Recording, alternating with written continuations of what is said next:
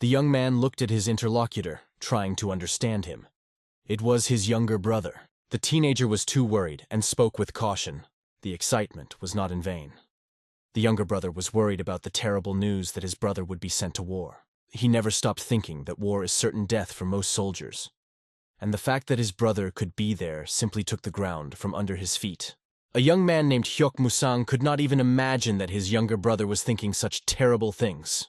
He looked at him and understood how excited he was. Hyuk Musang said things that he himself believed.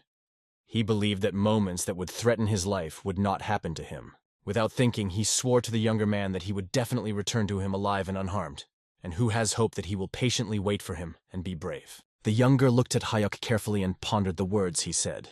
Finally calmed down, a joyful smile appeared on his face. He is ready to wait as long as he wants. As an oath that cemented everything that had been said before, they crossed their fingers. The face of a young guy with dark hair was covered in blood. He was shouting something very loudly. Wounded and exhausted, he stood next to the dead bodies. His clothes were torn, and the crimson blood of the young man was visible through it. It seemed that he might not keep his promise to his younger brother who was waiting for him. An old man with long gray hair, dressed in red and yellow clothes, stood in the center of the depressing picture. 100 dead and mutilated warriors lay around the old man. The young man watched it.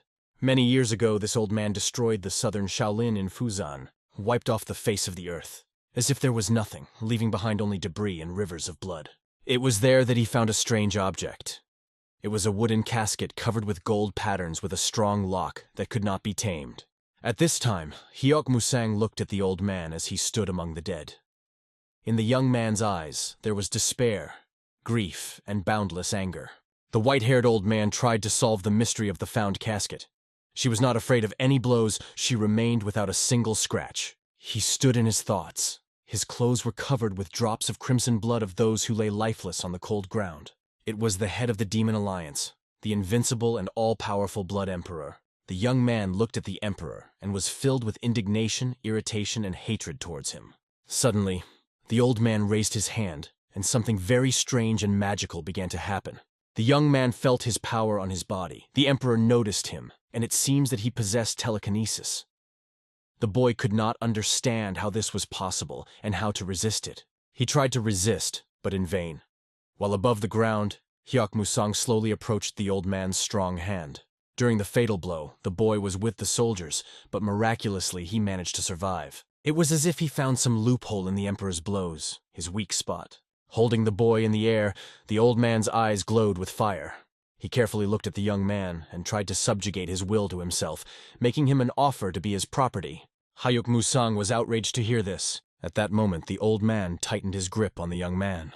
At the same moment, he felt excruciating pain throughout his mutilated body. A scream escaped his lips. He hung in the air, twisted from the pain and wounds he had received on the battlefield. His legs went numb, and he could not move. At the moment when the young man was choking on his own blood, the old man offered him new opportunities if he joined him, and if he refused, he would face an inevitable terrible death.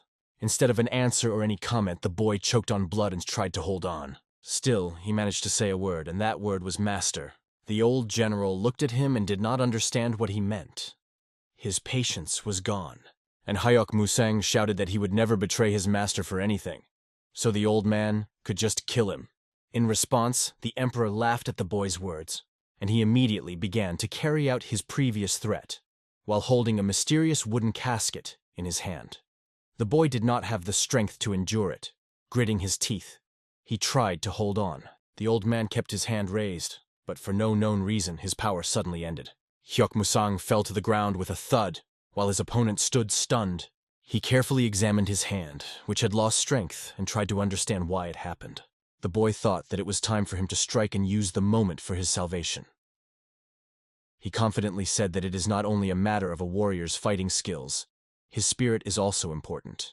This again greatly pleased the emperor. He looked intently at his young, brave opponent.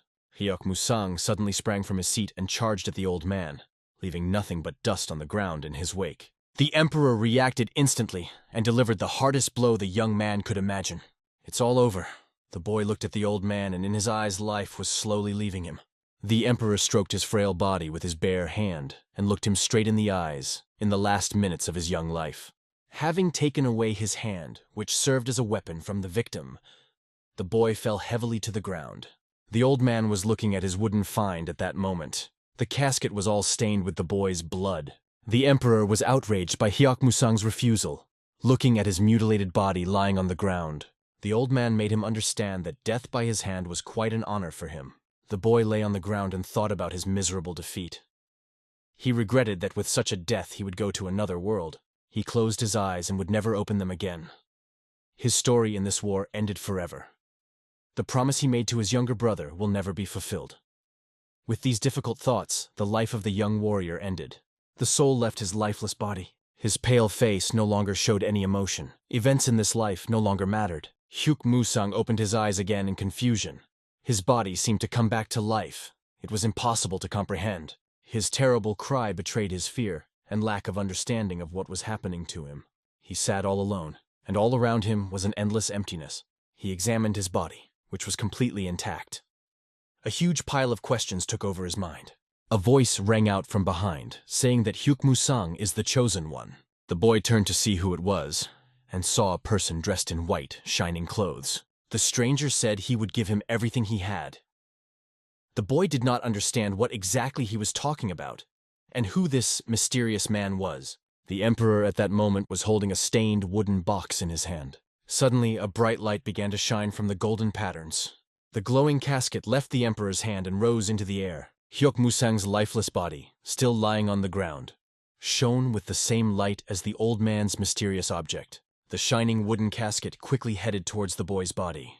At this time, the emperor tried with all his might to hold her in his hand. A glow appeared on the chest of the lifeless body, to which the casket was rapidly approaching. At this time, the old man felt powerless and could not do anything about it. The glow from the chest attracted the object with an insane force that the mighty emperor could not resist. His face showed an unknown fear, unknown to him before. The old man did not want to let go of the valuable thing he had found, and the desire to destroy the boy filled his thoughts. He tried with all his might to hold the casket, but she dragged him right to the boy's body. When the glowing object reached its goal, namely the glow from the chest of the deceased, everything around seemed to explode and blinded the eyes of the greedy killer. Bright light flooded everything around and spread far beyond the horizon. Years passed, and the fierce war continued. Mountains of dead bodies grew everywhere. Their blood flowed like a river. But suddenly something unexpected happened. The dead man's hand lay in a crimson frozen puddle. It belonged to the great head of the Demon Union. The undefeated Blood Emperor who knew no fear was killed. The identity of the old man's killer remained unknown. Eventually, when the war ended, the Demon Alliance disbanded. 2 years have passed since the end of the fierce war. Yangzhou County, Gansu Province lived his usual quiet life. It was there that the martial arts academy called Dragon and Tiger was located. There, a boy was lying on the floor, beaten by his opponent. Another boy was held by the hair by an adult man. He was holding Dragon and Tiger Academy's 5th student, Young Taiho, the second son of the academy head, Young Jiwoon. The student was very afraid not only for himself, but also for his brother. In front of the boy lying on the floor sat a healthy, unpleasant man, Hyongnim, who was part of a gang of thugs headed by someone named Donggukmyeon. Hyongnim demanded an unpaid debt from the boy. It was the second student of the Dragon and Tiger Academy, Kang Won-yun. He got up from the floor with pain. Khan tried to talk to the thug and find justice, because the debt was returned. But in response he heard that the deadline for paying the debt had already passed, and so he has to do whatever the thug tells him. Kang Won-hyun was upset because he knew that until they got everything, or even more, they would continue their bullying. His hands were shaking. He understood that he had to come up with something urgently, and that's why I asked for another week, in order to find funds. It was very humiliating for him, but he had no other option. Zdorwan Hongnim looked at him and considered his request. He knew that the student had no money, so he behaved confidently and defiantly. He ordered his assistant to bring Young Tae-ho to him and lay him on the ground. He began to carry out the order.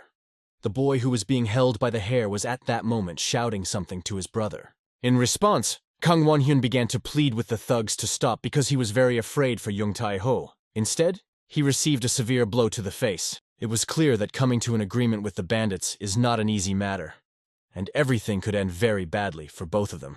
John Tae-ho kept shouting at his brother at the moment when one of the thugs was putting him on the ground. Hyungnim cheekily announced that he agreed to comply with Kang Won-hyun's request, but as it turned out, it came at a price. He was about to take the hand of Young Taeho's brother, who was lying on the ground and couldn't believe what he just heard. Kang Won-hyun, raising his head, looked at the bandit and tried to urgently think of something to save his brother. He again began to plead with the men not to do this. Instead, he is willing to pay the debt early. Hyungnim was puzzled by the young man's behavior. The beggar desperately offered to give his hand instead of Young Taeho. The man did not care about his persuasion. All he was interested in was money. Hyungnim ordered the assistants to start carrying out the order. Jung Taeho screamed in terror without stopping, and now one of the bandits raised his weapon up to cut off the boy's hand. Young Taeho looked at his executioner with tears in his eyes. His fear knew no bounds. The students of the academy screamed in pleas to stop, and the bloodthirsty man enjoyed this moment. The blade almost touched the young man's hand. His brother, Kang Won-hyun, was sobbing with helplessness. He really wanted to stop all this and help his friend, but suddenly someone unknown appeared. He held a sword in his hands that flashed in all directions. The stranger threw a weapon at the bandits, which stopped their actions. All the men present turned to see who had the audacity to interfere in their affairs. They saw a young man with long black hair and a hat on his head. Kang Won-hyun, hearing his voice, recognized who it was. He was the elder brother of the students of the Dragon and Tiger Academy. The boys were happy for their brother. They no longer believed that anything could save them. The bandits looked at the young man and wondered who it could be. They recognized him as a senior student of the academy who disappeared 7 years ago during a terrible war. Everyone thought he was dead. Hyungnim was stunned and not very happy to see the young man. Bandits, approaching the senior student of the academy, saw that he had magically disappeared. At that time, he sat next to Taeho and asked for his forgiveness. The older brother stroked Taeho's head to calm him down, while the bandits tried to understand how he could move so suddenly. Not a trace of Hyungnim's audacity remained. He looked confused.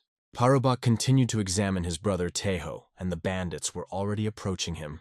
Hyungnim was furious and questioned the young man's abilities, and he was voicing his concern about the academy and what a mess they had made here.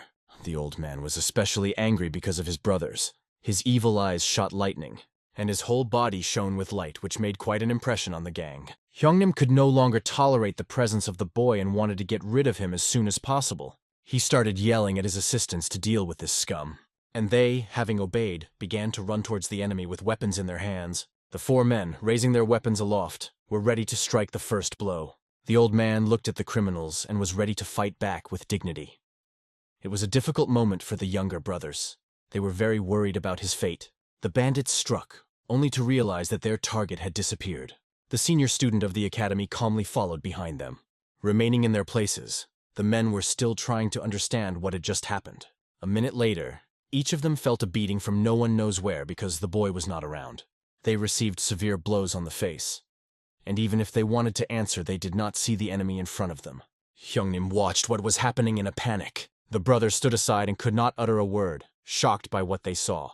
When the bandits were already lying on the ground, their weapons were scattered everywhere. The young man calmly walked forward without turning around. He approached Hyungnim in the shelter. His hands were shaking from fear. Sweat rolled down his body, horror frozen on his face. It seemed that he was no longer in control of his body. The old man said that he could easily kill him here and now, but he does not want to pollute such a holy place. The brothers were still standing, watching the events unfolding incredibly quickly. The old man looked at Hyungnim with a cold, scary look that made his blood run cold. He looked at the thug's hand, which was still shaking.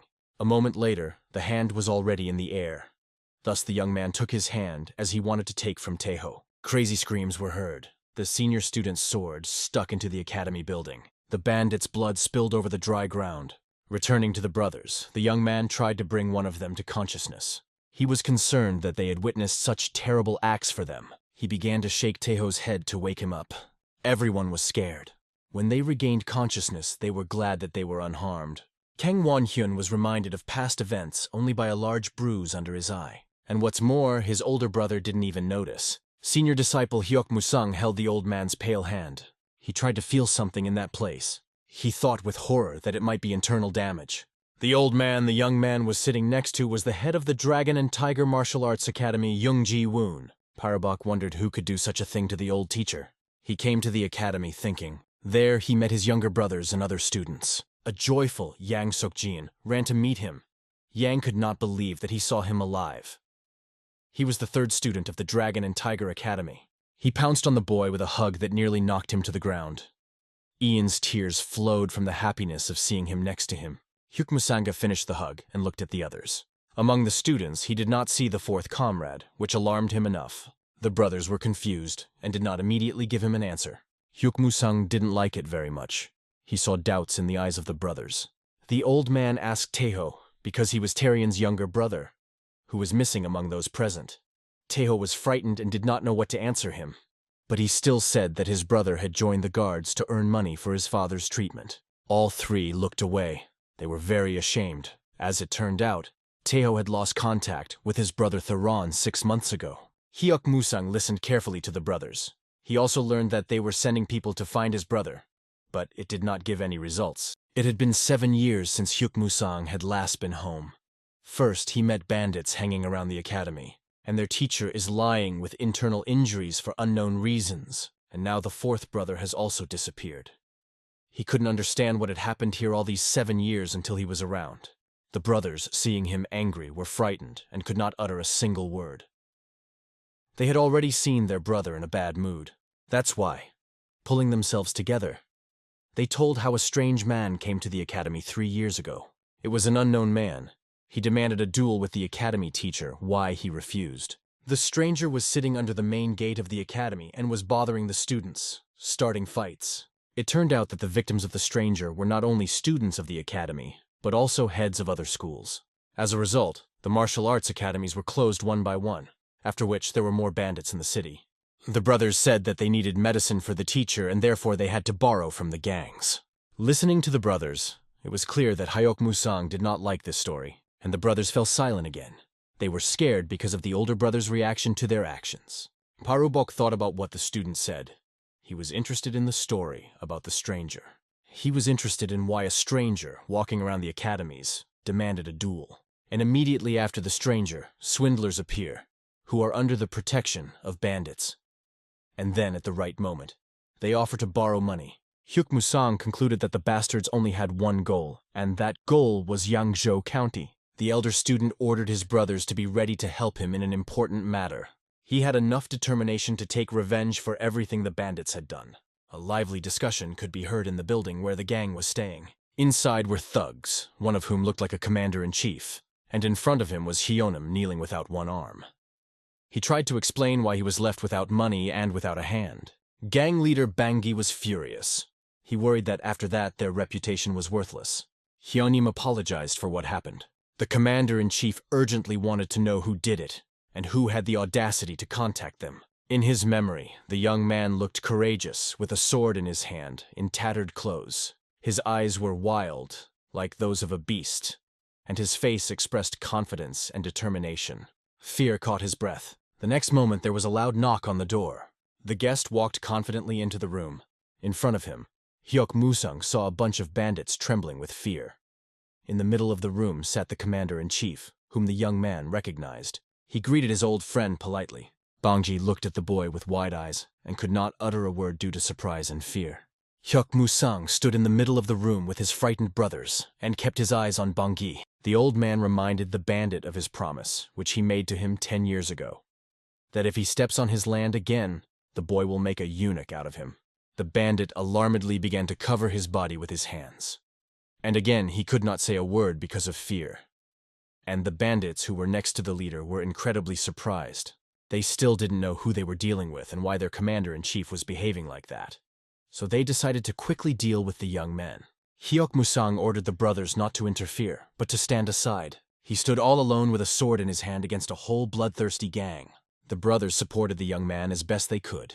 The first blow from Musang landed directly in the groin of one of the bandits. Parabok did not make the next 2 criminals wait for long. He skillfully dealt with the bandits one by one, while his eyes burned with lightning. And the 3 brothers again witnessed their brother's extraordinary skills. It was difficult for them to look at the bandits, who changed from menacing to helpless. They were even sorry. The bandits were lying on the floor next to each other. One-armed Hyungnim watched this in the corner and trembled at what he saw. He was glad that it was his fate to remain without one arm, but alive. Musanga held a sword in his hands, from which the blood of the slain flowed. He looked at the survivors with a call to battle, but they were already too scared and slowly stepped back. Bangui sat in his chair with his teeth clenched and trembling with fear. He ordered everyone to go back. The commander-in-chief realized that his assistants would not be able to cope with the boy, so he decided to go into battle himself. He noted that during the times they had not seen each other, the young man had become stronger. Bangui hid his fear and calmly began to knead his hands. Behind stood other bandits who lowered their heads in shame. Rubbing his neck, he remembered the last meeting with the old man. Musang listened intently, while the three brothers stood tensely behind him. Bangui told the man about the humiliation and fear he remembers from the last meeting, which was 10 years ago. It seemed as if the young man's eyes began to shine brighter, and this meant only one thing. His patience was running out. Looking into the young man's eyes, Bangui was once again bound by incredible fear. This was not visible to others, which is why the young man's brothers were afraid for him, and the gang members supported their leader. Bangui clenched his fists, not sure if it was anger or worry. The next moment he fell to his knees and asked for forgiveness from Musang for all that he had done in the past. The three brothers did not yet understand what this meant. Their emotions changed very rapidly. Just a moment ago, they were very worried about their older brother. The team members stood in silence and could not believe their eyes. Standing on his knees, the bandit continued to pray for forgiveness. Musang appreciated the efforts of his opponent. Ban anxiously awaited his future fate, while the young man was thinking about what to do with him. He threw the sword on the floor and promised Ban one more chance. Why did he react with a wide smile and wide-open eyes? In addition to the eunuch option, the young man offered him another option with a beating, which Ban chose with great pleasure. The first student of the Dragon and Tiger Academy, Hoyok Musang, put the letter on the table and asked him to sign it. Half-ghost gang leader Bang Ji couldn't open his eyes, which were swollen from being beaten. Parabok said that he should return to him the money that he had previously misappropriated. The bandit's eyes widened in indignation.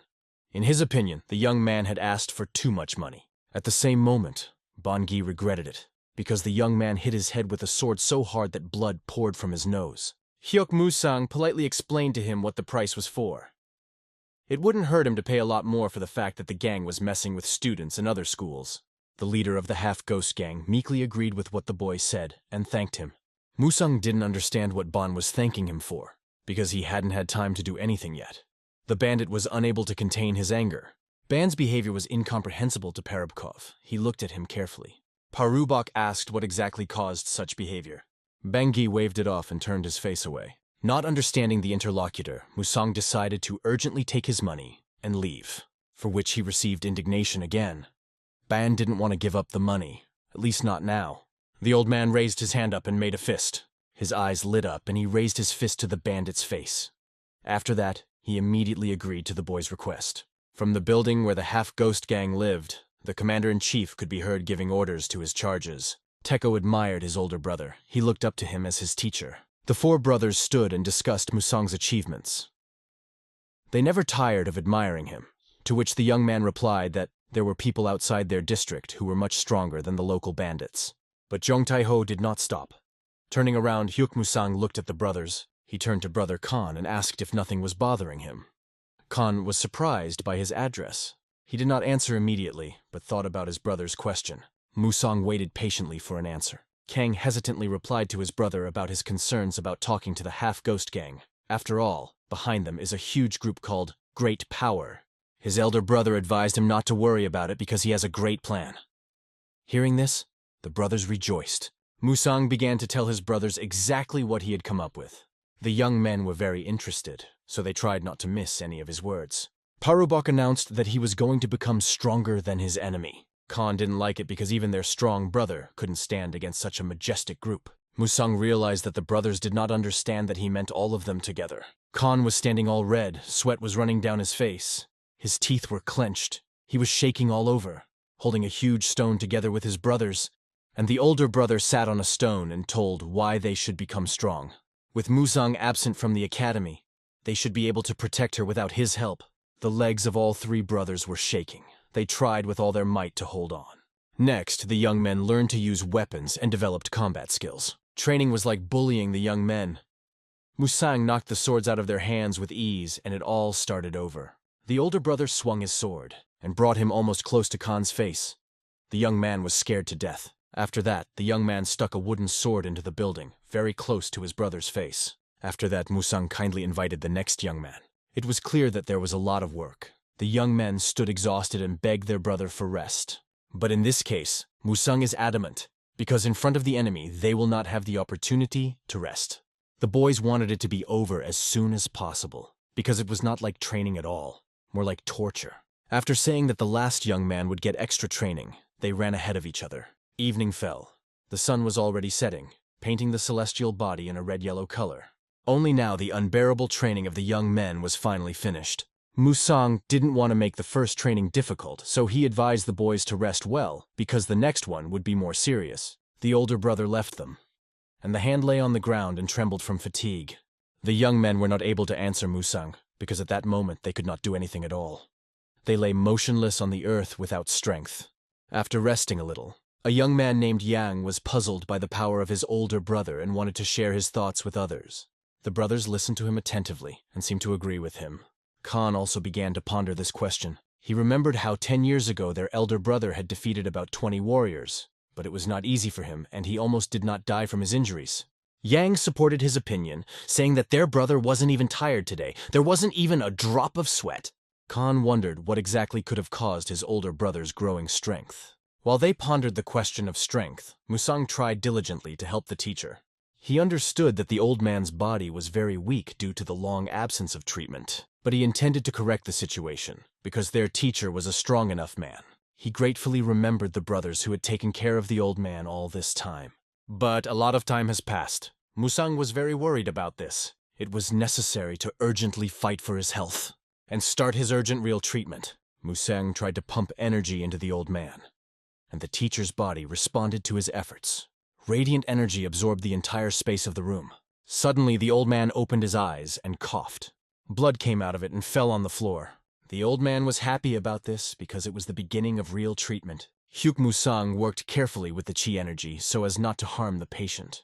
There was too much energy, which could be dangerous for the teacher's sick body. Parubok tried his best not to lose control over the situation. The old man coughed again and again. This scared Musang, and he thought it was time to finish. The whole process looked quite dangerous. Everything around glowed with a white energy glow. It was a quiet, peaceful evening. A huge moon hung over the sleeping district. The dark blue sky sparkled with stars. The old teacher was resting after treating Musang. Suddenly, he opened his eyes. Parubok was puzzled. He did not expect that it would happen so quickly. His next emotion was joy and tears in his eyes. The teacher said his name. It was a miracle. The old man looked at the young man and could not believe that in front of him was his student, who had not been around for a very long time. Musang felt guilty before him. He fell to his knees and began to bow to his teacher. He regretfully begged forgiveness for being absent for so long. The teacher extended a weak hand to him and called him to him. The young man approached him cautiously. The old man reached for his face and thanked him for the fact that he returned unharmed. Musang's tears flowed like a river. After the teacher woke up, his student sat by his bed for a long time. The man's hand slammed the glass on the table. The concerned man with black hair was unpleasantly surprised. It was the commander-in-chief of the great power group, Mayong-huban. He was displeased to learn that the half-ghost gang had been robbed. Mayong-huban glared at the local commander named Oh-Chisum. He did not understand why the Dragon and Tiger Academy still existed. It was a surprise to the commander-in-chief that Hayuk Musang had returned to the academy. The news that Ochisama told did not bring any joy at all. Huban had a desire to immediately fix everything. He clearly gave the order to destroy those who robbed them, and to send there the commander of the Iron Demons Gokchi Gol, so that he immediately fixes everything. First, Hawk had to destroy the teacher and then the academy itself. After giving the order, Myung-huban was absolutely sure that there should be no obstacles with this task. The door closed, and Ochisama left to do his work. In an empty room, left alone with his own thoughts, Myung-huban craved revenge. Parubok stood half naked. His back was covered with numerous wounds after a terrible war. He was standing lost in his own thoughts when he heard an unknown voice behind him. Turning around, he heard words he did not like. Allegedly, returning after a difficult war, he sentenced himself to a worthless death. And again the young man's eyes shone with anger. The dagger fell heavily on the floor from the enemy's blow. The weapon's owner sat nearby, holding a bloody shoulder. Hyuk Musang approached the enemy. Behind the young man stood his brothers. Yan was holding a blood-stained sword in his hands. He was proud of his work. The wounded man looked menacingly at the boy, and he said that the offenders will have to answer for their audacity. Instead, Musang politely asked to relay a message from him to the other members of the gang. That Yangzhou County is now protected by the Dragon and Tiger Academy, and if the bandits venture into this land even one more time, they will regret it bitterly. In the meantime, gossip was spreading through houses and institutions with great speed. Having lunch, two local men were sitting at the table. They discussed the events of the previous night animatedly. Allegedly, the Dragon and Tiger Academy once again defeated another gang. Despite the small number of martial masters in the academy, she was powerful. It seemed to be all thanks to Hyoku Musang, who possessed remarkable fighting skills. One of the locals smiled curiously before saying what was probably the most important thing in this conversation, about the fact that the academy gave money to the victims of extortion, which the fraudsters took from them. The second local resident was too surprised by what he heard. It turned out that he is also one of the victims of those bandits. He was very annoyed that his friend didn't tell him about it right away. Without wasting another minute, the man ran to the academy to get the money that the gang had taken earlier. His interlocutor, remaining in place, observed the behavior of his friend. The thought flashed through my mind that finally there would be peace in Yangzhou County. At that time, a large number of local residents gathered under the academy, waiting for the return of their lost fortunes. The three brothers did not expect that there would be so many deceived people. There was an incredible uproar, and the young men did not know how to cope with it. They seemed to be losing control of the situation. Local residents did not stop their complaints. All of a sudden, Taeho felt a touch on his shoulder. It was their older brother, Hyok Musang. He looked calm and determined. He urged everyone present to calm down. While the other brothers tried to create a commotion, nothing came of it. The elder brother's words instantly affected the locals, and they immediately fell silent. Teko was surprised by such silence. After all, Musang's voice was too calm to be heard. Parubak began his address to local residents. He knew how many people suffered from bloodthirsty bandits. Intimidation and extortion kept people in incredible fear for a long time. Listening to Musang's words, the locals remembered all the suffering they had to go through. Parubak promised everyone present that he would never allow such lawlessness again. Another promise was that he would protect the district and bring back the times when all people lived in peace and harmony. Deceived people did not hold back their tears. Musang urged everyone to rely on his loyal assistance and take turns to deal with everyone's issues. In this dead silence, someone's words were suddenly heard, which shamed those present for their behavior. Yerba parted, and a little old man came out of the crowd. He expressed his gratitude for the fact that the students of the academy had helped the poor people from the bottom of their hearts when they had raised such a terrible commotion in return. He took Musang's hands and apologized for his behavior. The old man once again thanked the old man, saying that without him, the inhabitants would have faced a difficult fate.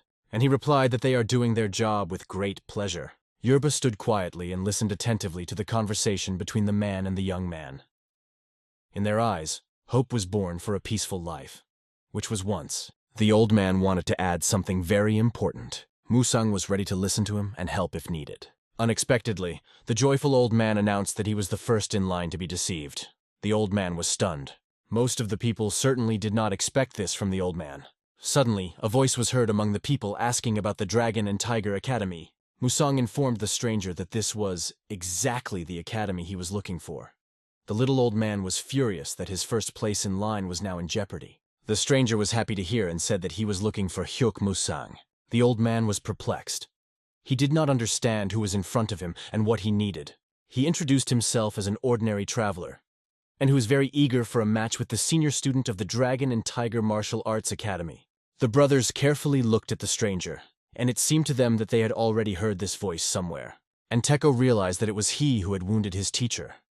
He recognized him. He quickly told this to his elder brother. Musang stood in front of the enemy and thought that it was not for nothing that an unknown traveler was standing in front of him, right after he dealt with the two bandits. He noted that this tactic is already known to him and is very obvious.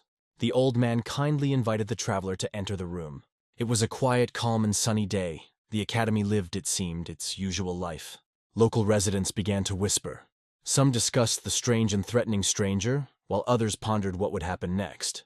The traveler stood, waiting for the match, and examined the academy. She was inconspicuous and not at all threatening. He didn't understand why he had to travel such a long way to get here. Standing in front of his opponent, Musang recommended himself and bowed as a sign of respect. The stranger did the same and gave his name. It was Hokchigol. Unexpectedly, the young man called his brother Yan and ordered him to deal with the traveler. The brother was frightened by this order. Hak Chigol took it as a joke and challenged the academy's senior student to a duel again, to which Musang replied that he was not going to engage in a duel with a simple traveler. Chigol took this as an insult, saying that he was a worthy opponent. The old man asked the stranger who was actually standing before him and what he was worth. Called a simple traveler, Hak Chigol hesitated and did not know what to answer the student. He was driven into a dead end. Musang then asked about his achievements. Maybe a high status or something. Why exactly should the senior student of the academy enter into a duel with him? To which Chigol had to answer that he was an ordinary traveler. He was beside himself with anger. The older brother openly mocked the stranger, who became even more angry because of that. Younger brother Yan was not pleased with this picture. He was overcome with fear. Musang calmly announced that the issue was resolved and the match could begin. He ordered his brother to take up arms. For Hak Chigol, this situation was humiliating, but there was nothing he could do. He turned to the older student and said that he would kill his younger brother, and then he would get to him as well. From what he heard, Jan began hysterically begging for mercy. The place where the traveler was emptied in an instant, leaving only dust there. The next moment the traveler was already in the air with a sword in his hand. Having dealt the first blow to the student, the battle was begun. Ian could barely stay on his feet. Out of fear, his legs unconsciously retreated back. The other brothers stood aside and watched their brother. They were very worried about him. Holding the sword, Jan's hands trembled with the realization of the inevitable failure. It was only the beginning of the fight, but the student was already exhausted and very frightened by the strength of the opponent. Hak Chigol was ready to deliver the next blow, hoping that the student could no longer withstand it. He was sure that in front of him was too easy a prey, which he would handle very quickly. The student, allegedly, had already accepted his fate and was ready for inevitable death. His brother supported him, seeing how it was not easy for him. At this time, Musang was also busy with equally important things, watching from the side. Hak Chigol and a disciple named Yang stood facing each other, holding weapons in their hands. Kang Wonhyun walked up to his older brother and said that Yang might not be able to handle such a strong opponent.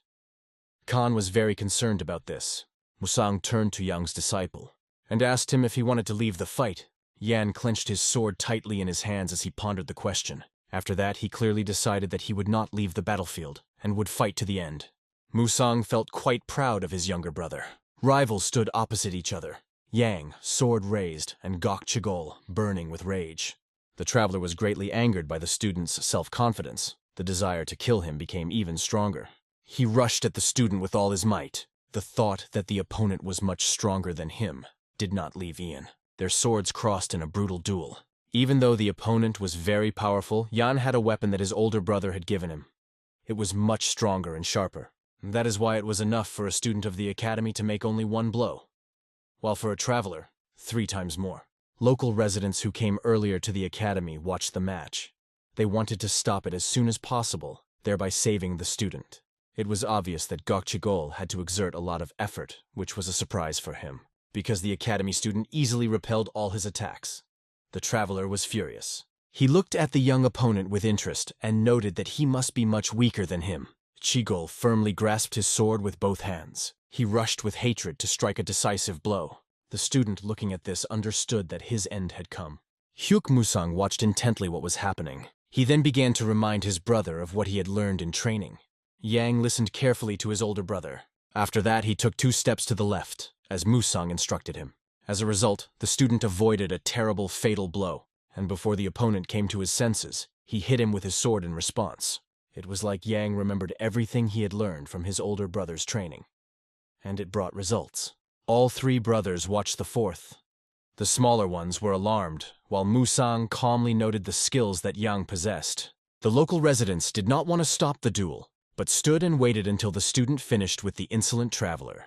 The stranger was irritated by the skills of his opponent. His confidence in his victory left him little by little. The student was surprised and happy at the same time that he finally managed to catch such a strong warrior with his sword. He couldn't tell if it was the traveler's weakness or perhaps the advice his older brother had given him. Musang stood with his arms crossed over his chest with a slight smile.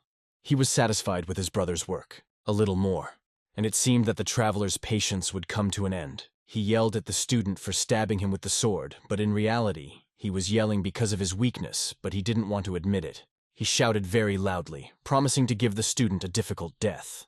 Musang turned to his brother again, reminding him of what they had been taught. The match continued with renewed vigor. While competing with the traveler, the student was quietly talking to himself all the time about the rules and skills he had learned in training. Such behavior helped the young man a lot. He felt more confident. And at the moment when Chigol almost reached the young man's body with his sword, and Musang continued to help his brother, Yan, following his brother's instructions exactly, delivered a powerful blow to the enemy. The elder brother continued to shout out his instructions, and Ian tried to fulfill them exactly. And finally the first blood spilled on the ground. It was Hok Chigol's blood. The student plunged his sword into the enemy's body. After that, Musang approached them. Watching the stranger's defeat, the young man told him that the decision to fight the senior student of the academy was a mistake, because that match would be much more difficult. Hok Chigol was beside himself with anger, for it all looked as if the young youth had defeated a mighty warrior. Musang patiently watched his cries. The old man was furious, his eyes shining with rage. Holding his hands behind his back, he approached the traveler. Seeing his rage, Hok froze. Musang gave the traveler a sharp blow, after which he fell to the ground. Parubka was outraged by the superior attitude towards the academy and its students. He rose into the air and approached the traveler lying on the ground. Lightning flew from the senior student. This quite frightened Chigol. Looking at the student, sweat dripped from his forehead. The young man's eyes burned with red fire. He did not take his eyes off his victim. The hand of the uninvited guest touched the ground.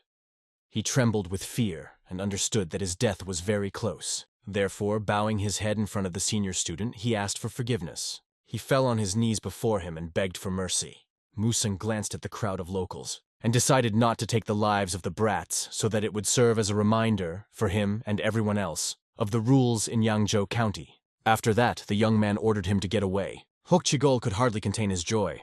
The brothers, together with the local residents, rejoiced at the brotherly victory. The traveler quickly kicked his heels. Musang and his men, watching this, rejoiced that good had won after all. Chigol fled, dreaming of only one thing, that when he got to his gang, they would easily find a way to destroy the academy along with its followers.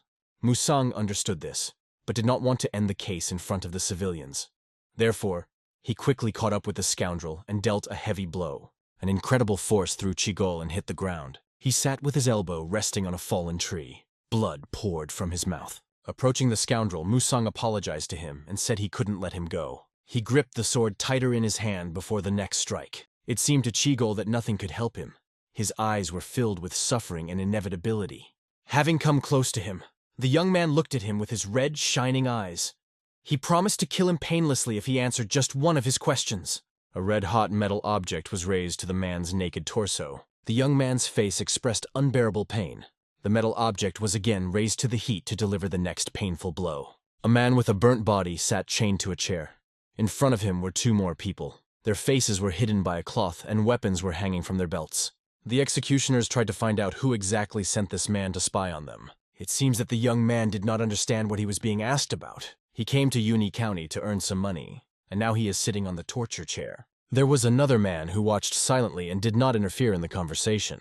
The young man's answer did not satisfy the man, and he reached for his sword. Unexpectedly, the young man became angry while sitting in a chair.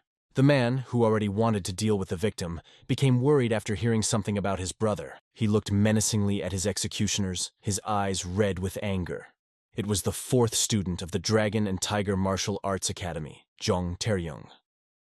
He was the first child of Chairman Jung Ji-woon. The man became curious about his older brother, but continued. He slowly took his sword out of its sheath to end this conversation.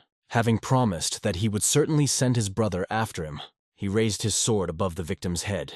The executioner was the scoundrel Hok Chigol. Hyuk Musang, the first student of the Dragon and Tiger Academy, stood in the middle of the dark forest, holding a sword that had just been tucked into his belt.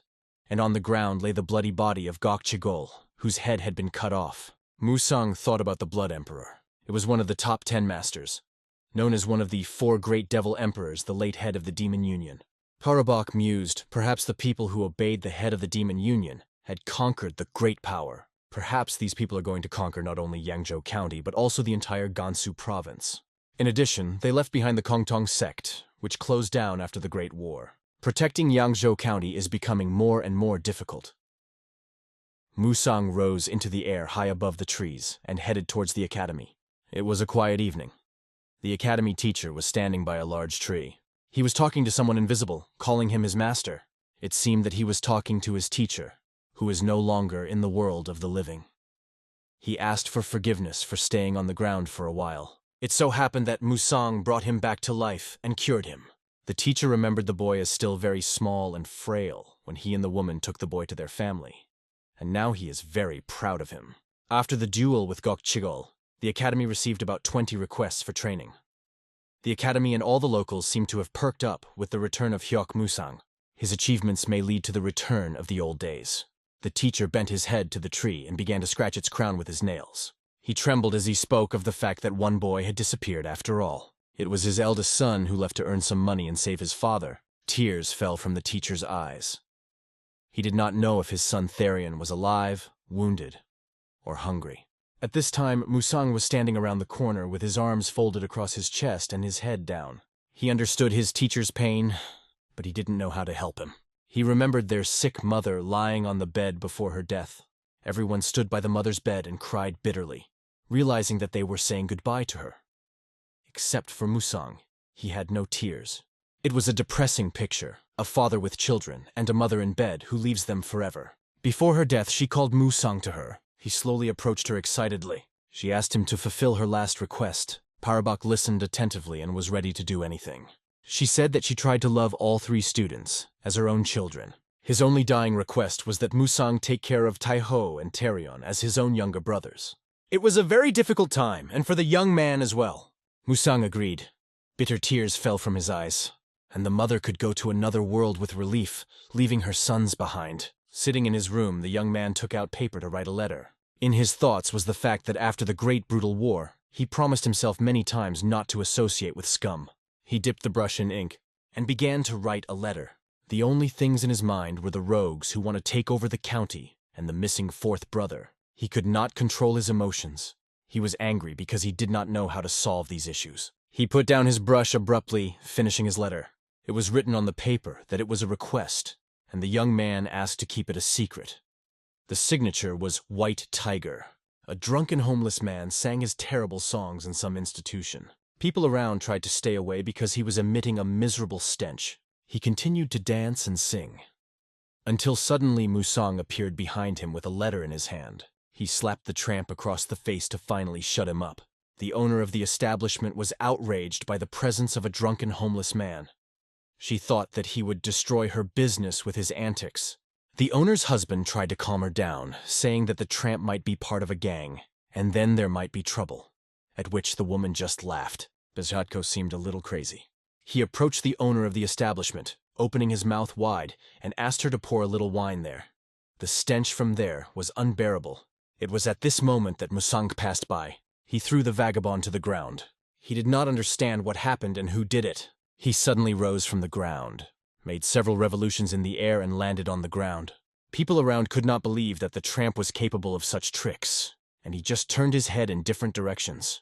Bezhatko could not find his offender. He began to ask people if they had seen someone suspicious. The hobo didn't notice anyone until someone touched his back.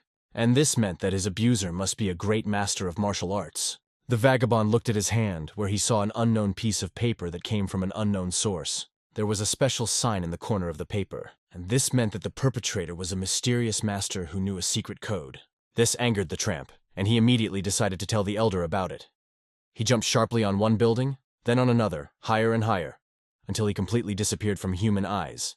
This shocked the owner of the establishment. It became clear to them and their husband that, after all, he is a master of a gang of beggars. They were scared. The strong hand of the angry man crushed the glass. In the middle of the room stood the commander-in-chief of the great power group, Myonghuban. Behind him was a local commander named O Chizuma. The local commander said that they had been defeated again, but the fame of the Dragon and Tiger Martial Arts Academy was only growing.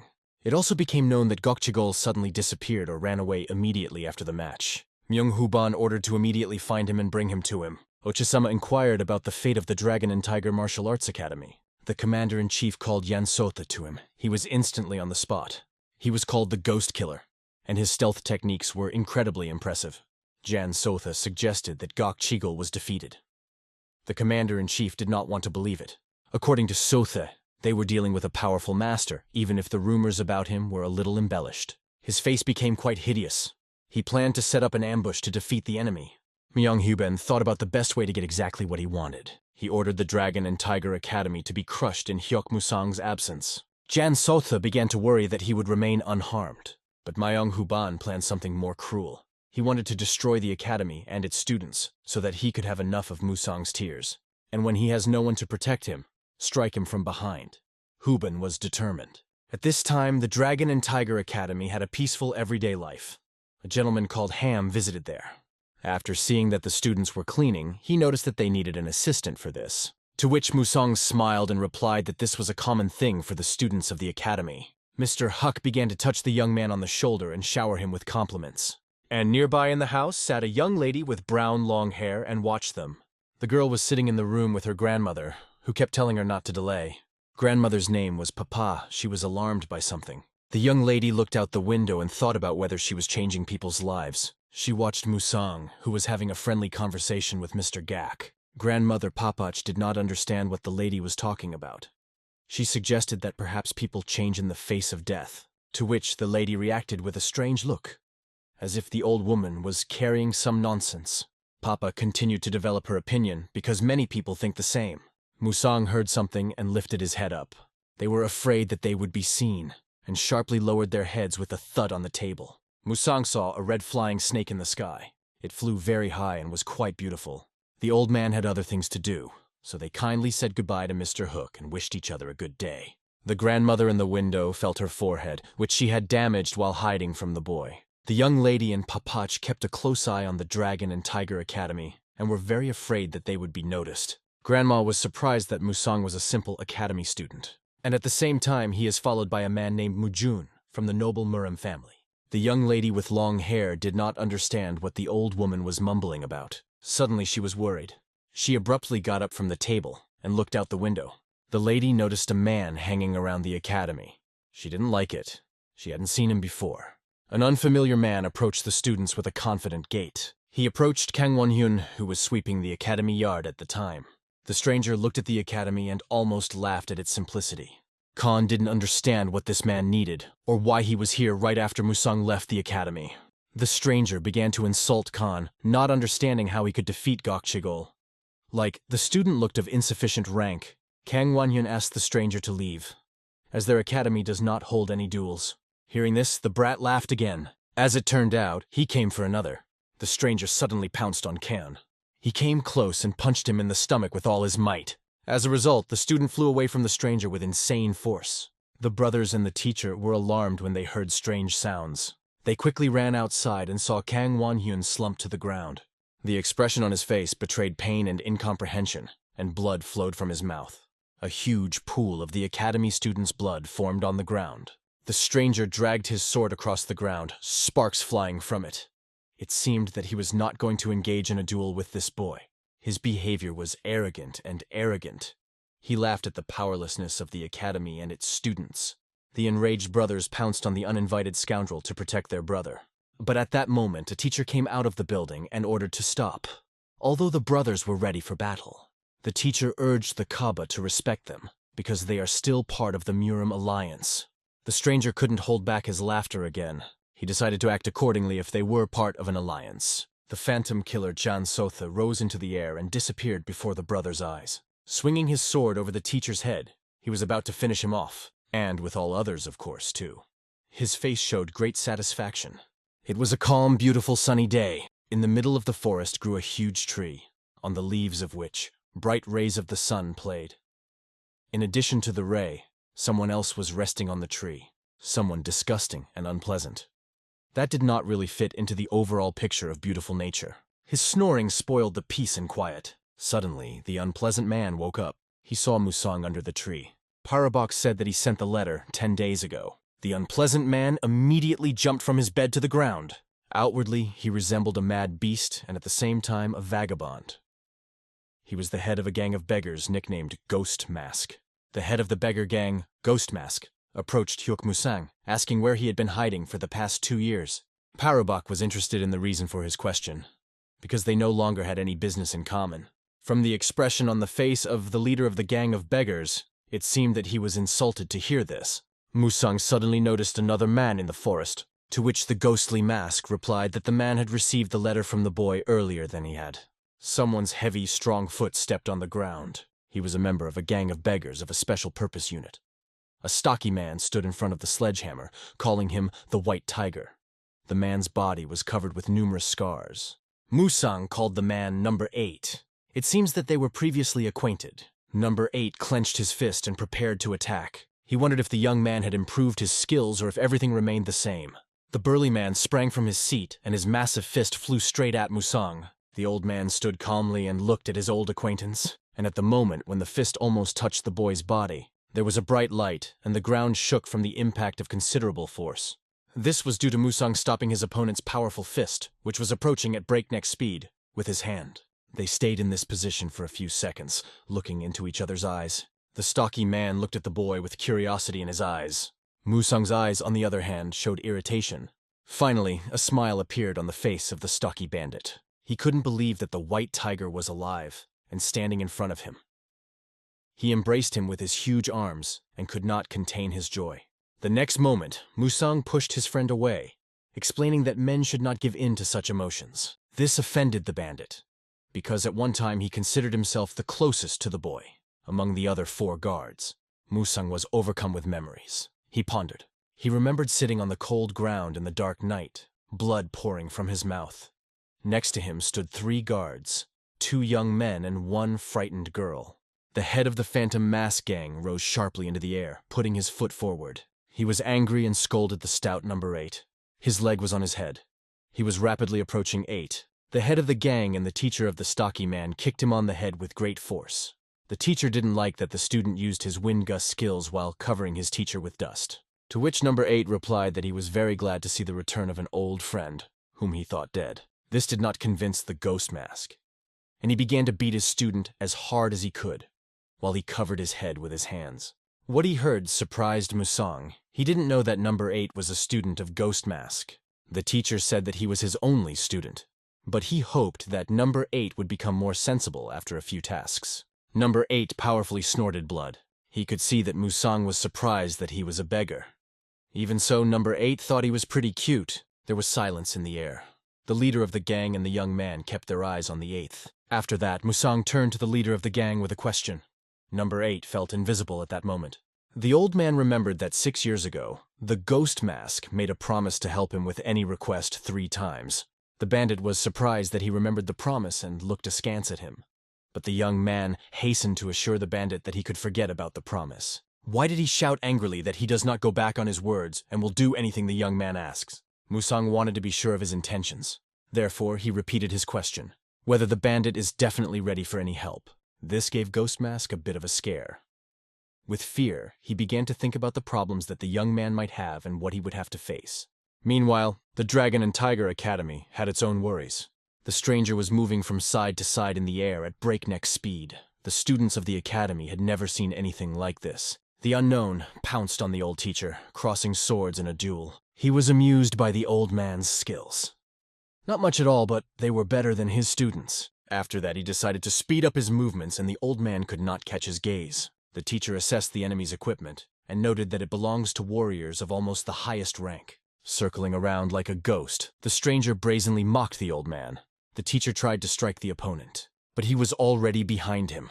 The old man's methods were too slow. Jung Taeho grabbed his sword and rushed to the defense of the academy teacher, Jung Jiwoon. He struck the first blow, which did not even touch the enemy. On the stranger's back, with a sword in his hand, another student Yan pounced. He tried to catch the enemy, but he was too fast. He is like a proud fat cat who played with poor mice. The brothers and the teacher decided to stand with their backs to each other in order to strike at any moment. Kang Won-hyun was still lying on the ground with blood running down his face. He remembered the words of his elder brother, who, while training them, said that they must be strong to protect the academy at any moment.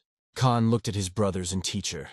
He felt sad that they were so weak against the enemy. He was annoyed and angry at himself for not being able to fight back, at a stranger who wanted to destroy everything Kang Won-hyun had. Suddenly he felt a touch and incredible warmth on his back. His fear knew no bounds. Heavy unknown hung over him. Overpowering himself, he turned and saw an unknown figure.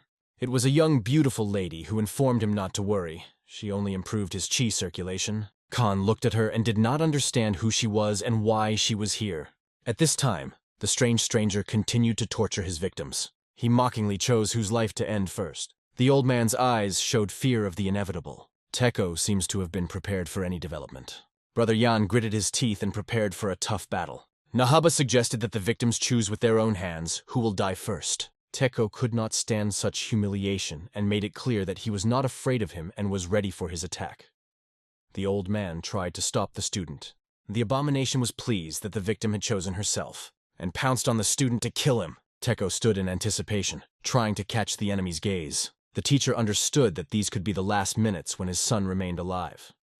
The unbearable pain of powerlessness was visible on his face. Suddenly, the blade of the attacker's sword was stopped by 2 fingers of an unfamiliar figure, which saved Teho from imminent death. It was a pretty lady who had helped Khan with his chi before. The stranger did not expect such a turn of events. The self-confident lady turned to the ghostly killer Jan Soth with a clarification about his bravery or stupidity. She twisted the blade with 2 fingers with ease. After that, she started twisting the killer's hand itself. Due to the tremendous force, the blade of Sotha's sword crumbled into pieces, and he himself was thrown into the air. The lady was outraged that he dared to attack an academy that was part of the Murim Alliance right in front of her. Her beautiful eyes were red with rage. The phantom killer Jan Sotha cried out in excruciating pain. He lost his arm. The academy was smeared everywhere with his blood. The beautiful lady put her foot on his chest insolently, and she turned to him almost in a whisper, stopping his pitiful cries. She knew well who was in front of her. As she slowly drew her sword, she waited for Jan Sotha to give at least one reason why he should stay alive. He was outraged, and despite his defeat, continued to express his insolence. The lady with long hair did not appreciate such a reckless gesture on the part of the enemy. She prepared to deliver the last blow for her husband, gripping the sword tightly. She raised it to the man's head, who was screaming in fear. Suddenly, the teacher of the academy, Zhong Ji-woon, called to stop. The blade of the girl's sword barely managed to touch Yang Sote's body. Tiho did not understand what his father was going to do. Everyone froze. Jung Ji-woon asked the lady to spare the scoundrel. She looked at him, a look of incomprehension on her face. John Tai-ho started shouting to his father that this stranger deserved to die because he broke into the academy and wanted to kill everyone. The old man was not going to explain his intention. The lady began to assure the teacher that they would easily deal with the consequences. Even if he is not alone, it will be possible for them. Despite persuasion and a lot of arguments, the teacher did not change his decision and left without explanation. Jan Sotha coughed, drawing attention to himself. He suggested that the old man's decision was a valid reason for staying alive, and a cheeky smile appeared on his face again. Hiding her sword, the long-haired lady agreed to let the scoundrel live. The phantom killer, Jan Sotha, watched the lady back away from him with a look of victory, but suddenly, looking at him, she decided to find out who sent him to the academy, and therefore an interrogation was necessary. The brat did not like this thought very much. The lady once again, but with more force, stepped on his chest. So much so that blood poured from his mouth, and his eyes became rounder. It seemed that he was somewhere between worlds, because his gaze was empty. The teacher and his brothers approached the lady and the stranger. She told them her name. It was Heavenly Sword Goddess Mujin Gomhwa, the head patrol of the Northern Command of the Murim Alliance. Old Master Zhong Jiwoon was stunned by this news. The brothers behind him couldn't hold back their surprise either. Meanwhile, far from the academy, in a dense green forest, the leader of the beggar gang was listening to his first assignment from Musang, and the task was to find the 4th brother, Terayong, the first son of the head of the Dragon and Tiger Academy, Zhong Jiwoon. Musang could see the bandits' concern and therefore said that even a small hint, at least something, would be enough. Number 8 was indignant that the lad would ask for such a trifle as looking for a certain person, to which Musang said that this is not just a person, and it is very important. Number 8 again received from his teacher on the head, and the leader of the gang agreed to fulfill the request, leaving behind the right to 2 more. Musang, hoping for his help, was about to leave the forest. But the head of the gang of beggars, Ghost Mask, called the boy again. He asked if the terrible war was really over according to the young man. Number 8 at this time begged for attention from his teacher in the form of another blow to the head. Musang thought about his words, and he replied that it no longer concerns him, and he does not want to interfere in the affairs of the Murim Alliance.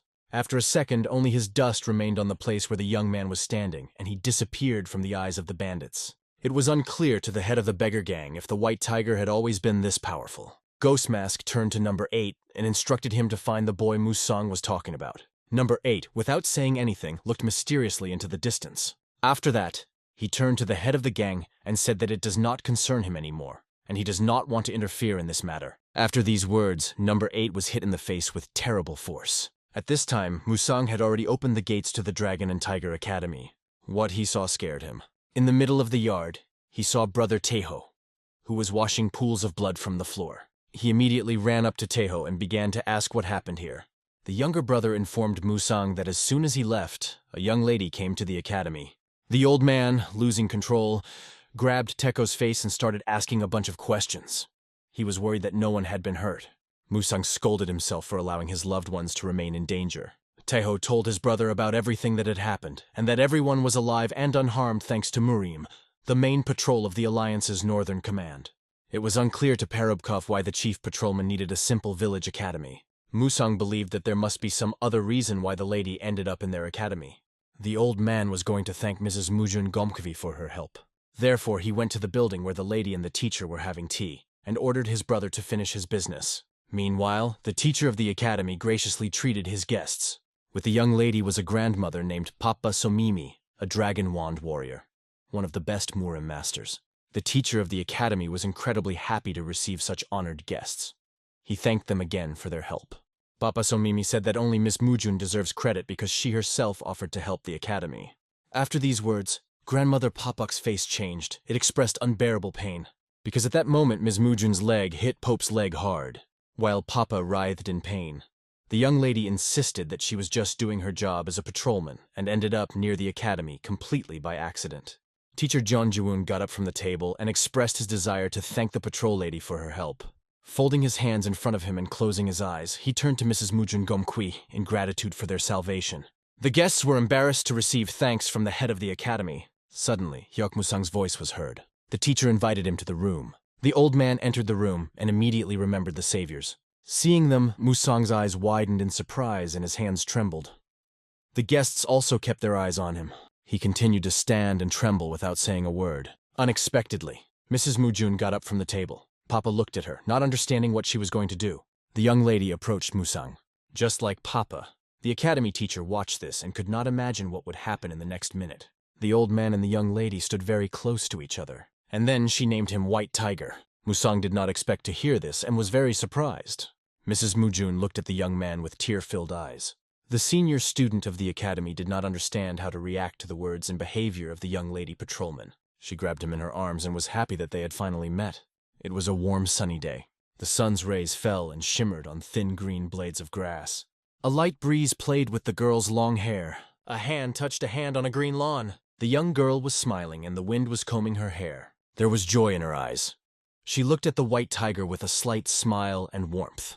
Something incomprehensible was happening in one of the rooms of the Dragon and Tiger Academy. A young lady with long hair was hugging a young man who seemed eager to stop it. He gently took her by the shoulders and pulled her away from him. Mrs. Mujun Gomhwa did not understand such a gesture from Hyuk Musang. Taking the young girl away from him, he informed her that she was mistaken and that he was not who she thought he was. There was incomprehension in the eyes of the young lady. It seemed impossible to her. She looked at him in silence, and he said that he was seeing her for the first time. Calling him the White Tiger, she did not understand his behavior. She thought it was a joke. Hyuk Musang folded his hands in front of him as a sign of respect for the interlocutor. He thanked the girl for her help and her kind heart. Believing this to be a very bad joke from the White Tiger, she couldn't stand it, grabbed his arm and started yelling at him. She shouted very loudly that she was number 5, and he couldn't help but remember her after 5 terrible years in hell. Musang closed his eyes with a pain in his heart to catch his breath. Then he raised his left hand up. The girl repeated after him. He came closer to her again and ordered to stop this nonsense. He looked at the girl with his hellish gaze and tried to end this performance. At this time, the girl looked at him in confusion and could not believe his words, her eyes filled with tears. He came even closer and, looking into her eyes, said that he did not know her. She did not understand how this was possible. She looked at him with a request to confess. Grandmother Papa demanded Hyuk Musang to stop. The teacher of the academy was also outraged by the boy's behavior. He believed that this attitude towards the person who saved their academy was unacceptable. He was ashamed of the boy. His hands were shaking with anger. The academy teacher demanded that he apologize to their saviors and leave as soon as possible. Musang approached the young lady again, and he apologized for giving free rein to his emotions. He bowed and apologized for his rudeness to the senior patrolman. Parubak had great hope and a request to forget the trouble he had caused, to which the young lady replied that, of course, it is better to forget about everything.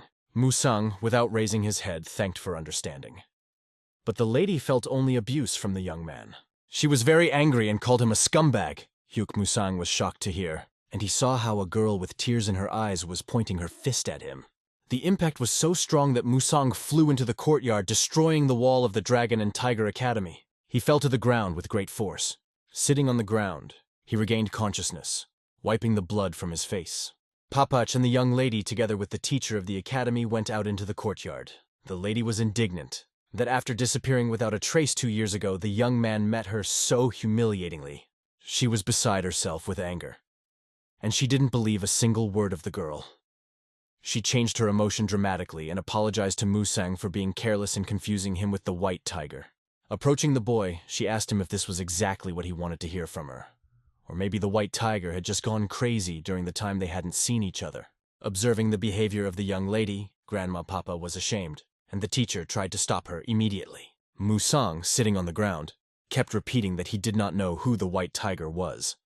And he has nothing to do with this name. Mujun Gomwa shouted at the young man that she would not tolerate such a brazen lie. She shouted that she had not forgotten anything. White Tiger's voice, his mannerisms, his behavior and habits. She stood next to the boy with tears in her eyes and could not understand why he was behaving like that. The old man looked at the girl's screams, at her tears and anger. This made him feel confused and guilty before her. Wiping away her tears, the young lady decided to end it. Let everything be as Musang wants it to be. Looking at the teacher, she called him and asked to stay at the academy for a couple of days. The old man, hearing this, was indignant and perplexed. Grandmother Papa did not understand the act of the young lady because they already had a place to stay for which she had paid. Musang was frightened and protested.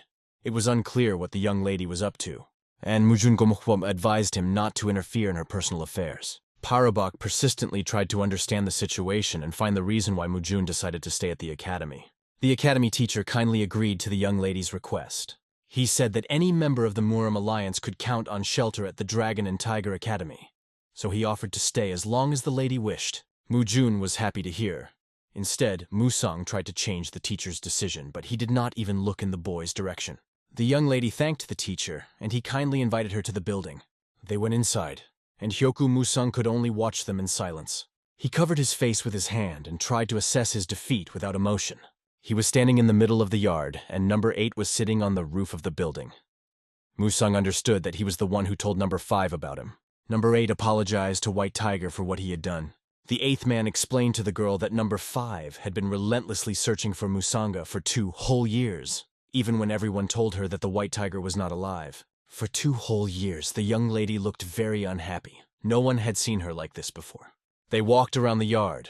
Number 8 opened the bottle he had brought with him. Pouring the contents of the bottle into his mouth, the 8th was interested in the behavior of the young man, who allegedly did not recognize number 5. Zdrovan thought that perhaps his behavior was connected with meeting the boy. Musang quickly covered his mouth to prevent any words from escaping. He looked at the 8th with reddened eyes and ordered to follow his words. Apart from the 8th, no one else knows about the meeting with the unknown boy. Musang took the bottle of wine from the big man.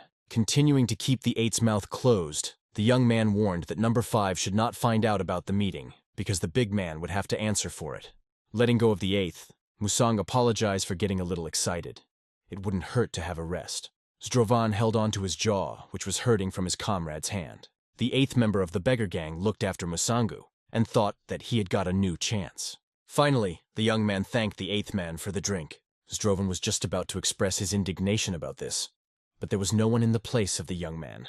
Musang left the 8th one-on-one with the evening silence. Meanwhile, in the cold, dark basement, where the ghostly killer was, Jan Sothi sat on the floor, bound and bleeding from a severed arm that had been cut off by a young lady. Bowing his head, in complete silence, he contemplated his fate. Suddenly, someone's footsteps were heard behind. Jan Sotha looked at the closed door and wondered when the stranger could enter. Through the darkness of the cellar flashed the blade of a dagger fastened to the stranger's wrist. He quietly stood behind the tied Jan Sada. The prisoner asked to take his life as soon as possible, since he had already lost one arm and the center of chi energy. The unknown person continued to stand still and did not respond to Sada's words. He raised his sword and prepared to strike. Sote, gritting his teeth, sat waiting for his death. Instead of cutting off the prisoner's head, the unknown person cut his ropes. Jan Sote was stunned by the behavior of the unknown. He was interested in who saved him and what he would have to pay for his salvation. The rescued man was holding a broken rope in his hands and was looking at the man standing behind him. He was wearing a long robe, a hood covering his head, and a white mask covering his face. There were even more questions. The unknown man silently raised his finger to his mouth, with which he ordered not to make a fuss. The unknown asked the ghostly killer Jan Sote to sit quietly. Questions swarmed in Zotha's head. He tried to understand who was in front of him. There was hope that the stranger would not take his life, because he had just released him. The masked man pointed at the door. Jan Sotha looked there, but did not understand what he wanted from him. The phantom killer was hysterical. It seemed that a stranger was pointing to the door for him to leave. Sotha was unsure. It occurred to the phantom killer that the masked man might have been sent by his teacher Myung-Huban. He turned around, but it was no longer there. Trying not to make any noise, the ghostly killer Jan Sothe threw the ropes away from him. He couldn't comprehend what had just happened, but he was very glad to be alive and mostly unharmed, except for one missing arm. The heavenly sword goddess Muchun Gomwa, the head patrol of the northern command of the Murim Alliance, lowered her head on the table and bitterly shed tears of resentment and scolded the white tiger. Sobbing, she did not understand how the boy could lie so brazenly, and Grandma Papa was thinking about how to calm the lady down.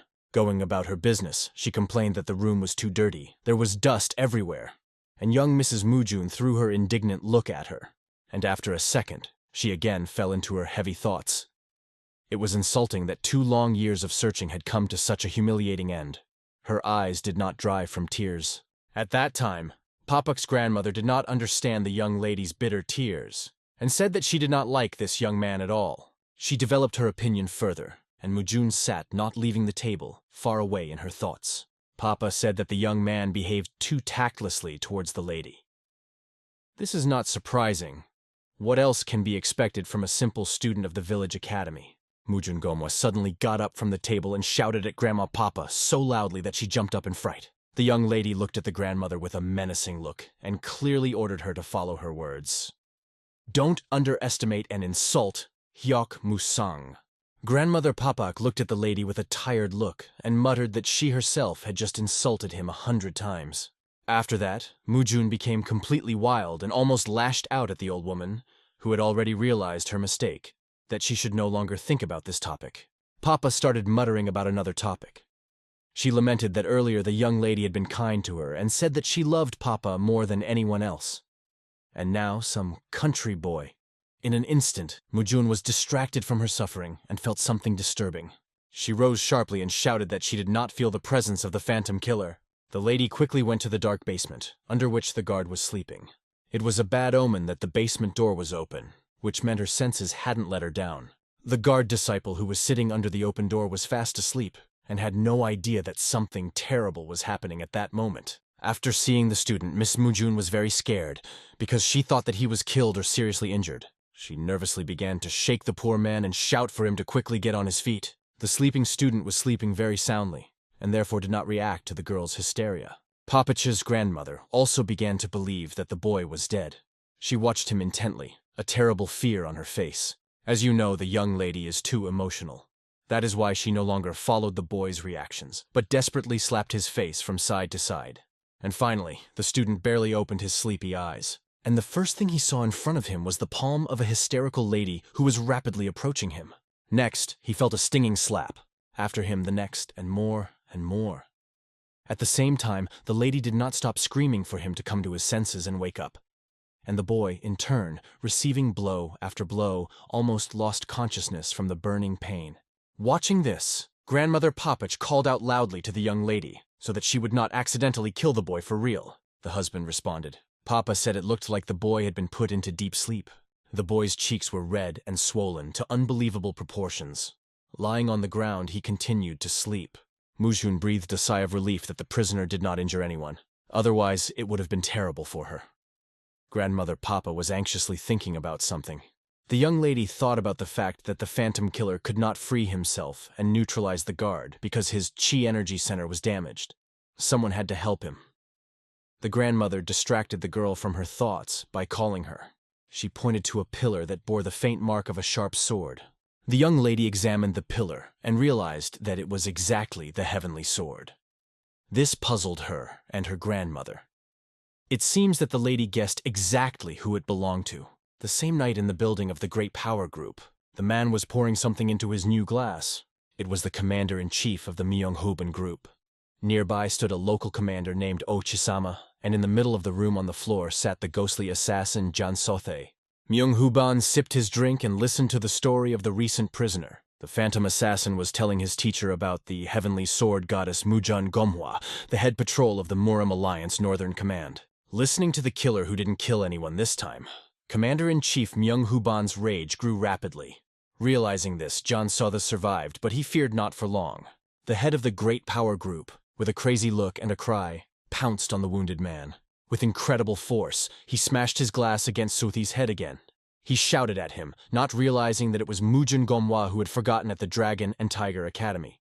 Myunghuban was afraid that through the young lady, the entire Muram Alliance might find out about their actions, which would be like death for them. Local Commander Ochisama intervened in the conversation, offering to get rid of the senior patrolman before things got out of control. The commander-in-chief became enraged again, informing the two jesters that the young lady possessed such power that even he himself could not overcome her. Not only that, she's accompanied all the time by one of the best masters, the Dragon Wand Warrior. And the main thing is that she is related to the god of the sword Mujun Songje. Therefore, it is impossible to remain unscathed after attacking one of the 10 strongest in the world. The phantom killer sat curled up on the floor and historically repeated that everything would be fine. Ochisama and the commander-in-chief looked at him with concern. Jansothe said that not many people knew about his work for the Great Power, but Mujun Gomhwa recognized him. He thanked the commander-in-chief for his timely rescue. The ghost killer's words shocked Myunghuban. He didn't understand what the ghost was talking about. He looked angrily at Sus and informed that he did not save him. Their conversation became more and more interesting. Sus looked at his teacher in confusion, not understanding who else needed his life.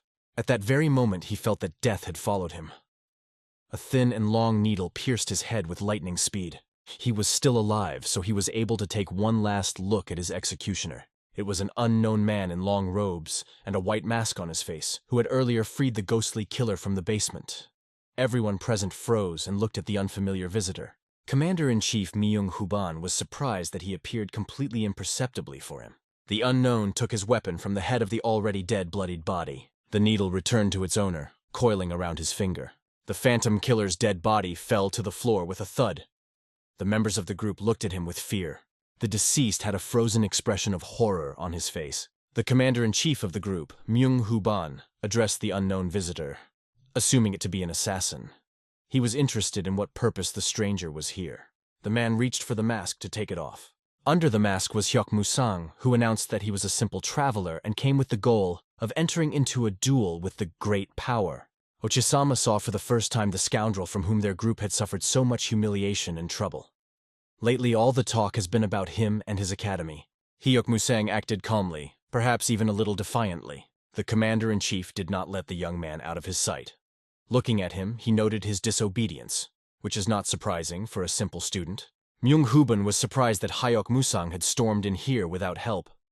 Huban held his hand behind his back, on which his crimson whip twirled. Crying about the superiority of the young man, the commander-in-chief unleashed his whip on the uninvited visitor. At this time, Musang stood calmly, not a single muscle twitched. Without any effort, he grabbed the crimson whip with his hand, swearing that he was a little tired of empty chatter. Myunghuban was quite impressed by what he saw. He did not expect such a continuation at all. He tried to snatch his whip from the young man's hand, but he couldn't do anything. Holding a crimson object in his hands, Hyuk Musang announced that he would take this as a challenge to battle, and warned that he is in a terrible mood, so he apologizes in advance in case he hurts someone. His beautiful eyes glowed red, as did the whip in his hand. The local commander of the Great Power Group, Ochisama, was annoyed. He raised his hand preparing to strike his opponent. He demanded that the boy let go of his crimson whip. Hyuk Musang looked at him with interest but was calm. Finally, for Ochisama, the opponent let go of the whip as if he was just playing with an angry man.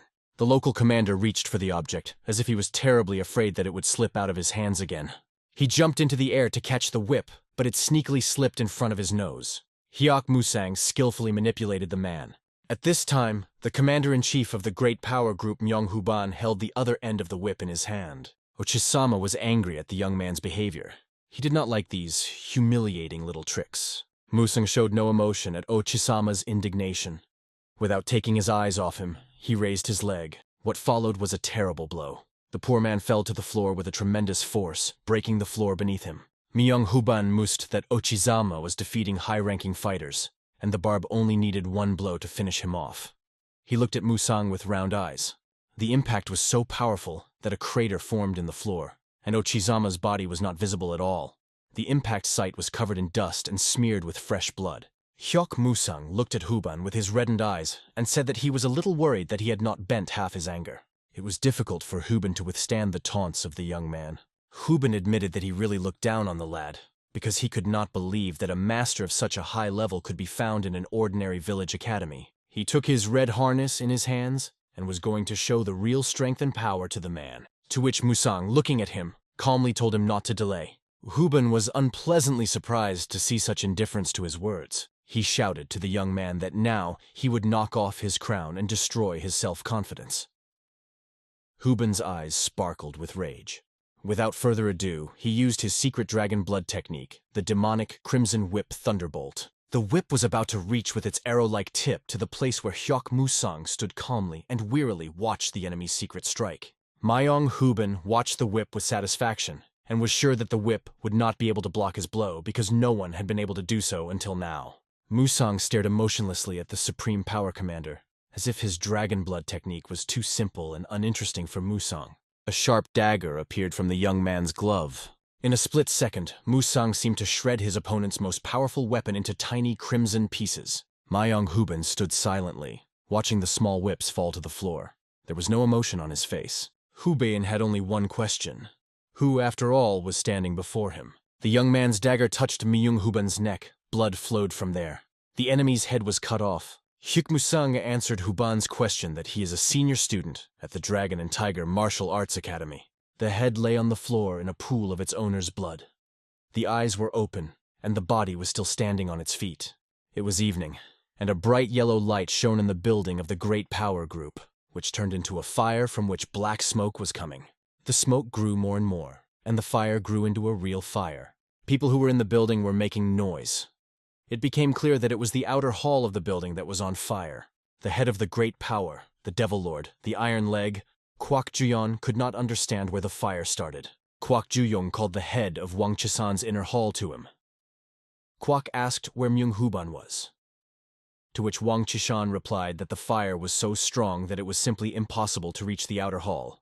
The head of the Great Power ordered everyone to follow the fire and call Mayan to him as soon as he was found. He sat in his hall alone and waited for a quick solution to this problem. Kwak Juyeon was very dissatisfied with the work of his subordinates, who allowed a fire in the middle of the night. The next moment, the order of the head of the group was carried out. Myung-Huban came to him, but partially. His severed head rolled into the hall. He was looking at the dead head that lay directly at his feet. The sight of the dead Huban was terrible. His bloodshot eyes were staring directly at Kwak Juyeon. This picture simply threw the Great Power head off balance. He could not understand what was happening here. He was trying to figure out if anyone else was in the room besides him. And suddenly he heard a voice behind him, which informed him that his savior was next to him. Hyuk Musang sat in his bloody suit with a mask over his face. Kwak Juyeon also couldn't believe that the unknown person had appeared so imperceptibly.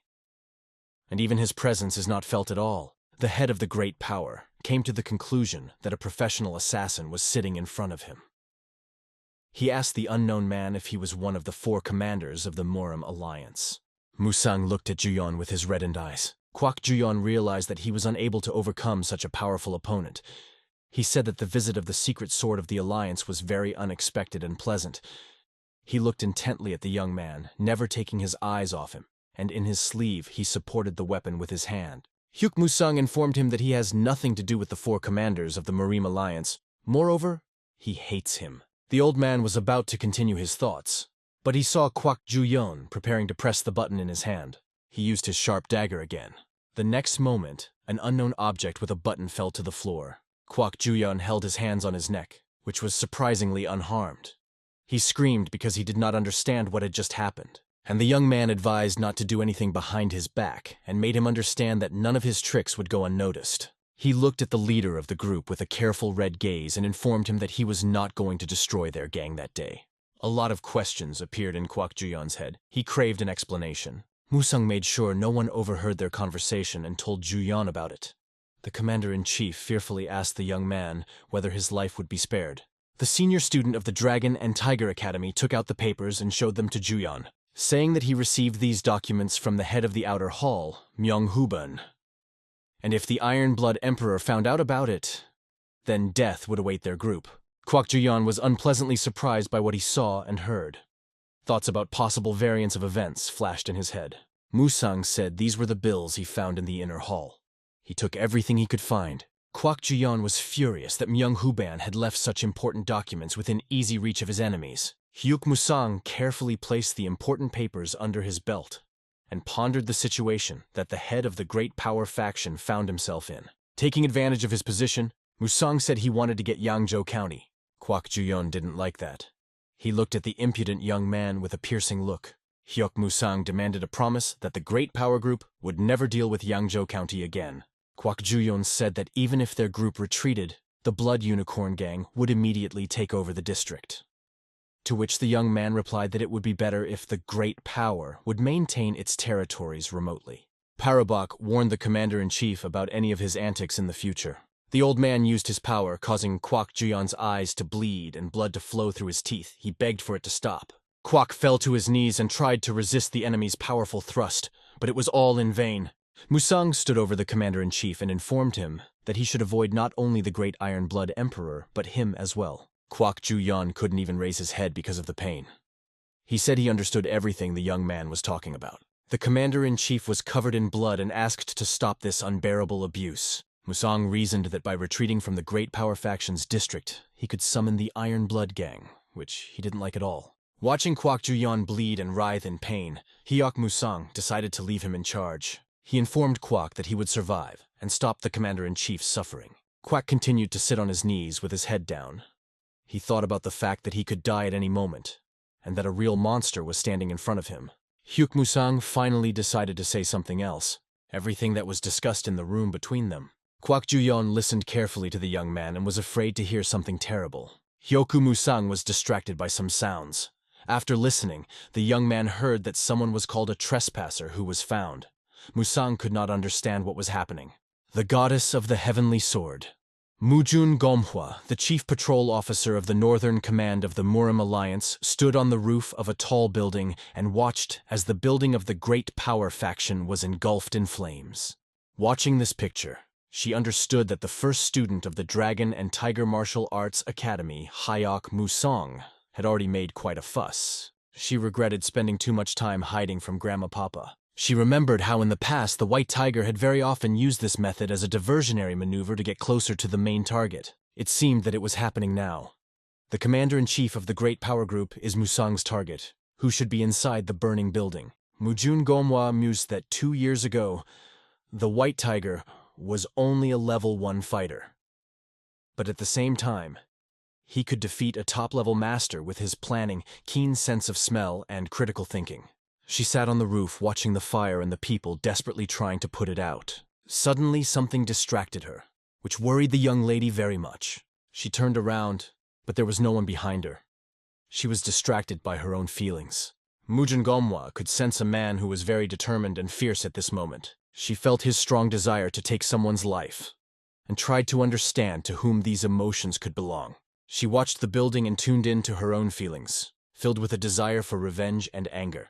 Finally, she understood that the anger of such a force could not belong to the commander-in-chief of the Great Power Group, because he was not capable of such a thing. It became clear that the sensations were coming from the White Tiger. She thought that he might be in danger, and therefore, grabbing her sword, decided to help him as soon as possible. But unexpectedly, she felt someone's presence nearby. It was an unknown person who tried to take her weapon, which changed her important plans. At that moment, Mujun Gomhwa regretted that she had behaved too safely and had not thought of a shelter that would protect her from this attack. The attacker was a member of the Great Power Group, the head of the Shadow Hall, Chill Jim. Outwardly, he looked like a disgusting, unpleasant rat. Mujun quickly moved to the roof of another building. The man had long, disgusting claws on his hands. He looked at the young girl and thought that it was she who started such a large-scale fire. She denied his assumption. She looked at him and thought angrily that there was no time for idle chatter because she urgently needed to help the white tiger. The head of the Shadow Hall, Chill Jim, was not going to listen to the girl's words. He behaved arrogantly and did not consider the girl a worthy rival for him. Mujun's anger grew. For a moment she considered killing the scumbag. The man took the pipe in his hands and raised it to his disgusting lips. Suddenly, Mujun Gomhwa heard shouts coming from the building that the thugs had found some trespasser who was in the shadowy hall. She understood that the white tiger was in danger and needed help. Chill Jim was quickly approaching the girl to deal with her. He gave her the first blow, which she dodged with ease. The girl thought she had to get out of here as soon as possible to help the white tiger, while the bandit prepared for his next strike. Chill Jim wanted a quick death for the girl and threw another blow, which she dodged again. He was beside himself with rage and shouted at the girl, calling her a damn rat. Mujun Gomhwa was running out of patience and decided to take just one hit at the nasty rat pizza. The strong fist of the girl approached the scumbag with great force, which was not ready for such a thing. She hit him right in the face. The blow was so powerful that it flew very far and hit a nearby building, leaving an imprint of its ugly body on its wall. Looking at the loser, the girl heard a nasty squeak from him. At that time, the bandits noticed the girl on the roof, and were going to catch her as soon as possible. Mujun Gomhwa began to rapidly jump from roof to roof, disappearing before the eyes of the bandits. At this time, Chill Jim came to his senses and shouted angrily at the young lady. His nose was bloody and completely crushed. He shouted with great hatred to his subordinates to catch the impudent girl and bring her to him. They ran headlong to catch up with Mujun Gomhwa, and she mentally scolded herself for not giving the nasty rat a fatal blow with her sword. The group building was full of events that night. The bandits threw all their forces into the search for the girl, intensifying the work of the guards. Mujun Gomhwa was hiding because she couldn't let everyone in her path be killed, being one of the top Murim alliance. This could lead to political problems. Hiding, she pondered how to sneak into the building invisibly to finally help the white tiger. But unfortunately, the thoughts had to be postponed, as she was found by bandits. The ugly rat Chill Jim, along with other scum, approached the girl. They understood where the girl wanted to go. On the other side stood other bandits, surrounding Mujun Gomhwa from all sides. Chill Jim the rat brazenly offered the girl to fulfill his nasty wish, to make her death quick. At this moment, the young lady forgot about the political problems that may arise after that. She gripped her sword tightly and was ready to kill the hideous monster and everyone with him. And again she felt something unexpected. The white tiger appeared behind the girl. She was happy to see him. And the bandits were surprised by the sudden appearance of the young man. He angrily glared at the girl with his reddened eyes, reminding her that just one presence in such a place could get her punished. It seemed that Mujun did not listen to the words of the white tiger. She was happy that the boy was alive and unharmed. All her thoughts were occupied only by this. Musang looked at her and didn't understand how she could let this happen, while standing there with a blissful smile on her face. The ugly rat was enraged and began to shout that this is the building of the powerful Great Power Group, and that not everyone can roam around here. Musang looked at the screeching dirty rat with interest. With just one movement of his hand, on which was a sharp long dagger, the young man struck. Mujun had never seen his weapon before, so she was stunned by what she saw. With a light movement, Musang cut the ugly noisy rat in half. The husband could not understand the strength of the young man. His blow was subtle and very quick. Bandits at that time called for help from all other members of the group. The old man in the white mask watched the commotion the bandits were making. This is understandable because in front of him on the ground lay 2 equal parts of one dirty rat. Musang said that he had no choice but to kill everyone present here. Almost all the guards were ready to engage in a duel, but there were also those who were gripped by fear and shackled their bodies. Mujun Gomhwa again felt an unprecedented desire to kill. It came from the white tiger. It was scary for her to imagine what had happened in 2 years, that it had led the young man to such a thing. Suddenly, the shout of the commander-in-chief of the Great Power Group, Kwak Ju-yun, was heard, who ordered everyone to stop. The thugs were surprised to see him here. Kwak Ju-yun thought that the young man would destroy his entire gang in an instant, so he appealed to Musang, expressing his respect, asking for mercy, and promised that he would certainly solve the matter and punish the scoundrels. Mujun Gomhwa could not believe what she heard. It was as if everyone was deceiving her and putting on a show for her. The old man gestured with his hand and asked the girl not to interfere in the conversation. The members of the group wanted the young man dead a minute ago and were ready to make it happen. But now they were watching the conversation and did not understand such a cautious attitude from the head of the group. They couldn't figure out who this guy was. After considering Kwak Ju-yeon's appeal, Hyuk Musang said that he had already saved one life, so it wouldn't be difficult for him to do it again. He only reminded me to keep my mouth shut in order to save my life. Turning back to his alliance friend Mujun Gomhwa, he gripped her tightly around the waist. Together with her, they disappeared before the eyes of the bandits, leaving only dust behind. All of a sudden, all the gangsters felt a collective message, which said that the boy and the girl were never in the building of the Great Power Group. This quite shocked those present who received the magical message. Group Commander Kwak Ju-yeon witnessed such magical abilities for the first time. Musang and Mujun moved to the forest. It was a beautiful night. Moonlight fell on the mountains and trees, and the sky was abundantly strewn with bright stars. The young lady looked at the white tiger with an interested look and wondered what could have changed him so much in 2 years. She was surprised, but thought that there should have been a good chance to fall into the trap, because Musang possessed even universal telepathy. The young man replied to the chief patrolman that he did not understand what she was asking about. He has no idea who the white tiger is and why he keeps talking about him. Mujun Gomhwa was very angry at his words, and she left it without any comments, so as not to pour her insults on the young man again. Heavenly Sword Goddess Mujun Gomhwa, the head patrol of Murim Alliance's Northern Command, looked at the white tiger, calling him number 100, wondering what could have changed him so much in 2 years. She was surprised, but reflected that there should have been a good chance to fall into the trap, because Hyuk Musang possessed even universal telepathy. The old man replied to the chief patrolman, Mujun Gomhwa, that he did not understand what she was talking about. He has no idea who the white tiger is, let alone number 100, and why he keeps talking about him. Mujun Gomhwa was very angry at his words, and she started shouting and indignant that he thought her so stupid. She remembered that the young man called her number 5, which indicated his awareness. Hyuk Musang quickly changed the subject and said that it was time for them to return to the academy, as they were still in the Great Power Group's territory. Turning to number 100, the girl asked if he was worried about her. She asked about the rat, which the boy cut in half. Was it because the ugly rat misbehaved with her?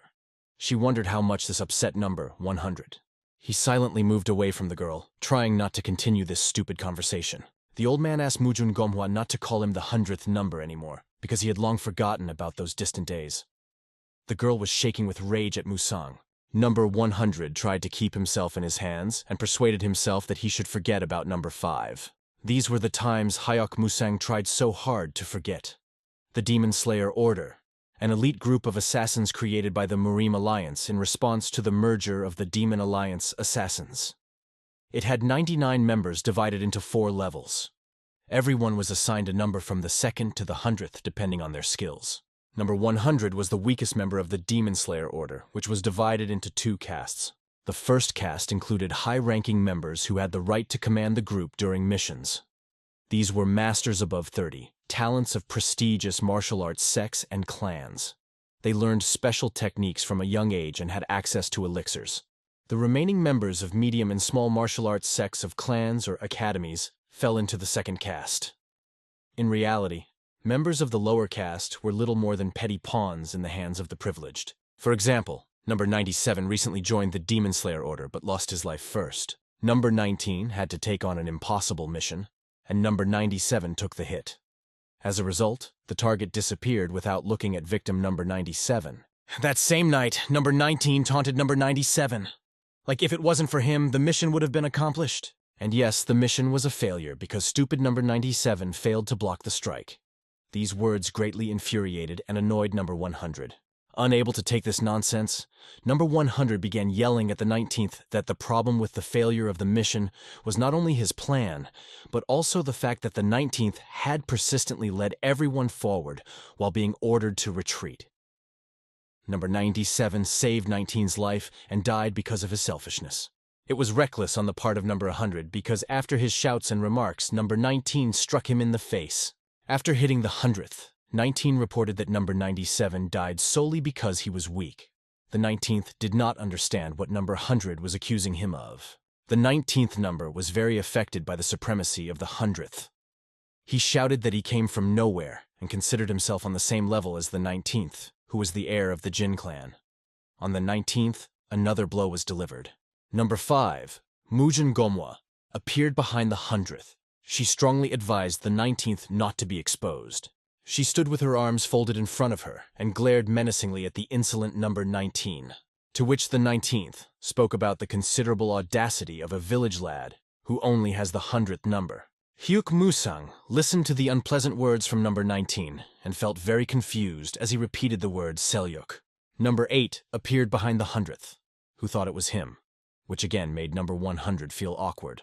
Hyuk Musang remembered how weak he was against the other members of the Demon Slayer Order. He was sad to remember it, so he wanted to erase it from his memory forever. Since those times, the 100th number was very often sent on deadly missions. They always put him ahead of everyone else and gave him the most risky tasks. Number 100 has been on the brink of death countless times. Number 5 took care of him, saying that you can't be so close to death so often. She did not understand why she was mocking herself like that, because after each such time, number 100 took a long time to heal her terrible wounds after dangerous tasks. To which number 100 replied that he was doing all this in order to save the members of the order who were weak and could die. That was why Hyuk Musang really wanted to become stronger. Number 8 really liked the answer of number 100. He expressed his respect for him, but number 5 did not quite approve of his thoughts and intentions. She did not understand how else she could influence the thoughts of number 100. So, unable to stand it, she walked away from the tattered Musang. At the same time, she clearly decided that she would be next to number 100 every time he went to a new task. Parobak did not understand why number 5 wanted to help him and was so worried about him. To which she replied that she simply did not want him to die. Hearing the girl's words, number 8 was stunned by this. He also asked about himself. Couldn't she be with him too? After several years, no one below level 70 survived, except for number 100, who was getting more powerful every day. He completed the most tasks of anyone in this organization. And there came a point when people stopped calling him the weakest number 100, and instead, he became the last number 100. And she, number 5, was always there, which is what number 8 also wanted. It was a warm, sunny day. The sun's rays fell and shimmered on thin green blades of grass. A hand touched a hand on a green lawn. A young girl was sitting on a lawn with the wind blowing her hair.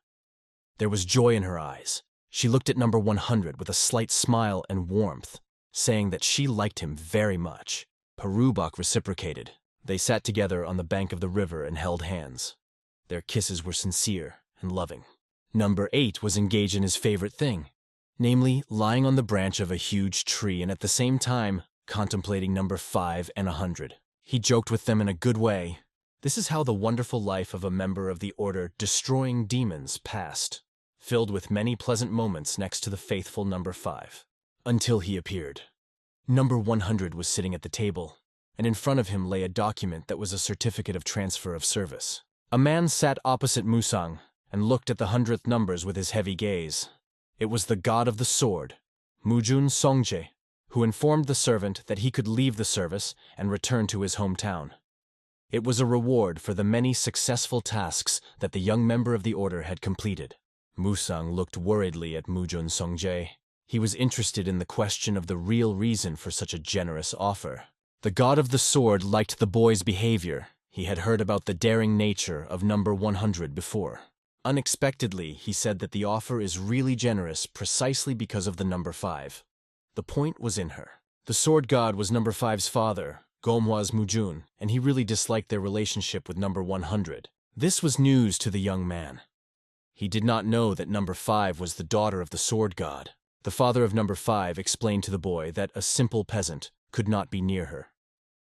In addition, he revealed that she was already engaged to Tai Yonghun, who was the grandson of the head of the Murim Alliance, Tai Huangmu. But considering that number 100 has done a lot for the Alliance and has repeatedly risked his life for Gomhwa, the sword god makes such a generous offer to the man, pointing out his predicament to number 100. Sword god Mujun Songje ordered Hyuk Musang to leave the place immediately and not to approach his daughter under any circumstances. The young man's hands were shaking with rage. He understood that he could not accept the offer. Number 100 told the man that if that was the reason, he would have to give her up. Sonye's husband did not expect such behavior from the boy. He was warily waiting for an explanation from him. Number 100 continued his point. He said that even though he had the father of number 5 in front of him, the sword god could not control his daughter's feelings. If she chooses her fiancé, the young man will retreat. But if this does not happen, he will continue to be with her. Mujun Songjae's sharp sword was directed at the young man's throat. The sword god did not understand why the young man decided that he had the ability to choose. The sword hung in the air, controlled by chi energy, and almost touched the boy's body. Number 100 glared indignantly at the famous sword god threatening the newcomer like a thug. The old man looked at him with challenge in his eyes. Sonye's husband looked at the boy and carefully studied his behavior. It was expected that the last number 100 was different from all the others. The sword god raised 2 fingers up to take his weapon back. He pondered over the solution of the situation so that all its participants remained in the best conditions for them. He appreciated number 100's desire to reckon with Mujun Gomhwa's opinion, but at the same time, in his opinion, it could not affect the girl's future happiness. The old man thought that all his life, number 5 grew up in abundance and harmony, and such an orphan as him, it is difficult to even imagine how it is. The sword god reminded the squire that he had nothing to offer the young lady. Continuing, he said that his daughter would be happy, but not for long. Eventually, she will begin to remember her past life, about the endless source of wealth. Sonye's husband continued to persuade number 100 that he would not forgive himself such a sacrifice from a young girl, that he won't be able to give her what she really deserves. Hyuk Musang sat thinking about what father number 5 had just said.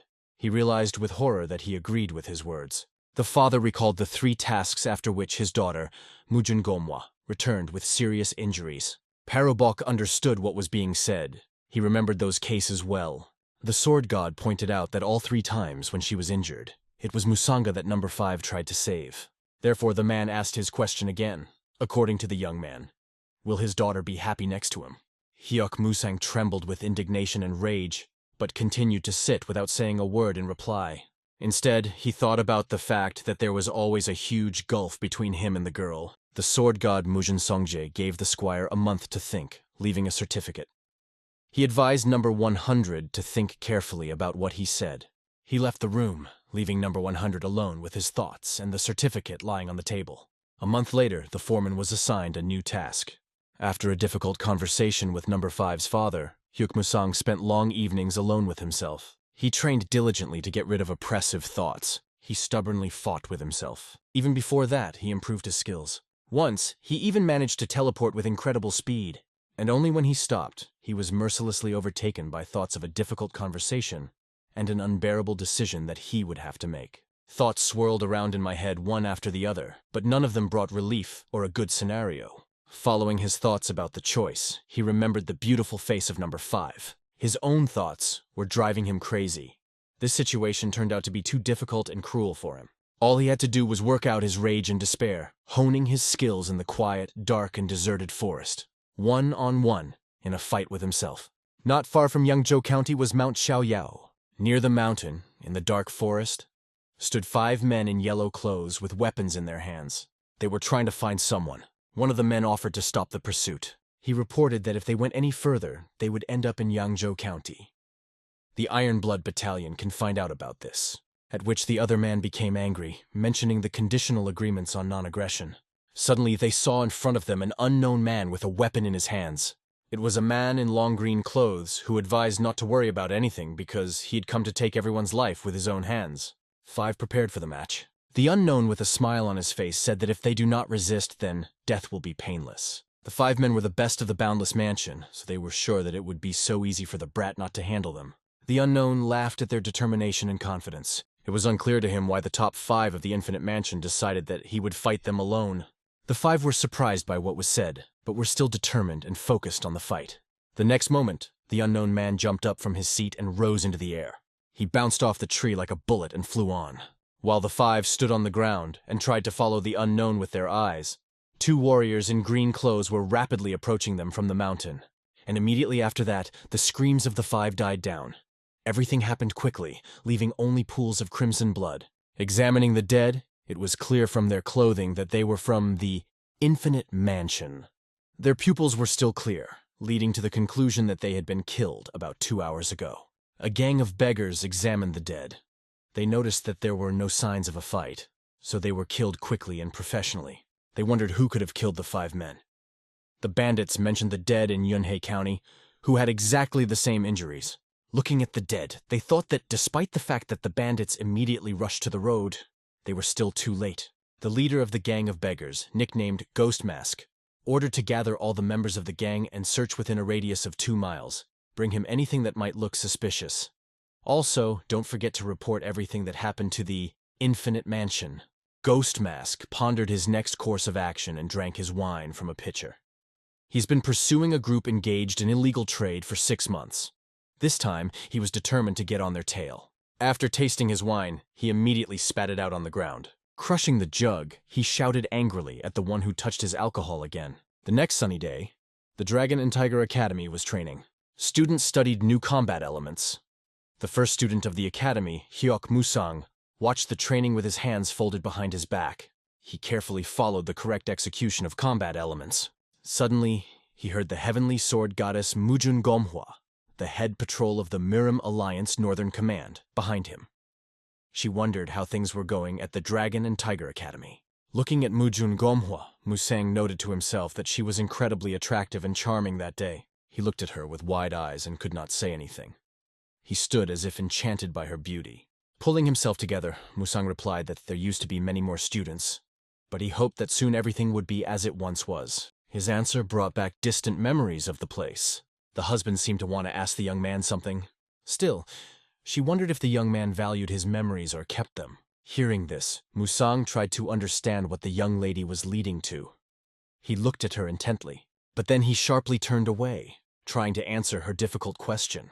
Without looking at the girl, he replied that they were just ordinary memories and nothing more. But he continued his thoughts in his mind. Remembering them together, those beautiful days, he thought that he should forget about everything. Mujun Gomhwa remembered her conversation with her father, sword god Mujun Songjae, who must have been hiding something, and was beside himself with irritation. The girl did not believe a single word he said and demanded to hear the truth from him. She was quite indignant and kept her determined gaze on him. Mujun Gomhwa demanded that he tell her everything so that she could understand how she could correct the situation. Hyuk Musang wondered why the young girl was asking him such questions. Looking at her again, he decided to tell her the truth. She looked back at him and asked him not to delay. It was very important for her to find out everything that the young man was hiding. While the Dragon and Tiger Academy students diligently practiced their fighting skills, Musang looked at the girl and chose the right words. He told her that he was suffering terribly and could not do anything about it. She did not understand exactly what Musang meant, so she waited patiently for him to continue his story. The old man said that every time he sees a girl, he is taken back to those long-forgotten days. And the memories don't leave his head no matter how hard he tries to fight them. He spoke about the terrible torment and pain he experienced. After that, he would not want to experience the same thing again, and experience it again. He remembered how Mujun Gomhwa suffered every time because of him. Those memories were unbearable for him.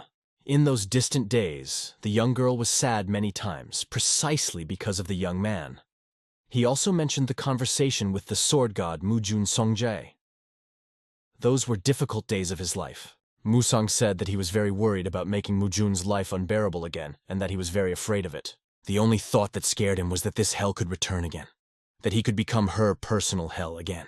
Looking into her eyes with a menacing look, he asked her if his words were convincing enough for her, or if they seemed like lies to her again. She stood in front of him silently, her eyes expressing pain and her eyes filled with tears. For a while, Musang also stared at her without taking his eyes off her. His look expressed everything the young man was talking about. Turning away from the girl, Hyuk Musang, with a heavy heart, asked her to return to her home, exactly where she should be. Mujun Gomhwa was perplexed at White Tiger's steadfastness and determination. She raised her hand to call him. She wanted to contradict him and somehow correct their conversation. But her raised hand immediately fell. Realizing the tragedy of the situation, she lowered her head, holding back her pain and tears filled with powerlessness. The old man also tried to hold himself in his hands, covering his face with his hand. He carefully hid his tears. He tried to control his emotions and not to spoil the plan. Hyuk Musang consoled himself that he had kept the young girl from him. Parubak kept repeating that he had done the right thing. In this complicated story, this is the best that can happen. He comforted himself with the thought that only under such conditions, number 5 would be able to live his life. Remembering her tears and the pain in her eyes, he was sure that she would quickly forget about him and finally live happily ever after. He really did not want to return to these thoughts, to heavy, painful memories. It should be the best option for everyone. Unexpectedly, a sword flew at the young man with insane speed. He caught the weapon and looked intently at its owner. This gesture was incomprehensible to him. He waited patiently for an explanation. In front of him stood the senior dragon warrior Papa, scanning the girl with a stern gaze. He asked why, and she threw her sword at him. He still held it in his hand, to which the dragon warrior Papa did not answer, but only ordered him to follow her. Her gaze was very determined. She disappeared instantly, jumping from building to building. The old man looked after her, far away in the green forest, where no one could interfere with important conversations. Hayok Musang landed, still not understanding why he was here. There was no one around, only the silent dragon warrior stood. In a calm voice, she again called the young man to her, asking him to raise his sword. Musang inquired about the reason for her strange behavior. Papa did not answer again. Instead, she struck the ground with her staff with great force. Parabik could barely stay on his feet from such a powerful force. He looked at her, not understanding why she was doing this. Papa ignored Musang's concern and ordered her sword to be raised again. She was very formidable. Her gaze was filled with determination and inexplicable hatred for the young man. She ordered to fulfill her request immediately. Hyok Musang stood in front of Dragon Warrior Papa and pondered the possible reason behind her actions. Then, he wondered if this strange behavior was because of Murim Alliance Senior Patrol Number 5, to which Papa advised the young man to prepare for battle right away. After that, she raised her staff up and prepared to attack with a determined look. At the top of the staff was a dragon's head, which she sharply raised up and pointed at the boy. In an instant, the powered weapon appeared directly in front of Hyoku Musang's worried face. Without thinking, Parabak quickly dodged the terrible force of the blow. Papa grabbed her weapon again and aimed it at the enemy. This time she missed the target again. Musang was getting more and more angry. He came close to the old woman, dodging her attacks. The boy blocked the next blow with his hand. He skillfully kept himself unscathed. Papa constantly tried to handle her weapon and deliver a strong blow to the enemy. At this time, the old man was watching the actions of the angry grandmother. She once again used her remarkable skills, but this time she was defeated. Musang deftly and easily deflected all her efforts. Angry, Papa said that she had worried about young Miss Mujin Gomhwa since she could not walk. She devoted her entire life to the safety and happiness of a young girl. She screamed with terrible rage that an unknown village student had the audacity to hurt the young lady so badly. Papa struck again. The blow was powerful. Musang stayed on his feet as best he could. He raised his sword in front of him and said that the young girl was the strongest and bravest of anyone he knew. And every time her father punished and scolded her, Mujun never once showed her fear, to which Papek said that she had never seen her so hurt and sad as now. After these words, the dragon warrior did not restrain her cruelty towards the enemy. She delivered her next blow with even more force. Parabak watched Papa and saw that she was building up her chi energy before striking. As she struck a heavy blow, her eyes glowed with rage and a cry of hatred flew from her lips. It was a number 3 dragon special technique called Dragon Dance. A bright fire came from the drought, from which the head of a terrible dragon could be seen. Everything around shone with fire and infinite power. The dust stood around so that the enemy was almost invisible. After the blow, the young man remained standing motionless on his feet opposite the Popes. She was very surprised that he managed to survive. So the next moment, without delay, she kissed Musang's chest with the tip of her staff. But he still stood there, staring fixedly at the dragon warrior. Papa was angry that the boy seemed to have learned the Shaolin Vajra body technique, which surprised her unpleasantly. Looking at his attacker, the young man hoped that after what he saw, she would stop her commotion. Pushing the staff away from him, the young man said that this was enough to let off some steam, so it was time for him to go to the academy. He turned and walked away from the attacker, leaving her in unpleasant shock from what she saw. Unable to bear it, she began to shout after him that he was not as powerful as he thought. She did not stop shouting at the boy. Her insolent behavior was terribly unpleasant to her. Again, Papa reminded of the rivers of tears to which this scoundrel brought the young lady. Musang stood and listened to the cries of the grandmother, which did not end. She shouted that she could not believe that such a boy had done such a thing. Cries about just like that stuck in Musangu's head. He wondered if this was the reason. Papa did not understand his question. He turned to the old woman and asked the reason for what is happening. That he is exactly who he is. Grandmother, not understanding, looked at him and waited for some explanation. But the next moment, the young man disappeared before Pope's eyes. It was a surprise for her again. She stood alone in the clearing of the forest and called the missing boy a terrible unknown monster who never used his sword. Hyuk Musang has returned to Dragon and Tiger Academy. He threw his ragged, dirty clothes on the bed. He dressed carefully, examining his body. Drops of the young man's blood fell on the floor. Wiping the blood from his face, the young man reflected that he would have suffered more serious injuries if the dragon warrior Papa had truly wanted him dead. Musang finally collapsed onto his comfortable bed in relief, glad it was over. He was comforted and warmed by the thought that there would be no more reason to meet Mujun Gomhwa. Distracting the boy from his own thoughts, Kang Wonhyun's brother knocked on the door of his room. He entered the room and reported that someone from the Infinite Mansion group had visited the Dragon and Tiger Martial Arts Academy. Hyuk Musang didn't expect to hear that. Boundless Mansion is a martial faction that was founded 80 years ago by Un Jae-hol, a disciple of the Kongtong sect in the eastern Gansu region. They once had a very good position that could be compared to the 9 great sects. They had allies and active support of the Murim Alliance. They were the ones who clashed with the Iron Blood Battalion, one of the 4 armies of the Demon Alliance that ruled the western regions of Gansu. But for now, Hyuk Musang reflected that they had greatly diminished in number and strength. The Kongtong sect is closed, and the Boundless Mansion is going through hard times. Therefore, it was unclear with what business they visited the Dragon and Tiger Academy. At the table, across from the head of the Dragon and Tiger Martial Arts Academy, Jeon Ji-woon, sat the chief controller of the Boundless Mansion faction, Song Chan, who was very surprised to learn that right here in the academy was the heavenly sword goddess, Mujun Gomhwa, the patrol chief of the Northern Command, Murim Alliance. The teacher was surprised by such awareness of Commander-in-Chief Song Chan. It was just a rumor that Song Chan didn't believe, but he still decided to come to the academy. The chief warden of the Limitless Mansion bowed to Jeong Ji-woon, asking him to help him. Without raising his head, he persuaded him to arrange a meeting with Patrolman Mujun Gomhwa. He promised that he would never forget the kindness and understanding of the academy teacher and her followers. Hyuk Musang had a look of shock on his face, because only a moment ago he was happy that he would no longer have a reason to meet the young lady. Teacher Jeong Ji-woon was hesitant if he could help. Song Chan was extremely grateful for even trying to help him. He was desperate, but had hope for a miracle. Hyuk Musang expressed his desire to appeal to the head manager of the Limitless Mansion.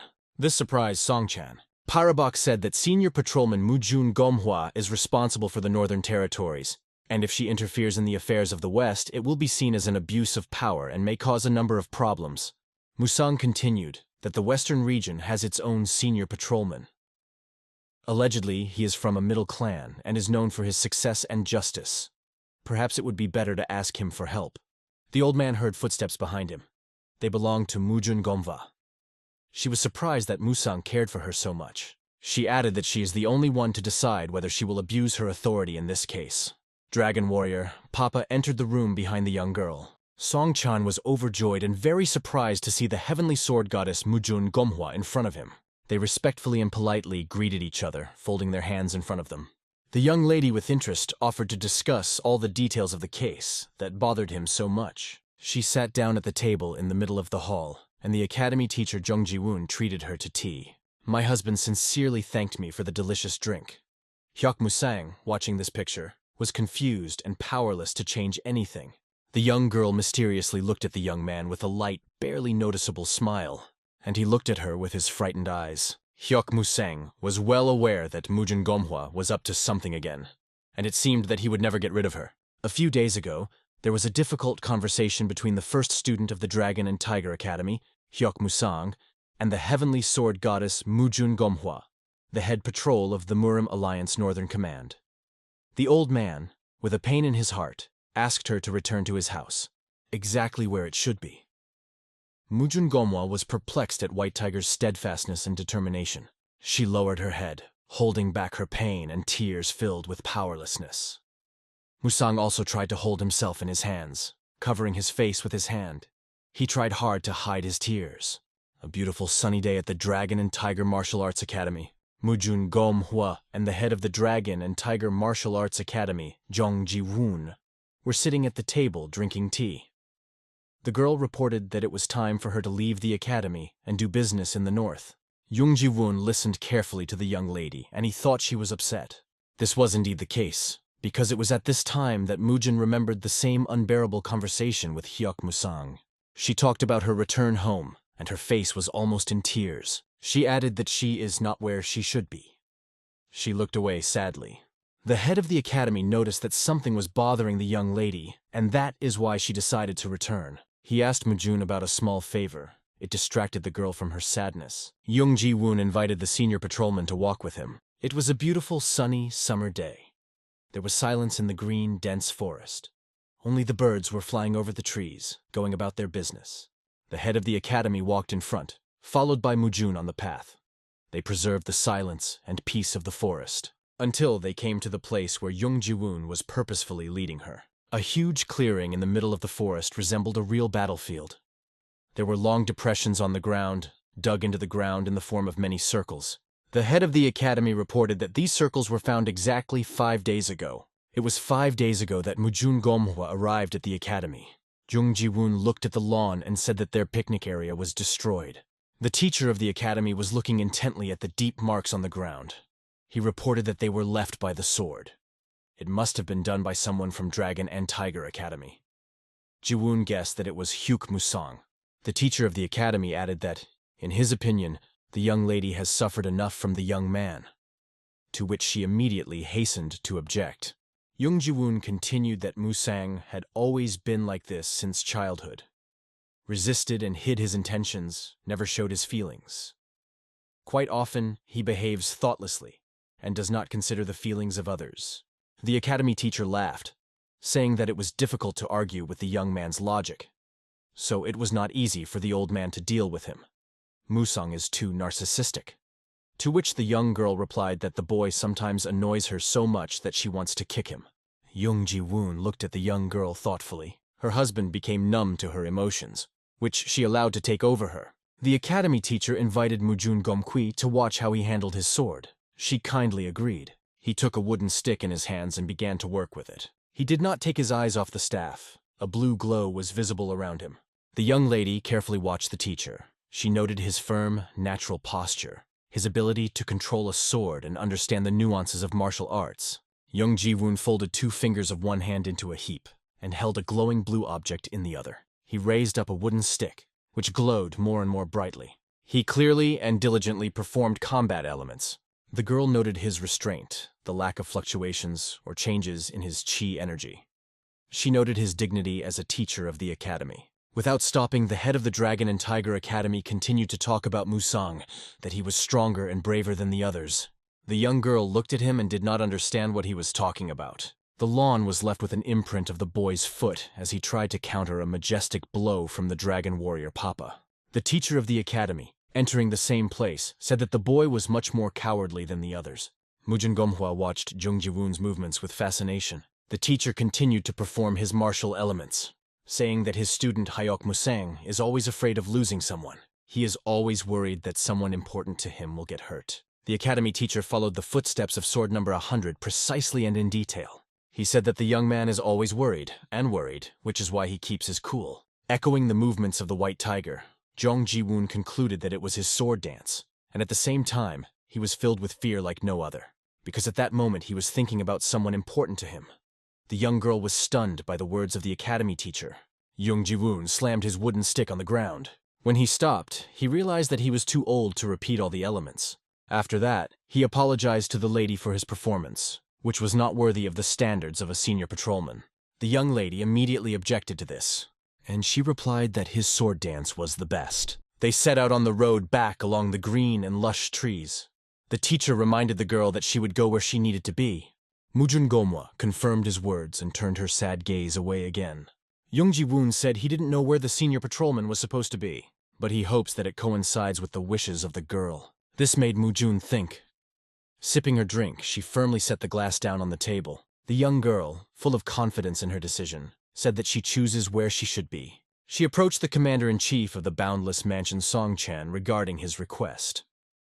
He told about the plight of his group, that he had to come and fall on his knees in the hope of help. Mujun Gomhwa reminded her of her limited opportunities on this earth, but still asked how she could help. He said that he had already approached the senior patrolman in the west, but he refused to meet with him. He said that he has been waiting for his answer for a year. Senior patrolman Mujun Gomhwa was surprised by such deadlines, because usually the answer comes after 3 months, maximum 6, and if it came to this, it should mean that they are either being ignored or that there is some kind of problem. Song Chanu gave the young lady a letter and asked for help to have it processed by the Murim Alliance management. He said that after the war, the Kong Tong sect closed down and the support they received from the Murim Alliance ended. At the same time, the Iron Blood Battalion is expanding its sphere of influence. If nothing is done, they can take over the entire region. He did not stop his speech. He also told how an unknown force that causes concern has recently appeared.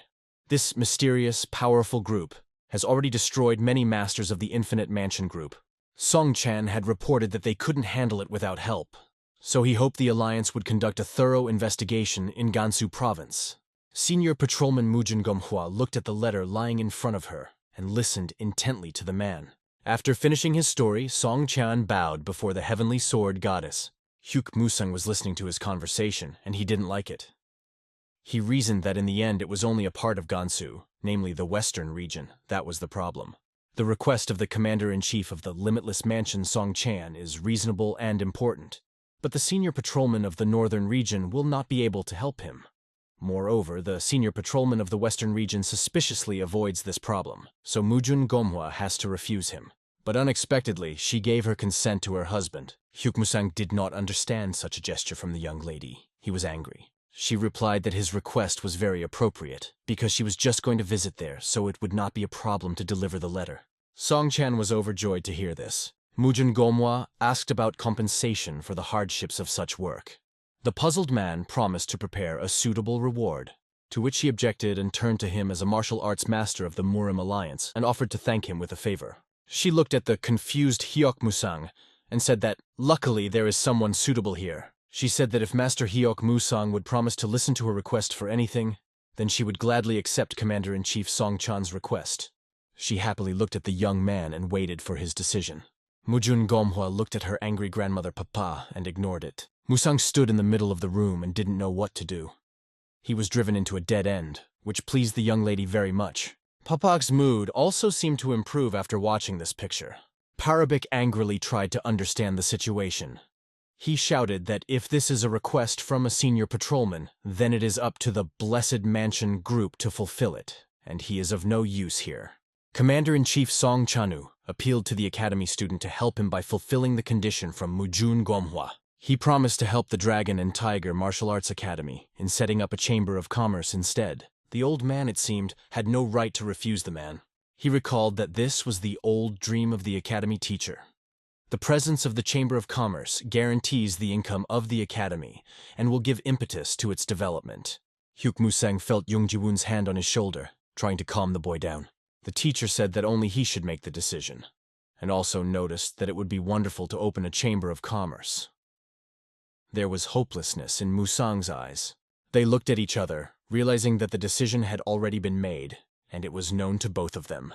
But the teacher continued to reassure him, reminding him not to feel obligated. Mujun Gomhwa sat waiting for a decision. The teacher and the boy continued their conversation, while Jung Ji-woon made it clear to the girl with his gesture that everything would be fine and her condition would be fulfilled. Mujun Gomhwa couldn't contain her happiness and savored her victory over the confused old man Hyuk Musang. The head of the Dragon and Tiger Martial Arts Academy, Jung Ji-woon, was paying his respects as he bid farewell to Heavenly Sword Goddess Mujun Gomhwa, Murim Alliance Northern Command's chief patrol officer, and her dragon warrior companion Grandmother Papa. In return, they thanked the teacher for his kindness and hospitality. Having saddled their horses, they set off on the road. The head of the academy, Jung Ji-woon, and the students accompanied them with their looks. Papa was indignant that the first student of the academy, Hyuk Musang, showed his disdain for them by not saying goodbye to the guests. She was surprised that Mujun Gomhwa wasn't upset at all. At this time, Musang was in the building and sensed that the young girl and the grandmother had already left the academy. He sighed in relief that it was finally over. Parabak remembered her request, which he was obliged to fulfill. It scared him a little. But he reassured himself that in the future, they might not have to meet again. He was not sure of his expectations. Mrs. Mujin and Papa were riding horses along a path in a dense forest. The grandmother could not resist and asked the lady why and agreed to accept the letter, because she cannot interfere in other people's affairs. To which the young girl replied that she had an interesting idea about it. The idea was to ask the Murim Alliance to transfer her to the western region. Grandma Papa looked at the girl like she was crazy. She could not believe in the intentions of the young lady. At this time, at the Dragon and Tiger Martial Arts Academy, someone called Hyoku Musang loudly in alarm. Musang was very outraged by this because noise is unacceptable in the Holy Academy, as the young man repeatedly emphasized. Standing in front of Musang was a green-robed boy. It was his best friend. Yangzhou District Administration Senior Inspector Cha Myongjun. He begged for help in fear. Parubok said that he would forgive his behavior this time.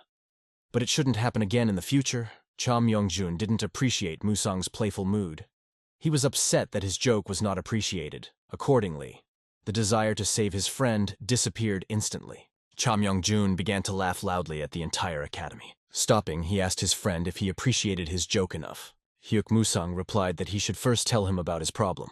He began to tell that 3 courtesans had disappeared 2 days ago not far from the perfume house, the best brothel in Yangzhou County. One of them, named Aaron, played the zither beautifully and was special to the district officials. Cha Myongjun had 3 days to return the courtesans, but the deadline was almost up, and the young man begged Hyuk Musang to help him find them. The guy in green said that 3 days ago, from 9 to 11 in the evening, they entertained 3 traders who were too noisy. But suddenly, the rooms became quiet, and even after 2 hours, no one came out. When the manager went to check, at that moment they had already disappeared without a trace.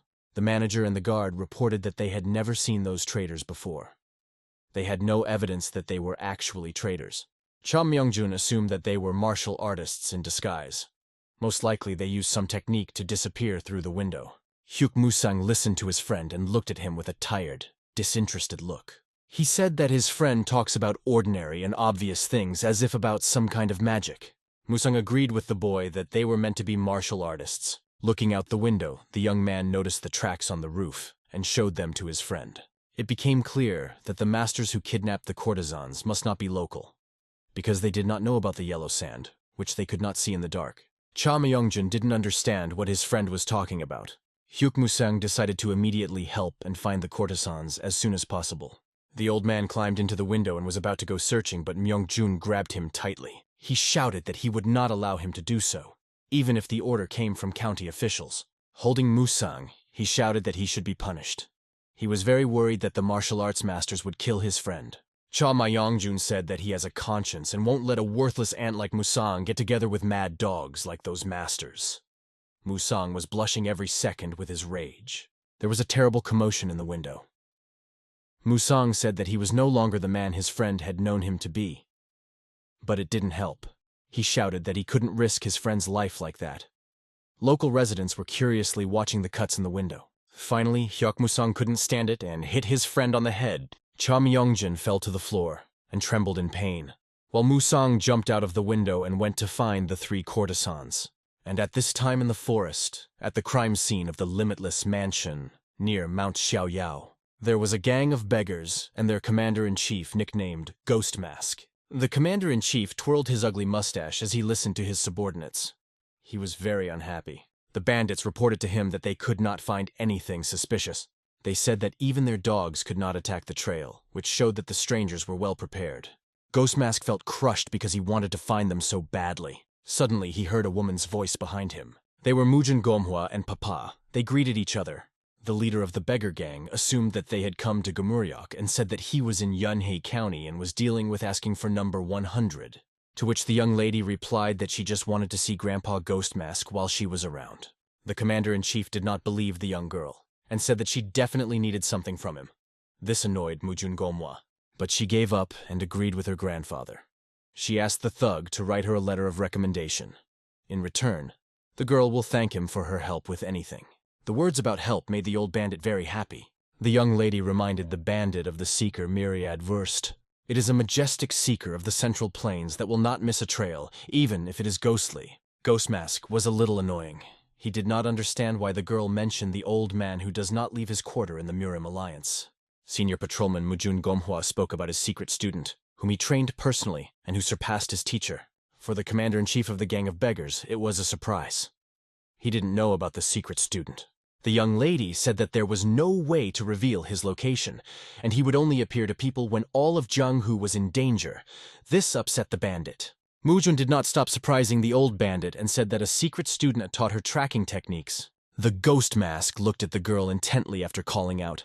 Grandma Papa also opened her mouth in surprise. She told the girl that such jokes are very dangerous for her. She did not understand when exactly the lady could meet with the secret student. After hearing the grandmother's words, Ghost Mask decided not to continue this idle chatter with the crazy girl. The young lady tried to convince the bandits that she was telling the truth. The commander-in-chief of the gang continued to eavesdrop on the women's conversation. After hearing about Muram's 5 years in the Alliance, Ghost Mask decided to find out something. He inquired that it was during those 5 years that the girl carried out the order to destroy demons. Mrs. Mujin was puzzled after hearing his words. Holding his mustache, the bandit reflected that at that time the seeker was a teacher. And if you think about it, he really valued one young man very much, and he never made a mistake in looking for an enemy in all 5 years. He asked the girl if she could be the secret student number 100. Mrs. Mujin Gomwa stood confused and did not answer anything. She was beside herself with irritation, because it seemed that the bandit and Grandma Papa had already understood everything. At this time, Hyuk Musan raised his finger to his ear, thinking about where the masters could go. After finding this out, he was surprised at their courage to hide so close to Mount Xiaoyao. If it wasn't there, according to the young man, they thought everything through carefully. He reasoned that it was usually much easier to track someone in the mountains or in the woods than in the city. After all, there is almost no one here. It was unclear to him how they could disappear without a trace in such a place. Closing his eyes, he tried to understand their tactics, but suddenly he was alerted by an unknown scream. Musang did not understand who it could belong to. He was looking intently at the place where the voice came from. Wandering through the evening forest, Hyuk Musang heard an unknown voice. It belonged to an old forester named Cha, who was not far from the village. Because of his imprudence, the old man fell and screamed. The old man approached the old man and asked if he was okay. The ranger reassured Musang that everything was fine. He held his muscular knee, wondering if he hadn't been training his legs enough, or if age was showing after all. Lisnichi added that no one on Earth is capable of defeating time. Everyone gets old and weak sooner or later, to which the young man said that the old man is the strongest forester in the whole world. The old man went on about his poor eyesight and frequent falls. It was unexpected for Musang to hear, because the forester looked quite strong and courageous. He asked the old man if he had seen anything unusual in the forest recently, and the forester remembered the house with ghosts. He told about a forgotten building in a forest glade, where a young man brought his students and friends to catch a ghost. The old man added that a few days ago, that old house disappeared in an unknown way. Musang really thought about the ghost. The old man advised the grandfather to go rest a little and throw a pile of firewood to the academy on the way. They shook hands, and at that moment Musang gave the forester money for the job.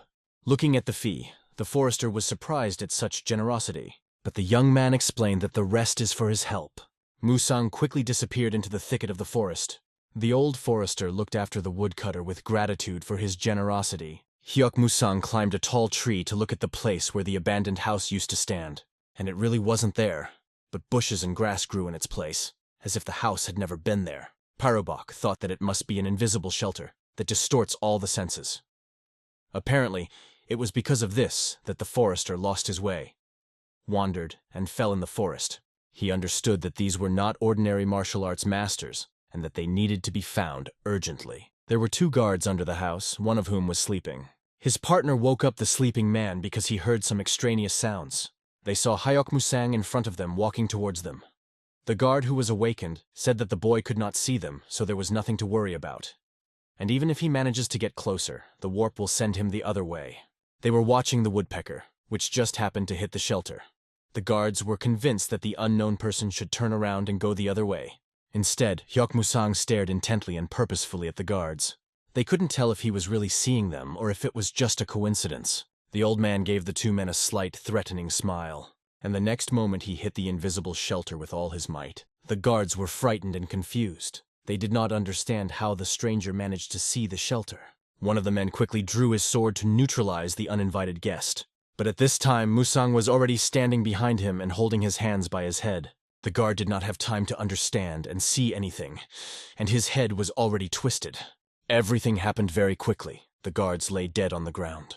Hyuk Musang appreciated their terrible fighting skills, but he decided to take the man's sword for himself. Suddenly, steps were heard behind the young man. Someone came out of the house. It was a friendly man in a long green outfit. Looking at the man, the young man recognized him as the last demon of Annam's ghostly trio.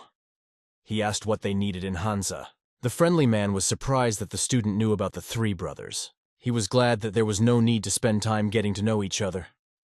2 more men came out of the building. One of the brothers looked at the young man and wondered how he could get here. But could he be from the Infinite Mansion group? After the brothers killed 5 fighters from the group, they did not expect to see such a loser standing in front of them. They openly laughed at him. It became clear to Musangu that it was they who killed the 5 fighters. This was understandable because in the south of the Murim Alliance, the ghostly trio is known for first-rate assassinations and insidious coordination techniques. Even an expert from the Infinite Mansion group would have a hard time dealing with them. Musang refuted their assumptions about the group and asked about their involvement in the kidnapping of the 3 courtesans. One of the brothers was very surprised to hear this. All 3 men laughed loudly over the bar. The fact that the young man traveled such a long way for the sake of 3 girls made the phantom trio laugh. The brothers replied that the girls were really good for village idiots and had nice clothes. Hyuk Musang reported that the trio locked 12 people in the basement. One of the brothers was no longer funny. He did not understand where he got such information. Parubak continued that, if you don't count the brothers, there are 18 more people in the building, 13 of which are on the first floor and 5 on the second. All of them look like masters of only the first level of martial arts. The next question from Hyuk Musang was about the reason for the presence of the brothers in the district. One of the brothers said that the young man had too keen a sense of chi energy, but it was time to show him where he came from and to whom. Musang held his sword behind his back and was ready to fight. He was sure that only one blow would be enough for him. The impudence of the village student made the phantom trio quite angry. One of the brothers shouted that the lad must be very famous in the bragging world. All 3 pounced on the student. The Phantom Three's technique could easily destroy even the highest level martial artists, so they were confident in the speed of this match. The 3 brothers possessed very fast weapons that most masters were not used to. 3 men circled in the air, holding their weapons in their hands. One man threw a blow, which the young man skillfully dodged. Immediately 2 brothers approached the boy from behind, while the third stood in front and prepared to strike. He froze in this position with horror in his eyes, because at that moment his body was already torn by a splinter. Hyuk Musang was very quick to deal with the powerful ghostly trinity. Different parts of the 3 men flew in all directions. Having finished with them, the young man reflected that he had received a very useful sword from the slain guard. He calmly headed for the haunted house. Immediately, there was a commotion of the guards who were inside and still did not understand what had happened to their commander-in-chief. Desperate screams followed the commotion. All the walls in the house were covered with blood. An unknown man was lying on the floor who was still alive. Musang grabbed him by the throat and slammed him against the wall. Dead bodies lay everywhere on the floor. The young man continued to hold the frightened man with one hand, who did not want to answer Hyuk Musang's questions. He tried to talk to him calmly and give an opportunity to make his death painless. He looked at him with his reddened eyes, and the unknown man trembled with terror. In the dark forest, a gang of beggars, led by their commander-in-chief Ghost Mask, together with the heavenly sword goddess Mujun Gomwa and the dragon warrior Papa, searched for anything that could lead them to the scoundrel's trail. Young Mrs. Mujun carefully looked at every detail on her way. Ghost Mask and Papa whispered to each other about the lady who was looking at something for too long. Hearing this, Mujun was angry that they were doubting her knowledge. However, the gang leader was quick to calm her down and continue her work. The other members of the gang watched the frightened commander-in-chief and were surprised by the power of the young girl. The bandit impatiently asked Mujun Gomkhwa about her progress, to which she replied that, unfortunately, the tracks were cut off, so the search must be continued. The ugly bandit did not like this answer very much. Ms. Mujun could not understand why the tracks ended abruptly, because they had not even tried to hide them. Grandma Papa and Ghost Mask couldn't believe that this was all the girl managed to find. But the next moment, the lady announced that she found something very interesting. The commander-in-chief of the gang felt a bright hope for solving his problems. She called them to come closer and look at the amazing find. Ghost Mask carefully examined the traces, which were not at all similar to those found at the scene of the crime. The girl said that the tracks stretch all the way, but end right here. She assumed that these tracks must belong to the person who was also chasing the three bastards. Grandma Papa and the commander-in-chief of the gang thought about the girl's words. They tried to understand who this person could be. Following the tracks, they realized that the man had shoes like people from the Dragon and Tiger Martial Arts Academy. It became clear that the tracks belonged to number 100. Meanwhile, in the haunted house, Hyuk Musang tried to deal with the stubborn man, holding him by the throat. He tried to talk to him calmly and give him the opportunity to make his death painless. The impudent man was smiling, looking into the eyes of the barrister. He called the young man a real monster. But despite this, he said that he was unable to kill him. He continued that it is impossible to kill someone who has been dead for a long time. Musang did not understand what the madman was talking about. This angered him enough to tighten his grip on the brat's throat. After that, the man's neck suddenly changed from red to purple shade.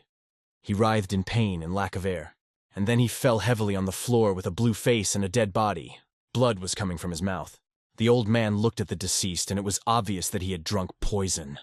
He didn't understand what could have made him go so far. Hyuk Musang decided to immediately find and free the prisoners. In the room, he noticed something unknown, which was covered with a rag. Throwing back the cover, he saw the wooden boxes. The old man was very surprised because he found pills there. He looked at them carefully and could not understand why the ghostly trio needed them. Finally, he realized what he was holding in his hands. The pill in Hyuk Musang's hands glowed with yellow light and split into hundreds of tiny particles. Suddenly, the young man heard unknown voices. They were coming from the basement. He understood that the prisoners were there. Opening the cellar, Musang told the captives that they could not worry and leave. An angry girl with a weapon in her hands pounced on the boy. Musang took the girl's hand and immediately got rid of her weapon. She fell to the floor with a thud. He looked calmly at the girl and asked her to calm down. He informed her that he had come to save her, so she could worry no more. He looked at her with his kind eyes, and the frightened girl could not believe that the young man was telling the truth.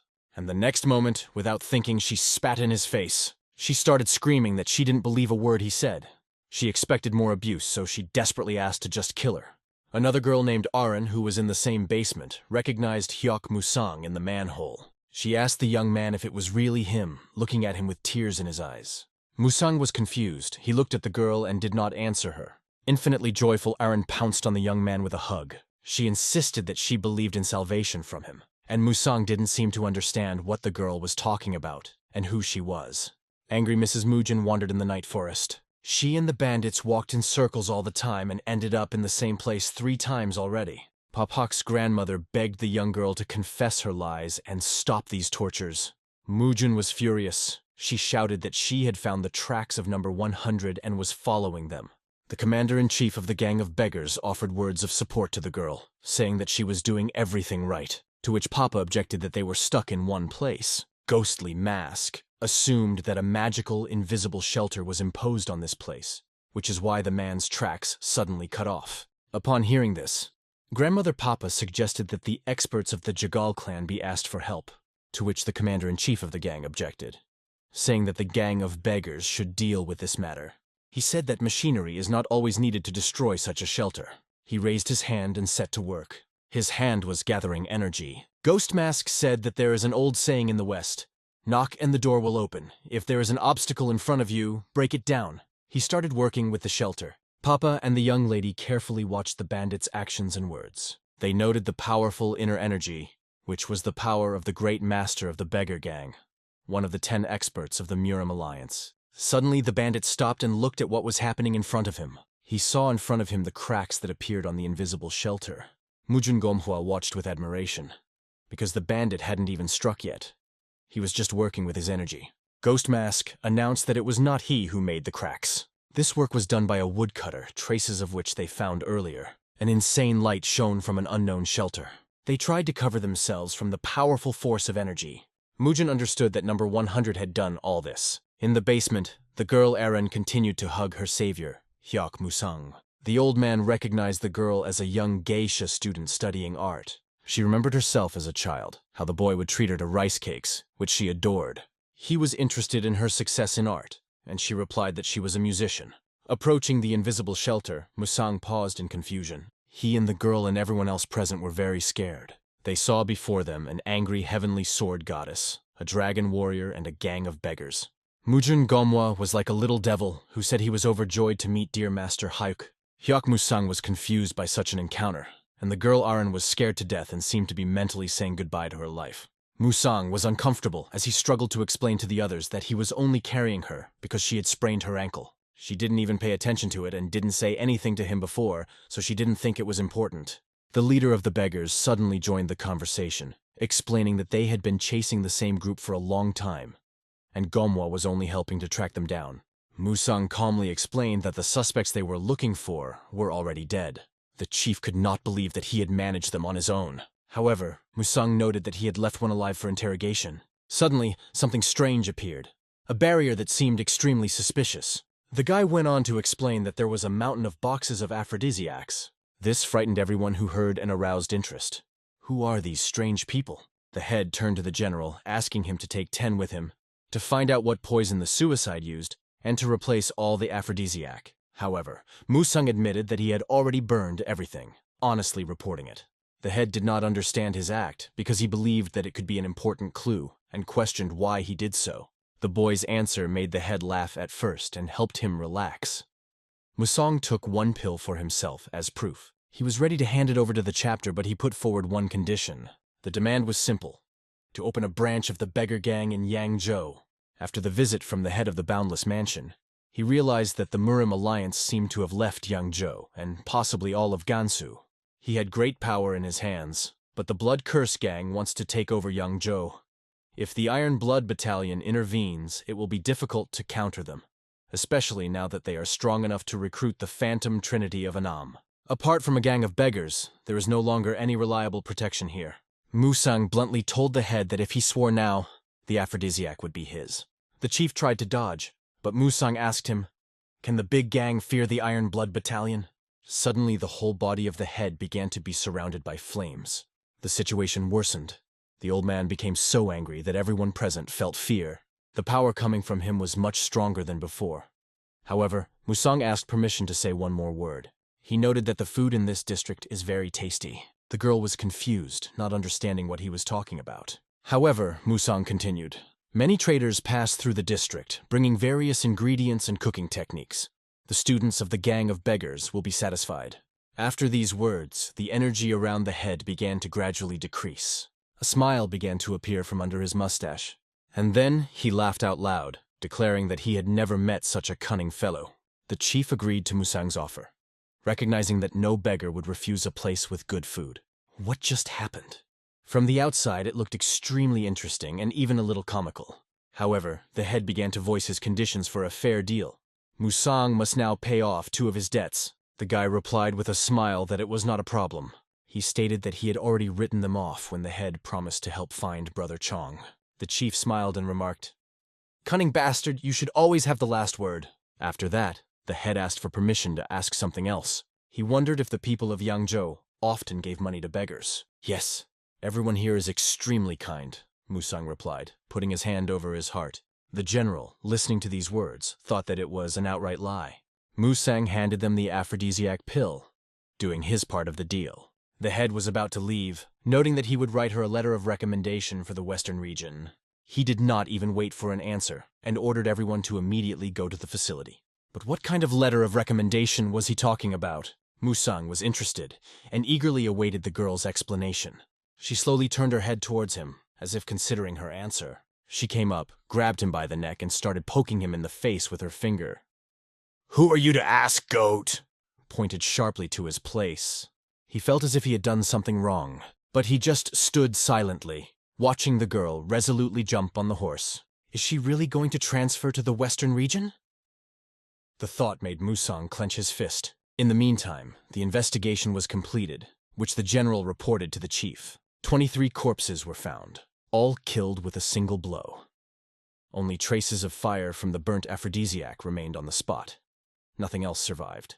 The head, taking a sip of his drink, wiped his mustache, thoughtfully stopping at the number 23.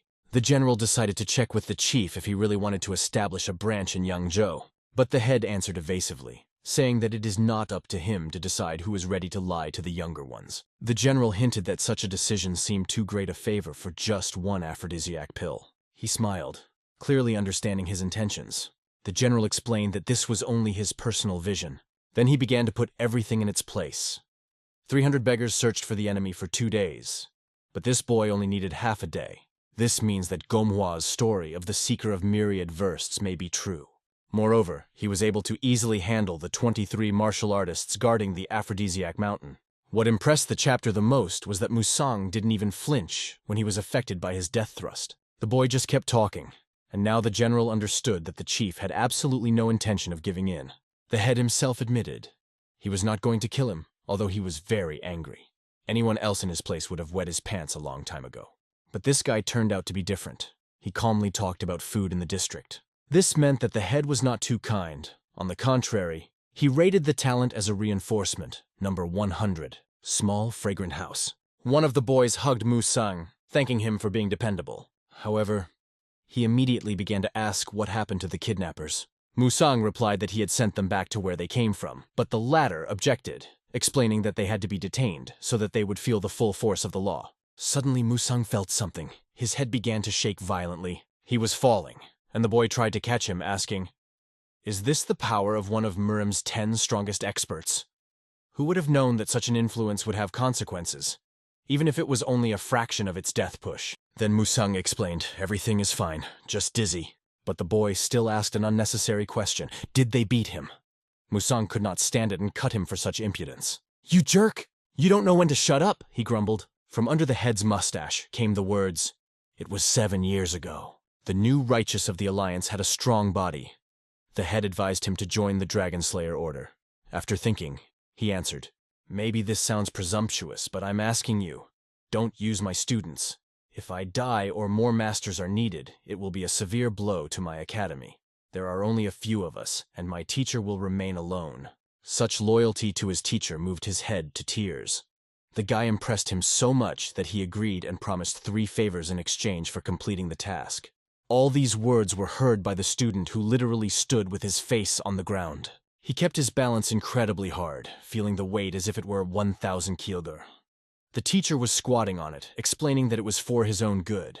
The disciple was trying to convey that a member of the lowest level Demon Slayer order was expected to die. However, the teacher's promise then was not just words. Hearing this, the teacher decided to reward him with even more weight. 5 times more. The student felt the earth sink deeper into his face. Before leaving, the teacher said, "I saw a promising boy in you. Didn't you say you were intimate with him in those days?" asked the head. He then offered the disciple to become the leader of their Yangzhou branch, even if it affected number 100 and the rest of the academy. His plans were to make number 100 the perfect ally for the gang of beggars. Meanwhile, several people were rebuilding the broken houses by passing the boards up. Suddenly, a big man appeared, who started scolding one of the workers, calling him homeless. He poked his finger at the man and said that he could get hurt if he didn't do everything right. A guy appeared behind the big guy and politely asked for forgiveness. However, barely writing down his words, he was inwardly afraid of the menacing appearance of the big man. He turned and recognized them as Hyuk Musang's students, deciding that this was a great opportunity to get closer. Despite his intimidating appearance, the big man said, "Nice to meet you. I'm Gay Muriok from the Beggar Gang." He explained that their older brother had asked to set up a base here. The students began to bow before him, apologizing for not knowing about such an outstanding man who could tear apart a bear with his bare hands.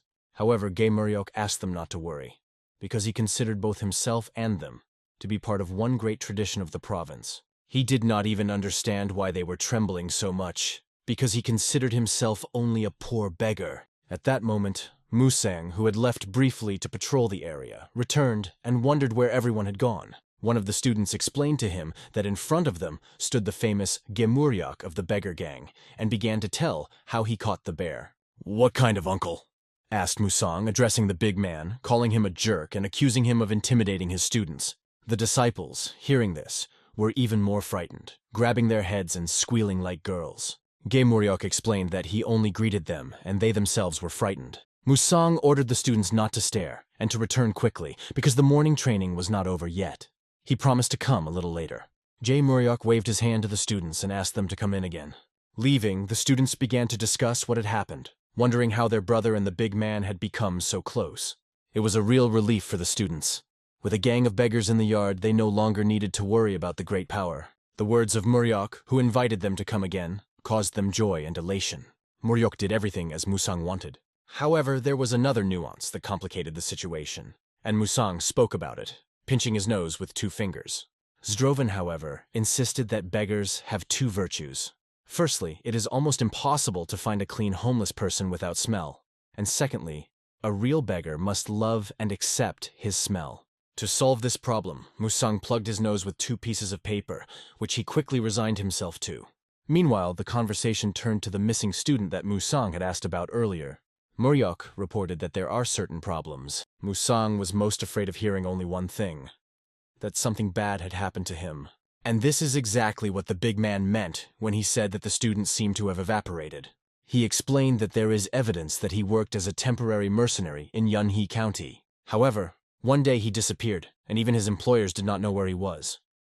3 people who shared a room with him were injured during the work. The disappearance of Musang's student was clearly not an easy matter. The great man himself clearly admitted this. In the end, Musang concluded that they couldn't find him yet. He asked to continue working hard to get to the solution. Zdrovan wanted to say something else important, but Musang replied sharply. "If you don't think Brother Jung is dead, or think I should surrender, you'd better keep your mouth shut." The bodies of the other mercenaries were found, but Brother Chong was not among them. This means that he is still alive. Musang warned, "Don't jump to conclusions from unclear circumstances." Zdrovan assessed him again. Musang remained calm even though he was impatient. He then announced that they had managed to find one of those they were looking for. However, the man has encephalitis, so they can't talk to him properly. He's only been repeating the same thing ever since he was shown the image of Chan. His words were simple: "Senior disciple will definitely come." Hearing this, Musang immediately set out to see the man. There, he explained to the chief that he wanted to go to Yunhee County. The head almost trembled after hearing these words. He was filled with hope that maybe there was finally a clue about Zhong's brother. And will he be able to bring Chan back home? Musang could not have predicted how this journey would end. But he knew one thing: as long as he was alive, Brother Jung would definitely return. Blood spurted from the wound on his shoulder, flying in different directions, and it was all over for this boy. On the mountain, 2 people, one of whom wore a mask, watched the battle closely. Eerie screams of murder echoed below them, and one of the combatants was so tired that his face was covered in sweat. In his hands was a blade broken in half, and in front of him lay several corpses. One of the wounded crawled on the ground, pleading for mercy. He moved with only the one hand he had left, pleading that he did not want to die. As the one with the broken blade came closer and swung, the words of mercy continued to be heard. He didn't want to do it, but he had to in order to save his life. In the end, the boy's remaining hand shook from exhaustion and tension. Onlookers from the mountain, including the masked man, were shocked by what they saw. They recognized this guy named Chong as a good commodity. Yunhee County, Gansu Province. When the main character arrived at this place, he immediately noticed that the county was much more prosperous than Yangzhou. Suddenly, something unexpected caught his attention, which surprised him greatly. It was a luxurious carriage. Even the drivers were dressed in fine silk. It became interesting who could be the owner of this luxurious transport. However, when one of the charioteers noticed him and paid attention, Musang quickly looked away, deciding not to get involved. At that moment, a voice was heard from the middle of the carriage, addressing one of the drivers. "Yangji, has something happened?" "Nothing, it seems. Someone was watching us, but it was just a guy from the village martial arts academy. The young lady should not worry." However, the girl was annoyed that this guy ignored her. Yangji offered to catch him, but she refused, choosing to just leave things as they were. She felt that their paths would definitely cross again. Meanwhile, Musang continued to move down the street, still hoping to find Chong in his heart. On his way, he met a man with long, uncut hair who addressed him. "Master, how are you?" The man asked him for alms, but it seemed that he had something more in mind. Looking at him closely, Musang realized that he was a master from Yangzhou. Musang was not stingy, and handed the man some money, asking if it would be enough. He gratefully accepted and invited Musang to talk.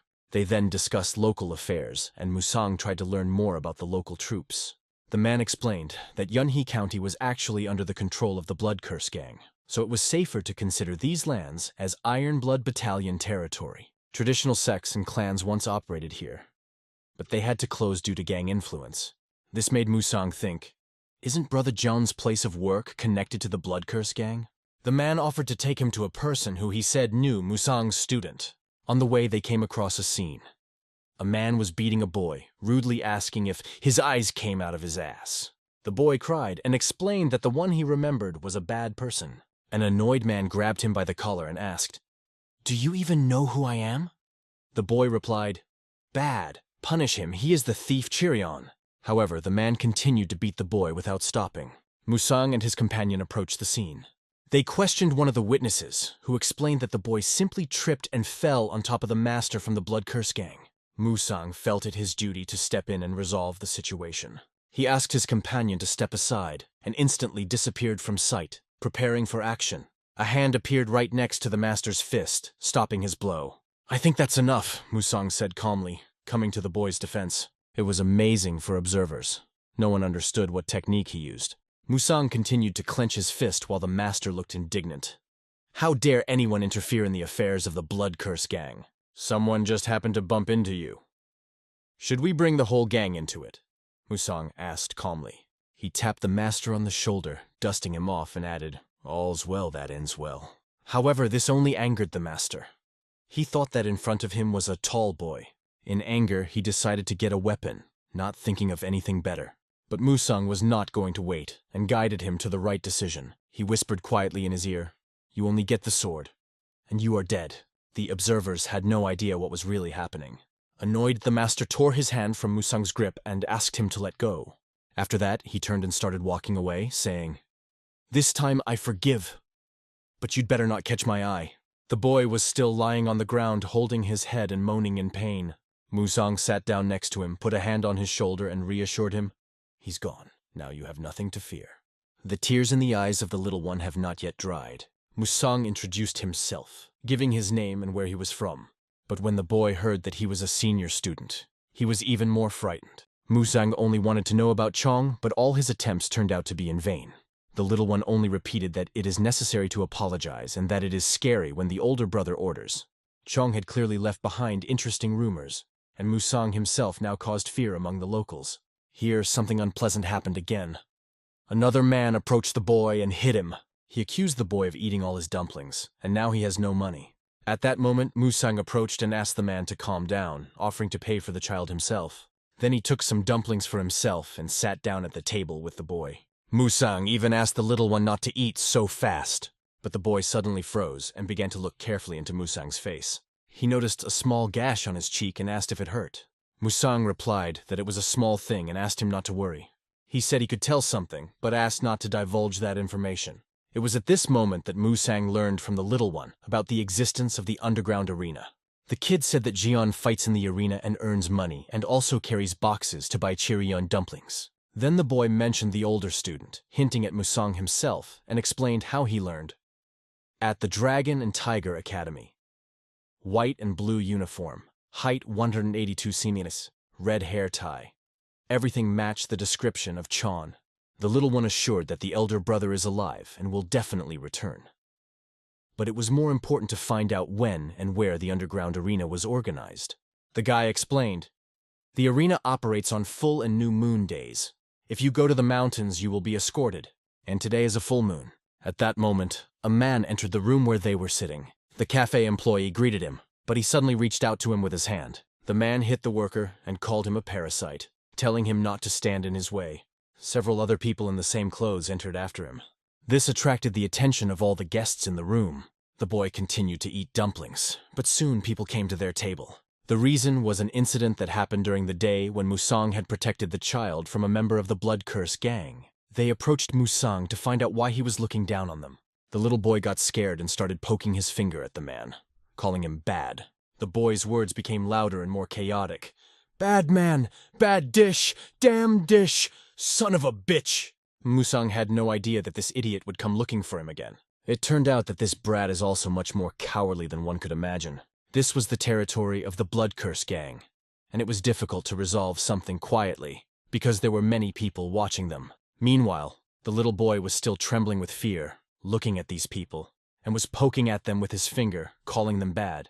He especially singled out the one who insulted him, calling him a devil's saucer. He was not going to tolerate it, and having reinforcements, decided to hit the little one. Musang yelled at the boy, calling his behavior wrong. This forced one of the attackers to stop for a moment and not complete the blow. Musang only tried to explain to the little one that poking someone's finger is a bad habit because it can cause a fight. The little boy turned to the guest and asked again, "He is surely not bad?" "No, he's a bad bastard," Musang replied, but added, "Saying it to his face will make him feel even worse." After a pause, Musang seemed to change his mind and let the little one do it if he wanted to. The boy again began poking at them with his fingers, calling them bad bastards. This finally angered the bandits, and they looked ready to literally tear the skin off the little one. Musang understood that the situation was becoming dangerous and could not allow it to escalate further. Urgent action was needed.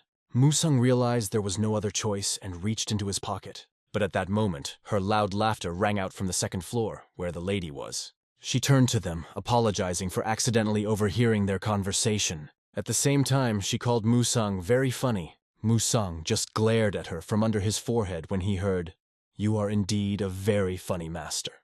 One of the bandits turned to her and defiantly called her a bitch, ordering her not to interfere in their affairs. These words quickly reached the ears of the lady and her bodyguard. The guard, whom she allowed to act at his own discretion, received instructions from her. She asked him not to be too cruel because there were still people inside eating. The man began to slowly descend the stairs, while she calmly sipped her tea, holding the cloth over her face. Musang recognized the man immediately as he approached. It was the same driver he had seen earlier that day. Bandits began to aggressively ask what he was doing here and whether he even understood who he was dealing with. But at the same time, they felt that this man seemed familiar to them, as if they had already seen him somewhere. One of the bandits did not have time to finish, as the guard sharply grabbed his face. The guard picked up the thug, holding only his face. The others did not even dare to intervene, standing silently aside. "Normally I'd rip your tongue out and shove it down your rotten throat, but thanks to the young lady I will leave your corpse clean, so be sure to thank her in the afterlife," said the guard. This gentle warning sounded quite creepy. He lifted the scoundrel even higher and gripped him even tighter. A loud scream escaped the thug's lips as Sang watched the sight. Musang noticed how the guard concentrated the bone tendon expansion technique on only his upper body. It was much more painful than just tearing out the tongue. After that, he threw the bandit on the floor like a waste. Then he turned to the others, warning them that it would be very foolish to attack him. One of them bowed in fear and said, "With all due respect, we salute the owner of the Rakshasa sword, Mayaji." Only now did they realize who was standing before them. Sang, without interfering, observed this scene and came to the conclusion that Yaji is a very serious and dangerous man. Meanwhile, Yaji continued to warn the bandits. He explained that any inconvenience to those he accompanied would have dire consequences. The bandits, overcome with trembling, began to apologize, assuring that they did not know what they were doing. The young lady stopped Yaji, saying he could stop. She explained that she was able to laugh thanks to the bandits. If Yaji punished them for such a trifle, she would only get angry. And now, when the person who offended her is already dead, she asked him to stop. Yaji apologized to her. At this point, the mistress turned to the Blood Curse gang. She noted that they were able to survive only because they entertained her. Mistress asked them not to disturb her and her companions ever again. The bandits, frightened, fell to their knees and swore that from now until the end of their lives, they would not bother them. At the end, the lady made them leave quickly, noting that she was in a good mood. Sang thanked her and Yaja for keeping them alive. At this point, he said he was going to move on. However, the mistress hoped that they would not leave so quickly and offered to drink tea together. She used the 1,000 enchanting eyes technique. A smile instantly appeared on Sang's face. But despite this, he apologized to her and said that he had important business for the evening. Mistress was surprised, because he did not give in to her technique, although he was looking directly at her 1,000 enchanting eyes. "Where are you going?" Yaji asked, standing next to Sang. Looking directly at him, he noticed that the young lady was asking to drink tea with her. Sang replied firmly, looking him straight in the eyes that he was refusing. "How dare you?" added Yaji, standing opposite him and looking intently into his eyes. Meanwhile, night fell on the streets, and the action shifted to the Marima Alliance. A pen dipped in ink touched a white sheet of paper. It was held in his hand by young Master Hongwon, the 10th in rank. As soon as he had finished writing, Sol Diu approached him and asked permission to enter. The young master gave him permission to enter. The man entered the room, got down on one knee, and, bowing, greeted the hostess.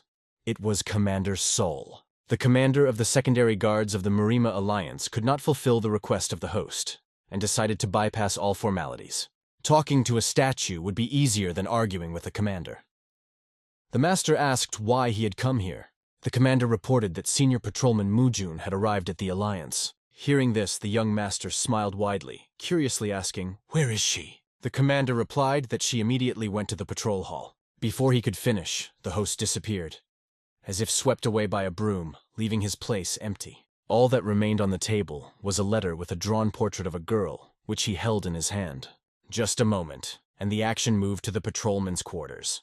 The girl stood with trembling hands, holding the results of the transfer application, which read, "Rejected." She looked at the document again and again, not understanding what was happening. Confused, she waited for an explanation from the secretary, who himself did not know what to say. "What does this mean?" she asked with fire in her eyes, looking at him. "I returned after investigating questionable circumstances in the Western region. Moreover, I brought a letter from the Boundless Mansion and a recommendation from a gang of beggars. I'm vacating the hotly contested northern region to head to the shunned western region, and I was still refused." She screamed it, holding the secretary by the collar and literally yelling into his ear. But, realizing that it was useless to argue with him, she decided to leave and angrily announced that it was time to go. The last thing the secretary heard was her saying that she would personally find Elder Won Bija. Bad things? I guess the elder didn't take enough care of it, he thought. However, the secretary also could not understand what exactly he could do in this situation. Meanwhile, the young master was already waiting for her. When she saw him, her face lit up with joy. Like her, he too missed her. Stretching out his arms, he was almost ready to hug her. But she ran past, saying that they would talk later because she was busy at the moment. The master rushed after her, asking as he went where she was in such a hurry, what the problems were and whether he needed help. In response, she asked, "Was it your grandfather Woon who made you try to stop me?" He didn't understand anything, and only asked if it had anything to do with her patrol and what happened to him. She explained succinctly, "I don't have time right now and you won't be able to help me anyway." He only asked her at the end, "Visit me when you finish your business." Mrs. Hua ran on, rejecting all conversation and even the opportunity to enjoy her favorite sugared fruit or candy, only repeating, "Talk to you later." His long-awaited meeting with her, as if with a sister, was postponed. He remembered how much Mrs. Hua loved these sugared fruit treats. She remembered the first time she tasted them. She then, holding sweets in her hands, jokingly announced that she would marry him. These words caused him to blush strongly. The ground seemed to leave from under his feet. Their conversation was then observed by two dignitaries who heard her say that if she were with him, she would be able to eat these fruits every day. Her father and his father then jokingly called each other matchmakers. But now it painfully reminded him of how easily they had spent time together when they were young, and now everything had changed. He wondered, "Why are we so distant, Mrs. Hua?" At this point, he continued his conversation with Yaji. The guard remarked that Sang displayed extraordinary confidence and courage in his actions. Sang would have thanked him for such words, but decided to remain low-key. Suddenly, Yaji began to draw his sword, but a woman's voice came from above and sternly said, "Enough." The mistress asked her bodyguard to stop, explaining that she did not want to seem intrusive. She decided to let the boy go after he said he had important business. Sang thanked her again and promised that if the opportunity arose, they would definitely have tea together. However, the lady insisted that he at least give his name and say where he is from. "My name is not worth the time of someone so important to remember it," Sang replied. After hearing this, she decided to take the first step and give her name. "I'm Chael Jinhwa," she said with a slight smile. However, the guard intervened, saying that he wanted to say something else. "If I ever see Mizar Rido in his company, I'll kill him right here," he said coldly. Sang, not wanting to die so soon, introduced himself.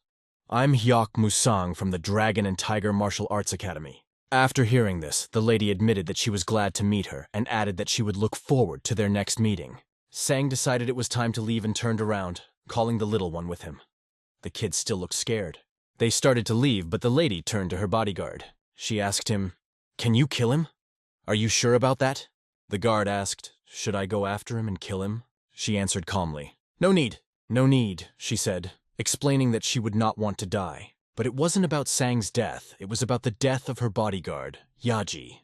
Mistress was born with legendary white eyes and the ability to see through everything. If she says that, it means that Sang is much stronger than her, Yaji thought. However, he still couldn't understand how some village boy from a martial academy could be so strong. Meanwhile, Sang thought too. A girl with the surname Chol, accompanied by the wielder of the Rakshasa sword from the Iron Blood Battalion. It reminded him of the great Iron Blood Emperor Chol Hansen, who was known for his love for one woman. His wife is said to have died early of an illness, and his only son was killed in the Great Just War. This could only mean one thing. She was the granddaughter of the great Iron Blood Emperor. Even the Murima Alliance doesn't know anything about her. Does this mean she's been hidden all this time because of her powers? Sang remembered the words that Shin, the teacher of the Demon Slayer Order, had said. According to legend, when a person with white eyes and madness is born, the world is plunged into suffering.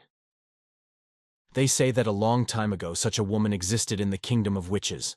Sang thought, should I kill her? But, coming to his senses, he slapped himself twice on the cheeks and called these thoughts useless. I have already sworn not to interfere in the affairs of the Alliance anymore, he thought, deciding to focus on the search for his brother. Meanwhile, in the chambers of Alliance Elder Murima, Hua, with all her enthusiasm, ran to the elder. He, however, had already opened the window and was trying to slowly climb out through it. Are you running away through the window to avoid meeting me?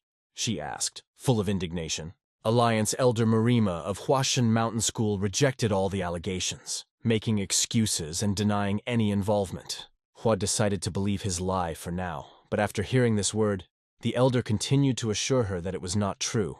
However, the girl was sure that he already knew why she had come and asked directly, "Why was my transfer request rejected?"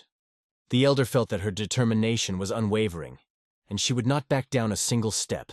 "My child, you must understand. The northern region is a key position for the Alliance. It's a great place to work quietly," he began. "Being next to the unconventional power of the Iron Blood Battalion and the decline of the traditional schools, like the closure of the Kongrong School or the Sichuan Pan clan, creates endless challenges. Borders next to the Empire's army make it difficult to support our people as their forces far outnumber ours," he explained, trying to justify the decision. Then the elder asked, "What attracts you to the city that everyone avoids?" However, Hua hinted that there was another reason for her refusal. For example, someone insisted that Mujin Gomhwa stay only in the northern region, she suggested. The elder objected, stressing that no one could pressure the Council of Elders on this matter. "But who could do that?" "He must be someone very influential," she remarked, looking directly at him. Her tone let the elder know that she had chewed him completely. At that moment, a person appeared in the room and said, "It was me. I'm the one who insisted that Mujun stay in the northern region," he continued. Her fist clenched so hard you could tell. She didn't expect to see this person here. With a smile on her face, she turned directly to him.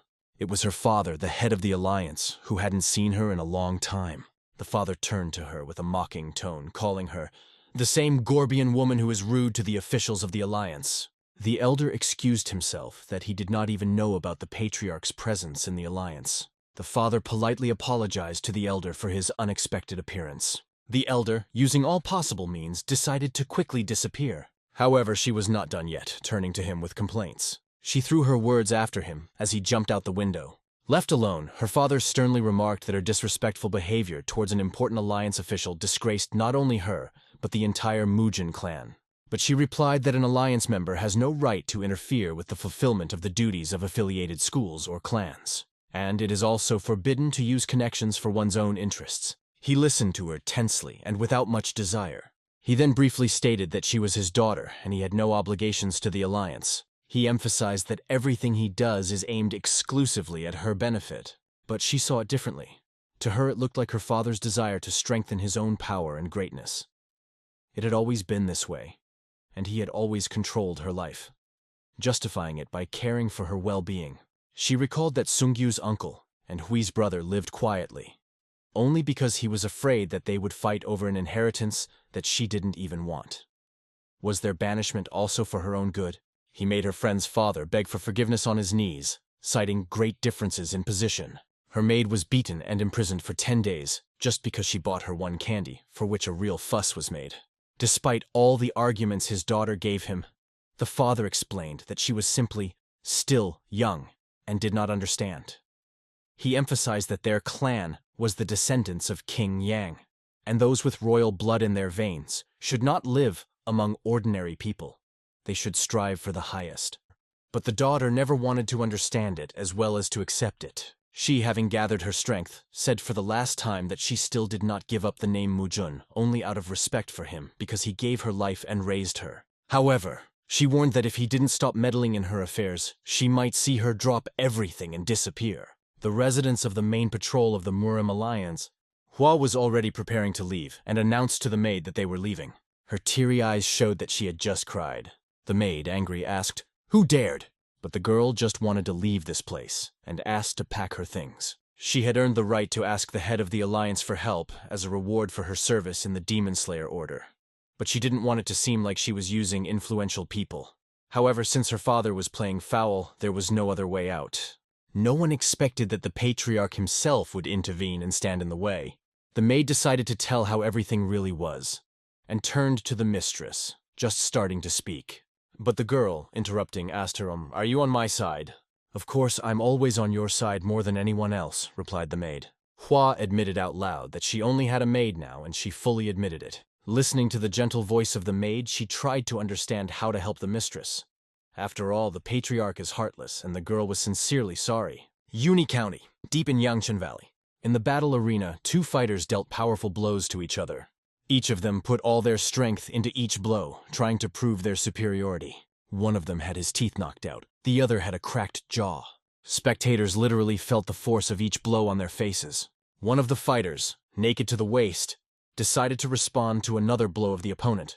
Their arms swirled like a hurricane, delivering more and more unarmed melee blows without using their inner strength.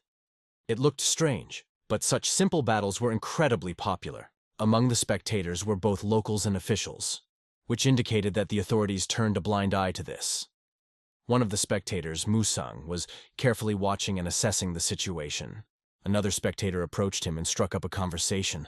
He asked who Musang had bet on, but Sang instead asked if there were often deaths in such battles.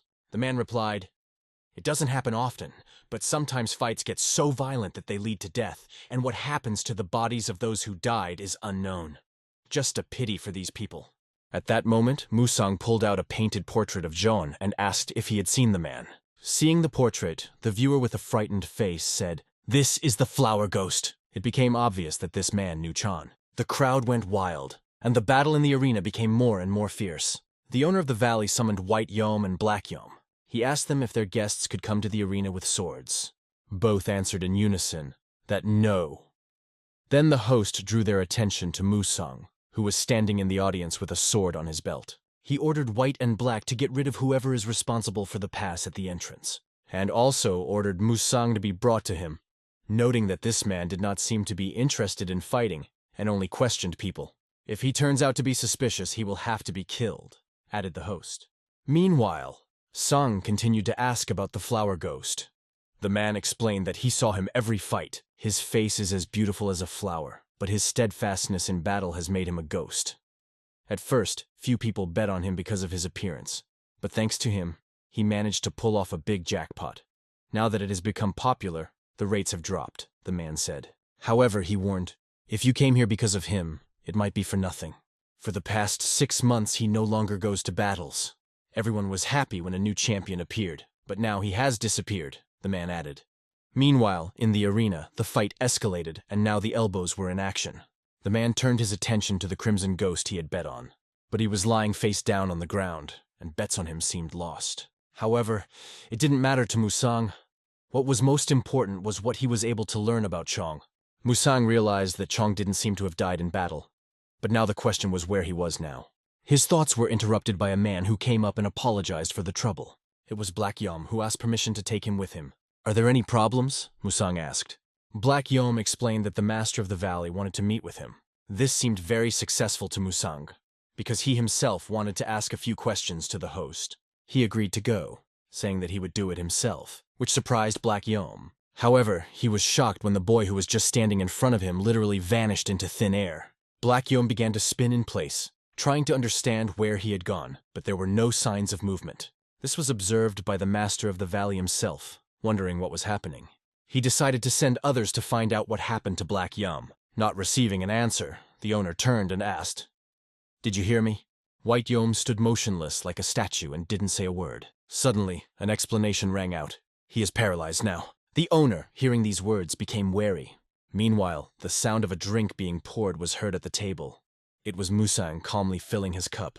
"You have good drinks here, by the way," he noted, giving a compliment. The master of the valley jumped up from his seat, frightened to the core. "You asked, and here I am.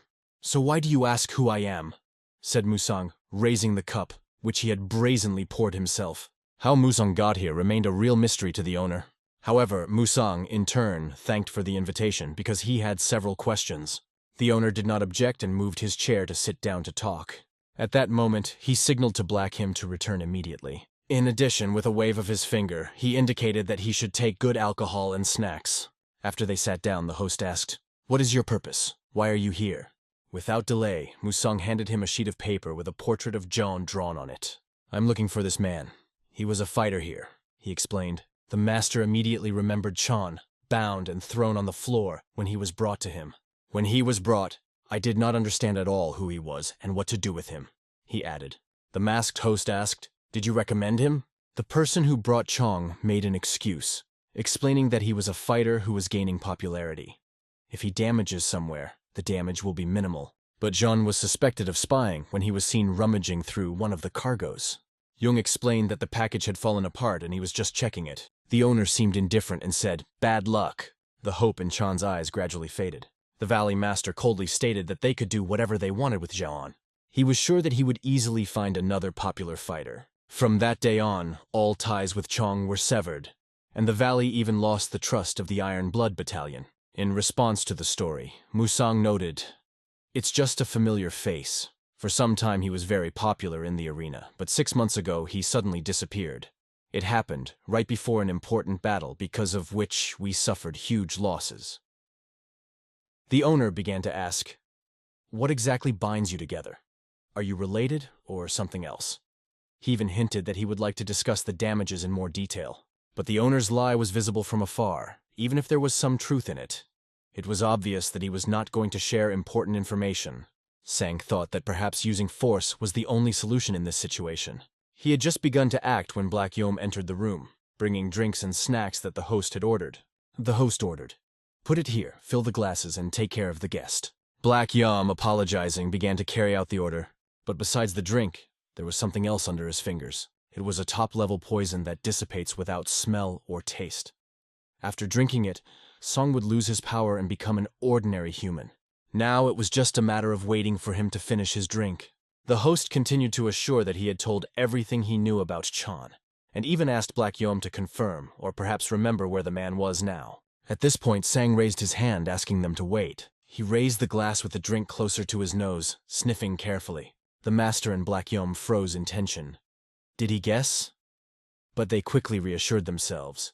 Even the best-trained dog would not recognize this poison, because it has no smell. "The potion smells amazing," Sang said calmly. The host supported the conversation by noting that this wine was of the highest quality, straight from Shaanxi, with a slight hint of sweetness. "It would be great if you could pack me a few bottles," Sang continued gratefully. Then he emptied the glass in one gulp as if pouring it into the dry earth. With unexpected force, he slammed the glass on the table, creating a loud sound.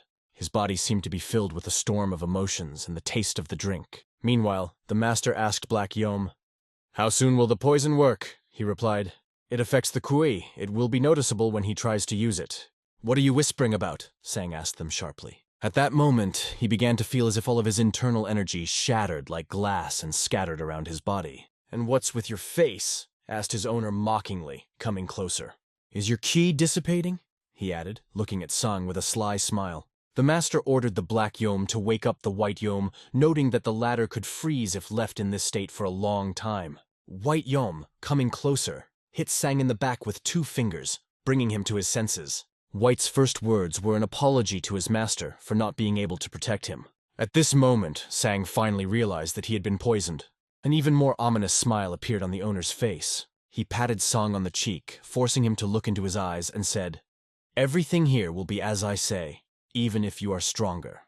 This infuriated Sang, and he stood up in an attempt to take control of the situation. But at the same moment, the blade was at his throat. The master quickly realized that Sang had become much slower, and took advantage of this by bringing his sword to his neck. "Cut off his hands and feet, but don't kill him. We need it alive to pass it on to them," the master ordered his men. "Them! Who are they? What is the benefit of this?" Sang asked loudly, not understanding what was happening. But he was quickly asked to shut up by force. White Yom began to mock him. If it wasn't for the order, I would cut off your head right now. But alas, the master needs you alive. The Valley Master decided to explain, if we can hand you over to them, we will restore the cooperation we lost because of Chong. The host's words made it clear that he had lied about Zheng's disappearance. Now it became obvious. Behind all these actions there is a deep profit and conspiracy. The Master of the Valley would listen to no more excuses and ordered his servants, eliminate him! But suddenly to his right, Black Yom flew through the air. He was hit with such force that he broke through the wooden fence and flew towards the arena. The Black Yom twisted several times in the air before falling straight into the thick of the battle. He fell face down on the ground, and a pool of blood quickly spread from his head. What was that? The host did not understand anything at all. Turning around, he saw Sang standing there overflowing with ki, a white yom hanging in his hand. White's face was distorted, and Sang was holding him straight by his hair. The owner could not believe his eyes. How is this possible? Didn't he drink wine?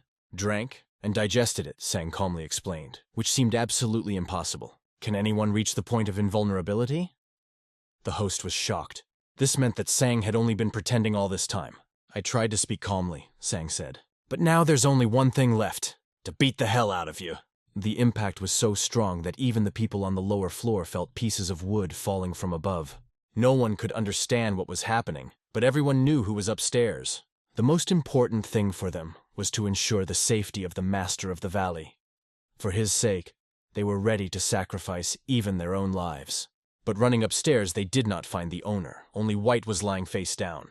It immediately became clear. The Master of the Valley had disappeared. Meanwhile, in the place where Sang was, he was well aware that everyone was looking for him. However, Sang assured them not to worry, as he held the Master high above the ground, and promised to bring him back sooner than they thought. He asked the owner whether he should let him go or not.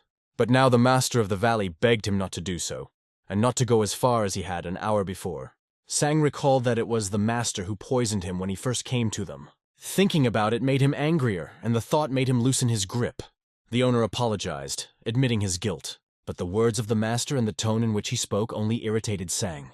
I was a fool, but I swear I'll make it right, he wailed, deeply repenting. But now Sangha was mad at his cowardice and pitiful behavior. And at that moment, Sang's hand went limp. Nothing could hold the Master anymore. After flying a few centimeters, the Master of the Valley begged Sang to stop at least for a moment. With the horror of death in his eyes, he flew rapidly down. He squeezed his eyes shut so hard that he didn't even see his body getting closer to the ground. But at this moment, a strange energy began to gather on Sang's hand. Flying down, the owner did not stop beating the boy, shouting obscene words. There were so many words that even repeating them is difficult. However, with the help of his energy, Sang stopped this brat, although he remained with his eyes closed. All these images sounded right in front of Sang's face, as he held him already at eye level. Opening his eyes and realizing what he had just said, the owner was even more frightened. He could not understand what was happening and why he was hanging in the air. Sang just let go of his shoulder a little because it was numb, and he had already started insulting him. In the end, the owner called it a small misunderstanding. But Sang wasn't going to condone the poisoning, and couldn't resist some harsh words in response. However, he was only interested in one thing. Where is Chong? The owner asked if Sang would spare his life if he told the whole truth. But Sang's answer, that he would question him to death, made the Master think that he was facing a real demon from hell. The owner quickly called his words a joke and assured that if he told everything without hiding, he would save his life. But he immediately warned, if he hears even a drop of lies, he will return to his original plan. At that moment, the head of the valley, like a frightened child, only nodded his head. Meanwhile, the pages of the book were turned one after another. A man entered the room, addressed the owner, and reported a serious problem. The Murim Alliance discovered the composition of the aphrodisiac in Hansa.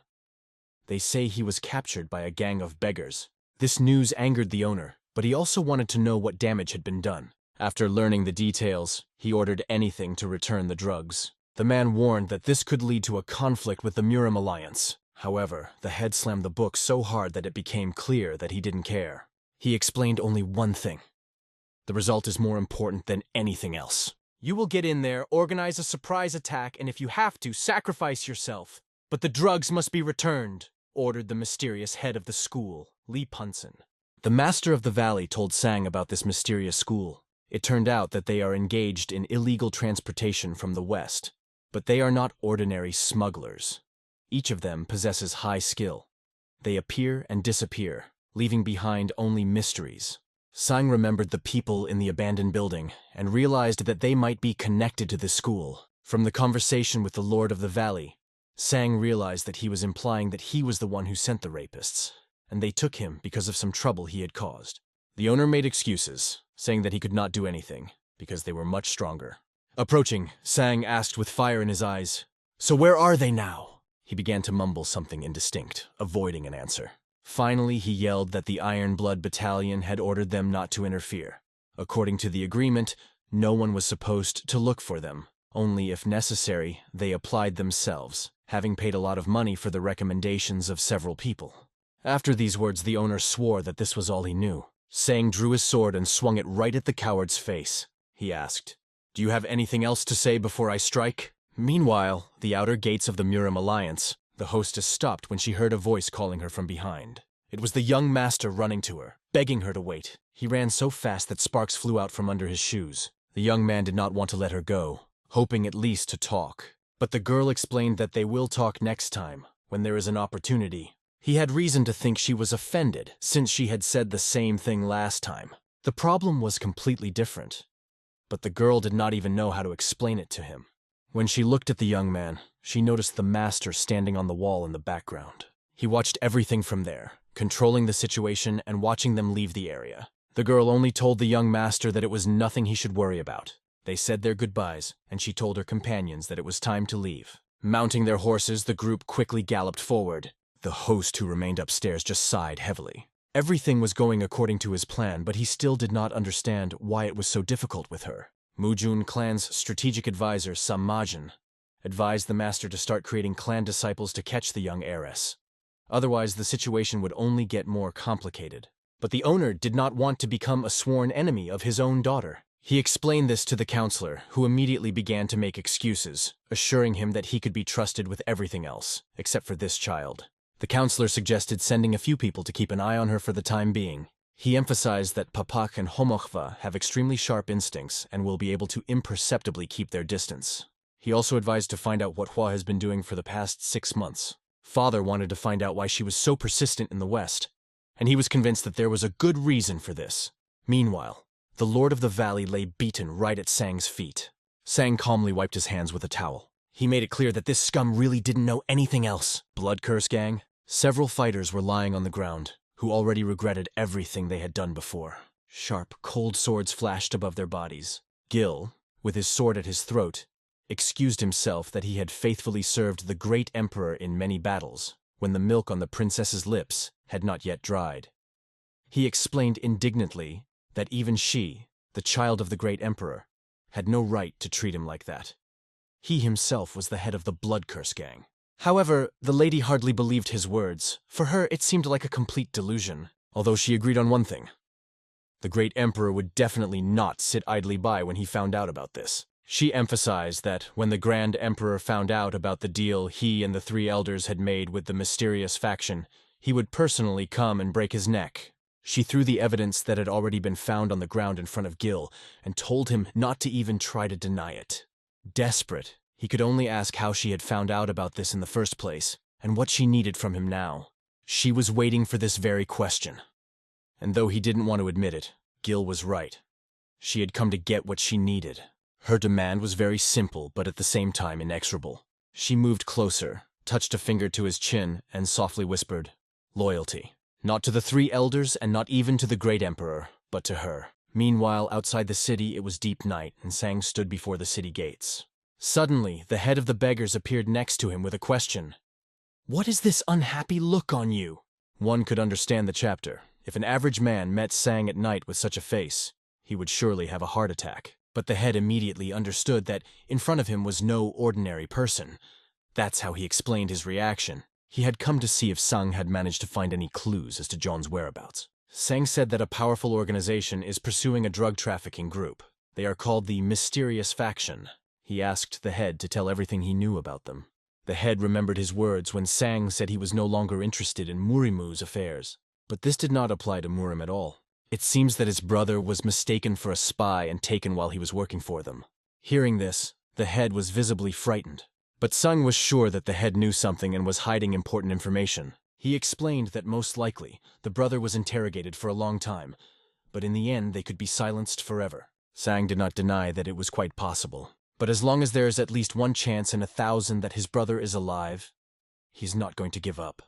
Sang was willing to believe until he saw the body with his own eyes. They had saved each other from any danger for 5 years in a row, and this gave him the strength not to give up. Sang was 1,000% sure that if his brother was hurt, the guilty would be praying to go to hell, because meeting him would be even more terrifying. Sang's desire to kill the leader of the beggars was so strong that he involuntarily felt a tremor. The chief agreed to order his men to collect all information about the suspects and pass it on to Sang. However, he warned that he could not promise significant help, because his people were busy with business and had not been idle for the past 6 months. That was enough for Sang. Even the smallest information could help. Moreover, he already had an idea where exactly he wanted to intervene. His attention was drawn to the Murim Alliance hideout, illuminated by the night glow. The senior patrolman of the western region of the Alliance, Master Moon, was there. Hua greeted him by introducing herself to him. Moon prepared documents related to personnel changes and asked to be sure to burn them after reading. The girl asked whether she had caused him unnecessary inconvenience. Moon replied that it was far from easy to accomplish this task. Master Moon comes from a small martial academy. He defeated the students of a famous martial school in an unarmed tournament organized by the Murim Alliance. But that made him the target of envious talent from smaller schools and clans. Understanding the complexity of the situation, the Alliance appointed him to oversee the troubled western region. Hua knew very well who he was and his character, hard as bamboo. But this time, she saw how difficult it was for him to work between the Alliance and the major battle academies without proper support. The girl said that she heard the mansion asking several times about the meeting, but never received an answer. She asked if it was possible that the letters had not even reached him. Moon explained that he was only following orders, but the look on his face betrayed internal contradictions, as if he wanted to answer otherwise. Be that as it may, Hua congratulated him on his promotion. She asked if he had anything important he wanted to tell her. Moon thought for a moment. I heard that you have been transferred, and you are confidently moving along the indicated route, he said. But in the course of your duty here in the western region, you will encounter some questionable cases. If possible, I advise you not to dig too deep. That was all he could explain to her, but the meaning of those words remained a mystery to Hua. He prayed fervently that she would listen to his advice.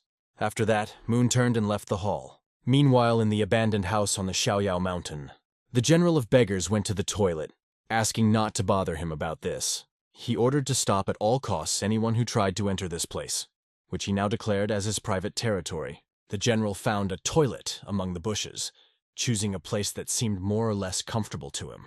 But suddenly behind him, he heard the sound of crunching leaves. Turning around, he began to warn the stranger that this was not a place to come and asked him to turn around and leave. However, that bastard suddenly rushed at him, not even letting him finish this important matter. The general had to quickly jump up and dodge the attacker's weapon. Fortunately, even with his pants down, he could move quickly and punched back in time for such insolence. But it still remained strange. What does this man even want here? Deciding to end it, the general rushed at the assailant, hoping to capture him. However, the confidence that shone in the stranger's eyes was palpable even from a distance. He swung his sword and purple energy exploded in front of him. Her incredible strength made the general stop at the last moment. Wasting no time, the general folded his hands, concentrating his inner strength under them. A bright flash made the attacker cover his eyes, but when he opened them, the general was no longer in front of him. He was in the air and, swinging, was preparing to deliver a devastating blow. In a moment, the general's heavy heel with all his anger flew straight into the enemy's head. Revenge for the broken piece. The attacker paid the full price for his imprudence. However, even after the victory, the general could not look cool. He still had no pants on. As expected, this fool did not come alone. Hearing a flare fired in the direction of the house, the general jumped towards it, but immediately turned back. He forgot to put on his pants. Meanwhile, in the house, the battle was in full swing. They desperately fought off uninvited guests. A figure in red clothes was watching the fight closely. There was only one thought in his head. These attackers most likely are trying to seize the drugs at any cost. One group provides a distraction, while the other searches for prey inside the house. But suddenly a voice rang out from behind him. "Are you the boss here?" The general asked this question at the same time as he rushed into the attack. His shots were varied, but always accurate. He hit with his hands, after which he added even more powerful kicks. However, the general could not help but note that the enemy dodged and defended quite skillfully. The general continued to throw a few more punches, when his face suddenly became tense. The tension appeared because the attacker managed to block his shot. The striker was also aware of the strength of his defense and the skill of controlling his feet. He was definitely stronger than most beggars. "It seems that in front of me is General Gen himself from the gang of beggars," the stranger determined for himself. But the general had another trick up his sleeve, a devastating kick directly to the head. But the opponent was not going to stay away, and began to circle his sword, preparing to strike. However, when he swung his sword, he realized that it was only an illusion. The general suddenly appeared behind and warned, "You will not succeed." But when the general struck, the unexpected happened. The enemy managed to jump back. He not only dodged, but also spun his body in the air to deliver the next sword strike. The general, lying on the ground, saw the sword rapidly approaching him, but the smile never disappeared from his face. He had a plan. He knocked the sword away with his foot, bringing the idea to life. With a blow, he spun the opponent, causing him to lose his balance. The general himself jumped up, deftly holding the ground with his hands to keep his balance. Using this balance, he pushed back and kicked even harder. This time the strike was accurate, and he managed to create distance between himself and his opponent. But at the same moment, he felt a pain in his chest and saw blood spurt out. The opponent was smiling, and his teeth were red, smeared with blood. "I didn't ask your opinion. I knew I could do it," he said, clutching the sword in his hands. He aimed directly at the general's face, but he managed to deflect his blow in the attempt. Because of this, the opponent missed, but the general could not call him weak. They were almost equal in strength. The flare had already been fired, which meant that time was against the general. "Victory is only a matter of time. Have you figured that out yet?" said the opponent coldly. At that moment, the general realized everything. It was clear that these scum had taken care of the protection of their leader in advance. The enemy admitted that he had sent 5 people to divert attention. Most likely, now they are playing hide-and-seek. Will they continue to face each other in this intense battle? The general admitted, this bastard planned everything in advance. This angered him even more. It was even more annoying that the opponent was toying with him from the very beginning. The general stopped holding back his power. His aura changed. He became more powerful. The opponent even wondered, is the general not going to show his true strength? But his own blood also boiled with the anticipation of an epic battle. But suddenly, one of his men appeared behind the opponent and reported, "They have serious problems because they could not find an aphrodisiac anywhere. It's impossible. Nothing can be hidden from a magical search, especially on such a small object. There shouldn't be any complications," shouted the opponent. However, his distraction annoyed the general, who harshly reminded, "Go to the end." "What a pity. I thought I finally met a worthy opponent," said the opponent with sadness in his voice. "Well, there's nothing you can do. Our fight will have to be postponed," he added, sheathing his sword. After that, he put 2 fingers in his mouth and whistled loudly as a signal. The whistle spread far away, deafening the entire space of the forest. This annoyed the general, and he decided to attack the enemy himself. But he quickly raised his sword up. In one movement, he swung his sword sharply downwards, leaving behind a bright line. Although the sword was sheathed, it hit the ground with a thud, creating a deep crack. The force of the impact caused a wave that threw everything and everyone around. Behind the wave came an explosion that could be seen even beyond the forest. The general had to raise his hand to shield his eyes from the dust flying in his direction. When it became a little brighter, he realized that there was no one else in front of him. The enemy and his men disappeared without leaving a trace. The enraged general ordered his men to begin the pursuit immediately, because his name could not be tarnished. At least one of them must be captured. His men gave chase, but the opponents were already moving quickly through the forest, building a new plan. They realized that their mission had lost its meaning. The commander issued orders to each of his men, hoping to catch the enemy, but he would never have thought that the aphrodisiac would simply disappear. The general hoped that the enemy was not reckless enough to destroy him. At the same time, he realized that the open attack was a mistake. Now, he would have to report to the master. Absorbed in his thoughts, he suddenly heard a loud explosion behind him, which made him look around. One of his men flew right in front of the general like an arrow. She hit the tree with such speed that it rattled under the impact. It was Guy Cheol who slowly slid down the trunk, leaving behind bloody trails. The general, with a worried expression on his face, could not understand what had happened. Footsteps were heard in the distance, and soon a figure appeared.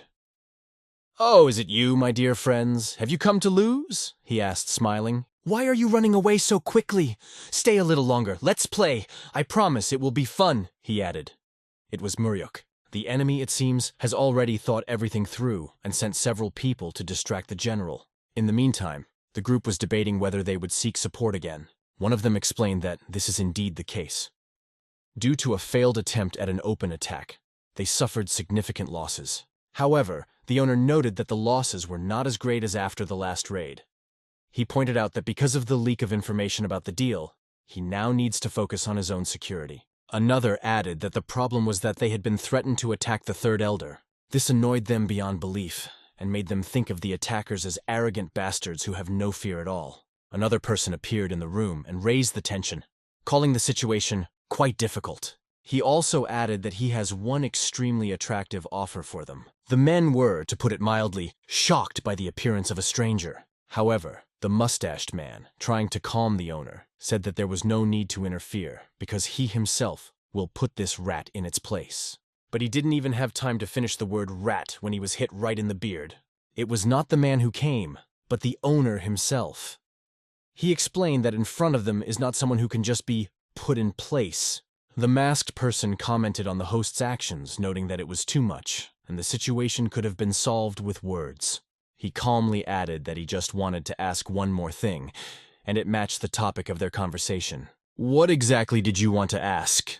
asked the gray-haired man with interest.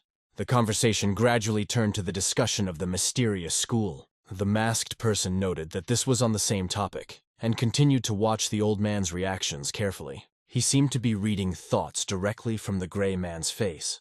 At one point, they even reached a certain understanding without any additional words. "What are you implying when you ask about the mysterious school?" asked the old man directly. The person in the mask warned that he had some business at school. He wanted to know their location and promised to personally deal with the head of the mysterious school. Meanwhile, another man, a giant, continued his conversation with the adversary, asking him to stay a little longer. He understood the strength of this opponent, and his face began to become covered with sweat. He ordered his men to prepare, knowing that it would be very difficult to pass him. Each of his fighters clenched their swords in their hands, preparing to attack. But the duck wasn't going to waste words either. He was just waiting for the battle to start. The team was loyal, but instead of attacking, the fighters ran in different directions. All because he understood the battle is pointless. They never got the aphrodisiac, and now they're just wasting time. For the duck, their behavior looked like a real farce. In an instant, he pushed off the ground and was already behind one of these losers. But the enemy was not going to allow him to be caught so easily. He placed his hopes on a comrade who was to attack from the side and was already flying to help. However, the duck stopped the blade of his sword with 2 fingers as if it was worthless. And after that, he delivered such a strong blow that the opponent felt the full force of his strength. 3 more attackers rushed from different sides, each swinging his sword. It was clear. These bastards were trying to provide him with a way to retreat. In response, the duck only clenched its fist even harder, preparing for its next move. The ducks scattered all 3 opponents with 1 blow, without even stopping. Meanwhile, their leader continued to flee desperately. Many questions swirled in his head. What is this duck even doing here? What happened to his seconded? Did they betray themselves? But it was a squad of first-class killers. "People are always wrong about me," said the duck with a cold smile. "Everyone thinks that if Dark is strong, he must be stupid. A stereotype." He said these words while standing right behind his opponent. The dream of this fugitive at that moment was simple: to escape at any cost. But he doesn't seem to have understood anything yet. I did not understand that the duck is not only incredibly strong, but also incredibly fast. This conclusion was read on his face, which reflected panic and powerlessness. He tried to get his sword and somehow attack, but it was in vain. The duck was easily behind him again. However, the fugitive was not going to give up, convinced that he had one more chance to attack. At one point, he swung his sword, trying to pierce his opponent. Did he still not understand that he would not be able to escape? In desperation, he decided to use his last trump card, the Blood Rain technique. The Blood Rain 1000 Blades technique unleashed an endless stream of blows towards the giant. For a moment, it even surprised the duck. Is this scumbag trying to trap him? Under the storm of attacks, there was an explosion that made the ground tremble. The explosion raised a thick fog that slowly spread over the entire area. As the fog began to settle, the duck became visible, but now its face was covered in scars. Seeing this, the opponent clearly did not expect such a result, and found himself in a situation that can be called a complete failure. Zdrovan was furious. How dare this idiot damage his beautiful face? At least that's what I call myself, muttered the duck and swung a rock-solid fist. The blow hit directly into the block, which the opponent placed at chest level. But it did not help. From the force of the impact, he flew away at the speed of light in the other direction. Only drops of blood remained at the impact site. Blood was flowing from the opponent's mouth, and his body was shaking from the blow. A single blow from the big man broke his defenses. Defense against such a force was absolutely useless. Rumor had it that the sword goddess Muroki and the 10th young master had almost reached the pinnacle of skill, but he thought that was just an exaggeration. However, the reality turned out to be even worse. The only way out for him now is to surrender. It seems that they have already surpassed their level and have become a real threat. In desperation, the opponent saw the only way out: suicide. That's what he told himself. But will the big man allow him such an easy way out? He perfectly understood that suicide is the perfect way to escape torture. However, it was still too early for this jerk to die. He has a lot to say. At that moment, the big man heard a sharp whistle behind him. It was a blade flying straight at him. He had to turn around to fight it off. Scaled sword? Where the hell did this artifact come from? Thought the man. Distracted by the blade, he didn't notice another attacker appear. This new player helped his commander complete his suicide. Now the big man simply released his body from his hands. Meanwhile, Robin Hood jumped back, turning the course of events upside down. Or more precisely, upside down, dodging the blows that the big man tried to throw. Zdrovan decided that he would definitely catch at least one of these scumbags, and rushed at him. But he evaded blow after blow, deftly repelling the attacks. At one point, he deflected the blow and jumped to a safe distance. He used the bulkhead attack to organize his own retreat. The scaly sword, its techniques and methods. Have these bastards decided to show themselves here again? Special forces, damn bastards, thought the big man, losing patience more and more. Brushing his mustache, the beggar leader did not understand why this person standing before him had decided to come here. But she came to say hello and thank you for the letter of recommendation. She also wanted to discuss her patrol. Her first question was, what group dared to openly attack them? She was interested in this as a senior patroller of the Murim Alliance. Since when are you so interested in Murim Alliance missions? Asked the head suspiciously. In his opinion, her true purpose was to use this position to gather information and find the White Tiger. She did not object. I wouldn't take this kind of vow if it wasn't for the sake of the White Tiger, she admitted. You are a real 8th virtuous woman, he gave her an unexpected compliment. However, she recalled that she got this position for her own purposes and has to fulfill her duties. So she is interested in this group as part of her work as a patrolman. After the defeat in the war, the Iron Demon faction was reborn with terrible power, and their followers decided to lay low. At this time, an unknown organization began distributing the aphrodisiac. Doesn't that seem suspicious to you? She asked. The head had known this for a long time, and he was convinced that her intervention would only endanger her life. But she explained that the case concerns a dangerous aphrodisiac that is under the special control of the imperial family. Although there was no mention of it in the letter, no matter how hard they tried to cover the tracks, she managed to find a clue, and she has been investigating in the neighboring region for 6 months. She made an official request to the chapter to share with her all the information they have about this organization. Her stubbornness made him laugh. If you find out the truth, your world can turn upside down, he warned. But the expression on her face showed that she still wanted to know. The head of the beggars sat comfortably, preparing to tell. There is a suspicion that this group is supported by an unknown force. The organization is engaged in smuggling, and it is this group that is the source of their finances, he began. You're not joking? What are you talking about? Asked the girl with surprise and anxiety. Before, she was sure that the war started because of the conflict between the Mujun clan and the Jegal family. This was the official position of the foreign policy factions. The death of the Sado clan was considered by many to be the beginning of this war. For her, what she heard was news. She knew that the Sado clan supported the Mujun family and was often compared to the Jegal clan. But she had heard before that they simply disappeared. Have they been destroyed? It was hard to believe it. Yes, that's right. The Sado clan was completely wiped out in one day. All the evidence pointed to the Jegal clan. It wasn't long before the Jegal clan itself came under attack. Upon hearing this, she assumed that the Mujin family had attacked the Jegal clan for revenge. After the war, the head of the beggars conducted an investigation and found that the Mujin family had not taken any active action. It was more profitable for them to demand reparations by applying moderate pressure than to engage in a war with an uncertain outcome. However, the conflict affected not only the Jegal and Sato clans. Resentment and envy accumulated between families. All this led to the escalation of the conflict, which turned into a terrible and bloody war. The head of the beggars noticed strange coincidences in the events and came to the conclusion.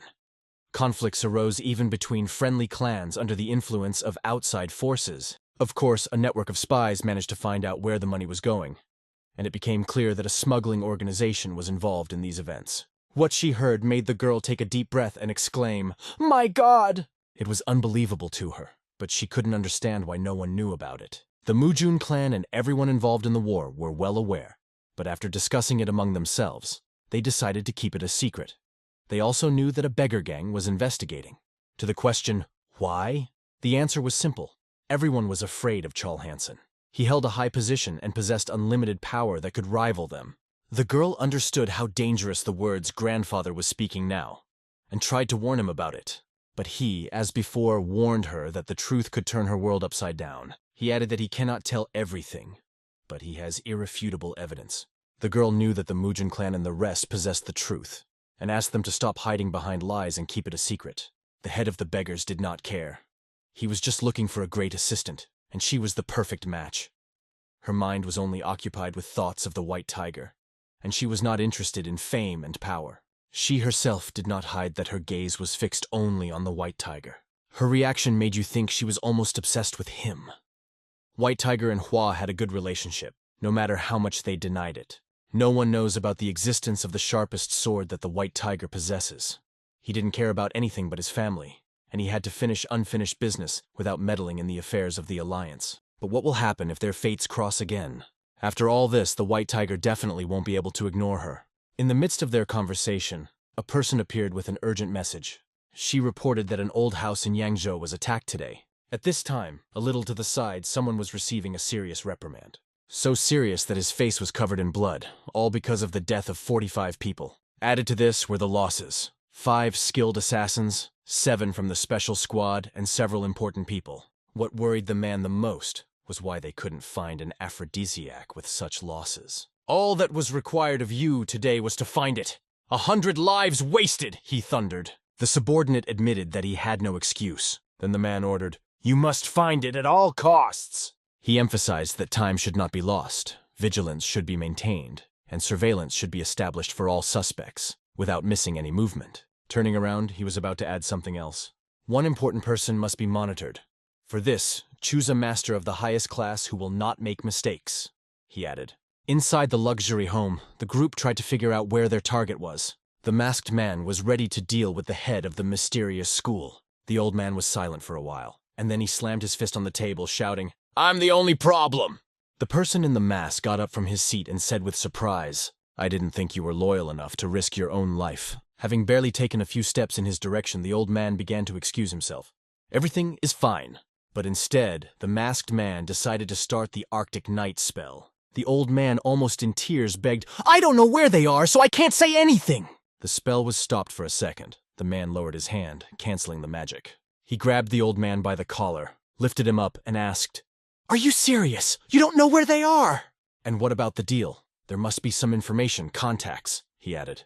The old man, in a trembling voice, explained that this time the letter had arrived unilaterally, and now there was no way to contact them. His hand, which was trembling, pointed directly at the mask of the interlocutor. "You killed the one who was helping us keep in touch with them," he said, barely holding back his fear. The masked man reminisced for a moment, recalling the moment he did that. "And then I realized that it was true." The man raised his hand and caught a drop of rain, wondering, where did the rain suddenly come from? Nearby, he noticed Sang, striding confidently in the downpour. "Where's he going in this rain?" he thought. He started shouting after him, asking him to stop and take cover. But Sang didn't seem to hear him over the sound of the rain, or so it seemed to the man. Everything seemed fruitless, and he thought to himself that perhaps he had lost his grip. He hoped that the head of the beggars would be the key to their capture. And how to find them now? His thought tormented him. Sang felt that if something happened to Jung because of this delay, he would never forgive himself. This sense of war burned in him. "How can I go back and look the teacher in the eye?" flashed through his thoughts. At that moment, someone ran up to him looking agitated. He quickly reported on the recent riot, adding that the defender was looking for him. Sang didn't even know that the abandoned house on Mount Shao had been attacked. Without delay, he rushed to the Duck to find out if it was true. Duck, the head of the beggars, and a young hostess met him in the room. Seeing Sang, the girl beamed with joy. "Come in! Sit down!" Before she could finish, the door suddenly closed right in front of him. "Look at that jerk!" Her irritation was noticeable even without words. The girl's emotions revealed how she felt at that moment. The one who closed the door suddenly blushed, not understanding why Manhwa was here. "Is it true?" he thought, remembering the old man's words about the recommendation letter to the Western region. She is still uncontrollable. This conclusion was impossible not to draw. Gradually, he began to open the door to enter the room. He was invited to sit down. Crouching down, he immediately began to ask when the attack had been made. The head explained. But at the same time, the girl kept trying to whisper something in Sanga's ear. The chapter talked about an aphrodisiac. Which of them is worse, thought the old man. Manhwa, who keeps running around Sang, or Sang himself, who is forever thinking about something without end. Pushing the girl away a bit to at least ask a question, Sang asked the head if he wanted to assign him the surveillance. "Yes, but the rain could have washed away all the tracks. What do you think?" answered the head. Sang, however, assured that he was ready to restore their footprint under any conditions. The old man was already running out of patience because of their pranks. Sometimes she bit his ear, then she ran around. "This is real bullying on her part," he muttered, trying to calm himself down. But suddenly the girl smiled broadly. She had an idea. The girl began to explain that it was not a good idea to investigate someone in such conditions, because the rain could wash away all traces. She offered another option, to lure the enemies into standing right in front of them. Duck had one question, and he raised his hand to ask it. "How will we lure them out? Will they dare to approach us?" he asked. The girl called him a little stupid and explained with a smile. "They have already attacked us, that's obvious," she added. "The main thing is that they don't know. All the aphrodisiac has already been burned," the girl clarified. Sang finally got her point. She planned to use bait. "This is brilliant," he thought. Hearing this word, the girl beamed with joy. Her reaction was so cute that even Duck allowed himself a small smile, but it immediately turned against him. The girl hit him right in the face. "It's because you thought something bad about me!" She excused herself, although Duck didn't even have time to say anything. Meanwhile, someone was watching the house where they were staying. It was Mujun family's bodyguard, Mujun-san. He was far enough away not to hear their conversation, but he watched suspiciously. The master of the family ordered him to watch over the young mistress from afar. To come closer to eavesdrop would be at his own risk. Mujun-san understood this very well and decided to keep a safe distance. At a distance where he was standing, Papak suddenly appeared behind him, who had no idea that he had been on the heights all this time. "And you are not ashamed to make an old woman drag herself here in the pouring rain?" she scolded. He immediately began making excuses to the dragon staff warrior. "Have we met before?" he asked, trying to find a reason to talk, but she answered calmly, "I don't know who you are," and exhaled as if nothing had happened. "But you probably know me, don't you?" she asked, and her eyes flashed with red fire. Her staff immediately began to fill with power. "This is some kind of misunderstanding. I am an ordinary traveler, lost in unknown lands. I apologize if I caused you or your friends inconvenience." The man hastened to justify himself. The word comrade seemed strange to her, especially considering she never mentioned she was traveling with anyone in the company. This lie certainly did not help him. A blow from her staff made him jump back, barely able to dodge. But the old woman was not going to let him go so easily. As soon as he flew a little further, she deftly caught his heel with a hook. For a moment he realized that he was in a complete mess, and with all her strength, she sharply pulled him down. At the same moment, a powerful blow rang out, causing everything around to shudder. She looked up, curiously watching what was happening. "Dodged! How did he do it? Quick little!" she thought. He warned her, "I will ignore your age if you continue to attack me." However, watching her skillfully wield the staff, he knew very well that this was only the beginning. She, untwisting the staff above her head, calmly asked him to fight with full force. "You can't do anything," he admitted and began to draw his sword. He aimed it directly at her, preparing to fight. However, she was skeptical of his abilities, believing that he would not have the strength to stand up to her. He deflected her first blow, but immediately felt its full weight. It was difficult for him to even move forward, but he managed to take a few steps. This witch is serious, he thought. He had no choice but to attack with all his might. He immediately got down to business. She saw his sword covered in lightning coming towards her. In a moment they were several meters apart. He in front, she behind. A drop of blood fell on the ground from her neck. She was surprised by his masterful swordsmanship and realized that her suspicions were well-founded. He was sent by Master Sonja, she assumed. If they hadn't met before, she decided that he might be a famous guard of the Mujun family, but the guard held only the hilt of the sword in his hand. The blade was broken and chipped right at the hilt. Realizing this, she decided to spare him, because the Mujun family's bodyguard deserved mercy. She ordered him to return to his master. Tell him that Papa, the warrior with the dragon staff, can take care of the mistress herself, she added. She was ready to announce her plan. Tomorrow morning, when the rain stops, we will throw a bait, and not just one, but several at once, she said confidently. The general ordered the third group to move south. The fourth group was to go east to Sichuan. The rest, including the second group, headed north. At this time, on the enemy's side, the master was informed about the movement of groups. Just half an hour ago, 100 beggars set out, each with a large load on their back. It seems they know we plan to bring back the aphrodisiac and are trying to transport it. The enemies decided to organize surveillance, but faced a problem. The beggars split into 3 groups, each going in a different direction. The leader of the beggars asked Hua, "Wouldn't it be enough to just watch? Why separate them?" Sang answered, who immediately began to explain. They will follow the bait even if they have to split up. And if there are 3 baits, they will believe that one of them is real. This is a great plan, he concluded. Meanwhile, the man on the enemy's side was overcome with anger. He clearly understood that the beggars were trying to deceive them. He was interested in learning more about the ghost mask situation. It seems that the phantom mask stayed in the city and the duck led half of the people north. The others split into 2 groups and went south and east, the report said. It looked suspicious from all sides. They would not just divide into 3 groups for the sake of a sabotage operation. It seemed strange to entrust such an important cargo to small groups, because they were too weak. He could not understand what they were really trying to achieve. Hua perfectly understood that the enemy's heads would spin with guesses. It really didn't matter which group they chose to attack. What was important was that they would be expected. This will be enough to track others with the help of Master Hayek's technique. After rain, the ground will be soft, and it will be much easier to find tracks. Hua added a few more, just in case. "We need one more bait. It's important to capture it," she explained.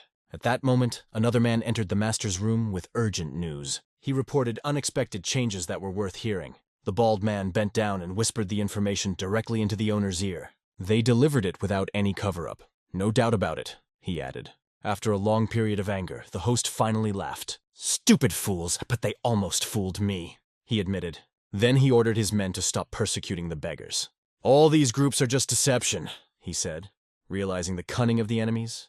"These bastards tried to trick us," he added with barely noticeable irritation. Meanwhile, a whole box was stuffed with an aphrodisiac. Gu, a well-known personality, looked inside the box and, examining the goods, remarked, "The top should be better disguised." The head of the beggars replied that he would take on this task himself, but he added that he did not dare to bother the elder with such trifles. Then Gu asked, "Why does this cosmetics bother the elder so much?" However, the head replied that everything was already loaded, and they were ready to go. Soon the boxes were transferred to carts, and the caravan set off. Gu, sitting on his horse, hoped that everything was going according to plan. Before leaving, he had to take special medicine. "If we prepare a secret drug in advance," he thought. Taking out the box, he threw her straight to the ground. Thick smoke began to come out of the box, and no one understood where it came from or what was happening. Both horses and people began to lose consciousness and fall to the ground.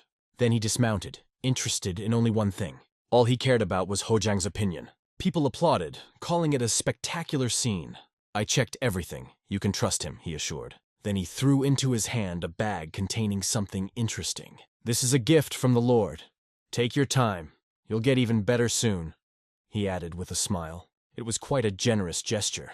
Gu handed over the goods to them, and they led the cart on. A lot of jewelry was found in the bag, but suddenly a barefoot figure appeared behind him. It was the elder who finally understood who was to blame for their suffering for the past 6 months. Gu was at a loss for a moment and didn't know what to say. He urgently needed to get out somehow. The elder, coming closer, asked to hear his point of view first. At this moment, someone else appeared, whose voice frightened Gu even more. It was a duck, behind which stood several beggars. Judging by Gu's face, he understood everything correctly. Then Sang and Hua also appeared, confirming the elder's suspicions. He was right in his guesses about Gu. Gu realized that now he had no choice but to admit that he was caught. Although the most important thing was to admit it to himself. It was Gomwa's idea to use bait, and it turned out to be brilliant. Gu himself volunteered to accompany the cargo. The elder trusted him until he realized the truth. Gu realized that this was the end. He was surrounded and understood that he would not be able to cope with them. The elder addressed all his people. Keep an eye out for Johan Kang when he returns to the mystery school. He will want to get back there as soon as possible, he added. I'll deal with this scum myself, the elder concluded, casting a cold look at Gu. We appreciate your concern, elder, Sang said, folding his hands in front of him. After that, he jumped up sharply. Hua immediately followed, asking Duck to do the same. The elder confirmed their plan, allowing them to proceed. However, Zdrovan asked them not to kill Gu right away, but to interrogate him. As they all left, Gu watched them go, though it was useless. He had better think about how to save himself, because he was left alone with the elder. Suddenly, under the elder's feet, everything shone with golden light. I didn't want to destroy you in front of the youth, but now that we are alone, this is the perfect opportunity, the elder said coldly. The border between the outskirts of Yangzhou and Yunhe, Mount Peacock. Guards stand guard at the estate. Why do the guards always have to stand for here? The place is securely hidden, so there are security posts around the entire perimeter. But did he ever see someone suspicious here? Therefore, it is important to be careful. Suddenly, one of the men fell to the ground without any signs of life. One of the guards rushed to him to help. But after a second, he felt weakness in his whole body. When he looked around, he saw that all the guards were already lying unconscious. Suddenly, someone's hand appeared behind the back of his head. The unknown said that it would not hurt. Everything went according to plan. They have the goods. Now the drug is checked and transferred to the warehouse. It is necessary to make sure that subordinates are well rested. Then, he will give them a reward. A second later, a bald man runs into the room and says that they have problems. The gentleman asks what happened to them. The head pharmacist says that the aphrodisiac that was returned to them is quite suspicious. Hearing this, the man fell into a stupor. A second later, his subordinate grabbed the head man by the neck. He urgently needed an explanation. What does suspicious mean? It turns out that these are just dietary pills with a fake color and smell. Turns out it's just a fake. The man becomes furious and orders Hojang to explain it. The guy says that it is simply impossible, because he personally picked up the goods. A second later, a loud whistle blows. Soon a gang bursts into the premises. A great man comes in. This is the home of the same bastards that attacked them recently. Finally, it dawns on the men that they have fallen into a trap. The underling says he will detain these bastards while the master flees. A ghostly mask can also appear here. He doesn't feel his energy yet, but if he arrives, there will be problems. And so, the enemy is already preparing to launch an attack. But the guy manages to evade her, and a second later, the boy delivers a powerful blow to his enemy. The blow was so strong that he flew several meters back. The young man's hands were shaking from such a strong blow. He called the Ilvol twins and ordered them to take the master out of here. The man says he will come right after them. The enemy is still alive. Jiemurion looks at his enemy with a predatory gaze. At this time, the subordinates take out the master. He does not understand how the gang was able to track them down and pass the guard posts. Unexpectedly, someone appears in front of them. It was the Heavenly Sword Goddess. The Senior Patrol Alliance also came to them. She doesn't want to associate with scumbags, but she has one business to deal with. The guy decides not to wait, but to ask right away. The young man asks where Jung Tae-rion is. The man understands that this guy is up to something. The main character is angry because he did not answer his question. And then, after a moment, he disappears from his place. The boy finds himself right in front of his enemy, preparing to strike. The man manages to react and tries to block the blow. But he can't do anything, and he gets hit hard. The twins immediately rushed to defend their master. And then the Queen of Mosques came to his defense. She agreed to take these two on. And she sent the boy to look for a student. The young man is determined to do it. Seconds later, he rushes after him. The girl is preparing to cut down all her enemies. At this time, the man was trying to recover from such a strong attack. How does such a young guy have such great strength? If the ghostly mask comes here, then everything will really be over. Suddenly, his enemy comes to him. Hyun Musang is about to punch out the answer to his question. A second later, something explodes in the forest. It was the result of the boy's strong attack. There was a fight going on in the forest. The man can't get up. He hoped that he would be able to escape. It was better for him to forget about the man and go to the mysterious school, if, of course, he wants to save his people. The bearded man did not understand what he was talking about. He explained that they have the support of one person. He is a master who has overcome the peak. The man rubbed his beard. He rushed here to help. But even so, he was almost late. Does he think that snake-eyed man is there too? This is exactly what the man is trying to say. Of course, he cannot be compared to the elder, but he has been considered a recognized master of martial arts for 20 years. He should already understand that the mysterious school is not just an organization engaged in illegal trade. Its head is a supreme warrior in his own right, and his retinue also consists of the best hired killers. But what is more interesting, who are these killers? When he says about the black blood type, the mustachioed man was stunned by this. This was a true dark blood group. Doesn't he think we should go there now? A second later, the man delivered a strong blow and broke some boards. The real fight continues. The man manages to injure his enemy and run away. This man has already beaten Gen Murioka, and he has not yet struck him. The muscles of this big guy are very good because the blade literally bounces off them. But the man was able to make sure that his enemy was very slow. Simply put, sooner or later, he would die by his hand. But the stocky man is not going to die. An animal grin appears on his face, and he is ready to take the next blows of the enemy. At the same time, Mujun continued to confront the two twins. The situation was difficult because her opponents were not even tired and worked very harmoniously. Moreover, they tolerate small cuts and purposefully hit important organs. After a second, a smile appears on the girl's face. She has already completely forgotten this feeling when the prey is her. Meanwhile, the bearded man says there is no need to go there. Is he saying that catching him is more important than saving the lives of his young subordinates? But the determination of the man, it seems, nothing can shake. And after a second, he hits him hard on the head. Even the earth formed a hole from such a strong impact. The man coughed up his own blood. The man said that he is not afraid for his subordinates because they have a fairly high level of martial arts. From such self-confidence, the man fell into a stupor. His subordinates are not just geniuses, but real monsters. Everyone thinks that his only gift is a strong body. But he has one more talent. Meanwhile, the battle continues. The guy throws punches. A burly man stands and endures all the blows. He's brave enough to get them.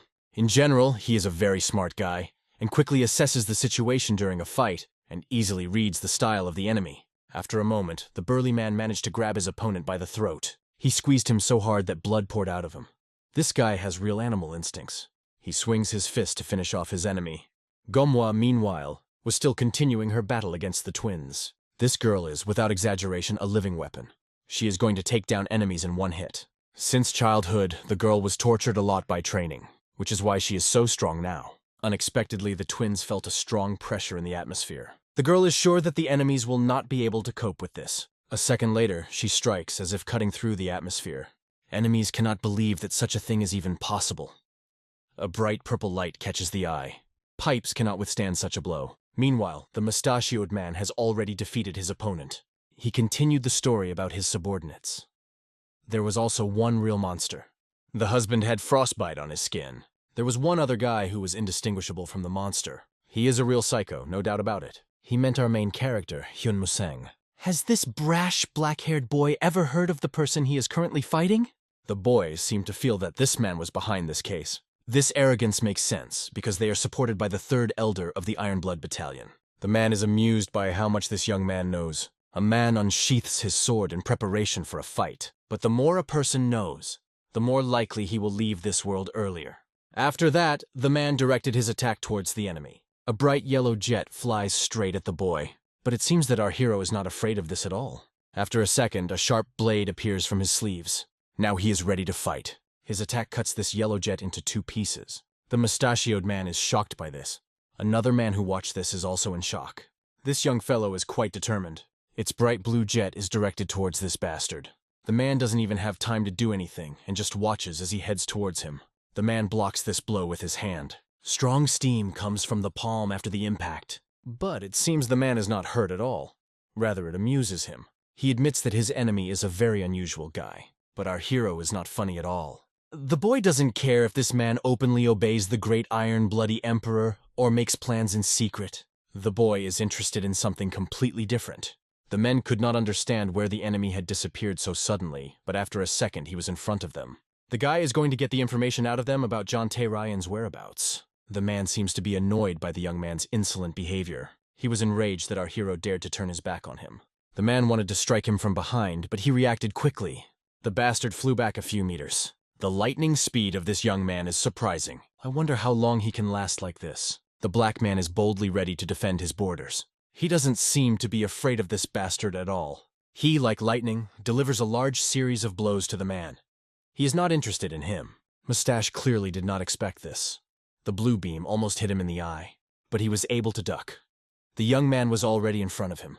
The man dodged and jumped a few meters back, but the blue ray of our hero still managed to reach his hat. The cute hat broke into 2 parts. The man begins to shake from the rage that took over his whole body. His nerves explode from such insolence, and he is determined to kill this jerk. The man suggests that the older ones unite against this young man, because he seems to be very strong. Mustache mentions that the ghost eye mask may arrive at any moment. Terrible pictures appear before the eyes. No matter how much he wants it, there is no other way out. We must unite. It seems that the fight between the woman and those twins is over. She is very tired because she has spent a lot of her energy. Suddenly, someone lands on the roof next to the girl. It was the big man on whose shoulders his enemy was. The girl said that Hyun Musang chased after the mysterious gentleman. Suddenly, somewhere in the distance, there was a loud explosion. They immediately got scared and looked in that direction. It became clear that this is number 100. Now, the 2 men continue their attack on our hero. They continue to advance, but the young man skillfully dodges. The men are very annoyed that even their joint attacks did not bring any result. The main character doesn't seem to care about it at all. It looks like an impregnable wall. It seems that the young man is determined to kill the old tires. He was behind him. The young man decided that he could do it alone. The abomination didn't even have time to react because everything happened too fast. The impact clearly hit the old tire. After the explosion, everything was quiet. Thick smoke rose. It turns out that before this, our hero held back and did not fight at full strength. After the young man has finished, he hopes to hear the answer to his question. He looks very scary, as if not a person but a real monster. A second later, he grabs the emaciated man by the throat. After that, he lifts him up above the ground and finally asks him where Young Tae-ryeon is. The man chokes and swears that he does not know the answer to the question. He doesn't even know who it is. The young man explains that this person used to work for the man as a porter. The man, panting, says that he cannot remember all his subordinates. In this case, the guy has a wonderful tool that will refresh his memory. A moment later, he punches him in the face with all his might. The boy continues to beat and strangle him. The bastard doesn't understand why it hurts so much from normal punches. Incredible pain! This method seems to have worked because the bastard remembered Young Tae-ryeon. This is the guy who often talked about the senior student. The man asked our hero to stop, and he complied. The man was badly beaten and could not speak properly. He tried to tell what he knew, but the boy did not understand him at all. The boy, unfortunately, did not understand anything at all. The only thing he understood was that the man called him names. A second later, a metal thing sticks out from the man's finger. He warns the man that he will be hurt. This unknown object approaches his eyes, and the man cannot even do anything. The man understands that the person our hero is looking for must be in the dark blood group. He relayed this information to him telepathically, and the thing stopped millimeters from his eye. The young man was shocked by the information he received. It just so happened that the person responsible for training in the dark blood group came to visit them when they caught him, and that person in charge liked the boy's physique. That is why he took him in order to make him a killer and a human shield. As a child, the boy dreamed of becoming a good person, like an older student. This boy even considered the older student better than his father. When he had any problems, he always turned to an older student. The older student was a real role model for him. The boy is happy that Tae-ryeon is alive, but worries that he will be okay. The man is incredibly happy about it, but he is furious that he was taken to be a human shield and an assassin. And all this was done by a group of dark blood. Suddenly, the beaten man was able to stand up. Strong, powerful energy radiated from him. The miserable man is glad that the elder survived. Perhaps there is a chance for salvation. The mustachioed man now looks like a real devil. There is tremendous energy coming from him. He used all his strength. A second later, the man rushed towards the protagonist, planning to kill him. It would seem that our hero will not have time to react, because his enemy is a real demon, a dragon that wants to kill. Everything around shone a bright, bloody red color. But our hero didn't even move. He doesn't care at all. A second later, the young man put out a hand with a bright blue beam, reminding him that he could kill him at any moment. This blue beam went towards the enemy like lightning. He hit the target exactly and knocked the target off his feet. The man felt a strong, sharp pain. Hyun Musang walked up to the bastard and stepped on his chest. The guy gave this bastard a lot of chances anyway. He asked this scoundrel for even one reason why he should keep him alive. But the mustachioed man is not going to humiliate himself in front of him, and continues to call him names. The main character was about to strike another blow. The man's whole life passed before his eyes. Suddenly, a beautiful woman appeared from somewhere. She did not expect to meet the master here. The guy looked at the girl with a whole army. The girl decided that she would call him Senior Master because he really deserved it. Hyunmu sang, "You didn't expect to meet her here. Is the strength of the army, its people? But this is absolutely no reason to keep him alive. On the contrary, this is a good reason to kill everyone here. One of the soldiers is going to punish him for such words, but the girl stops him. The girl explained that she came here only to catch the old tire who betrayed the battalion, but in order to get information about other traitors, she needs him alive. The master is smart, so he should understand this, and if he wants to kill her, it will lead to a new war between the political parties. The boy is not strong enough to ensure the safety of the entire martial arts academy." A second later, a young lady jumps up to him. If that's true, then she's asking for her throat to be cut right now. But the young man says that this is not enough. But he cannot understand the reason why this scoundrel cannot be killed. But there is no reason why this scoundrel cannot be killed. Then she changes her strategy and asks what the young man wants. He doesn't want to guarantee that she won't harm him or the Dragon and Tiger Academy in the future. And this bastard will not have the right to it either. He needs a promise from everyone present here. They will not create problems for him. Only in this case he agrees to give it. Then the girl without any problems promises that this incident will not cause any trouble. They will never hurt them again. Is he satisfied with such a promise? If this is not enough for him, then the girl can offer another way to negotiate. But the boy is not interested in this at all. As long as she kept her word, that would be enough. Then the lady is going to give him something. She handed him some object and told him to consider it a symbol of promise. As long as he has it, no one from the Iron Blood group will touch the master. The boy removes his leg and gives it to his husband. He trusts her. But if the Iron Blood Battalion didn't hold back on their promises, the girl would be the first he would come after. After that, he grabs one of the scoundrels, and they immediately go away. After hearing the words that he will come for her for the first time, she only wants to break the promise more. The subordinate wants to ask his mistress something. Why did she let our hero go so easily and give him a bloody gold tag? She did it because she just wanted to live. Is the master level really that high? The man still found it hard to believe that such a young man possessed such power. Perhaps he is right, but the white eyes of the distortion constantly convince him of this. It is very dangerous to be at war with such a person. She asks Yangji not to come up with such adventures that put her life in danger. Meanwhile, young people wonder if it's over. Soon, the main character comes to his friends. He tells that the main trump card was hidden in the fight. He captured that bastard just as he had planned. He disfigured his face so that they cannot recognize him. The girl asks if it was possible to find out anything about the student. The boy is sad about this because he's very worried about him. He says that the student most likely lived. Hearing about this, the young people are very happy. The girl is overwhelmed with emotions and rushes to hug the boy. She's very happy for her friend, because they all worked hard. The burly man turns away and pretends not to see anything. Suddenly, the girl smells an unusual smell from the guy, the smell of flowers and tangerine. This is usually what women like. The guy remembers how the young lady stood too close to him. After a second, the protagonist disappears from the girl's arms. He quickly runs towards Ge Muryok. The young man must exchange with him too to hide this smell. The boy did not expect such a reaction from his friend.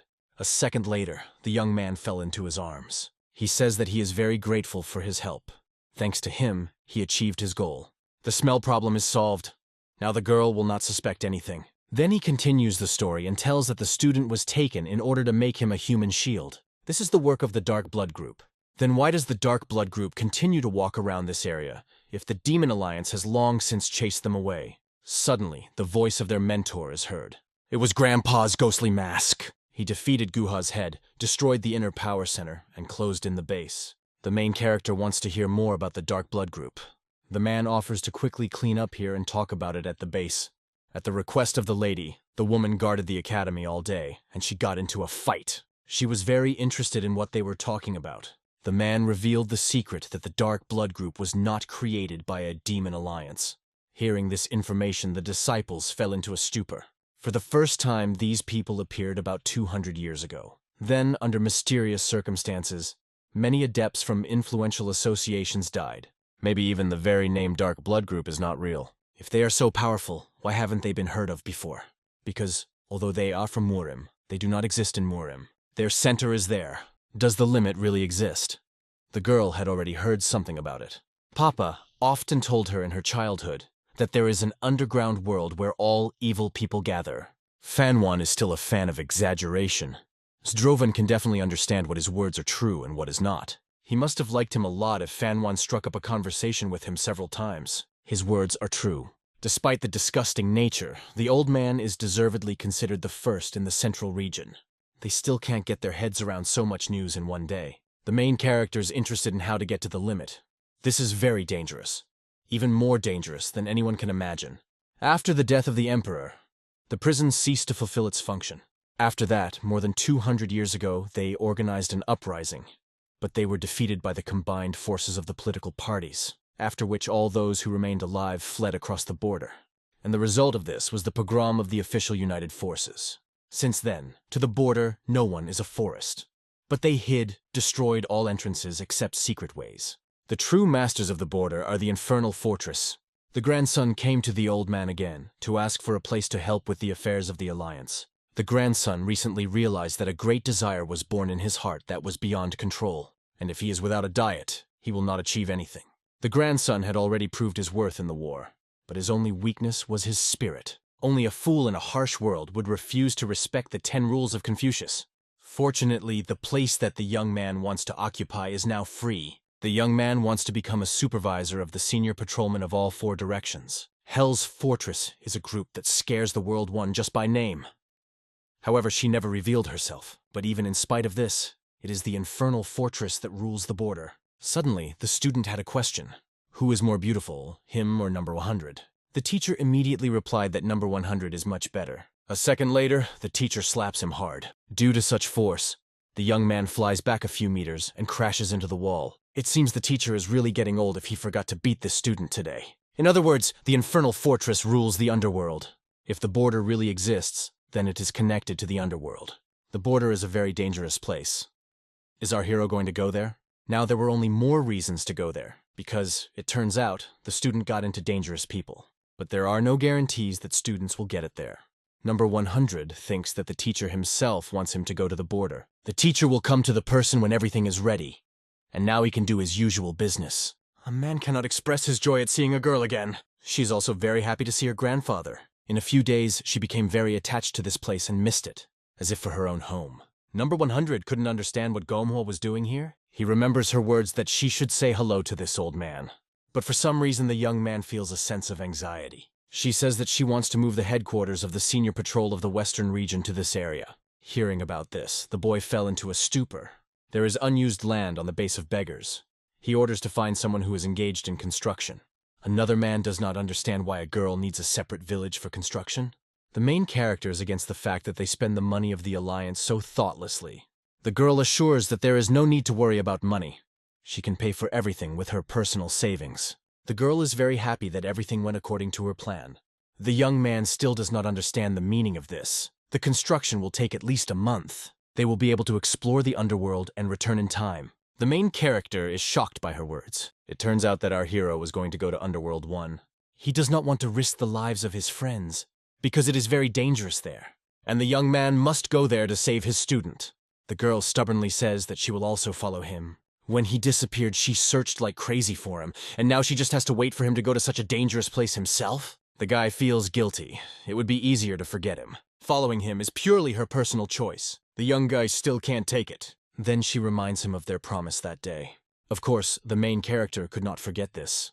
Then everything is solved. Boy, take her with you. If the issue is resolved, the girl is going to go home. When she turned away, there were tears in her eyes. He remembered that day. She promised that if they get out of here alive, they will travel the world together. The guy also promised about it. They will see different places. Strangers are sitting in a dark room at a meeting. There is a leader of the Dark Blood group here.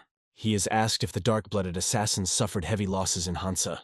Unfortunately, all 20 warriors who were located in the mysterious school were killed. They haven't had such losses since the war against the united factions. Discontent is gradually growing in the Sato clan. Therefore, he offers to get rid of the Ghost Mask and the senior patrolman. One of the men is against it, because their people are in a position to manage everything. Subordinates listen carefully and agree. They have a special request. The client is the head of the Infernal Fortress. His order is for them to track down the killer of the invincible Blood Emperor, if possible, even killed. Meanwhile, everyone was already in the meeting. Our hero asked them to take a textbook. This is a new meditation technique of dragons and tigers. A new technique of dragon and tiger fencing. With the permission of the teacher, the existing teachings of the Dragon and Tiger Academy were revised. In the books, it is written about a lot of training that they will have to overcome. If this option does not suit them, our hero has an alternative. Then they will train muscle memory. The existing dragon and tiger meditation technique is very systematic, but the speed of energy gathering is very slow. The reviewed options are devoid of disadvantages and increase their advantages. Therefore, each of the students will be able to reach the top. Even those who do not learn new knowledge will still not be easy opponents for a person of their level. But if the students find it too difficult, he will take those books away from them. After hearing about their advantages, no one is going to give them away. Now students protect these books like dogs over meat. This caused a warm smile on the face of our hero. As long as he has time, he can drive them to death. Suddenly, a strong knock on the gate is heard. Who could it be? The gate was heard a clear and persistent knock. Someone was clearly behind them. Hearing this, Musang's Hook approached the gate and asked who was behind them. At the gate was the head of the external hall of an infinite mansion, Kanchi Dream. He reported that he had come with very important people, so he asked Hyoko to call the teacher Chan. Hyok explained that he could not immediately fulfill the request, because the teacher was resting in his resistance. He offered to tie the horses first and go to the meeting room, and he promised to bring the teacher as soon as he wakes up. However, suddenly another man appeared. More precisely, a young man who called Hawk in a brazen. It was the second young owner of an infinite mansion, Yuen Chan Jok. He sharply ordered the teacher immediately. Their views met in instant tension. Musang calmly asked Una to pick the words, because, though he is a teacher of a small academy, but still the owner of this house, the tension increased. Both began to hot, arguing about their importance. Musang did not understand how orders could be distributed without even introducing themselves. Yuen, without holding back anger, demanded to think before saying something and throwing sharp words to Musang. But the dispute suddenly subsided when the senior master Chin jumped out of his horse and noted that the young man was right, because they appeared without warning. It was a member of the Alliance Muri, known as a burial sword, Chinfio. Chinfio wanted to find out the name of a young man who immediately introduced himself. I am a Musang, a student of the Dragon Academy and Tiger. Hyok has heard a lot about a senior master known as a burial sword, and his formidable glory. He then began to accompany the guests in the meeting room. But even during this, an invisible battle of views was tied between him and Yuen. Yuna was even more annoyed that the Hook remained calm and even evaded tension. It seemed that his anger had no limits. Soon, teacher John Jeevan appeared, who honorably greeted the second young owner of an infinite mansion and senior master of the burial sword. The head of the outer hall, Khan, immediately noted that the senior student of the Hook still remains as daring. Teacher Zhang mentally sighed, believing that the Hook is a full swallow, and if left here, he may be trembling again. Therefore, he decided to ask Musang to go away and do things without delaying what was discussed the day before. At first, Chong asked for permission to treat the guests with tea. When the tea was poured, the teacher started talking about the purpose of their visit by touching the topic of the department. The senior master. The burial sword confirmed that the Alliance Marimi had received the request of an infinite mansion and decided to establish a department in the neutral zone of Gansu, where the Dragon and Tiger Academy of Martial Arts and Tiger were also located. Teacher John, realizing that the case was serious, replied that the academy was only counsel to support their endeavors. But he was also awaiting the recognition that their academy also belongs to the Alliance Muri. Well, you understand it, Yuen emphasized with a slight irony. And then he asked them to allocate 10 gold ingots, explaining that the number of officials has increased significantly lately. On the expression of Choni's face, it was clear that the request for gold ingots stunned him a little. But even for the people with whom Yuen came, it was a surprise. Seeing the surprise on their faces, Yuen apologized to the senior master and assured that it was only for peace in Gansa, without any bad intention. Why not give you the Academy of the Dragon and the Tiger of Money that you are doing so? The female voice came when she went into the hall. She also added that anyone, when he heard them, thought that the academy had taken these ingots from a boundless mansion. Her appearance made Una get lost. His face was blushed as if he had fallen into an uncomfortable situation. The girl immediately apologized to the teacher for entering and talking without permission. But Yong only answered that it was a trifle and suggested that she sit down. I think you know it yourself, but let me present this mistress, said the John. But he interrupted him, stating that he could not think that he would meet such a magical girl at the Dragon and Tiger Academy. He even rose to introduce himself, called his name, and added, Please forgive me if my words were touched. As a sign of respect for you, I donate the Academy of 15 gold ingots. His words shocked even those who came with him. Their views said, "What does this guy do?" Then the girl turned to the young owner. She asked in a rude tone, "What are you doing now?" Yuna began to shake. He could not understand what it was mean. The girl without hesitation explained that her claim concerns not only money but also her behavior. She recalled that they had interrupted the teacher when he had not yet finished talking, and although the teacher was not against it, she was strongly opposed. Her words sounded so firmly that no one in the hall dared to deny her. Then Yun asked the girl if such a trifle could annoy her, but on her expression it was clear that she did not consider it some little thing. She explained that they came without warning, even in the morning, behaved brazenly, and now they still require a considerable amount of money. All this made her behave so sharply. She finally stated that she was now clear. They did not even hear the mansion about manners. It was a rough remark that could not withstand the head of the external hall of the boundless mansion, Kanchi Dream. He was outraged that she not only intervened in the conversation, but also allowed herself to insult an endless mansion. This is what brought him out of balance. But everyone was forced to silence the burial sword. He turned to Han, asking to follow his words. Kanchi Dream did not understand why Master Qin behaved so strange. However, Qin immediately explained that he did not reduce the authority of the infinite mansion in Gansu, but emphasized that you need to know the extent and not to afford lightness in dealing with those whose position is underestimated. In addition, he noted that Senior Patrol Mujun also behaved unworthy, asking why it had to complicate the situation if it could be solved immediately. These words stunned both young men. They looked shocked. Hearing the mention of the Senior Patrol, they began to argue again about who interrupted. But when they realized that the girl was the same older patrolman, they both immediately fell on the table and began to apologize in her voice. The girl, in turn, reproached the young master that he had just missed her words past her ear. The girl addressed Une. "Do I understand that if I were not a senior patrol, would you continue to behave in the same way?" Yun began to deny, assuring that this would not have happened. But the girl calmly explained that it is necessary to apologize now to the other person. The energy of anger that filled the whole room was literally burning around her. Teacher John, watching her, mentally noted that Musang brought them a real wolf. At this point, he stood silently, listening to the girl forcing them to apologize right here and now. Unexpectedly, the second young owner began to lose his self-control. Already on the street, in fury, he struck a fist on the wood, trying to hold back his emotions. He could not overcome the idea of how much he was afraid to run into the older patrol.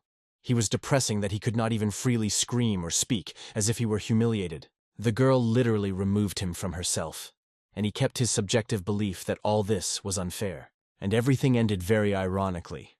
The situation was so that the other finale was simply impossible. Their humiliating apology seemed to be the best completion of this conflict. However, the girl added, "While I will watch you, a young owner of UN, if an infinite mansion wants to maintain a good relationship with me, it is better to behave as it should."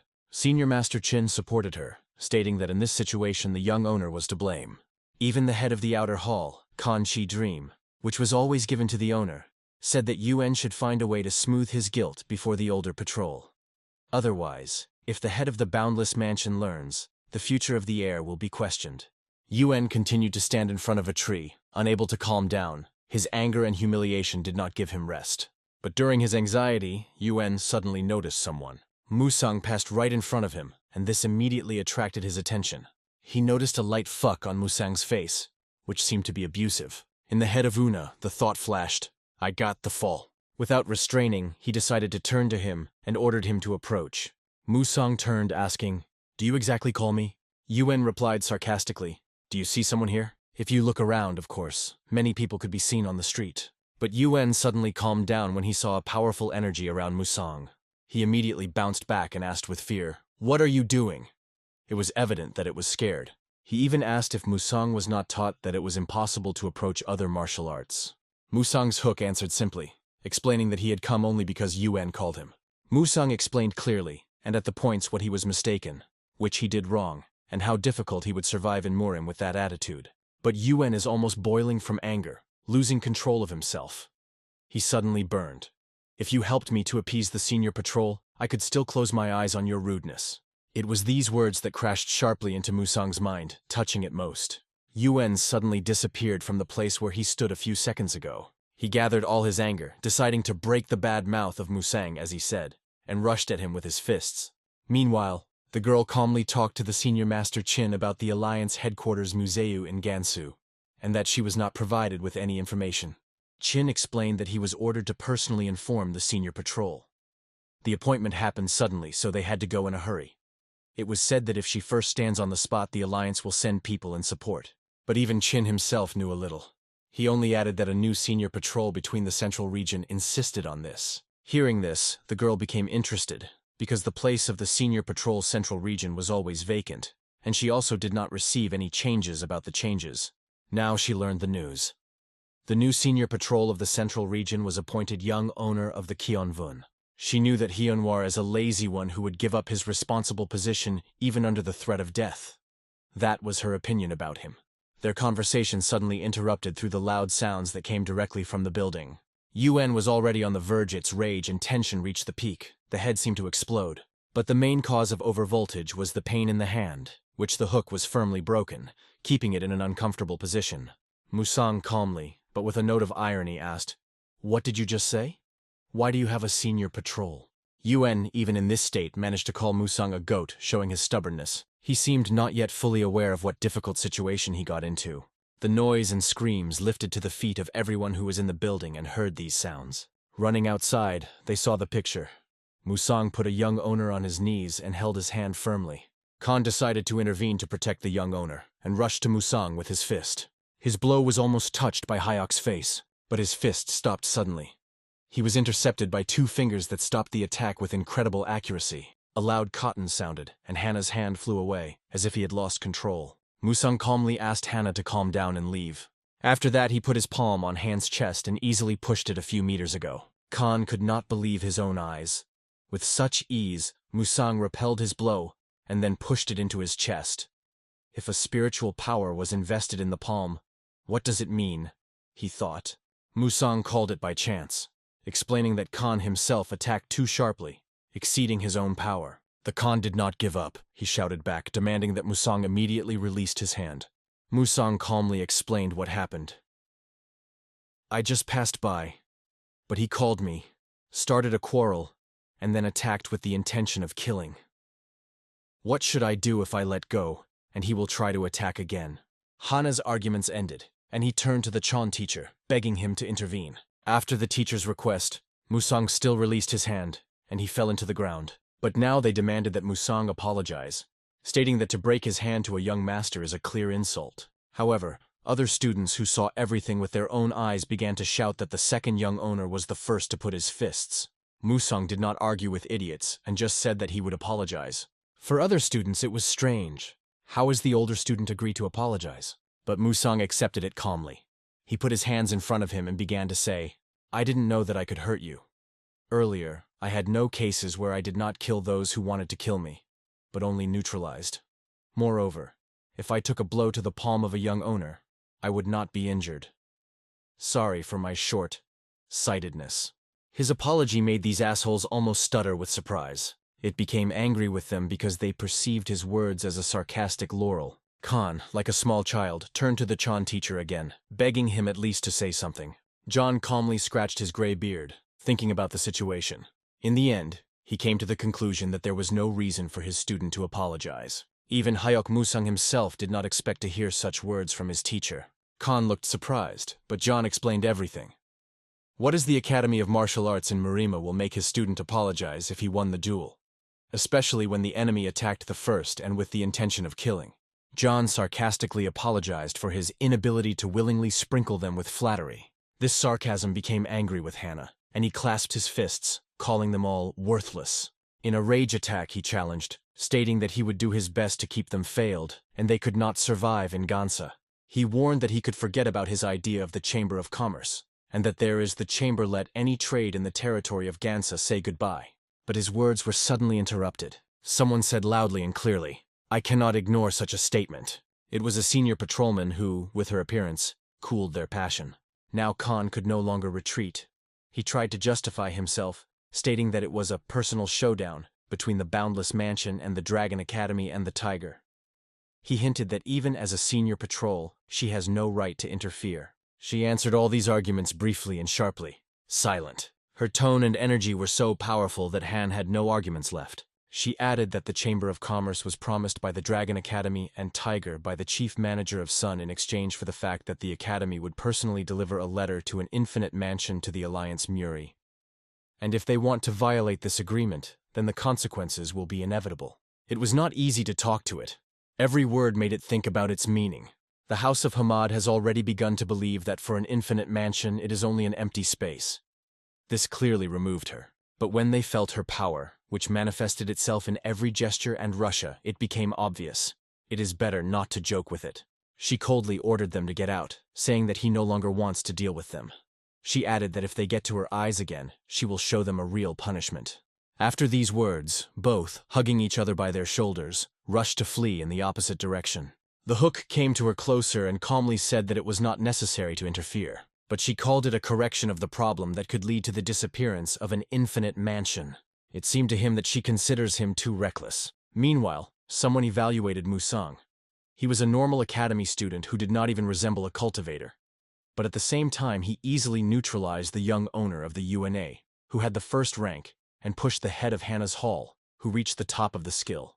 In all this place, the senior patrol showed unexpected interest. At some point, she reported that the base of beggars is quite close, and that seems to be a place for the new staff. After a while, one of the beggars, Ji Hansel, approached the window and said there was a message from the elder. The message was about being prepared for a campaign in the Precipitate, where a meeting in the Devil in Huke. After a while, they had already gone on the road, but Musang could not understand where the Dragon Warrior Pope. The girl explained that she remained, because her departure could attract extra attention, especially given that she had not informed anything yet. She also asked if he was so unpleasant to travel with her, but he replied that it wasn't about it. He could not directly tell her that the presence of the Papach would increase her safety nearby, so he only noted that they needed to hurry, and accelerated the step. This caused her a light smile, because after so many years they have a number of 100 again traveling the world together. She reminded him once again that he was going with him, after which they went forward. However, after a few hours, her face lost his previous joy. She tried to understand which monster is now in front of her. 400 kilometers in 12 hours without a single break, she thought, as he reminded that she insisted on herself, and he was in a hurry. And yet, what is it with him? He almost exhausted his energy, but did not even sweat. Finally, the moment came when something appeared in front of them. They reached their destination and stood in front of the province of Shaanyi, the Z County. They were met at first glance quite friendly. The girl at that moment wanted only one thing, a glass of water. But Musang began to talk about the place they needed, a place where the sun was shining on a rainy day. The owner immediately realized what he was talking about and suggested that he follow him. After a while, the Hook was thrown out of the window, trying to ventilate the room. Meanwhile, the girl finally drank water, quenching his thirst. Sitting together, she decided to find out what happened to him during his absence. She was interested in how then, only the basic level of development, he performed seemingly unbearable missions. Due to his natural sensory and unbreakable will, he survived, even being on the verge of death. But 2 years ago, he suddenly disappeared and returned to a completely different person. That's what she wanted to find out. The answer was short. I am no longer a number 100, but a senior patrol. But at that moment he began to tell something more. What he said was shocking. He came across a divine revelation. According to him, the devils will soon take their step in this world, and it should be a flame that will cleanse them. And then a spectacle, which he called unstable, unfolded in front of him. It was difficult to understand in its tone whether he was inventing it all, but she listened so carefully that she could not look. He said that the world was destroyed and absorbed by the devil. The flames covered everything around. Suddenly, a giant snake of more than 100 meters in length appeared in the sky, and in the underworld, the army of demons raged and roared and roared. It was a real hellish chaos. There is nothing left in the end. Everything turned into ashes and warmth. He himself had to spend an eternity there until he became a suitable utensil for this world. The girl asked with distrust, "Are you serious now?" He was surprised that she believed at least in his words. "I ask you normally, and are you looking at your jokes, decided and continue to mock?" she said, slightly angry, taking it by the collar. Her eyes flashed from anger. In the end, she turned away, annoyed that she was already sick of his stupidity. "If you do not want to talk, it is not necessary," she added. In fact, he himself did not expect that she would believe what he told. This story seemed so absurd that it was difficult to believe in it even to him. The story of a giant snake and monsters was like a fiction, like the flame he saw in front of him. At the moment he looked at it, he asked himself, is it worth showing it? And what can I do about it? He was thinking about how one ordinary intelligent creature can affect the course of the universe if everything happens at the right time and correct sequence. And yet, if it should be, then let this time come as later. At this point, someone approached them, apologizing for their intervention. This person touched their silk, called it good, and asked for permission to touch again. The hook stretched him a piece of cloth and suggested to take. He took a piece and began to consider it carefully, evaluating the quality, but seemed to do it silently, about himself. After a short pause, the man invited them to go with him further. The three of them went to where he led them, although the path seemed incomprehensible. For 2 hours he drove them in circles, then went to the estate, which, as it turned out, was near the eatery. But now they wandered, as if in a maze. Finally, they came to the door, and the man turned to the leader inside. He announced that he brought people who had a yellow tissue order, and the door opened instantly. The speed at which it happened surprised them all. Inside, the head invited them to enter. He sat at first glance in the lotus pose, but it was an illusion. He had no legs. When they came, everyone exchanged tribute. The girl, with the help of thoughts, turned to Musang, noting that she did not feel any drop of internal energy in the chapter, because he is not a cultivator. However, his level of protection seemed serious. The head immediately went to the case, noting that he had not seen people who have a real yellow tissue order for a long time. He asked that they had brought them here. Musang answered very briefly, Podel. This only word made the head understand the essence of their visit. Musang continued and asked for permission to go to the resort as soon as possible. At first, the head laughed quietly and said, here's how you joking. But Musang seriously asked him not to take it as a joke. His tone sounded so convincing that he was respectful even in those who doubted. The leader agreed, stating that the request of the yellow fabric order was absolute. However, he had one request for them. He said that in 4 kilometers to the south, they would find a bamboo forest, where they need to complete the task. After a while, the boys were already in the forest. In the heart of the bamboo forest should have a huge boulder, more than 3 meters high. The leader explained that under this boulder, there is a roll that needs to be removed and brought. The girl began to roll his sleeves without unnecessary words. Time to take the case. But suddenly in the air, a shrill whistle which made them stop. There was a weapon that they had to fight off, and very quickly. Damn, the situation was becoming more dangerous. Everything looked strange, and they stopped in place, evaluating the threat. The cause of the stop was a man with a muscular physique who suddenly appeared in front of them. Behind his back was a girl who looked carefully at them. It seemed to them that she appreciated that these guys were not ordinary thieves. She said with a smile that it is much more interesting to harass. But the man did not have time to arrange how his head suddenly separated from the body. Everything was explained at the same moment. The hook stood with his sword in his hand, and it was clear that it was not necessary to joke with him. She was much surprised by what happened. Everything happened so quickly that she did not even feel the sword movement. In appearance, this guy seemed to her a common young man. After that, she called them non-governmental thieves and asked if they came after her and who sent them. But the girl did not want to listen to her explanations and shouting, "What do you melt?" Zrania, I immediately rushed at her. Her opponent barely stood on her feet after such a powerful blow. She barely had time to respond to the blows and immediately realized that she would not be able to cope with this steam. After that, her lips broke out of apology, calling everything that happened misunderstanding. She realized that she needed to get out of here, but it seems too late. Musang's hook stood directly behind her back. She could not believe her eyes, because he was just before her, and now behind. Hyuk quietly asked her whether he was hidden under the rock, but she continued to insist that it was all misunderstanding and they made a mistake. Then he asked her a direct question. Are you pursued by AniRecap? Hearing it, she looked as if she was just ripping. What she conceived was a mystery to everyone, but everyone realized that she wanted to somehow compare her chances. She tried to close the field of view with iron fans to simultaneously strike daggers with poison and distract their attention to another opponent. Her plan was instantly destroyed when the sharp blade cut her hand. It was a rather cruel scene, but the next one became even more shocking.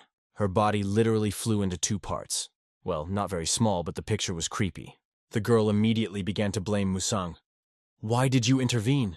I could handle myself. It was embarrassed not only because of the intervention, but also because this murder went against her own plans for this situation. Musang explained his act simply. Once she decided to kill them, then it was necessary to answer properly. After that, They returned to the place where all this confusion began. As soon as Musangi put a knife to the neck of the elder, the same thing happened to him. Several swords were near his neck. He just wanted to ask if they were trapped, but the elder was strongly denied. He even asked them to be kind and show what they found. Musang poured the contents in front of the elder without unnecessary words.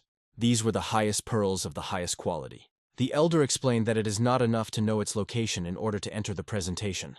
They need to fulfill their requirements. In the underworld, night pearls are valued more than any other jewelry. Anyone who wants to enter the present must be paid at least 5 of the highest quality pearls. Then Musang asked, "And who were the 2 that were there?" The old man explained that the present is receiving visitors only every 3 months, with no more than 10 people. This morning, all 10 places were already occupied, including a witch of a bloody shadow and a loose ghost of the spear. But now, when they are gone, 2 places have become free. Hearing this, the girl immediately realized who was talking about. She knew these 2 as those who were involved in the incident with the Ami sect. Last year, 1 first-rank cultivator and 7 rank from Ami sect were found dead. All of them were completely bleed and cruelly mutilated after they went to study the world. The picture was creepy. Eyewitness testimony and traces on the bodies indicated that the criminals were a loose ghost of the spear and a witch of a bloody shadow. Ami sect immediately began to look for them, but there were no results. And now it turned out that these were the 2. If the girl knew it before, they would not have happened so easily. Then the old man asked them if they were from the Orthodox sect. Musang calmly replied that no. He explained that all their actions were aimed at preparing for the passage to the premises, as it was necessary. But Hyok noted that another important point remained. Suddenly, the sound of a lightning crackled in the room. It happened because he inserted the sword into the vagina and warned the old man. If he tries to use them or consider fools, the consequences will be serious. And to support his words, he clearly demonstrated. All the swords of the old man flew in half. Musang explained accessible. "Next time your neck may be on the place of these swords." The swords fell to the ground. Their sharp fragments were pushed directly into the floor, leaving deep pits. The old man, impressed, replied that he would definitely remember these words. The horse slowly drove to the lake, where the guy was already sitting in the boat. "We arrived," said the one who took the place of Kucher, stopping the resort. A guy and a girl came out of the veil. At first glance, the girl could see the trick, and the guy was chunky with numerous scars. They were met by a man in a boat. It was the one that was associated with a witch of a bloody shadow and a lecherous spear. In his hand there were photo work, behind which he cheated on their personalities. However, it seemed strange that the lecherous ghost of the spear had a sword instead of a spear. After all the formalities have been resolved, the man invited them to the boat, warning that they would have to dive into the water if they want to have time to close the gate. He also noted that they were the last passengers. They sat in a boat and went on. The witch was shocked to see this place. She had many questions because this place seemed to her. Her surprise was due to the fact that she had some memories associated with this place. Meanwhile, the man asked them to continue the movement. They sailed so long that the girl even dozed in a boat. However, the man quickly reminded them that it was not entertainment and ordered to move on. At that moment, the ghost even began to fall off one of his mustaches, which, as it turned out, was glued. The man ordered them to go further along the cave, which he showed their finger until they see the guard. And when they meet him, they will need to pay night pearls to obtain permission for the next passage. The witch yawned when they went on, demonstrating their relaxed attitude to the situation. Meanwhile, the man who was behind was wondering who these people were. Usually, even experienced experts are nervous, arriving here, and these 2 just slept and let go of saliva. He thought that such safety would destroy them sooner or later. Meanwhile, the girl, looking around, exclaimed enthusiastically, "Wow!" She was struck by the fact that they really found themselves in the underworld. She could not even see the ceiling of the cave because of its scale. The hook, under the guise of a ghost, looked carefully at the terrain. He noticed that it would seem that there was a smoke from so many lanterns in the cave, but it was not. This meant that ventilation was somehow arranged here.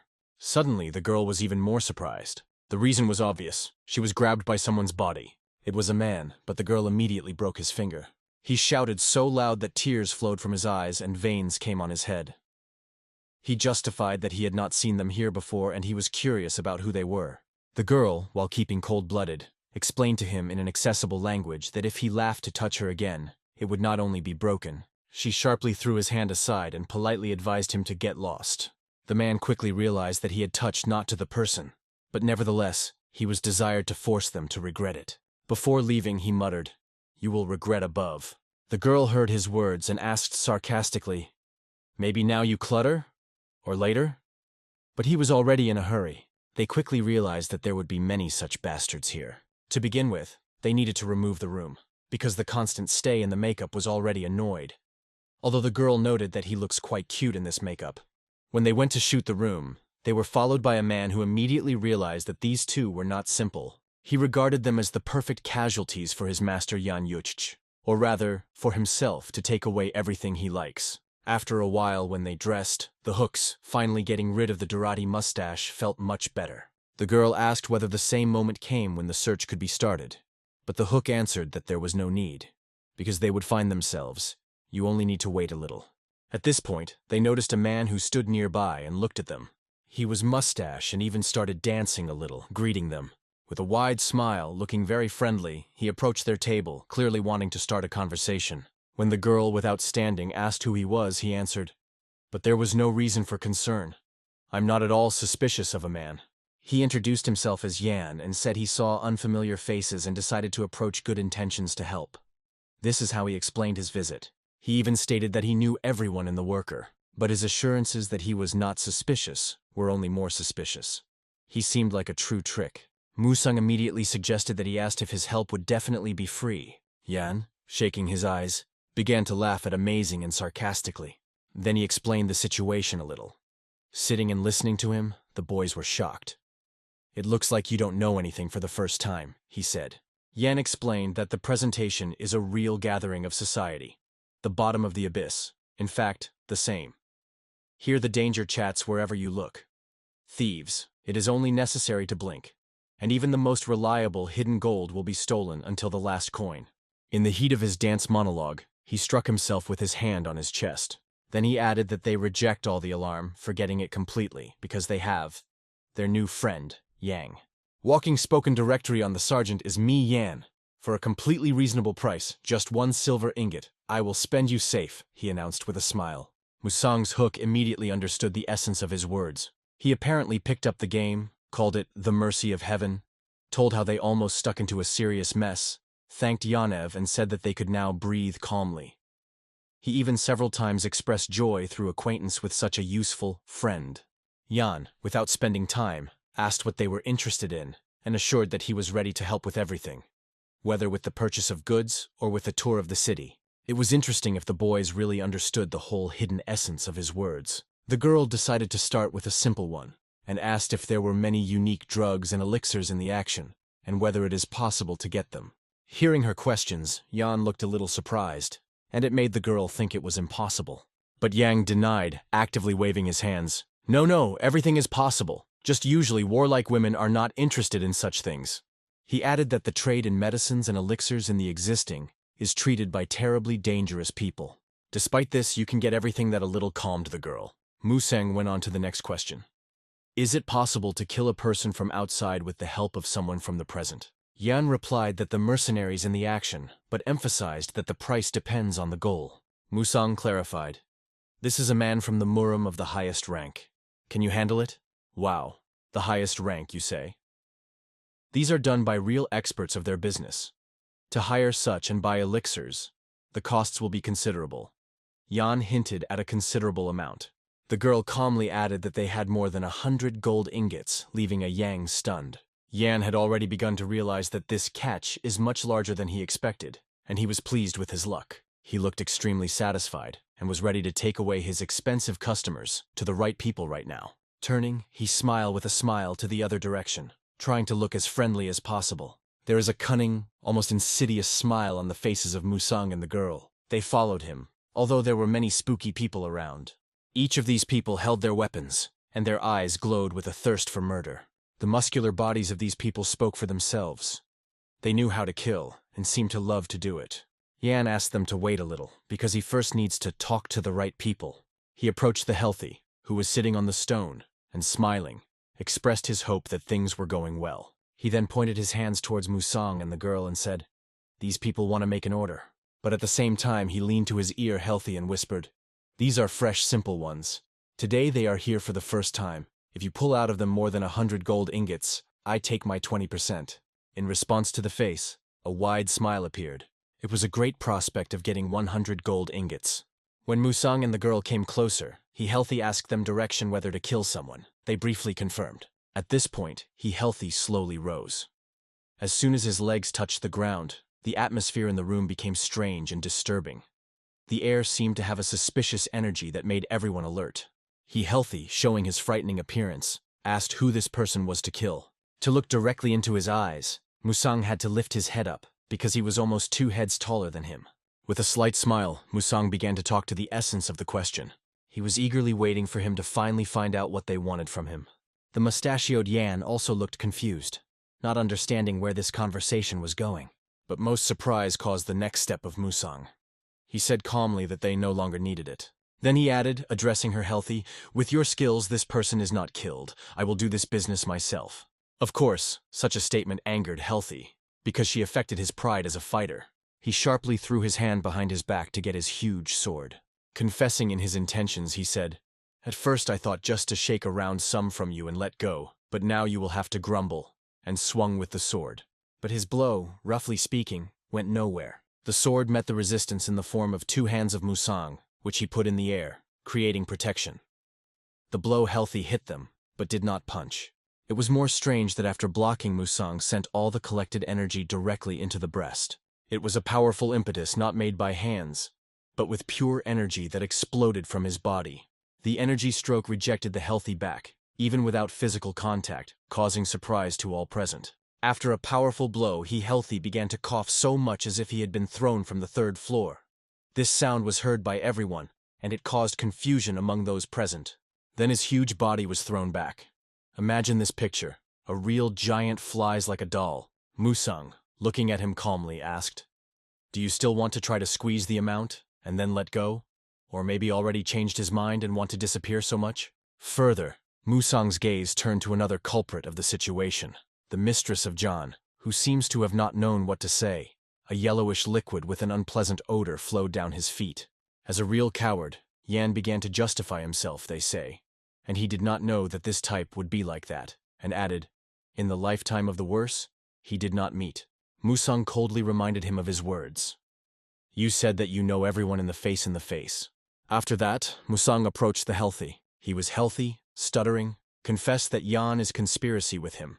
But Musang was not going to listen to his justification for a long time. He decided to end this conversation with his fist. "Apparently, I have not tried your brain if you continue to talk about the hostess of Yana so much. Apparently, another treatment is needed," he said, and again prepared for the blow. Then smiling asked Yana, "I say right now or not?" Yan, watching the bloody sight, was in a state of shock, not knowing where to go. The whole scene, mixed with blood splashes, brought him to such a fear that it seemed to be about to fall. Yan barely restrained so as not to let in the pants even more. Musang coldly asked him next time to find someone more appropriate for the task. "Yes, I will surely serve you," Yan replied, rapidly putting his hand to the temple in a military greeting. After that, he turned and rushed to run the head, almost losing slippers. The girl watched it and, ironically summing up, said, "He was even a little sorry for the present area of red tiles." Several spooky men were sitting on the ground who looked horribly drunk. These were extremely dirty neighborhoods, and the dirt here was in all possible sense. Yan, playing the role of the guide, explained that the area of the presentation is a place where the elders form their centers of influence. He compared it to the external sex of the Alliance Muri, calling it the true heart of the Preda. The girl wanted to understand whether he brought them to a dangerous place with a very bad reputation. The frightened Yan actively waved his hands, assuring them that in any case. His attempts were justified like a barking and whistle. After that, the strange barking, the girl agreed to believe him, but his face gave everything he did not say in words. She asked his strange facial expression, and Yan instantly turned into a humble cat. Now there is no doubt about his frightened state. It was clear that the strongest adherents gathered here, who could cut their throat even experienced experts in a moment. In the center of the district stood a large castle, which resembled the hellish fortress. Obviously, it was a key place where you could find traces of dark blood group, much easier than on the outskirts. But the girl had She understood it perfectly by looking at the crowd around and studying their faces. It was not difficult to see that each of them was written everything you need to know. But Musang calmly reassured her, saying, "If someone has the desire to start a braid, It is better to withstand this moment. Because there is a reason, but it is not worth it now. The girl was not just annoyed, she sincerely wanted to kill these abominations. Their faces seemed to be asked to destroy them. One of them even called her beauty, and licking suggested to brighten his lone party and to play with him. These words, spoken with a disgusting smile, finally brought it out. She rose sharply from her place, not intending to endure a single minute. This bastard perceived her silence as an image or disrespect. He shouted, "I am who I turn to, bitch!" And he reached for her hand to grasp her hair. It was the last drop. The patience of the girl was finally broke. But before she managed to do something, Musang intervened. He rose and just grabbed his hand, stopping his movement. In response, the bastard began to shout to be released immediately. The girl just smiled, her eyes glowed with pleasure. "And who told me there that I needed to endure? It's not you by chance?" she asked mockingly in Musang. Her gesture and words attracted the attention of others in the room. Notwithstanding the mockery and insults of their friend, several men rose from their seats. Meanwhile, behind the backs of Musang and the girl trembled Yang, who did not move away from them. In his head, he was already glad. "Here, now my plan will work. It doesn't matter how strong these two are, they will definitely not stand against such a crowd," he thought, hoping for the inevitable massacre. From the gestures of Yana, it was clear that he was worried and counting on something unpleasant for others. Musang's hook did not hesitate to evaluate the situation for a long time, and realized that this place was creating certain problems. He quietly said that he seems to have to kill them all. When Yan heard these words, he felt the same warm and unpleasant feeling again. But the whole tense situation changed unexpectedly when a man came to the room and ordered everyone to retreat. "These people are my customers," he said. What surprised the most is that everyone immediately obeyed and retreated. This man at first sight made the impression of a very influential person. Yan grunted something under his nose, but quickly ran to the old man to introduce him. "This is the Lord Sikande, an influential investor from the world of business agreements of the Red Tile area," Yan proudly announced. Tsi, looking at Musang and girl, immediately asked, "Well, a long-standing friend Yan did not bring me customers. For what purpose did you visit?" The girl responded directly that she wanted to buy elixirs and aphrodisiacs. Tsi was a little surprised by her choice, saying that such a product is not very suitable for a young lady, but she cut off. "It's none of your business." The old man asked, "How much do you need?" Without hesitation of a second, the girl confidently replied, "Everyone is on the cart." The amount she called was literally forced the old to lose the gift of language for a few seconds. After the pause, he said, "Let's look like this. Please leave the premises." It became unclear to the girl, and she suggested that he thought that they had not enough money. In fact, the case was different. Tai had a rule. He did not sell such large amounts of drugs to individuals, which he told them. The girl, without hesitation, suggested changing the terms of the agreement. She noted that the quality and efficacy of drugs in the forecast is significantly different from the outside world, and suggested that special ingredients are used here only in this place. Therefore, she suggested buying 600 grams of each drug, but to pay as if it were a complete conduct of aphrodisiacs. After that, she asked if she liked that offer. The old man, already walking to the door, stopped and cast a careful look at her. However, even after that, he called her suspicious, no matter how she was looking at. Large parties of drugs are usually bought only by large groups. They do not conclude such agreements with the individuals, he added. And then, looking at them with a new expression, he asked, "Who are you and where did you get here?" But the girl, ignoring his questions, decided to ask instead, "Why did I hear so many rudeness today? Will it be easier for me if I am overlooked?" she added, barely holding back her anger. Her boldness only ignited the older, especially since he did not believe that she was able to beat him in the area of red tiles. His doubts exceeded everything, and it seems that he began to create something with his energy, preparing for confrontation. Musang was already on the verge, ready to intervene. But the girl asked him not to interfere, promising that she would understand it. Tsi was already ready to kill her, accumulating a huge amount of energy in her hand. The hot orange layer, glowing with burning light, was rushed to it to hit the face, and then draw a devastating blow to the head.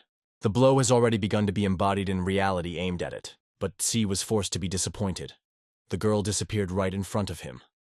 As and where remained a mystery. The answer was simple. She was right behind him, behind his head with a loud. It was late to bow, and the TSE had to block the attack urgently. But the main question, will he be able to block her rapid blow with her hand? Musang, continuing to watch, suddenly saw something unexpected. The girl missed the sight and accidentally hit Yana.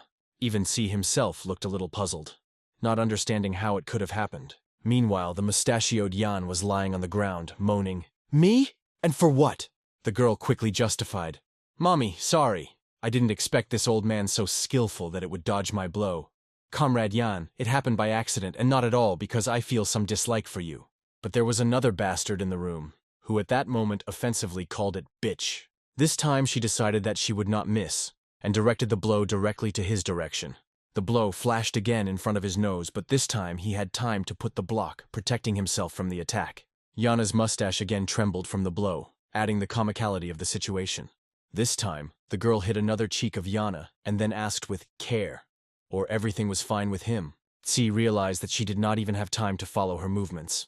Such a brilliant master like her is clearly not on his teeth. It became obvious. The girl, even more angry, called Tai the enemy and added that because of his hostilities, their dear friend Yan, their philanthropist, suffers. She stated that she would not forgive this, which made the old one think, this girl is a real psychopath. Turning in his direction, she rushed forward again, stating that this time he would definitely pay. She was determined to punish this scoundrel. Her attack was extremely powerful, and the old man's body flew back at great speed. She only had to put her hand to his chest, as he lost his resistance under his feet and flew far back. The scene was so impressive that it looked like a demonstration of absolute power. At this point, one of the men who watched the event in the crowd suddenly turned and began to go the other way. This man, whose nature was still difficult to determine, immediately noticed Musang. He felt his energy that seemed similar to the one emitted by the members of the Dark Blood group. After that, Musang threw a bag on his back and he immediately clung. The bag caught on his back and he went on, not even noticing. Meanwhile, these two tricky bastards sat with swollen cheeks from blows. The girl now asked otherwise. Does he know where the ingredients need the right ingredients? After that, she asked to show them, but he began to refuse, they say. There are few. She asked once again whether she was clear or not. Now he will definitely punish Yana, because he himself acknowledged that he made a wrong choice. Musang approached the girl and reported that there was a person with a unique aura of a murder like a dark blood. The Toothmad decided that they should rush to him. However, he reassured her, saying that he had smelled for 1,000 lie. To begin with, you need to deal with the aphrodisiac, so it will be faster. She promised to forget about it and not worry. Looking at these two bastards opposite, it was clear. She could be trusted, but he had no doubt about her. Moreover, with her current level of skill, Gomv does not threaten anything here. But nevertheless, he still asked her to be careful to avoid unnecessary problems. He knew what masters lived here, and not all of them have a good reputation. His care seemed to her very sweet, but at the same time he suddenly disappeared. He just evaporated, instantly jumping up. Meanwhile, the battalion of Iron Blood already reported to a young hostess about a boy named Musang, as she asked. He was told everything they knew, that everyone in these surroundings knows him, because he grew up here. But she was more interested in what John Ji thinks. Can the ordinary student of the academy be so strong? He thought for a moment and then replied, maybe. But is it possible that Musang's hook is the same without a trace? The girl under a red mask smiled slightly and asked, the legendary killer who left no trace when he destroyed the 20 strongest masters of the Union of Demons during the Great War between traditional and apostate sects? On what basis does he think? But he just replied, exclusively intuition. In addition, the trace activity period coincides with the time when Hayek has served in the Alliance Muri. Moreover, he is a brilliant master capable of resisting the supreme head of the mysterious school and the third elder of their battalion. But no one knew about his existence. So far. If the Alliance Murima really hid it all this time, then this theory seems logical. He cited the hostess a few more arguments. For example, 2 years that could be needed to recover.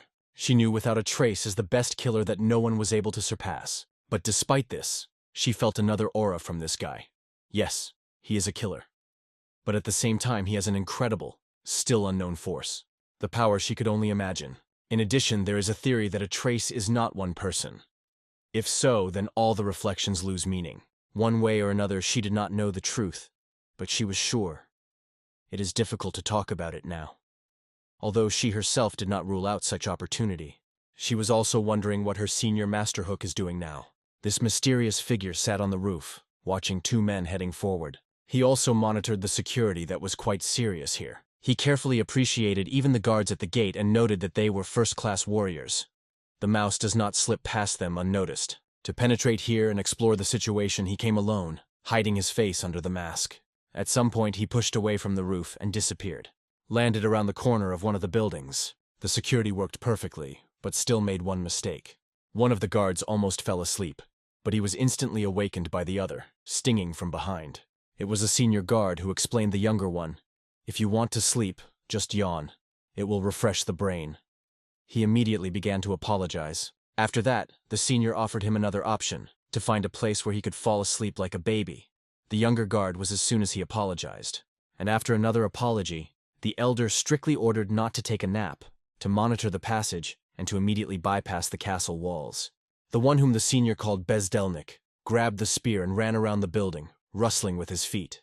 And right behind one of the horns was a mysterious man in a mask, to which he gradually approached. And so his leg is already stepping on the horn. What will happen next? Actually, nothing. He came out and did not see anyone. But suddenly his eye involuntarily broke away. He was frightened not because of someone, but because of the distance. Because soon his change ends. And he did not even have time to end the bypass. To make the evening easier, he decided to simply imagine that he was walking at bedtime. Good excuse, isn't it? Meanwhile, the same mysterious figure appeared on the other side of the wall. He stopped in front of the building, looked carefully at her, and said quietly, "Here it is." Inside, someone discussed a girl. It was urgent to hide and invent how to proceed. He used the technique that made it invisible. The guards went straight through it. And here is the moment. They are almost face to face with him, but they just walked through it like a void. It was not there, but one of them suddenly felt something. A light breeze or something like that. However, the other reassured him, saying that there was nothing. An empty corridor in which only dust was circling in the air. And suddenly, with this dust, someone's trace appears on the floor. He came here himself, focusing on the smell that he clearly felt from the door. And then, like lightning, he disappeared and instantly moved there. Once inside, he was quietly landing under the ceiling on the second floor, because something happened below. The head was sitting in the room of the Dark Blood group, a ghostly god of murder. He questioned people in front of him about a newcomer who defeated Sakande. The person in the mask realized that the situation is exacerbated and could already attract attention. Meanwhile, the informant reported to God the war that this girl had dealt with a TSI so easily, as if she were playing with her baby. He did not even have time for her movements. Then the head asked if something managed to find out about her. After he heard, he ordered to continue the monitoring. After all, you need to recruit such people earlier than others. At this point, God felt something. This attracted his attention. He made a sharp gesture. The next moment, 3 daggers flew out of his hands and flew directly into the ceiling. But they just crashed into the ceiling material. Nothing happened. But the god of war was convinced that there was something here, at least for a moment, but he was definitely felt someone's presence. To see, he went to the door, opened them sharply, and looked into the corridor. In front of him, only an empty pass, where the dust flew on the floor. It was strange. No trace. Did it just seem to him, or everything is not so easy? "Something happened?" asked one of the servants when the head of the group approached. But he just waved his hand. But no, nothing. Probably because of the rats, my perception has intensified. So the chapter himself decided for himself. But just in case, he ordered the protection to be more attentive in posts. And behind the wall, in the shadow, stood and listened to this order, a man in a mask. He carefully hid his presence, but he was noticed. Nearly, but noticed. This person's level was not lower than the old school leader. In addition, apparently, he was not even the High Master of the administrative fortress. This meant only one thing. In such a place, it is impossible to relax for a moment. Meanwhile, rooms to approach the place where she was brought. But when she finally came, she opened her mouth wide. "Nifiga to herself!" She frozen with surprise. In front of her, there was an incredible landscape. Flowers whose beauty forced her to literally sag. After that, she was taken forward again. The ingredients do not grow as well. Right on the course. Plantation of herbs. "It is here that we grow the necessary ingredients," Tsi said. But it seemed to the girl that there was nothing at all. She even threatened to him that he was growing up now, but he asked to wait a little. It was only necessary to open the door. As he said, medical ingredients are under serious protection. He approached the entrance point. It was an ordinary, inconspicuous torch that burned on the wall. He took him with one hand, pulled him, and activated the mechanism. At the same moment, the walls dispersed, and the giant boulder rose to the ceiling, opening the hidden passage. Rooms to calm down a little when C suggested that she go inside and look at all her own eyes. She confidently moved forward, looking carefully at each corner. But as soon as she came, she immediately struck one eye and the other almost closed. And all because of these flowers she saw in a few seconds. Shock! These were ingredients for aphrodisiac. The scale is just incredible. If it were to recycle and bring it to the surface, it would be something grand. At this point, a giant stone suddenly fell, and it made it turn sharply. The voices were heard. Someone mocked her phrase, hinting that she had come here. Yan suddenly spanned. Tsi seemed to think something. Recording his mustaches, he complained that he had whole detachments of special guards here, whose duty was to protect the plantation.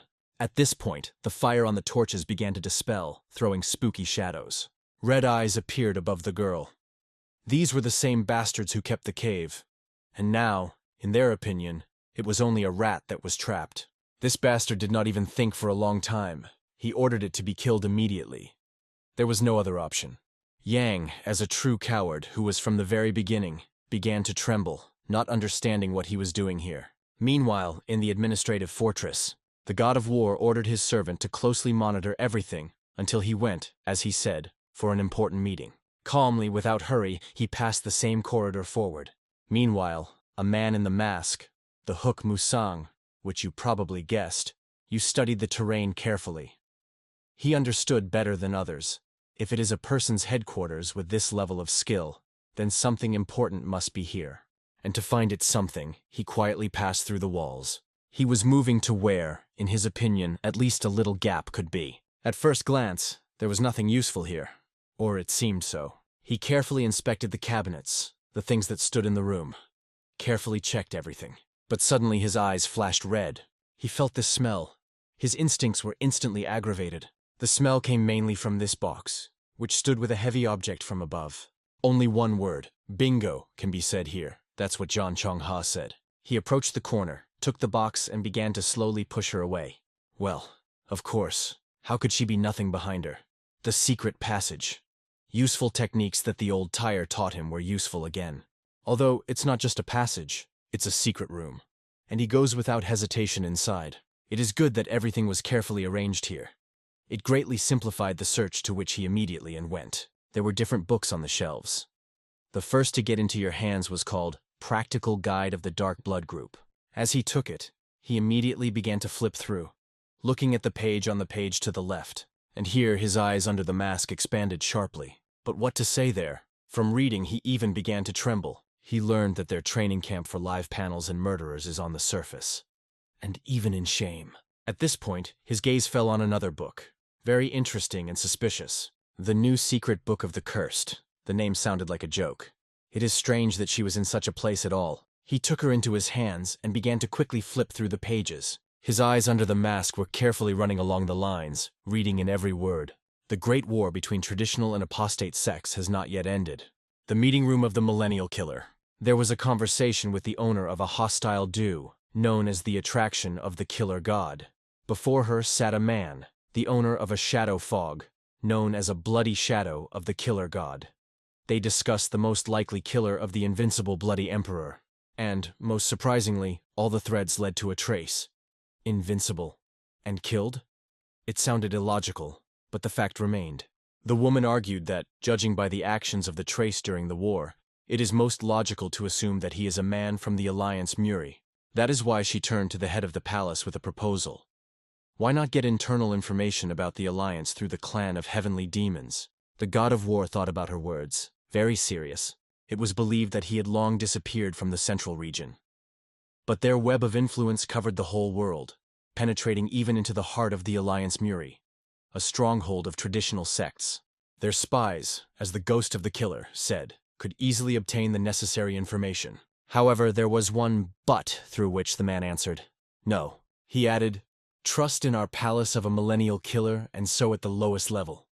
And there are problems with a mysterious school. If we turn to them now, then the head of the Advi Fortress or the clan of heavenly demons will require too much from us. We have to decide it ourselves. There is no other choice. This is what the owner of a solid curtain, known as a solid godmother, argued. But suddenly a cry came behind the door. Someone was asking for help, repeating that it was urgent. The ruler immediately stood up, but he was incredibly annoyed that during his speech, someone dreamed of breaking him. He stood out of his place and came out to find out personally. Two guys stood in front of the door, unable to tie the words. But one of them, having gained courage, said, "It seems that someone has penetrated the plantation of herbs."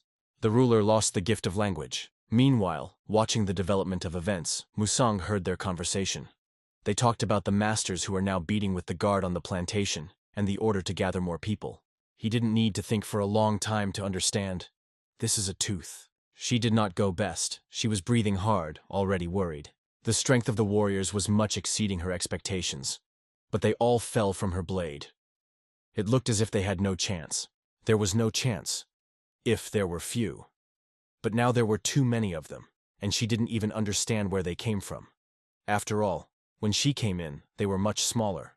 They seemed to appear from nowhere, and C was just standing, laughing, and annoying her with his behavior, and even his sophisticated sayings. No wonder they say that the crowd will fall. Let's see how much this knot will last. She did not know what other bastards thought there, but to kill Tai, it was her personal promise. She promised him straight into his eyes. He heard her words, and from them he was thrown into tremor. Brushing with fear, he poked his finger in her direction and broke up on a cry, ordered to attack faster. Armed soldiers, waving their sharp weapons, obeyed the order and rushed. They came from all sides, and at the same time attack and defend themselves is not always possible. It was really a problem, but among this flower field it scattered enemies in different directions. However, the tension was felt in every cell of her body, and with every moment it seemed to her that these bastards who attack her became more and more. The house has switched to a different level. She attacked even more. Her strokes became devastating, and she killed 5 at once. It was a great result, and her trophies became cut-off hands and feet of enemies. But these obsessive creatures tired of it. They advanced without end and edge. If this goes on, you can even spend all the internal energy. But they were indifferent. A little time passed, and this bastard asked himself, "What is wrong with this old man?" It was clearly exhausted, but did not lose its power. Moreover, her movements were not inferior to experienced murderers who were considered the best in the fortress. He just looked at her face and could not understand how it turned out, and she stood in front of him and turned cold with words. She claimed that she said clearly and clearly earlier, and breaking through a crowd of bastards, she rushed directly to him. Her sword has almost touched his body, and only one thing was red in her eyes. She already sees how this bastard is dead. But suddenly her attack was sharply reflected sideways. Someone intervened. In order not to lose balance, it laid gently and immediately bounced back. "To retreat!" A formidable command was heard. And Tsi immediately recognized this voice. The voice of the head of the palace. The Iron Summit, the head of the Palace of Law and Order, went forward and said, "It is strange that you have been wooling with one and only girl for so long. To come here just in case was the right solution." And then he called her an unusual girl. She immediately understood. This man is different from all who attacked her earlier, and she was not even sure of whether she could overcome it in her best shape. "Well, one way or another, I will have to fight and get you," he said. Together with him there were 3 administrative dogs, healthy, pumped men who had a high level of martial arts. He ordered them to go forward. Their weapons were incredibly durable metal claws made of material that has been for several thousand years. Their claws could cut not only the victim, but even the ground under their feet, a strong stone and anything else. And it was this attack that was directed at her. Reflecting the first blow, she realized these are also difficult. In their claws vibrated incredible energy. In addition, they moved like real predators. She noticed their flawlessly coordinated attack. But not late? They have already surrounded her. Now it was not time to think about the consequences. She realized that there was no other way out. It was only necessary to clamp the teeth and take the next step. And this step was her secret technique, a lightning sword that breaks the earth and heaven. The next moment of 3 administrative dogs simply did not happen. Tsi watched how they had fallen on the ground with their last smash. It was their last understanding, the sword of the man's clan, and the Supreme also realized it. But all he saw at this moment is a blade that was rapidly approaching his head, and suddenly the girl was right behind his back. He stood, paralyzed, unable to move. Her sword was cut into 2 parts, but he held them in his hands, not her. He said in a quiet voice, "Your nickname is quite well deserved, the goddess of heavenly sword," and continued, "If you were at the peak of my strength, I would have lost my head, but now, only." Fortunately for him, her inner energy was almost exhausted. Tsi insisted, "She needs to be killed as soon as possible. She has invaded the plantation of herbs unceremoniously. According to our law, the death penalty on the spot." But the head replied, She is an important figure in the alliance of Muse. It cannot be killed. More, this girl is the daughter of the Holy Emperor. Even the head of the Adval fortress would not mindlessly treat the goddess of the sword. He came closer, pointed to her with his finger and ordered to grab her alive, to begin with. After these words, he decided to act. He sharply hit her with 2 fingers directly into the temple. More precisely, he almost hit. His fingers only touched her skin when the next moment was cut down with a sharp blade.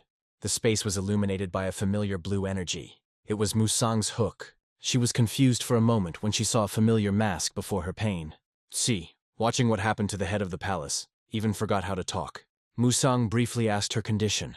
She replied that everything is normal. There was almost no energy left. And here, without hesitation, he grabbed her for the waist and pressed it, protecting against a possible attack. A true gentleman. She even swarmed a little. The last thing he saw is how they just disappeared from his eyes. But one of his dogs suddenly pointed forward, noticing something strange. It was a radiance.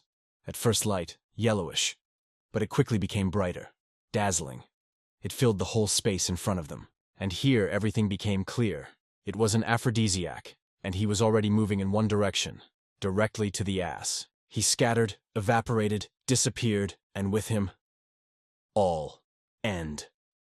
And behind, quietly, like a real rat crash, cowardly Yang tried to escape. But suddenly his voice came behind. He heard his name and had to stop. Of course, he will now blame him for everything. But as always, he began to justify himself. They say he found them and brought them here just because they were looking for aphrodisiac. However, he did not have time to register how his false peak was grabbed by the iron grip. It did this, squeezing him as a worthless scum, and then rudely ordered to shut up like a small bastard. Yang tried something there from under his palm, but these were only muted sounds. He just managed to simply damn before tears of fear flowed from the eyelashes. Meanwhile, a powerful lateral blow, if it could be called that. It was already flying in its direction. Meanwhile, the god of war was angry. Someone dared to penetrate his room. The door was open. It could be barely noticeable, but the books were not like before. He remembered everything to the details, and no little thing is hidden from him. However, the most important thing, he felt familiar with energy. There were extremely small masters of this level, even in the palace of a millennial killer, where the art of murder reached the pinnacle of Murum. He could guess who was able to hide his presence so well. And this person was the main suspect in the murder of the invincible Bloody Emperor. Without a trace, he learned that he was hunted, and made the first move. At this point, his servant entered, reporting the urgent news. The god of war was already waiting for this report. The servant immediately reported, some people staged a fire on the plantation of herbs, crashed with almost all the detachments of the fortress and escaped. Now the god of war has almost no doubt. It is a matter of the same man's hands. Only the one who penetrated his room could do the rest. He ordered to block all the water channels leading to the surface, to collect every fighter of the Dark Blood group, who can now rush into the pursuit, comb everything, from this place to the field with aphrodisiac, and find traces. His order was obeyed. The fighters rushed forward, and he remained in place, crowded with a thirst for revenge. This brazen will pay for its boldness. He underestimated a group of dark blood. Meanwhile, the trade area is presented. People here concentrated orders of their head. But Homad and Musang had a different task, to escape from here. But the security seemed too much. In addition, the paths they came to were already controlled. They understood this perfectly, but Musang recalled that if the place was completely closed, all the smoke would be left inside. He showed his fingers up. The problem was different. How to find this place when patrols are everywhere? In addition, it is unlikely that anyone will share such information voluntarily. And here they noticed someone in the pain of a friend. It was Yang. He was so exacerbated that he barely moved, leaning on a stick. His face looked like a girl with her lips and cheeks decided to become a boxer. Seeing them, he was scared, and immediately threw his stick out of his hands. Hokdao and Musang were looked at, understood each other without words, and then they smiled sweetly and looked straight at him. Yang already understood everything. It was a full ass. Just a total ass. But not knowing what to do, he also stretched his lips in a smile. Well, though mutually. Although blood from the nose and flowed. As soon as they were going to go, this type had already had a request. Because they were deep underground, fresh air is a critical resource in the presentation. Ventilation objects are protected extremely strictly. I did not know what they look from the inside, but one did not doubt one. There would be full. He wanted to be sure that they have definitely had a way to get quietly, and only begged for one thing. Just don't say that you will go back again. Hokdao explained it accessible. Not your dog, a baptismal business. Just lead us. This time, even Hosk Musang was going to go quietly. The situation and so was extremely dangerous. They cannot create even more problems. In fact, he simply did not want to substitute the girl. She was exhausted, her energy on the verge. Jan continued to smile, but he had already twisted different stupid plans for them. Well, how could you not read the meanness of his cunning pizza? Only the idiot would believe him. The high caves had to have a passage that connected them with the ventilation mines. But even Yang did not know the details.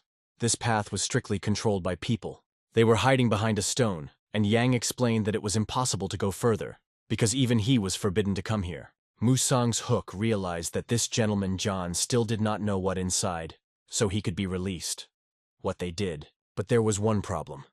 Something did not release Ayana. He stepped on a snake, and instantly felt weakness in the body. Fear flooded it, forming a panic cocktail. Well, and importantly, let's not forget that he is Saiken, so it is easy to guess that he will now cut out loudly. What happened? The attention of all the guards instantly switched to their shelter. "What is there for a stone?" one of them shouted, drawing even more attention to them. The house got a sword, and it was not clear for whom it was. Or to kill Ayana, who has already realized, constantly complicating the situation. Because it is not for enemies. It brought more problems to them. The plan to go quietly burst like a soap bubble. Musang's hook briefly ordered the girl to stay behind, saying that he would understand, and had already pulled the mask on his face. They went straight to the crowd. The guards were almost laughing at first, seeing only two in front of them. They even asked, "Do you generally understand where you came?" At that time, Yang sat behind a stone and bit his nails nervously. Without unnecessary conversations, Musang rushed forward. The guards were ready. They aggravated weapons, lined up and prepared to attack together. All the swords and spears were directed directly to him. It seemed to them that they were already in their hands. They even smiled. But the smiles quickly disappeared when they understood. It just didn't. He disappeared before their eyes. With the help of one of his technicians, he was teleported directly behind their backs. Once behind the enemy's back is always an advantage. Trump in the sleeve. Ideal position for attack. John Chong-ha did not lose his chance. In the eyes of a frightened Yan, who never escaped with others, Musang dissected all the guards in half. And of course, the turn came to him. The bald head felt the wind near her. This was attacked, but surprised. She missed, and her blow flew straight into Ayana, who was sitting behind a stone and shaking. "A wasp for what?" he shouted, turning on his cool technique of light movements, and tried to save his skin. This time everything happened. Well, as always. This is how she justified before him when he asked. But at the same moment she was attacked by bald scum with a giant mace. She already had a plan, to evade so that his blow flew directly into the face of Yana. Jan felt all the wonder of this strong spiked mace. Just fell, without chance of climbing. Now the toothism avenged. She even gave the name to her blow. For Mistress Comrade Jan, and with all his strength cut the side bald bastard. The passage was now clean. They stood without seeing any enemies ahead. But now it was important to determine where to move on. Musang's hook closed his eyes, concentrating. Blue energy began to appear around him, his own strength. But the concentration quickly broke the tooth. She shouted, her face in sweat. "It looks like we were found." He immediately opened his eyes and said, "We need there." They rushed forward so quickly that their movement resembled the jumps of mantis. This passage was the most tangible among all, which is why Musang chose him. And when the guards came to the place where heaps of corpses were already lying, they immediately realized the attackers broke into the respiratory route. The oldest security guard immediately guessed that they were the same attackers as the plantation of herbs. He ordered the first and second groups to comb each corner, and the third to return and report to the Iron Top and a group of dark blood. Everyone clearly executed the order and dispersed to bring it. Meanwhile, Homad and Musang have already reached the respiratory track, but the girl had mixed feelings. She could not understand how it turned out that the hole was so small. Even her technique of hidden shadows will not help. She tried to move her hand, but the hole was too narrow. Irritatedly murmured, "Well, who in general makes the way out so tiny?" At this time, Musang watched closely so that no one was back behind. She quickly realized that she would not go and did not even have to guess. So she just offered to break the wall. More precisely, she has already started to do it. But he stopped it instantly, explaining that this cave is stronger than steel and thicker than 2 layers of armor. It will not work even with all the power. They will only attract the attention of enemies. Instead, he suggested an interesting option and explained that the only way to get through such a crack is the technique of absolute penetration. The problem was that Homad only read about her in books, but never studied. Musang agreed to teach her. However, she immediately had the question, "How can you learn technique in 1 second and put it in practice immediately?" He came closer and calmly asked him to trust him. These words made the girl a little bit. She seems to feel something to him. Well, at least it seems to the author. He explained to her that even if she is not aware of it, her internal energy is already at the level of 10 strongest experts, and her understanding of martial arts is unprecedented. Therefore, he believes in her and will help to understand. The first thing to do is to feel the object through which you want to go. Put your palm on the wall and concentrate. You need to listen carefully, not to be distracted. And then the flow will appear. The ancient writing Kugel told about the technique of absolute penetration, which she did not know at all. To help her, he came closer. Immediately noticed everything on her face, so he asked calmly to concentrate. He laid his hand on her palm, and his energy penetrated through her streams, directing her power. These were internal channels, and number 100 pointed out the way. Who forgot? Number 100 called the main character.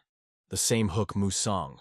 The distance to the radio is 5.5 jang, approximately 9 meters. A moment and the 5 changed to 4. Another, and already 3. They have increasingly concentrated energy, moving to the number 2. And here, the long-awaited moment is the figure 1. At this time, the guards had already stepped for 5. Finally, they opened their eyes and looked forward. There was already a portal before them. He sucked them, saving the sharp blades flying behind them. When the blue glow disappeared, the swords simply crashed into the wall and crumbled into small pieces. The bastards could not believe. How is it possible? How could they go through the walls? But what happened? That happened. You are no longer arguing. Once on the other side, the Toothnia could not hide joy. She barely held back the emotions that overwhelmed her. She knew that the number 100 had changed, but did not even assume how much. And so he calmly, as if nothing special, spent it through internal channels, using the advanced skills of absolute penetration technique. However, the number 100 itself looked no less surprised. He looked at his hand and could not believe that it really worked. The main thing, they got out. But now it was necessary to return. As she said it, he suddenly asked her to shut up and grabbed his waist. Her heart froze. A trembling wave ran through the skin. Inhalation breathable. In this moment, the reality for her seemed to disappear. She did not understand where she was. She only felt his breath that easily touched her skin, and the warmth of his hands which still lay on her waist.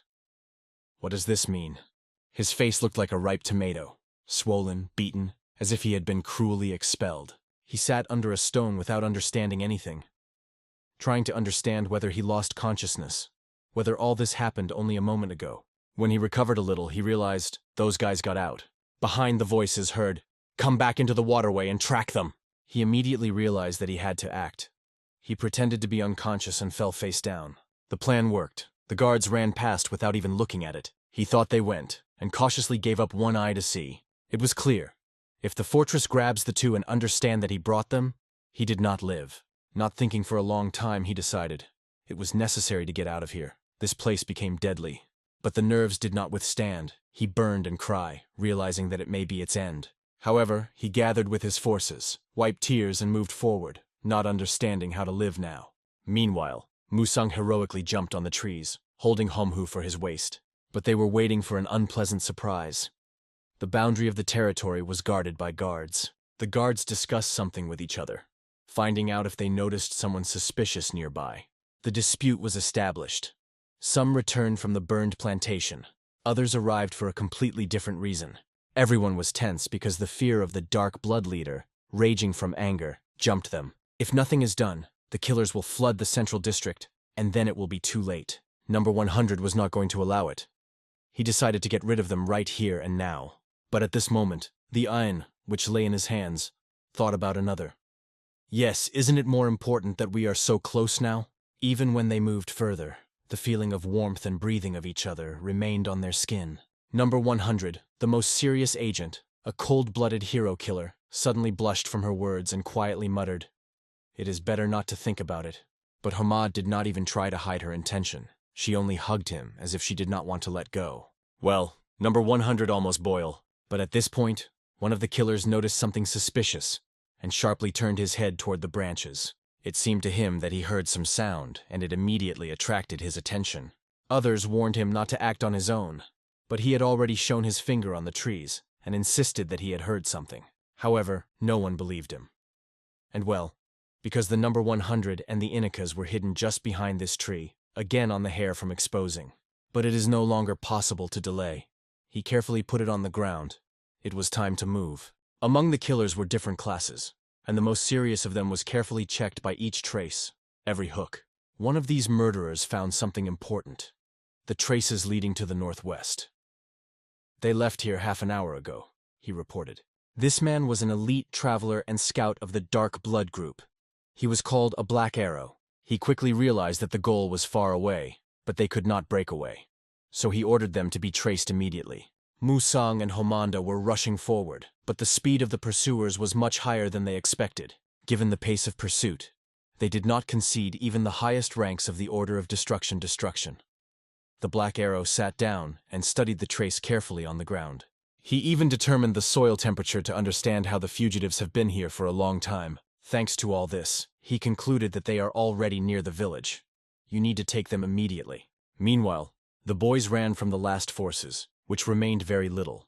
But it is worth remembering that a Black Arrow never releases its goal. And suddenly the number 100 noticed something ahead. The terrain was perfect for him to hide. At this time, one of his people approached the Black Arrow and reported.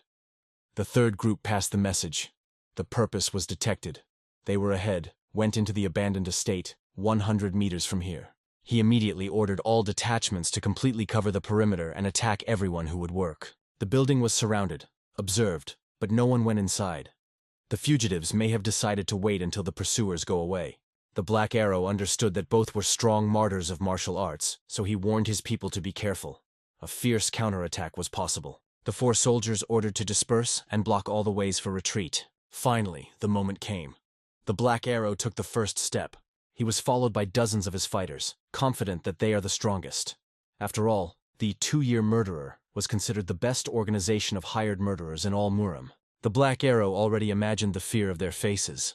But it happened unexpected. Now he himself froze with surprise. They combed the entire perimeter, but no trace of fugitives. It was simply impossible. Where did they disappear? He suggested that they hid or somewhere there was a secret passage. He ordered to check each corner. Meanwhile, one of his people chatted on a tree branch, but he was confused one thing. It was too quiet. There are no signals, no traces. Although at such a distance, it should feel their presence. Something was wrong.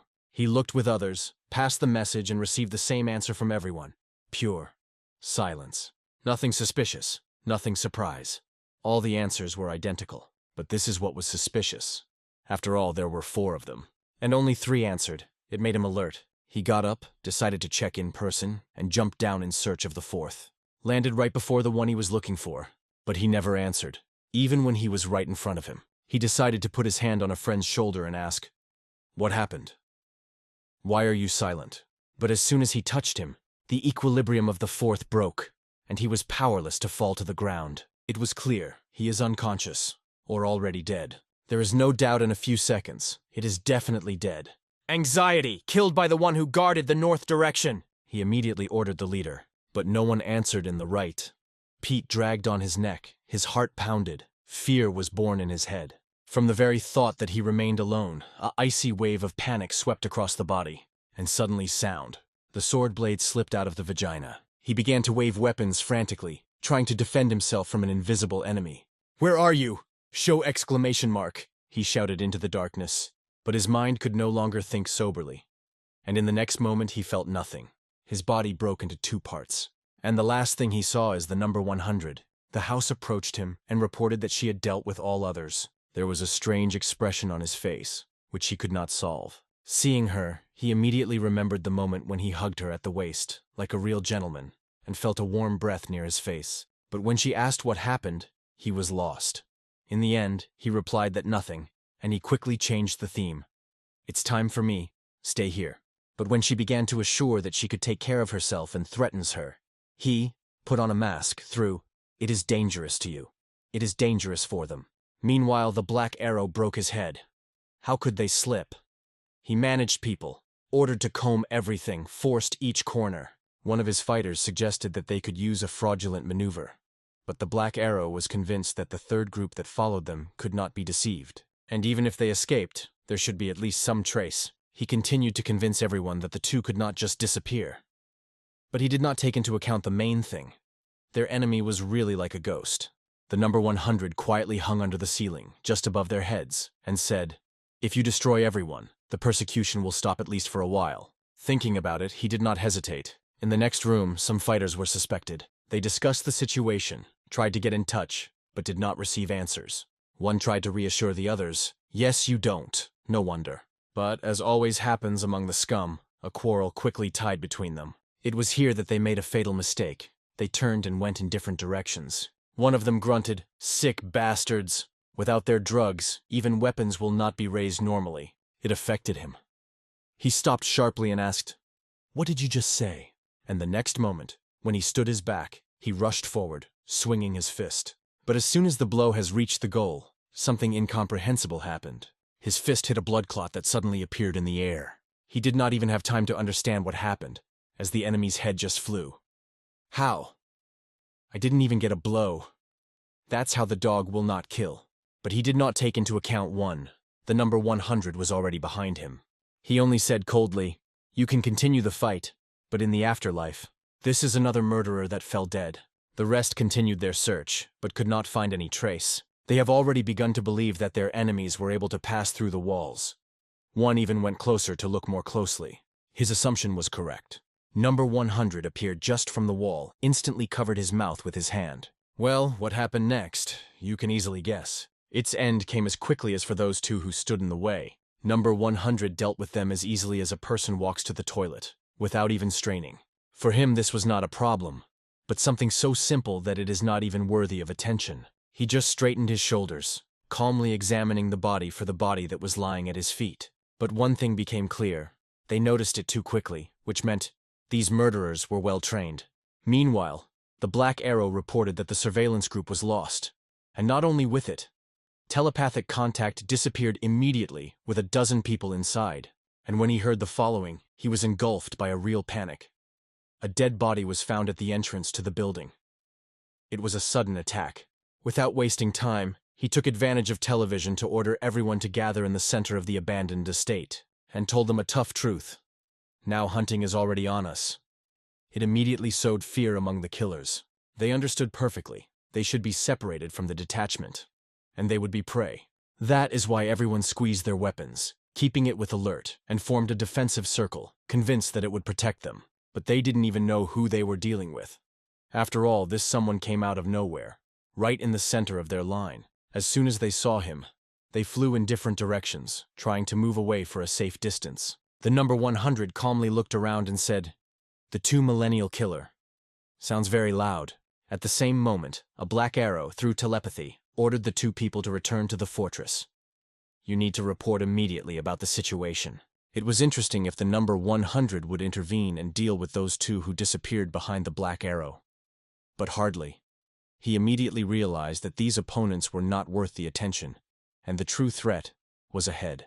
The Black Arrow decided to speak first. He praised the number 100, noting that he skillfully hid his presence, even being so close. But at the same time he set his sword on him and with a cold smile stated, "Hide is over. With your arrogance you opened your gate in hell." His face became rigid and adamant. He no longer joked. His people got their weapon, blades like scales and deadly daggers. It was the metal weapons they possessed perfectly. All at the same time threw it towards the number 100. But he just stood quietly and watched as the hail of blades was flying. After a few seconds, the Black Arrow could not believe its eyes. The weapon stopped in the air. It came under someone's power. Telekinesis. Number 100 just smiled and, instead of gratitude, said, "You have simplified me the task." The Black Arrow immediately realized that it was next and shouted, "All, immediately outside!" But maybe it was too late. Number 100 opened his palm. All these weapons, which hanged in the air, sharply changed the direction. Oh, sorry. No, not to his hands. She flew directly into their bodies. Each of them was killed, dissected by their own weapons.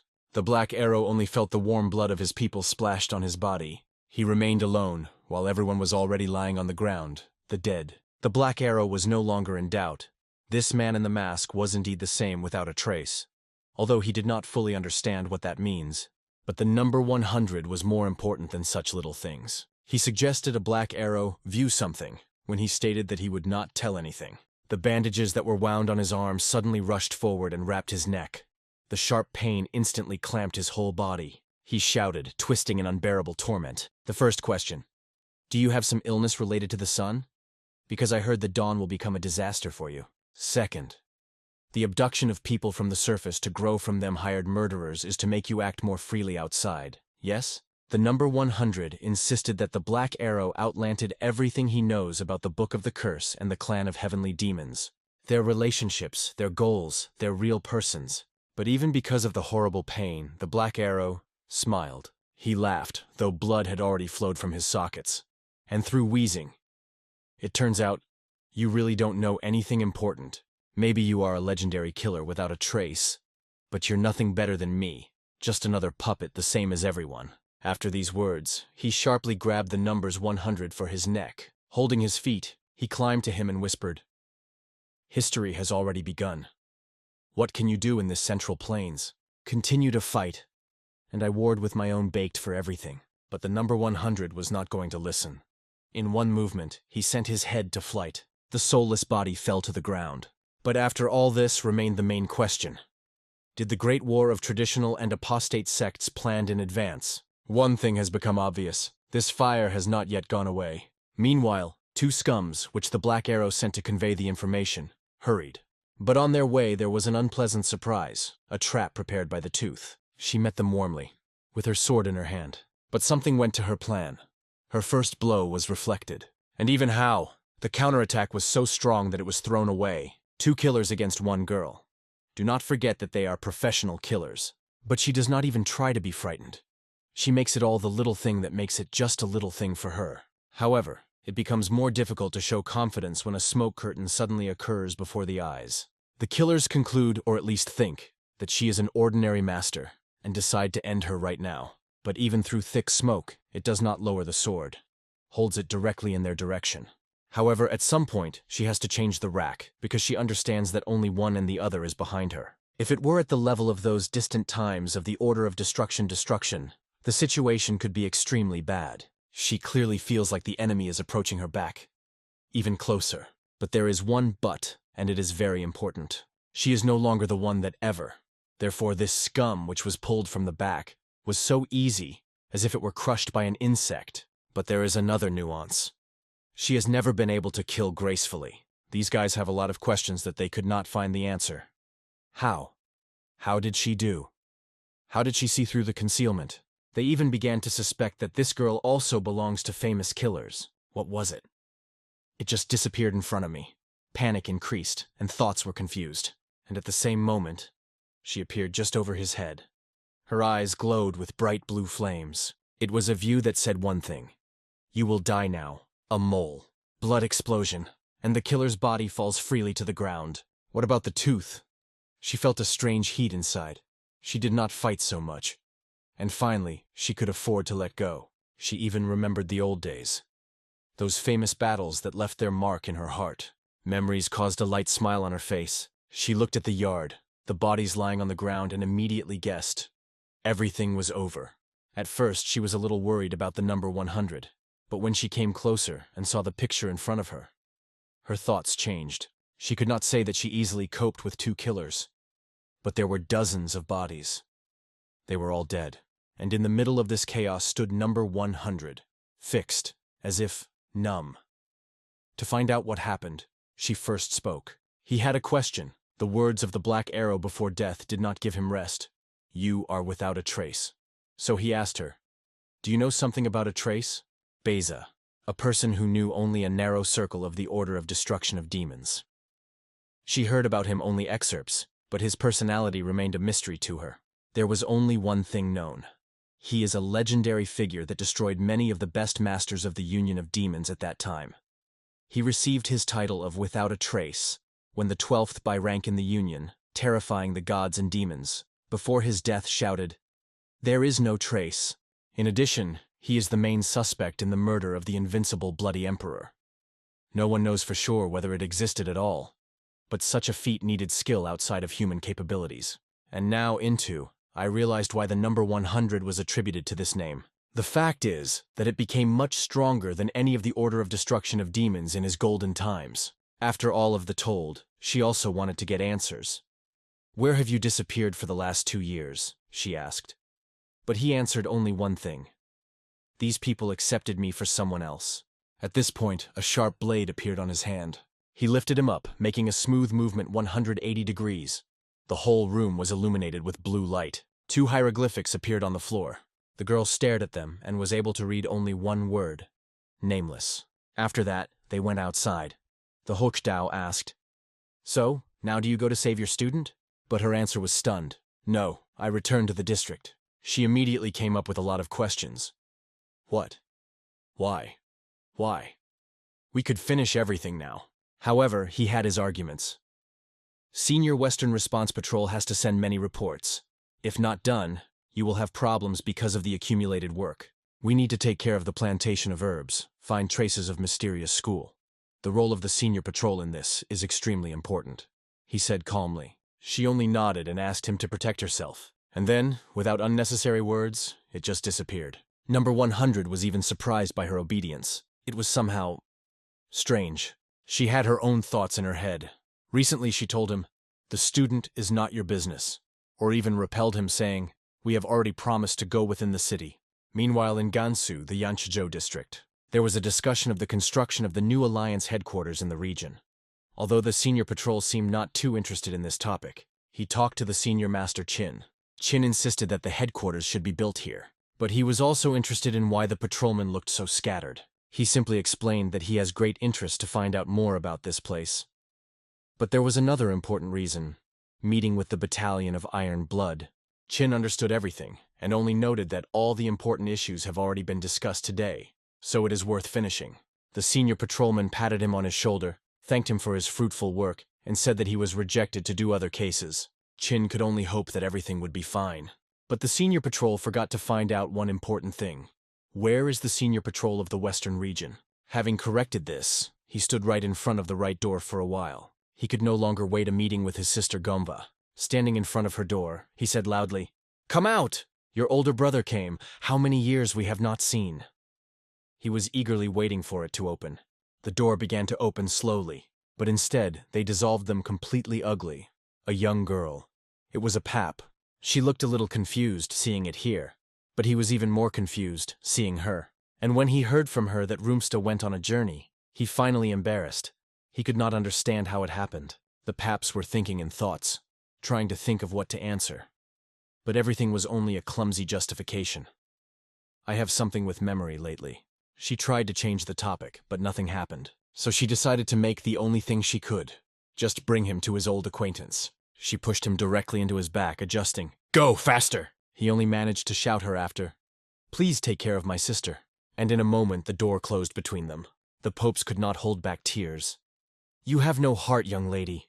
How can you ignore such a good man and look at another?" Meanwhile, the heads of the base urgently appeared with Shanxi. He, collapsing in his chair, just muttered, "I'm busy," say quickly and essentially. But as soon as he heard that Musang and Homad were noticed on his way to Gansu, he jumped instantly. And yet apparently they split.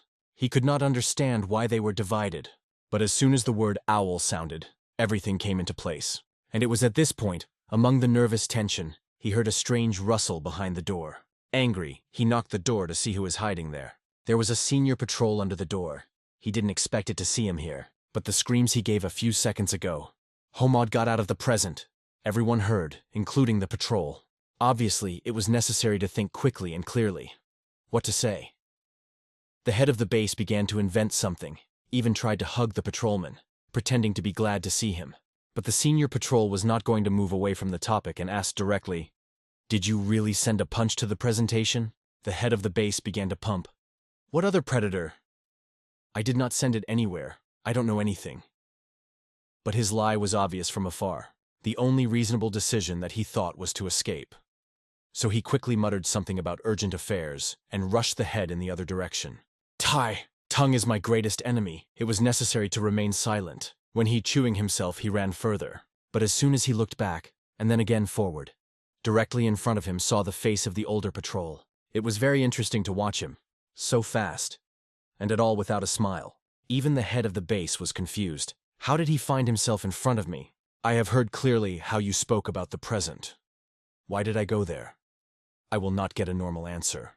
I will not be distant. It is clear that something had to be invented, so he decided to answer the evidence.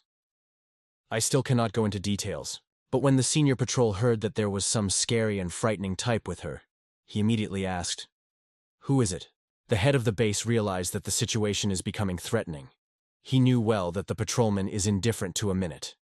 And if he also asked her relationship with the number 100, then it would be a real mess. So he decided to say only one thing. You still don't know who it is. It makes no sense to tell. But in response, he heard, it does not change anything. Just give an answer. And when he tried to wave, this information will not bring you anything good. Zrenya. It only warmed up the curiosity of the senior patrol. Saliva has already dried up from such tension. He quickly made the look that he remembered something important, put the patrolman on his shoulder and said, I am looking for a teacher. Wait here, I'll be right now. The word teacher, I run, just sounded, as if the wind was blown away. It disappeared so quickly that it should be pierced. Obviously, the senior patrol immediately suspected that he was hiding something, but he still could not understand who this mysterious, strong type in which was discussed. Meanwhile, the same strong type stood in front of the majestic mountain of the Yellow Coast. He did not suspect that here, in this place, they decided to build a secret training camp. The Iron Blood Battalion could not pay attention to these wasteland, but the territory still belonged to their jurisdiction. Do they really not know what is happening here? It's unlikely. If there is a backing between them and the administrative fortress, then the situation may be similar to other demonic fractions. The most important thing now is to determine how far the clan of the heavenly demons stretched out its tentacles. After thinking, he decided that their affairs did not relate to him. The main thing is to find a brother and focus on the tasks of the academy. He put on a mask and moved forward. But as soon as he took a few steps, as under the mask he felt a sharp smell of blood. Now it was most important to determine where it came from. The smell was so strong that he left no doubt. He walked directly from the training camp. Without hesitation, he rushed there. In just a few seconds, he already stood before entering this place. Having concentrated all his energy in his right hand, he was preparing to use the following technique. He put his hand straight to the rock. A loud vibration came from which the mountain shuddered. There was a passage in the rock. Now it could easily go inside. And of course, there was a guard immediately. They even began to make fun of him. Are you dumb? But they did not know that this deadlock had just killed several dozen the same as they were. While the first guard was nervously waving his hands, trying to understand whether someone was really here, two other behind him were already dead. It came to him that something was wrong, only when he heard the deaf sound of the bodies falling to the ground. But it was late. His own blood flew in different directions. And in a moment he joined his comrades, lying nearby. The number 100 moved further, but soon a new surprise was waiting for him. A hidden weapon. She was thrown by 3 enemies who blocked his way, but they were no more than regular victims. No. Even to call them the victims would be too much. They were just another scum, which he wiped his feet. Although not even it would be an exaggeration. They are no more than dog shit. The smell of blood did not weaken. It only became stronger. Number 100 was well aware of what dangers he could expect, and decided to move faster. At some point he stopped and began to sniff. Yes, he stood in the right place. What else to understand here is when a mountain of corpses is right in front of him. Pain and experiences permeated his body. He prayed that there was no one important person among them. Within a few minutes, he carefully viewed all the bodies, laying them one by one. Glory to the heavens.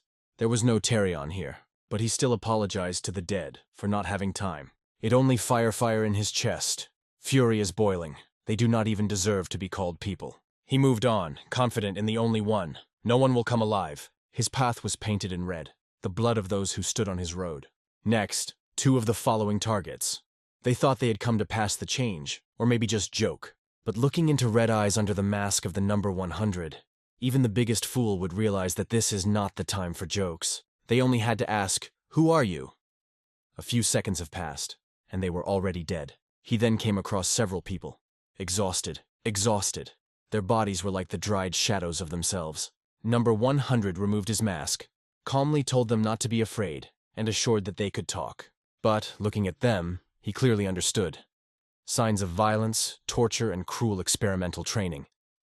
These people here are only costly material. Then the number 100 asked them, "Did you see a young man named John?" But one of them reacted too strangely to the name. He began to scratch his skin, ask for a mercy, repeating that he did a mistake. Watching such a reaction was unusual and anxious, but there was no explanation.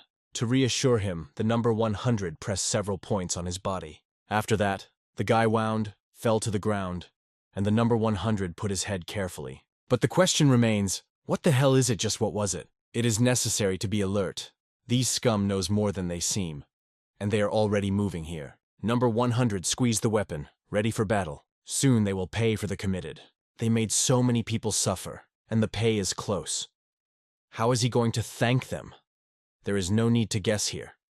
The answer is obvious. Today he just wanted to pick up the student of their academy. More precisely, his academy. In the way he is a senior student. But this time they crossed all borders. All possible limits that could only be imagined. He could swear. These freaks in front of him would not survive in the morning. They only have to pray, although it is unlikely to help.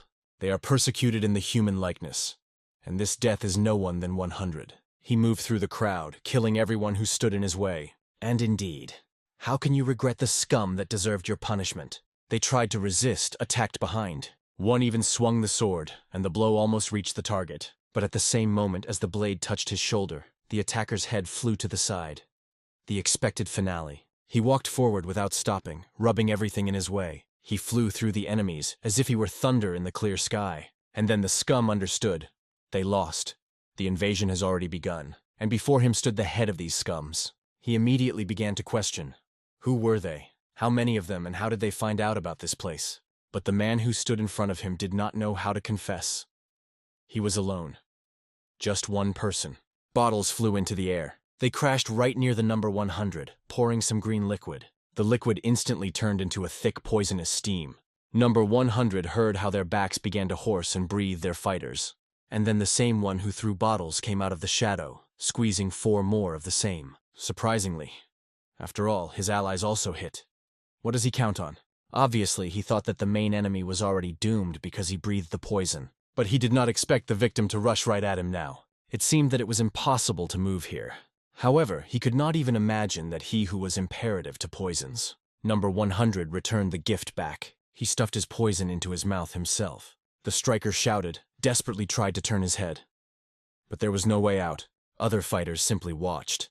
They understood perfectly what the mess fell into. But when in seconds, the skin of this poisonous baron began to get out of the flaps, they were covered with true horror. Number 100 slowly turned his head in their direction. Why stop, if you can continue the bloody massacre? This is what he suggested to them. They did not deny. They had already pulled out their weapons. They took the challenge. But suddenly one of those who stood behind exclaimed, "Use devilish children!" Children in masks jumped out of each dark corner. But they were not just children. There were weapons in their hands, and they did not manage themselves. The main character appeared a terrible dilemma.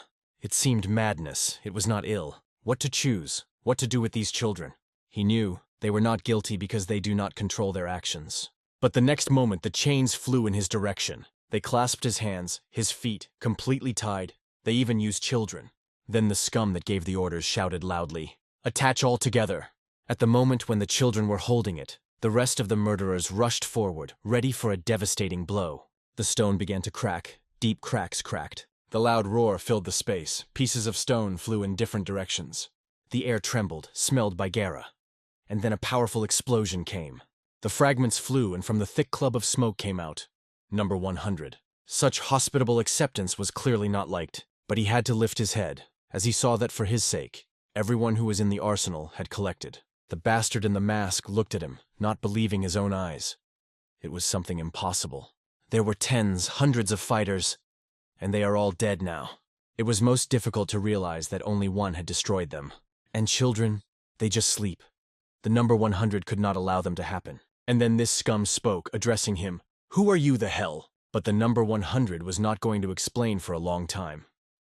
Everything is simple. First, you are disgusting, and such as you have become too much. And secondly, he added, squeezing his fist, you touched the one who had no right to even touch. The killer in the mask felt a cold sweat run on his back. The feeling of danger has become unbearable. He roared the only word, to activate.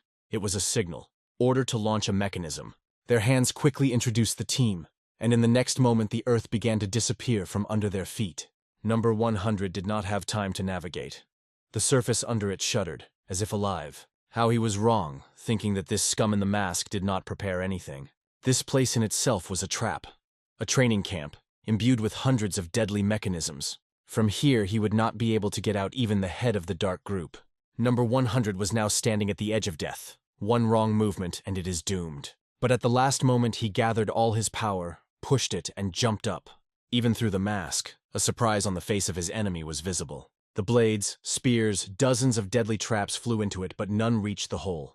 Number 100 moved so quickly that he jumped straight on the blades, as if they were stairs. All these traps, all the deadly mechanisms that flew into it, eventually simply crashed into the ground without harming it. The scum in the mask was wide open when he saw the number 100 uses his weapon for counterattack. In a panic, he gave a new order, to connect archers. The hail of the arrows fell asleep around, but even through it he continued to move forward, like a shadow. "Stop it! Don't let go!" shouted the bastard, but it seems too late. They should not pour it so much, and now they would pay for it. But he did not immediately become a chief abomination. Instead, he put him on the ground with force, forcing him to literally fall into the 5th point. Let it be a little scared. "Who are you the hell? And what do you need here?" escaped from the frightened lips of that, but number 100, and was in no hurry to answer. He asked his questions until he reached the main. "Who did you touch?"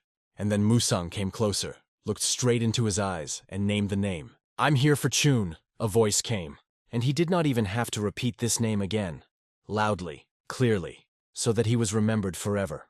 At this time, the Pope tried to tell the young mistress all without tears, but nothing happened, though she tried to reassure her. She was so happy from her return that she did not stay and immediately rushed into the arms. Roomsta was confused. It seemed that the papas were trying to strangle it. In order to get out of this situation, she decided to scream. But even more strange was her question, from which it seemed that she was hiding something. First of all, Gomad asked about the presentation. And without waiting for the answer, she began to tell me enthusiastically how she became closer to the number 100. She shared the fact that it was most important for her, but it was visible on the expression of the papas. She wanted to hear quite another. The conversation switched to a new topic, and Roomsta asked how things were in the district. It was then that the Pope decided to tell her about a serious problem. A young master arrived at them. It was the eldest brother of one. The papak saw everything through. Not to say, but it was obvious that he was only here for the sake of meeting her. However, Roomsta was worried about others, that the papas did not accidentally talk where she went. And here she noticed him. He stood quite near, as if he was waiting for him when he would talk about him. And so, she saw him right at the gate, without hesitation, came closer. His face shone with joy when he met her gaze. "For what reason are you here, older brother?" she asked. To which he just smiled. "I rushed to see you, sister." At first, she thought it was a joke, and even made him a compliment. They say he was wonderful.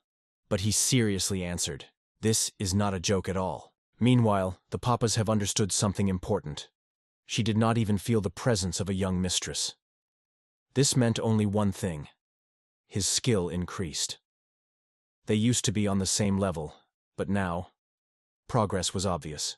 And as soon as he opened his mouth to ask where she returned, a young mistress looked at the popes with an explosive look. Well, of course, she understood everything. However, her brother was more interested in another. How did she not be afraid to go to such a dangerous place? Roomsta, without hesitation, answered that he did not consider her a little girl. He just sighed and said that at least he consulted with him or with the revered god of the sword. It was interested in her even more. Why did he suddenly talk about the patriarch? The brother explained that the recently revered god of the sword visited them, and he really wanted to meet her at least once, but she did not even let him agree and interrupted sharply. "Enough!" She did not want to listen to the patriarch, so she immediately warned. If he wanted to talk about this topic, then it is better to go. Her gaze became truly predatory, as if in a tiger, and the voice was heard sharply, unquested. "I do not want to listen to it. And a point. She did not want the older brother to interfere with her relationship with the patriarch. After her sharp explosion, he finally understood everything and apologized. In order to change the topic, he decided to ask about another, the mysterious martial arts master who went with her to the presentation. I wanted to hear more about him. Since number 100 did not want to reveal her personality, she also could not tell anything, so she simply explained that she had nothing to do with it. But the young mistress was already openly devastating.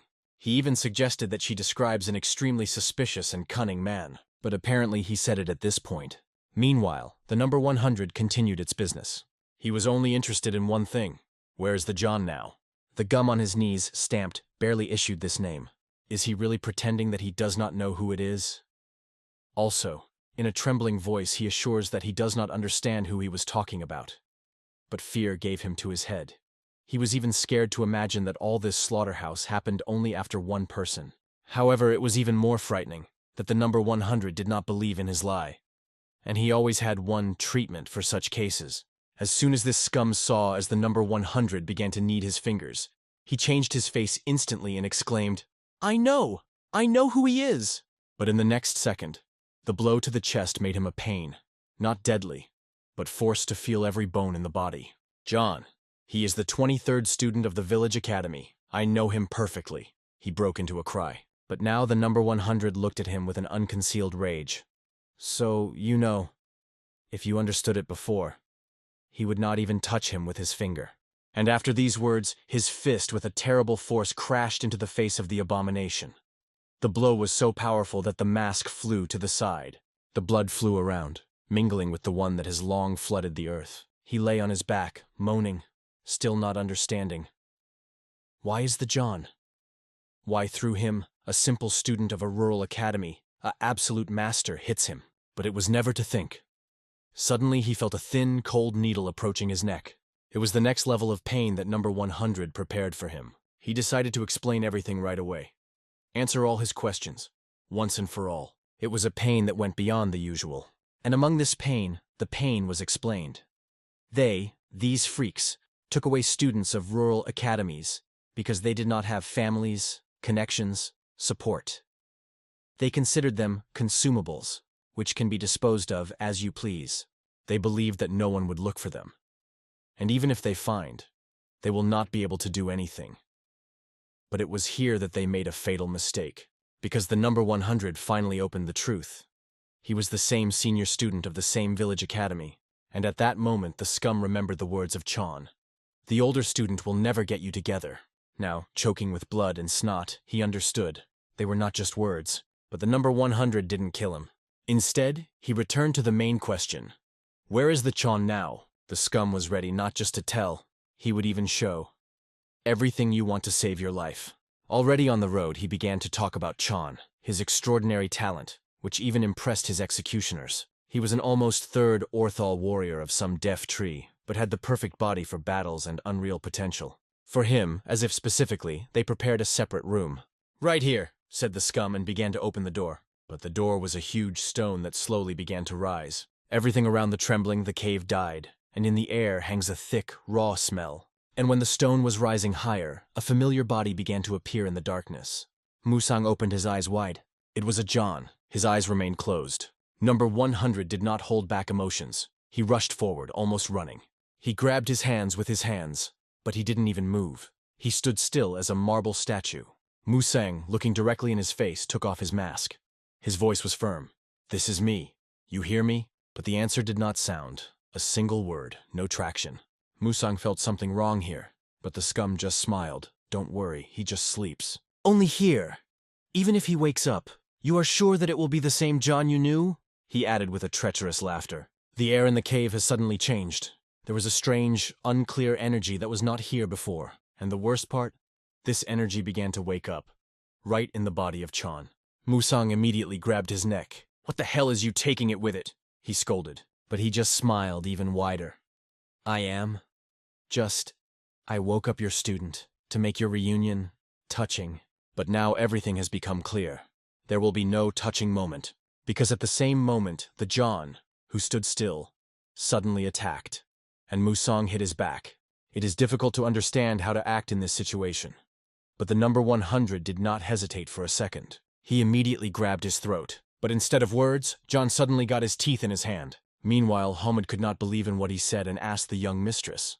They just lasted a senseless dispute between a girl and a boy. Absolutely unimportant. Banal. She was passionately argued that he was very important to her, and demanded not to talk about him so disrespectful. The young lord began to understand. Her attention to the man is much deeper than just care. And finally he decided to ask, "What about me? Who do I have for you?" His voice sounded almost trembling, but it was no matter for her. She did not even suspect that she was in love with her for a long time. So she said calmly that it didn't matter now, and finishing the conversation firmly added, "Enough. I don't want to talk to you anymore. Now I need to meet with a revered ghostly mask and report about the situation." He followed her, but she stopped him instantly, calling it a secret mission. But he returned the conversation to the mysterious master again, and it began to annoy her openly. But here they were, cut off by a hoarse old voice, who rudely ordered both to silence. They responded quite logically. They fell silent. The ghost mask came to them. He heard about her return, but she never came to him. So he decided to act. The young mistress was allowed to stay if he wants to listen. Moreover, such was the will of the alliance. He did not order the ghostly mask to obey the young mistress, but asked his choice. At the same time, he warned, if he hears the truth, there will be no way back. But the young lord was not going to change his mind. On the contrary, now he wanted to know even more. The size of the plantations of the ingredients was so huge that they were striking. During the escape, they set fire to one of them, but no doubt there were many. She told them in detail and even showed the mushroom and flower collected there. Compared to the aphrodisiacs found earlier in the mysterious school, there was no doubt. One way or another, it was obvious. The administrative fortress used aphrodisiac to make huge profits. In addition, it is unknown, but they were exactly involved in the Great War between traditional and apostate tactics. This was found out when they fought with freaks from the Dark Blood group that pursued them during the escape. The girl only confirmed the words of the ghostly mask. The young lord listened to every word carefully without missing any detail. It was something new to him. He still believed that he should be left without a union of demons. And now the smuggling of aphrodisiacs. Could these two cases be related? It was too early to draw the final conclusions, but the option was to consider. And here the ghostly mask suddenly asked, "Why did you return alone?" At the same moment, a young mistress had increased interest. The ghost mask explained who it was. Hosk Musang, a senior student of the Dragon and Tiger Academy of Martial Arts. Reliable guy. The girl jumped in a hurry to explain to her grandfather that he does not like to reveal his personality. However, the ghostly mask was roaring for him. He explained to the young mistress, "As soon as you see him, you will understand everything right away." But the young lord only asked himself, what about this man is so special? Meanwhile, Musang looked at his hand, where there was a torn piece of gloves. He tried to talk to the Chon, but what could it be at all? He is clearly not in himself. The scum standing nearby was only entertained by this sight. Yang owned the ideal body of the warrior, and his psyche was so stable that the usual methods of brainwashing simply did not work on him. "But this is not a problem," continued the abomination. He explained that he had to introduce something special directly into the brain, according to a specially designed method. And now Zhang is not a person, but just a thing. In fact, a live zombie, deprived of the ability to think. The old scum said it with such pleasure that even because of the screen, his voice caused disgusting. Of course, Musang was angry at him. He wanted to kill him on the spot. But as soon as he took a step forward, John stood sharply between them, as if protecting his master. It was an extreme choice, a choice that cannot be prepared for, and the scum decided to pour even more oil into the fire. "What is it? Is it a reunion with a student to cause you such strong emotions? Come on, rather reach your arms and take it into the arms," he said with a mockery. And John immediately rushed to Musang. John was incredibly fast, but Musang shattered just as skillfully. The rage grew inside, mixing with despair. And at the same moment in the head of Musang was a single thought. His younger brother. Memories from childhood came in their heads. When Musang put his knees and made it apologize for stealing and ate all the treats prepared specifically for the guest. But John just apologized, because it was the first time he saw such delicacies, and did not resist. Decided to try. Of course, his older brother forgave him. At that time, Musang thought it was his own mistake. He always solved the problems of his chona as it is suitable for his older brother. But just as it is suitable for brothers, he punished him for pranks. One stille, today will only cost it. But the warning was serious. You will make the same way. The consequences will be much tougher. And here, the finger will now go, and everything will happen again. The same shout flew down the street, and then John understood his mistake. And now, he was again at the same moment. The older brother stood in front of him, his fingers tense, ready to hit. Dating all his attacks, Musang charged his finger to blow. He looked at Chun with the hope that he would remember. But instead, a sparkle flew that he could lose memory once and for all. Perhaps this pain will help him wake up. The scum was surprised to watch this scene, opening his mouth from shock. Even on the walls of the cave, the echo broke, and the Chona literally threw it into the air. Such was the power of impact. Probably if he gave 2 such sparkles, it could have been killed. And now, with a huge bruise on his forehead, he heard the words of his older brother. "What are you, the Parsrivka?" And it was at this point that he seems to have begun to come. His voice sounded quietly but sincerely. "Sorry me, older brother." He began to look around, confused, not understanding where he was. In the meantime, the scum was angry. He shouted at the Shan, ordered him to attack immediately. But it seems that he has not yet realized the main John, no longer his obedient puppet. And here, the cheeks of the chill were sharply blown away. He coughed, and blood began to flow from his mouth. A lot of blood, mixed with a strange liquid that glittered in the dark. The bastard roared, his voice trembled from panic. "It's impossible! It's just impossible!" But the most interesting is yet to come. Now the turn of Musang to punish this scum. Now his turn has come. The turn of this scum. Yes, you have understood everything right. Now he will get his shirt. But it is not just a sparkle. It's a blow, times in 100. No, even 200 stronger than the previous one. It is so powerful that the head of this garbage is literally flying into small pieces.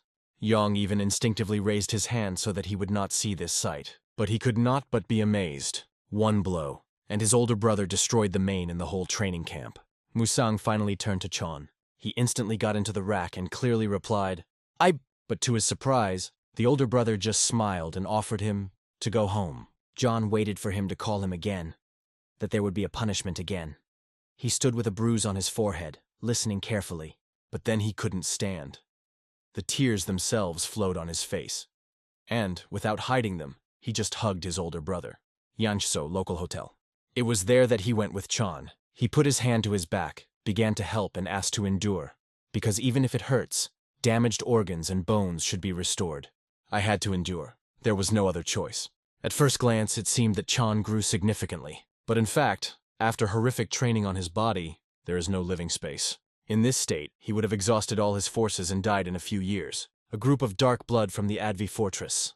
Hosangs will never forgive them. After a while, the John opened his eyes, but could not fully realize what was happening. He was in front of him, and he did not even understand when he had time to faint. He just wanted to know him something important. Find out whether the Musang house attended Hosang. But it was in vain. The one explained everything by one. After that, Musang's hook asked if he assisted with the transportation of aphrodisiac, and he reminded him of the decisive moment when he tried to attack him. And now he was ready to strike again. After that, his face flashed a barely noticeable expression. He did not hit him on his forehead, but only gently ran his head on his head, calling a parsalo. Of course, Musang's hook understood that he had to go through. It was enough to look at the scars of Chan to understand how far it went. He was abducted, tortured, mocked as soon as they could. It was a true horror.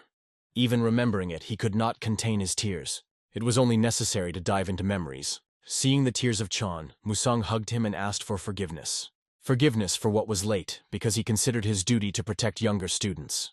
John could finally splash all the accumulated pain through tears. And in the arms of a senior student it was much easier to do. The house said goodbye, saying that it was time to go. But the young master asked her to wait, making it clear that he would follow her. However, the old man stopped him, saying that he had an important conversation. The young owner did not argue, and even if he tried, it would still change nothing.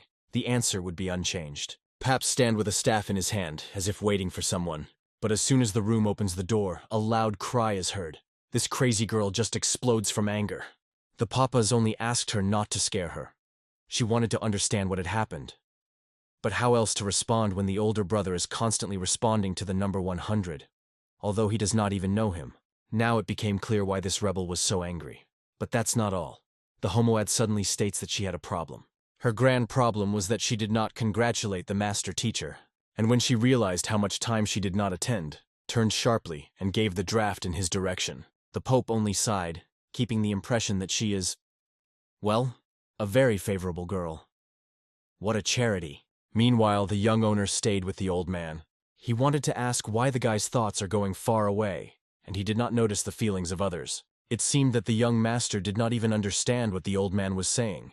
But he, having lived a long life, saw a lot, and just asked to stop misunderstanding. After all, except for the Gomp, they have long known what he feels. He never hid this particularly. However, he admitted that many moments associated with the Great War between traditional and other sects seemed illogical. This means that someone intentionally started it. Now all pieces of puzzle have come into a single picture. Wow, how hard he changed the topic. Hearing these words, the old man assumed that the guy guessed why he was asked to stay. Yes, he is sure. What is the reason? The young owner could not say for sure, but apparently he guessed.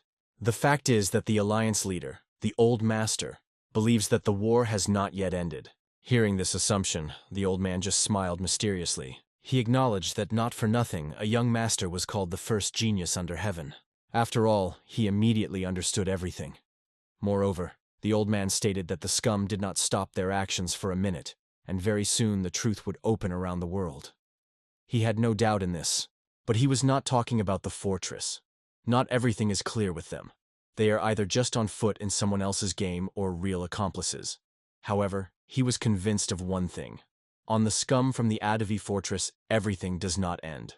He asked to look at the book he put on the table. It was a new secret book curse. It contained records of the Great War between traditional and apostate sects. The old man even added that this book was first discovered 25 years ago. And then the young master, with anxiety on his face, realized the worst thing. This book was found before the war began. Its content covered even specific aspects of future events. Everything is described in advance, so accurately that it can be considered a prophecy. But he wanted to know the old man something. If this book was in him, why could he not stop the war? The answer turned out to be simple. People would take it as a loaf of a crazy fantasy. Moreover, even they forgot about her with the alliance leader. The understanding came late, after the creation of the Union of Demons. At that time, the situation was out of control and developed too rapidly. It was no longer possible to stop it. And now, whatever it is, traditional sects do not expect that the scum will create a merger of killers. However, they quickly adapted and organized the Demon Destruction Order. In general, the situation has become worse. And then the young master spoke about another important topic, the murder of the invincible Bloody Emperor. The supreme master of the Union of Demons was killed not in battle, but alone, becoming a victim of a hidden attack. The balance of forces was completely broken, and the other three demonic kings began to be afraid of their own life. But their plan was not limited to war. They have many other designs aimed at creating chaos in the central region. One of them was expected to be associated with aphrodisiac. The old man monitored this trace, and it was because of this that he attracted Manhwa. However, he did not order her to act. She made the decision herself. Moreover, it is considered one of the strongest figures of Murima, known under the nickname the Goddess of the Sword, a master who is 100 of the best. But those who planned a great war are dangerous. It would be strange if the young master did not worry about her. That is why the old man decided to share this story with him. If they can destroy their plans, peace will come not only for Goma, but for the whole Murima. And he again reminded him of the words that the young master had heard earlier, that these scum seriously undertook his persecution. At this point, the old man called him Without a Trace, the ghostly god of murder, the training camp in the Huaoyun Mountains. Is he really completely destroyed? Yes, that's right. These people assumed that the one who penetrated the plantation of herbs learned about this place. However, they called this person Without a Trace. At the same time, someone wanted to find out who he was, this nameless warrior. In response, I only heard, "I think you heard news about who can disappear by destroying a whole group of pursuers." He then got his name, Nameless. For a woman, this seemed just a game of words. But the other noted that it was difficult to ignore this fact. If he is not the same Without a Trace, then a new, even stronger enemy appeared. However, their doubts quickly dispelled a sharp blow to the chair, and then the words were heard. Without difference, without a trace or unnamed, this scum has to be caught, and the problem will disappear. It is more important that it turned out to be much stronger than we expected. And without a doubt, he is somehow connected with the goddess of the sword. In addition, it is likely that it belongs to the Order of Destruction of Demons. One of the men asked the head of the courtyard with the question, "Isn't there too much risk of touching the goddess of the sword?" But he answered calmly, "Nobody will touch her. Instead, we will hit a different place." Immediately after these words, he clicked his fingers and ordered to enter. The one who came in caused a slight surprise. It was Sima Jin from the man's clan. After a while, the young owner was left alone in his room. He was overwhelmed by the third force, that there is no information about it, neither where it is, nor how it works in the central region. It was similar to the fight against an invisible enemy in an unseen darkness. He was burning inside. He wanted them to pay attention to him, and perhaps that is why he took the ink and began to write. The former Secondary Security Detachment commander has now accompanied the Senior Patrol Central Region, SALT. Wun called him to report the opening of the Alliance's headquarters in Gansu, and prepared an invitation. Because of this, he asked him to personally pass them on to all the Muram's forces in the district, and this meant both the apostate sects and the Battalion of Iron Blood. Dragon and Tiger Military Academy. One of the students stood right at the entrance, but suddenly he was surprised when he saw two familiar figures that walked the road. Seeing the older student, he was not much surprised, but his heart was filled with warmth when he noticed Chan. His eyes were immediately filled with tears. He rushed to him, hugging firmly without hiding joy. He seemed to be alive, but now it was a real miracle. Of course, his brother immediately covered his questions, so he had to reassure him. This was done by Musang, but as soon as he came to his senses, as he ran into the yard immediately, to sound the teacher and other students, everyone was endlessly happy. With shouts, "Hooray!" they ran to meet. Everyone who saw him could not hold back tears. They all worried about him, and that's what they said now.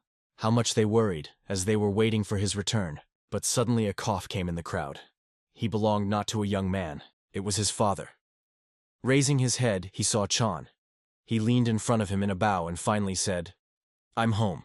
But his father, instead of warm words, just grunted, "Parchid," and then sharply asked, "What, the sky fell on you? Where did you get lasted and what did you do?" John, releasing his head, asked for forgiveness and explained that he just wanted to make money. But his father just looked at him and asked coldly, "Who asked you? Who said you have to go to make money?" His voice became even tougher. "Did you really think that I would be glad if you get into trouble for the sake of money for a sick father?" And finally he spoke the most painful words. "Did you want to make me a person who appreciates his own life more than his son's life?" "For what?" His father looked angrily at his son. "Why did you contact such dangerous people? And now you have damaged your whole body." As a result, the John received a good blow from his father. But it was not only anger, it hired a real parental experience. After the emotional explosion of the old hands, he trembled, and he finally openly expressed his alarm. How much he worried about his son. Where was he? What did you have to go through? Did he lose him forever? It is difficult to even imagine how painful it was to the father. From these words, a tear rolled again on the cheek. He was very sorry, and himself, but he just couldn't hold back his emotions. But perhaps he was most glad because Chan is safe, his father. He was finally invited to go inside. The road was not easy here, and first it was necessary to eat well. But at the same moment the father asked strictly, "Where did you go?" He only shook his head to the eat. This pair of pear was too much. And then an order that shocked everyone came. "Musang, lock it in a warehouse for 10 days. Others immediately began to intercede for Chan. "But he is wounded, he hurts so much." However, the father remained adamant. What is the meaning of discipline if no one is responsible for her violation? There is punishment, he added cold. And he asked everyone to postpone the joy of reunification for later. Of course, Musanga's hook obeyed the teacher's order. Immediately afterwards, he put his hand on his shoulder and quietly said, "Go for me." Of course, John tried to say something about how injured he was, but the teacher's decision was final, and you would not do anything. Chan so much hoped that he would be able to rest after returning. Moreover, his belly grunted loudly. He was incredibly hungry. Suddenly, the door of the camera in which he was sitting opened. All the students stood on the doorstep, and they brought them a senior student, but John could not understand why they were here. Then the senior student began to distribute orders. One asked to bring food, the other, to make sure that this panel could rest normally, and the third, to bring a bed. Yong believed that he had to be sharpened, so it seemed quite strange to him. Moreover, the teacher ordered him to put it here, but did not say anything that the door should be closed or starved. Hearing this from a senior student, John didn't even know what he was feeling now. Later, the little one approached him and began to ask what happened to him all this time, because of what difficulties he had passed. Young agreed to tell everything when his brothers returned, but only one condition.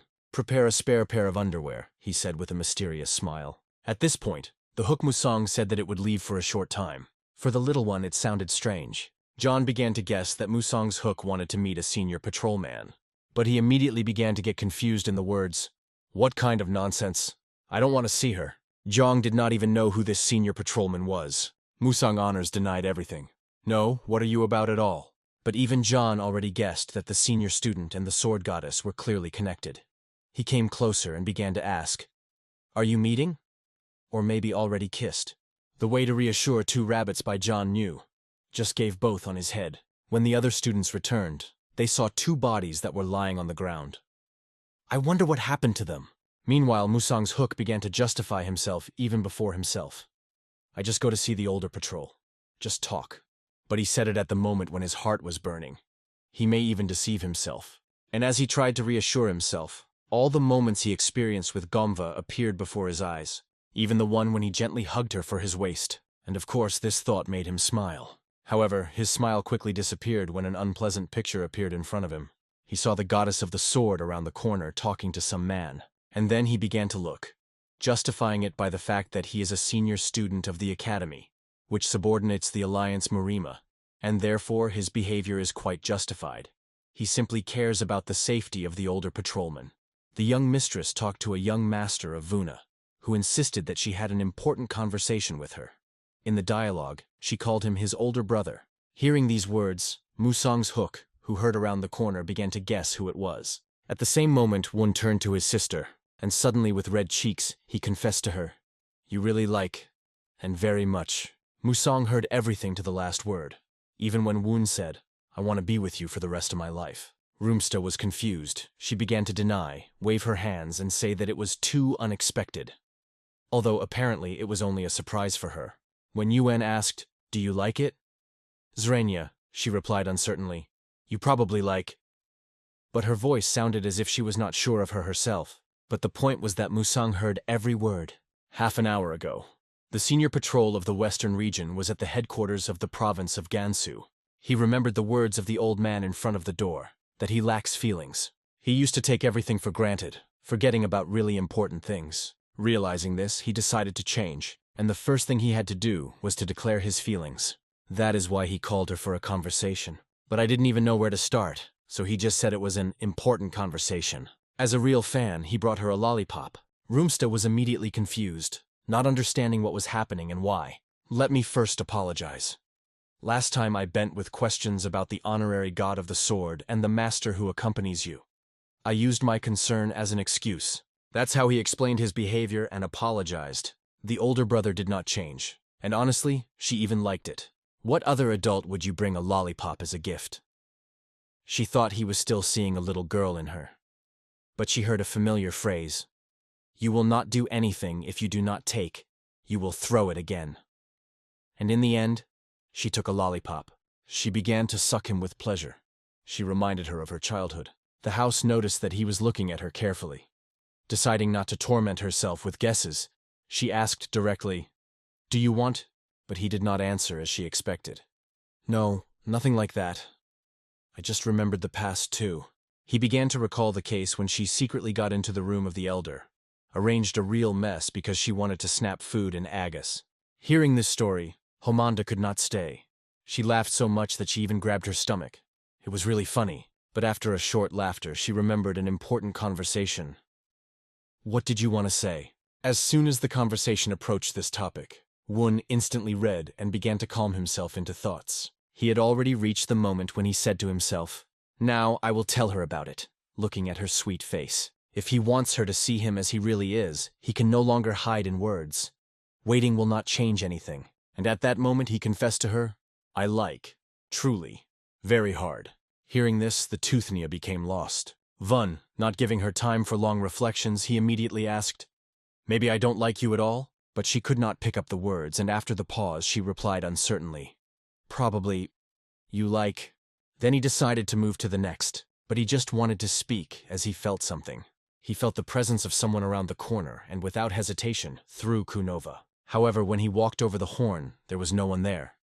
But one was absolutely sure that a few seconds, therefore, felt someone's energy here. He couldn't believe it. Did his feeling let down? It was strange for Gamkwa, she asked in surprise. What did you just do? He was in a hurry to justify. He was just a little transentered. Nothing like that. The girl already recovered a little from the state of confusion, and when Woon decided to continue the conversation that if she likes, she said, no. He was convinced that he had just heard another. But Rumsta continued to explain. She wanted to say that she liked only as an older brother. No more.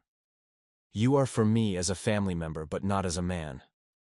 She explained that she appreciates him just like the older sister of the Papas, her mother. What trusts him and can rely on him as if he is her blood older brother. But she never even thought of him in a romantic sense. Woon hoped that from that moment everything would change, that she could see in him not a brother, but a man. He asked her directly about it, but Rumsta was forced to tell the truth. I like another, she said quietly. The one I love, and for whom I am ready to give life. After that, she added, I will look that there was no today. It was a bitter truth for him. He felt pain as if his whole life had flew into the debris at one point. Just like Musang's hook, he went into the woods to be distracted, to be broken, even if he gets rid of these feelings a little. But he was overwhelmed by the feelings he had never felt before. He remembered the words he had ever heard. The man told him that he would not be able to make her happy and did not have what to offer her. But this cry only released the pain. The indisputable truth sounded inside. A simple guy from the village academy could not get so close to her. His heart exploded with the outside world energy went crazy. The feeling came out of control. Only one words were heard in the head. Probably like it, the tooth once said. But she said it not to him, but to another man. His emotions were raging, and the only way to express them is strength. He squeezed everything, bringing his body to exhaustion, not to think of pain. It seemed that everything was over. In any case, this happiness was lost, like a card house that was eventually scattered, only a dream from which time to wake up. But in the middle of this vortex of emotions, a gentle female voice was suddenly behind his back. What happened? Do you really want to turn this path into a wasteland? It was she. She came to this place and saw him so, though he promised to come to her, and instead, he just crushed everything around. There was no hint on his face. She started walking in a circle and asking, I heard? Did you manage to return the student safely? Her face glowed with a smile, but his answer was cold as ice. It's not about you. She looked at him and said quietly, So? After all we have experienced together? She asked if he knew what trouble she had fallen afterwards. Her father was ready to kill him, and then suddenly the older brother of Vuna appeared, who also staged a scene. She talked about his brother, what he was in his youth, with whom he was friends and how he became a senior patrol central. But at some point he cut off her sharply. Enough. If you want to talk to someone, find another person for that. I am not interested in your story at all. These words were a cold blow, but she had to hear them. It was rigid.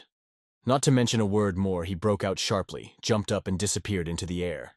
Of course, she couldn't help but ask herself, what happened now? Meanwhile, somewhere elsewhere in the hand, covered with scars, reached for a bunch of grapes. He greeted the berries with greedy, tasting them. It was a real pleasure. A delicious snack that made it possible to relax and think about different things. And he thought that maybe his true purpose was to become the head of the base. Suddenly, right in front of him, Musang's hook appeared. His gaze was unfriendly, and the posture hinted at the attack. He almost went vineyard when the hook immediately began to criticize him, noting that such a person who does not notice what was happening around cannot hold a leadership position. The head of the base did not pay attention to criticism. He was more interested in the reason that the hook appeared. He threw 3 scrolls and explained that he had collected information. Reports from the Vadsk fortress, documents from the Dark Blood Group, foreseeable future enemies and suspicious places in the central region. All this had to be transferred to the old man in the ghostly mask. The head of the base, not immediately realizing the importance of this, raised the whistles from his knees. His view changed, because these documents were of great value. He could not understand why Musang's hook simply conveys them. The absurd thoughts flashed in his head whether he had picked up that deadly illness, once behaved so unusual. The hook, watching his reaction, stopped for a moment and asked if they needed to pick them back. The answer was immediately, and this opportunity was rejected. The atmosphere remained tense, because after that there was another remark about its dirty appearance. which could give the impression that it belongs to the lower class. However, these words did not matter. The main thing is that the documents were able to avoid punishment from the teacher for at least a month, which was already a victory. The Hook was in no hurry and continued to stand, watching silently. The head of the base felt that he did not say the main, and asked if there was another reason for his visit. After a short thought, he began to speak hints, healing in words. In the end, it became clear that a high-ranking Alliance representative senior Patrol Central District arrived in the region. It could only mean one thing. The situation was complicated. Hiding the scrolls, he asked why interest in the infirmary arose. Obviously, they were close enough, once it was possible to talk about him in such a tone. In response, he said that they have played together since his childhood, though he admitted that he was not too lucky in his life. He remembered the story of his childhood, how he was ashamed but still managed to progress. However, he did not like to be unnecessary conversations, so he briefly noted that he was normal. Apparently, the Hook Musang realized that he still had conscience. However, after this conversation, he went to the main thing. He wanted to find out if he had any special relationship with Gomva. It was obvious that he would not give so simple the investigation materials. And now, finally, there was a hidden motif. He did not hide anything and said they were just friends. From childhood, they played together within the Alliance, when there were 3, and there was nothing between them. But the next question from Hayek was a real blow. He wondered if they were connected in Malin, and this thought even scared him. He immediately began to justify that it was only rumors that have no confirmation. But in a moment, the Musang simply disappeared, leaving no trace. He seems to be unnecessary inadvertently. After this conversation, the Hook's Musang just made sure that he guessed earlier. Walking through the yard, he came across a man who was not expected to meet. It was Assault, commander of the guard of the Senior Patrol Central Region. His visit had a specific purpose, to convey that Wun wanted a meeting. At the same time, Bilyuit fought with his own feelings that overwhelmed him without resting. The echo of her words constantly heard in her head. She already feels sympathy for another. The mention that her heart belongs to someone else cut it from within. But thoughts snatched his voice behind the door. He was asked about permission to enter. Before the entrance stood the Hook Musang. Seeing him, the senior patrol immediately remembered who he was. Hyuk calmly named his name and introduced himself as a senior student of the Dragon and Tiger Martial Arts Academy. In response, the senior patrol thanked him for agreeing to come and apologized for such a late call. He gave the guest to sit down, and he went to cook tea. Already pouring a drink, he heard how Hook briefly noted that there was no need. He calmly explained that being a man from the village, he was not used to enjoying the aroma of tea. It was not pleased for him, but only caused discomfort. Therefore, he suggested that I immediately go to the case, because the student of a small academy has always had enough work. Hearing this, the senior patrol stopped and postponed the kettle. Recognizing his mistake, he apologized for not visiting him, forgetting his new responsibilities and not having the proper manners. The Hook reacted calmly, assuring that he understood everything. At the same time, he studied the interlocutor carefully. His view was straight and open. There was no falsehood or hypocrisy, most likely. It was brought up in an atmosphere of nobility, although it did not lose its modesty. Finally, the senior patrol went to the main topic for which he initiated the meeting. However, his answer was unexpectedly vague. He simply noted that he wanted to look at Hyuk Musang. This explanation did not satisfy Hyoka, and he sought to find out the true cause. The senior patrol explained that this district is quite unusual. Usually ordinary people are warned by Morma, which is logically, especially in cities such as influential Shame, where the apostate sects have considerable power. But the local residents do not look wary. On the contrary, their faces emit peace and pleasure. Moreover, a large group that usually controls nearby areas does not even appear.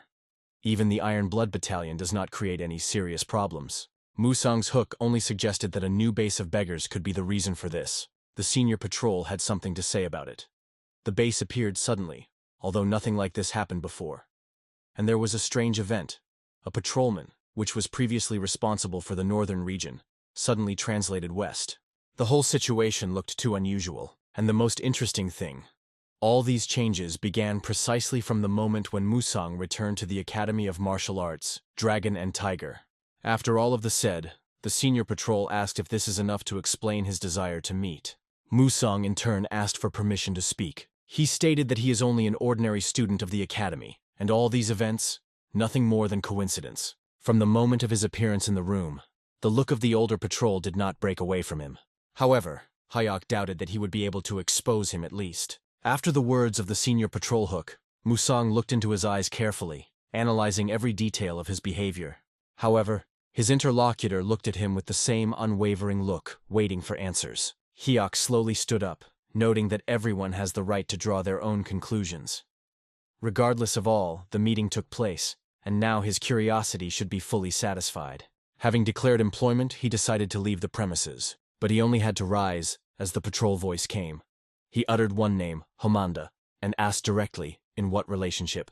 These words forced Hayek to stop and die on the spot. The answer was laconic and cold, no relationship. However, the patrol did not retreat, noting that he recently visited her. The hooks were not one of those who avoid direct conversations. He decided to stay and express everything directly into the patrol face. Without any hints, he made it clear that it is extra to worry. He will understand himself in his relationship, and does not need supervision from the senior patrol Western region. Pause came. For a few seconds, they just looked into each other's eyes as if trying to understand the interlocutor's thoughts. The patrolman had something to say, but eventually his upbringing took the mountain. He apologized for being inappropriately asking a similar question. He allowed him to go and thanked him for finding time for this conversation.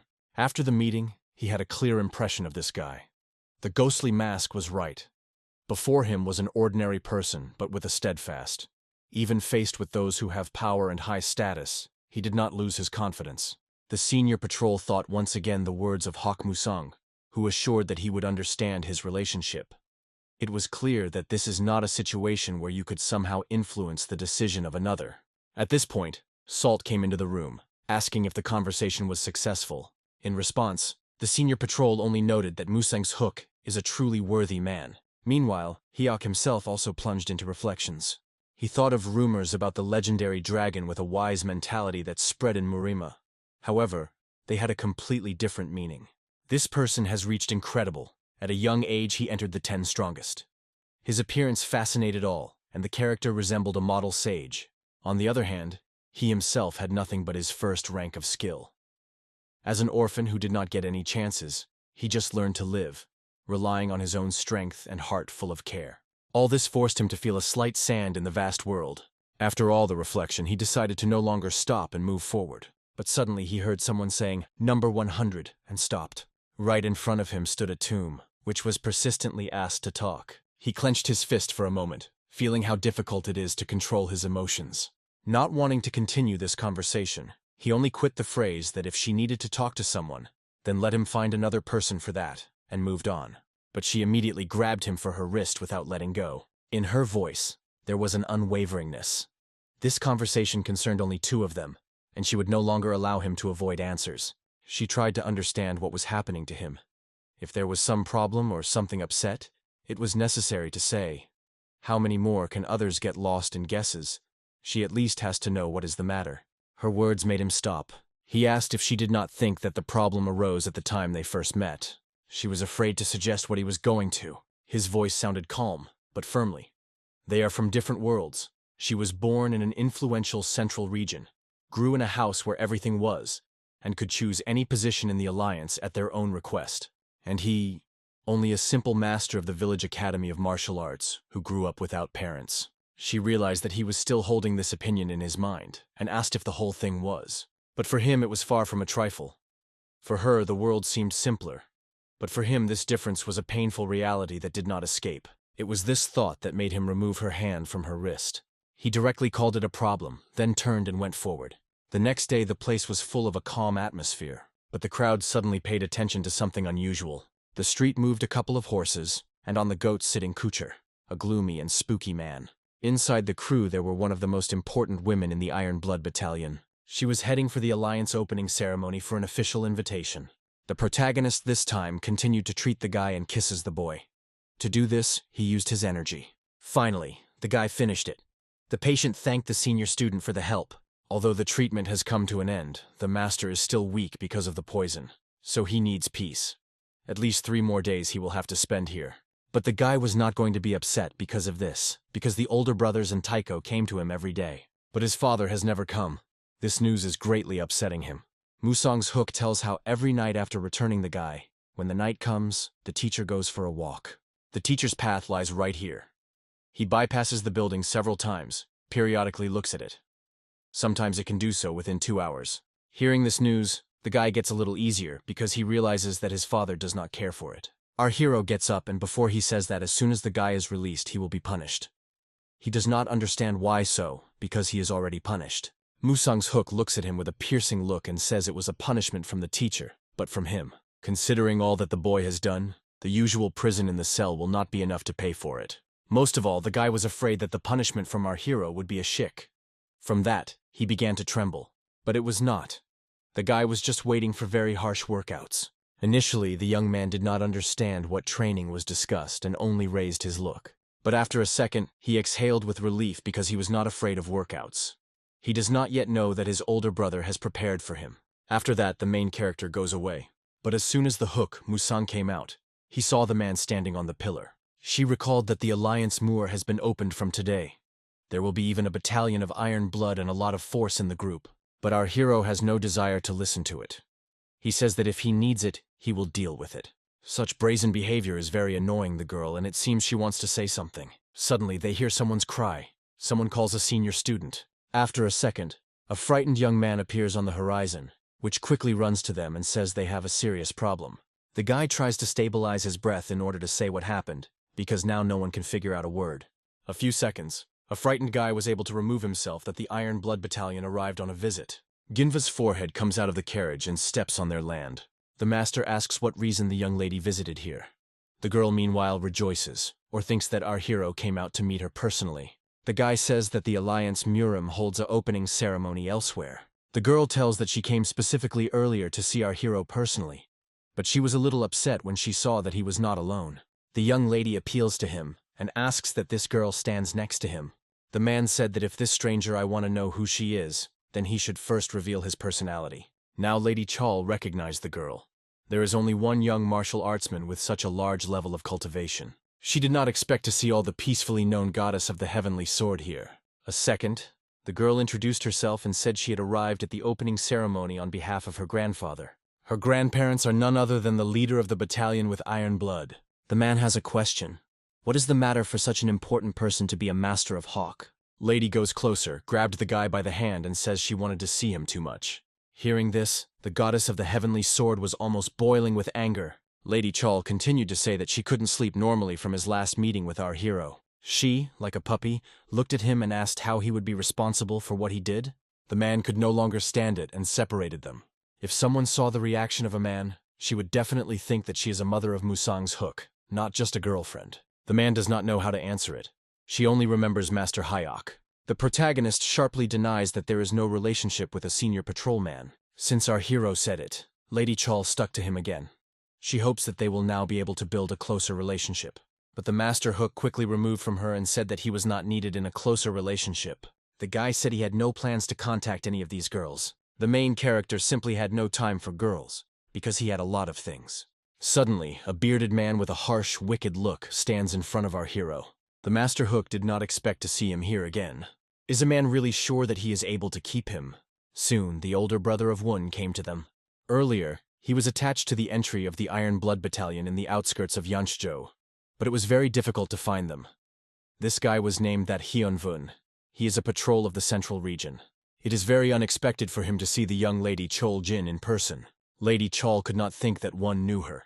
The girl was very pleased to be at this ceremony, because she was organized by the 10th Young Master of Gossip.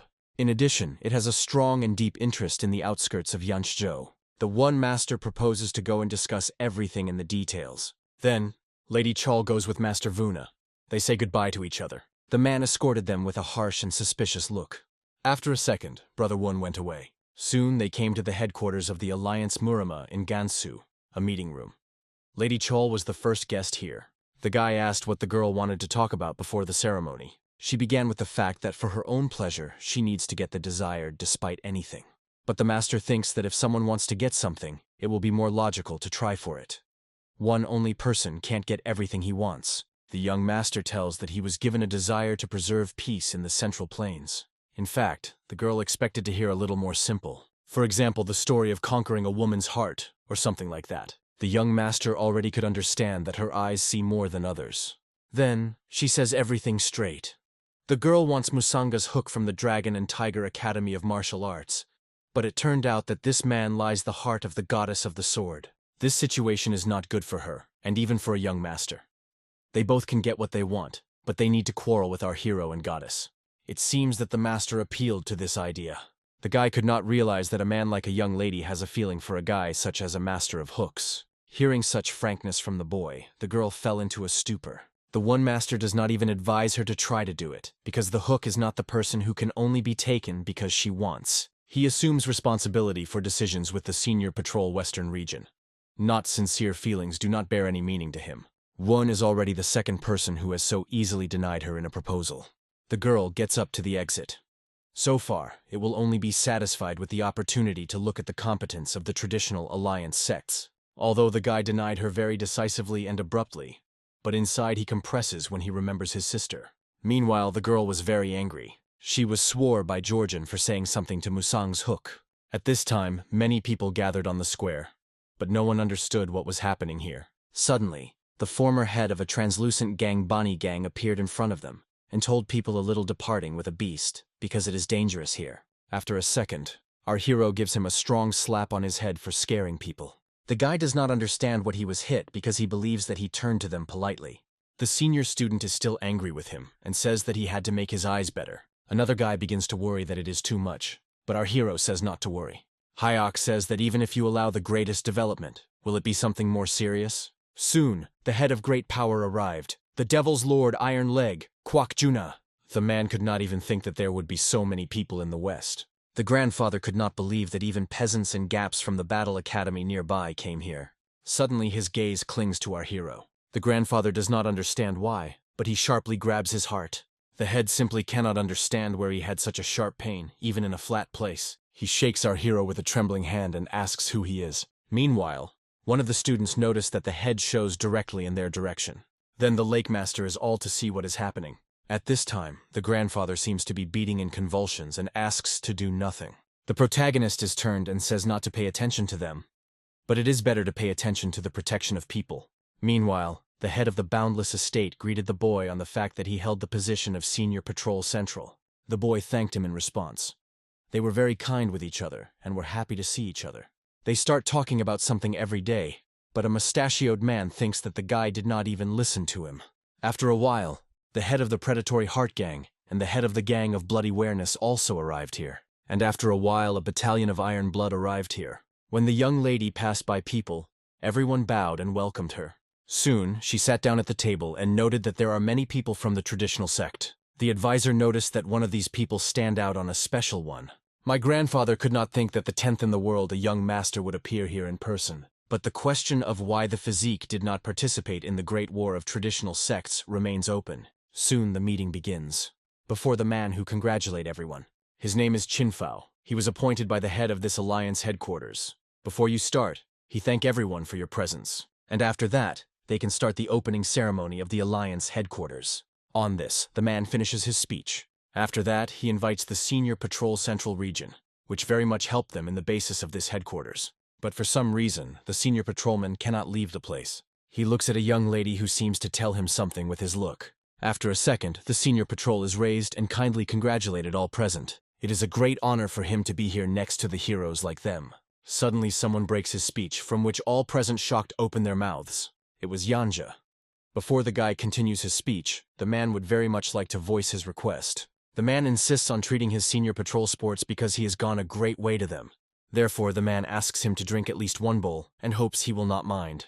The commander immediately begins to be angry and nervous for such arrogance, but the older patrols quickly stop him.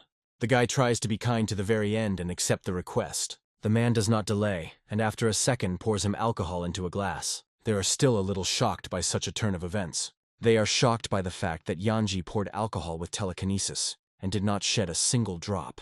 And in a second, with the help of telekinesis, the man sent the cup directly to the senior patrol. Everyone was shocked by such skill, because it is the level of one of the hundreds of the best masters of martial arts. It seemed like it was not just a cup, but a real flying sword. The senior patrol does not respond to it, but only thanks him for being able to see his skill in person. Yanji was shocked by the fact that the guy caught such ease, which was flying at that speed. After a second, the senior patrol drank alcohol to the bottom and praised its pleasant sweet taste. Soon, he returns the cup to the man and says he has to do it now as kind. To do this, the man also uses telekinesis. A large drop of alcohol flies through the entire distance and moves directly to its cup. But it seems that observers do not surprise as much as what they saw before. At the first glance, there is nothing very cool here. But if you deepen, count what is now something trivial will not work. Even inside the smallest drop of alcohol, an incredible amount of force pulsates, but the shape remains stable. The person who filled the bowl is exactly the power. Yanji really felt some strange feeling of strong pressure on him. After a second, the liquid quietly enters the bowl to the man. But everything was not so easy. As soon as the liquid got into the bowl, the man felt incredibly strong. He could not hold the bowl in his hand, and she almost fell on the floor. The man makes a lot of effort to lift the bowl, but he still can't do it. Seeing this, the young lady applauds the older patrol for such a skill. The girl confesses that she deliberately told her subordinate to test the power of the 10th young master. She looks at him with her cunning look and asks if he can forgive her. The guy proudly says that she has nothing to forgive because she did nothing. After a second, the liquid in the cup becomes lighter and the man can lift it. On the contrary, the guy is grateful for them because now he has tormented his throat and can continue his speech. Many are wondering why the Alliance has decided to establish their headquarters here. So the guy is about to answer it. In fact, this is done for the main purpose of their alliance, to ensure peace around the world. Yanji interprets him and says that there was still peace even without the Alliance's intervention. It may be for the Battalion of Iron Blood, but it is not. It is important for them that the contract between the Battalion of Iron Blood and the Boundless Estate is observed by both parties, so the place for the headquarters chose a neutral zone. You are the territory of the Alliance, so they can even watch it. But it is difficult for the girl to agree with this, because the province was under the influence of the Battalion of Iron Blood. Of course, the Alliance recognizes the existing influence of the Iron Battalion. The girl tries to find out if it is the official position of the Alliance or the personal opinion of a young master. The guy stands here as a senior patrol central region, which is why he is voiced by the Alliance's official position. Yanji could not stand it, and shouted loudly that the Alliance no longer puts the dignity of the battalion with Iron Blood. But it is because of respect for the battalion that the guy now gives them an explanation in person. A man asks, what will happen if the Iron Blood Battalion crosses the neutral zone? Is the war between the sects start again? The one master did not understand why it was about the war if they all gathered here to discuss peace and shame. If a large battalion goes against the will of the great emperor, he will strictly punish them even before they have time to do something. Given the promise of a grandfather, they cannot deny anything here. The girl realizes that the patrolman cannot be ignored in terms of abilities, or impact, or ingenuity. And then, after his speech, everyone was very pleased and applauded him. People fully trusted the 10th young master. Our hero, meanwhile, looked at the Wizard of Vuna and understood how different they were. The patrolman has already become a hero, worthy and influential. He will always shine brightly and stand in the center of the whole world, surrounded by praise. Musang's hook says that it is here that the tooth should be. He turns and goes away. As soon as the girl saw that the main character went without saying nothing, they decided to follow him. She quickly ran after our hero, but her grandfather stood on her way. The man breathed fresh air and asked if she wanted to talk to him. Grandpa did not want to interfere with it for a long time, but realized that it was necessary. He calmly asks, why not a girl to give up 100? When she heard about it, she immediately became evil and annoyed. Grandpa says they are too different in origin. The grandfather does not want to say that himself, but he thinks about their future. The young lady is not going to listen to this. She does not believe that it is important. If their relationship is learned about their relationship, then she is even ready to refuse belonging to a man. But if she does it, then her father will pursue our hero as an enemy. Number 100 is quite strong, so I will be able to protect myself. But then, what will happen to his family at the academy? Will he be able to protect them himself? Number 100 is not exactly able to prevent economic and political problems on your own. Did she think of how our hero would treat her then? The grandfather tries to reassure the girl to say that the world and life are really unfair, but the fate of those who are below. In this case, the girl does not understand what to do. She begins to cry bitterly and tremble. Her heart breaks only from the thought that she will live without a number 100. As if life without him there is no point. At the time when the protagonist disappeared for several years, the world seemed prison for her. But the heart continued the ward without stopping. The only feeling she felt is severe pain. In those days, she even wanted to die. But she just couldn't, because suicide became a recognition that number 100 really died. And when they met again, the young lady finally thought she had overcome hell. Does she think that Musang repels her only because she hates and feels irritated? Grandpa is sure that the guy was also very painful of it. The girl blows out of place when she hears about it. She is shocked when I hear that there was a conversation between our hero and the patriarch. Grandpa became a little awkward when he realized that the puppy knew nothing about it. It was a month before the protagonist. The sword god came to him and asked who was 100. Is he all the time he spoke those painful words, he suffered himself? He did not tell her about it, because he did not want the girl to be injured from her father. Musang's hook was constantly defending the puppies, whatever it cost him. He defended her even in situations where he was much weaker than the enemy. She knew nothing about it. Now, her turn has to protect the guy, who has now become very strong. Soon, the girl runs to him in the room and sharply opens the door. Hyok clearly did not expect it, so he immediately became ashamed and began to shout that she could not just get into his room. But the closer the girl approached, the quieter the boy's voice became. The praise stretched out to his face her gentle girlish hands. With tears in her eyes, she said that she realized how difficult and painful the guy was all this time. Number 100 with very red cheeks tried to keep the control from shame. He could not understand what she was talking about, even so sharply. But after a moment she covered his lips and they merged in a gentle kiss. They merged in a gentle and long-awaited kiss they needed. A few seconds their kiss was interrupted. Musang instantly pushed her away. He still couldn't remember and understand what had just happened. The heart was pounding. But in a second the girl again rolled and began to beat the guy for being such a don. She is very angry that our hero did not immediately tell her when the patriarch came to him. Musang's hook fell into a stupor and could not understand where the girl knew about it. The puppies continued to cry. She had no idea how painful was the unhappy man. But the young man thinks that even if the girl knew about it, nothing would change because the patriarch is right. Now, I understand his experience and the potential threat that hangs above him. The guy wants to protect the academy that has become a family for him. He denies and says that it is not. She cannot even imagine how much pain he felt like an orphan and a student would be a rural academy. They really lived very different lives. The protagonist yells again and says it's not about it. A girl with tears in her eyes screams again and says to reject this, do not need pride and say everything. Musang's hook screams again that it is not at all. Then, there is silence between them for a few seconds. Soon the girl asks what the matter is, if not that. She begs him to tell him, because when he is silent she feels stupid every time. It turns out that our hero is very afraid that pupils can suffer through him. This thought constantly scares him. He has imagined many times the future in which they were together. In this future, the guy constantly tries to make her happy with any methods, even if he becomes an enemy around the world. But at the end he suffers defeat, and the girl has to suffer because of it. Every time the young man remembers such a girl, I blamed herself. He is very scared, especially when he scrolls in his head with all possible scenarios. I do not understand why the boy is so desperate to make her happy. Because Lady herself is looking for her own happiness, and no one but her will be able to do it. And the happiness she has been looking for so long now stands in front of her. Her happiness is Musang's hook. Hyok said he was late because his lady has a bridegroom, Kyonvun. Hearing this, the puppy falls into a shock and does not understand what he took. It turns out that the young man thought all this time that the girl and Master of One were engaged. Because so he was told by the patriarch. Lady Hfa immediately denied this because Woon brother for her since childhood, as a family member, and did not go engagement and language. However, the guy does not want to ignore the words of the dear god of the sword 6, so as not to spoil their relationship with the puppy.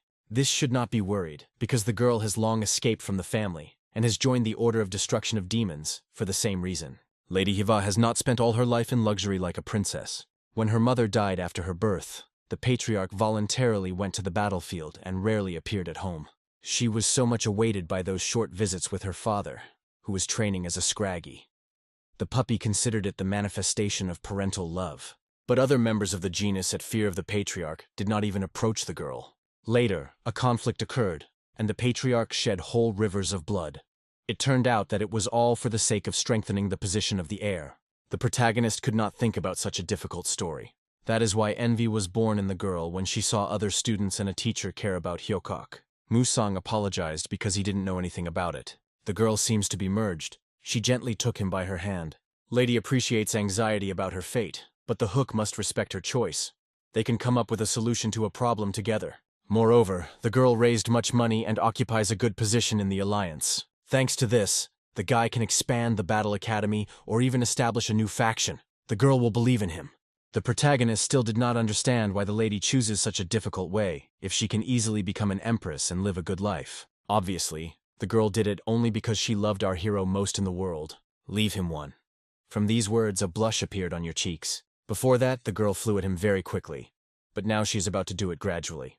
If he does not like it, he can deviate. After a second, she reached back to his face again, but Musang put his palm on her forehead and stopped her. The young man said he wanted to do it now. The young man laid his palm on her cheek and lifted her head lightly, and in a second, he had already approached her and looked at her lips, who had been waiting for and loved. And so, there are only a few centimeters between their lips. But from where you do not take your grandfather who interrupted such a romantic moment. The young couple immediately pulled out. They could not understand where he came from here. If they have already made this choice, the grandfather will support them and will do everything to avoid the number 100 avoid injustice. They are grateful to their grandfather. The grandfather sat and waited for them to finish what they started, but they said sharply that they had already finished. The evening came. The senior patrol was still answering people's questions if they appeared. The female voice asked how best to go to the senior patrol. Maybe it is better to call him a young master. When the guy turned, he saw a young lady Chol there. He allowed the girl to call him as she is comfortable, and she chose a young master. In the boy's speech, she felt a willingness to compete even with the battalion of iron blood. Is a brave young man really looking at this option?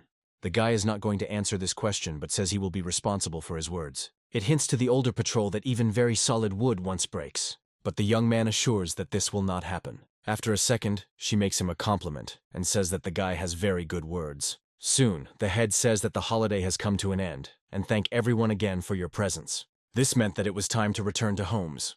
Lady Chol and Master said goodbye.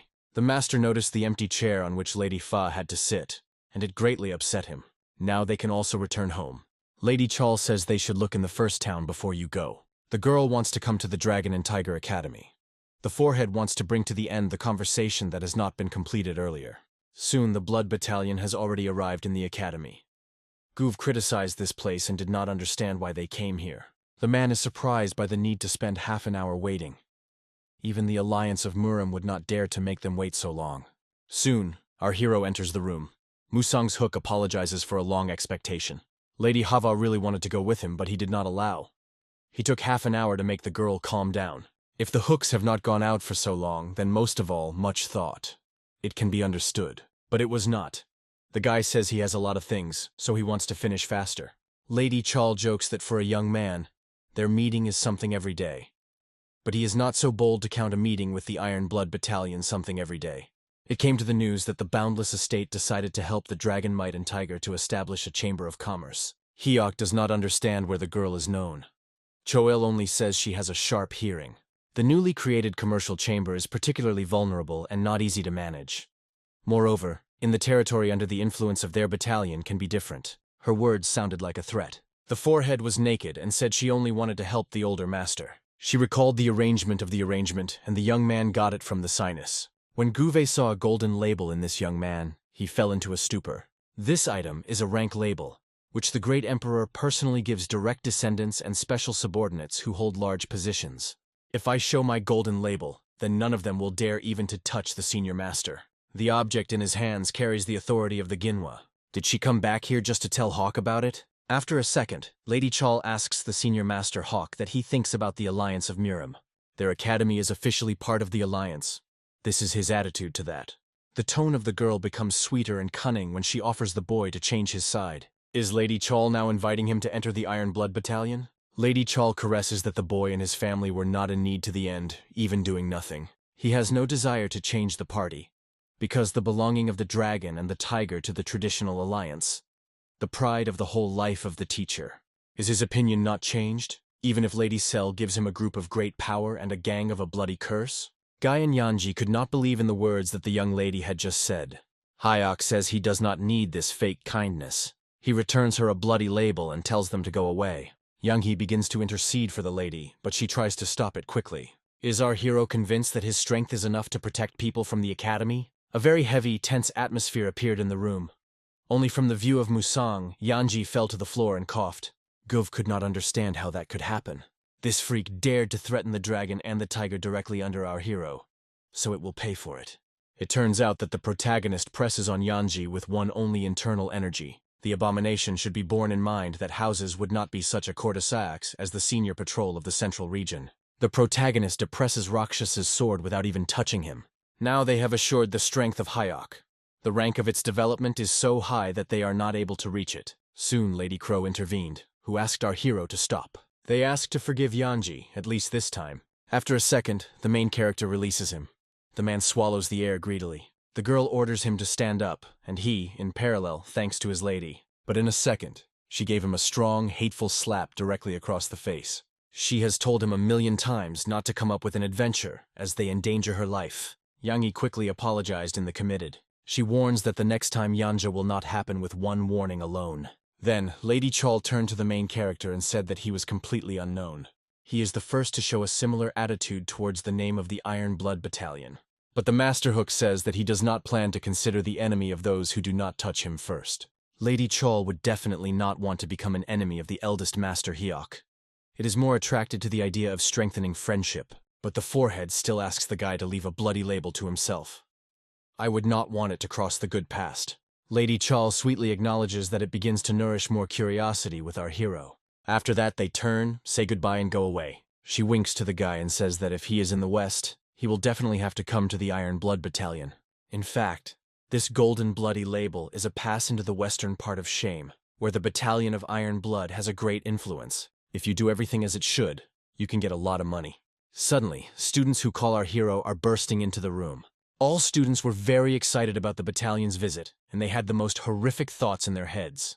The senior student reassured them. While he is here, no one dares to touch the students.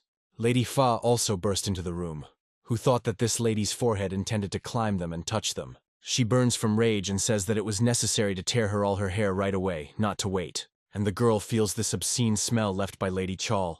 The smell seems very familiar. Then Lady Fa recalls that she had already felt this smell from our hero before. The guy does not know how to comment on it, so he just jumps out of the window and says he has urgent cases. But Lady Fa immediately runs after him. The students just look after them silently without realizing what happened. Meanwhile, at the headquarters of the Muram Alliance in Gansu, the office of the Senior Patrol Central Region. Given the fortress of the highest demonic dragon, together with the expansion of the influence of demonic fractions, the situation will be quite problematic. It seems that the central plane is coming. The epicenter of this storm will be a shame. Meanwhile, pupils are still chasing the main character. Meanwhile, some men fled through the forest pits in the middle of the night, and on the back of one of them was a girl. And behind them, the crowd, consisting of chunky men, quickly ran. It seems that it was a real pursuit. Such a pace. These freaks will definitely catch them. The man says he wins a little time for the deputy minister to escape with Lady Ha. The deputy does not like this idea very much. He does not want to throw his friend. He screams loudly, trying to reach the deputy. The enemies have almost caught up with them. They are well aware that there is simply no other option. The only option to stop the person is to deliver Lady Ha in Shenya. This is their main goal. Although it was a very complicated and painful decision, the deputy made it. It was honor to serve together. After a second, the brave man stopped running and was ready to take the fight from these demonic freaks. Tears have flowed on the cheeks of the deputy minister because he realized that he would never see his friend again.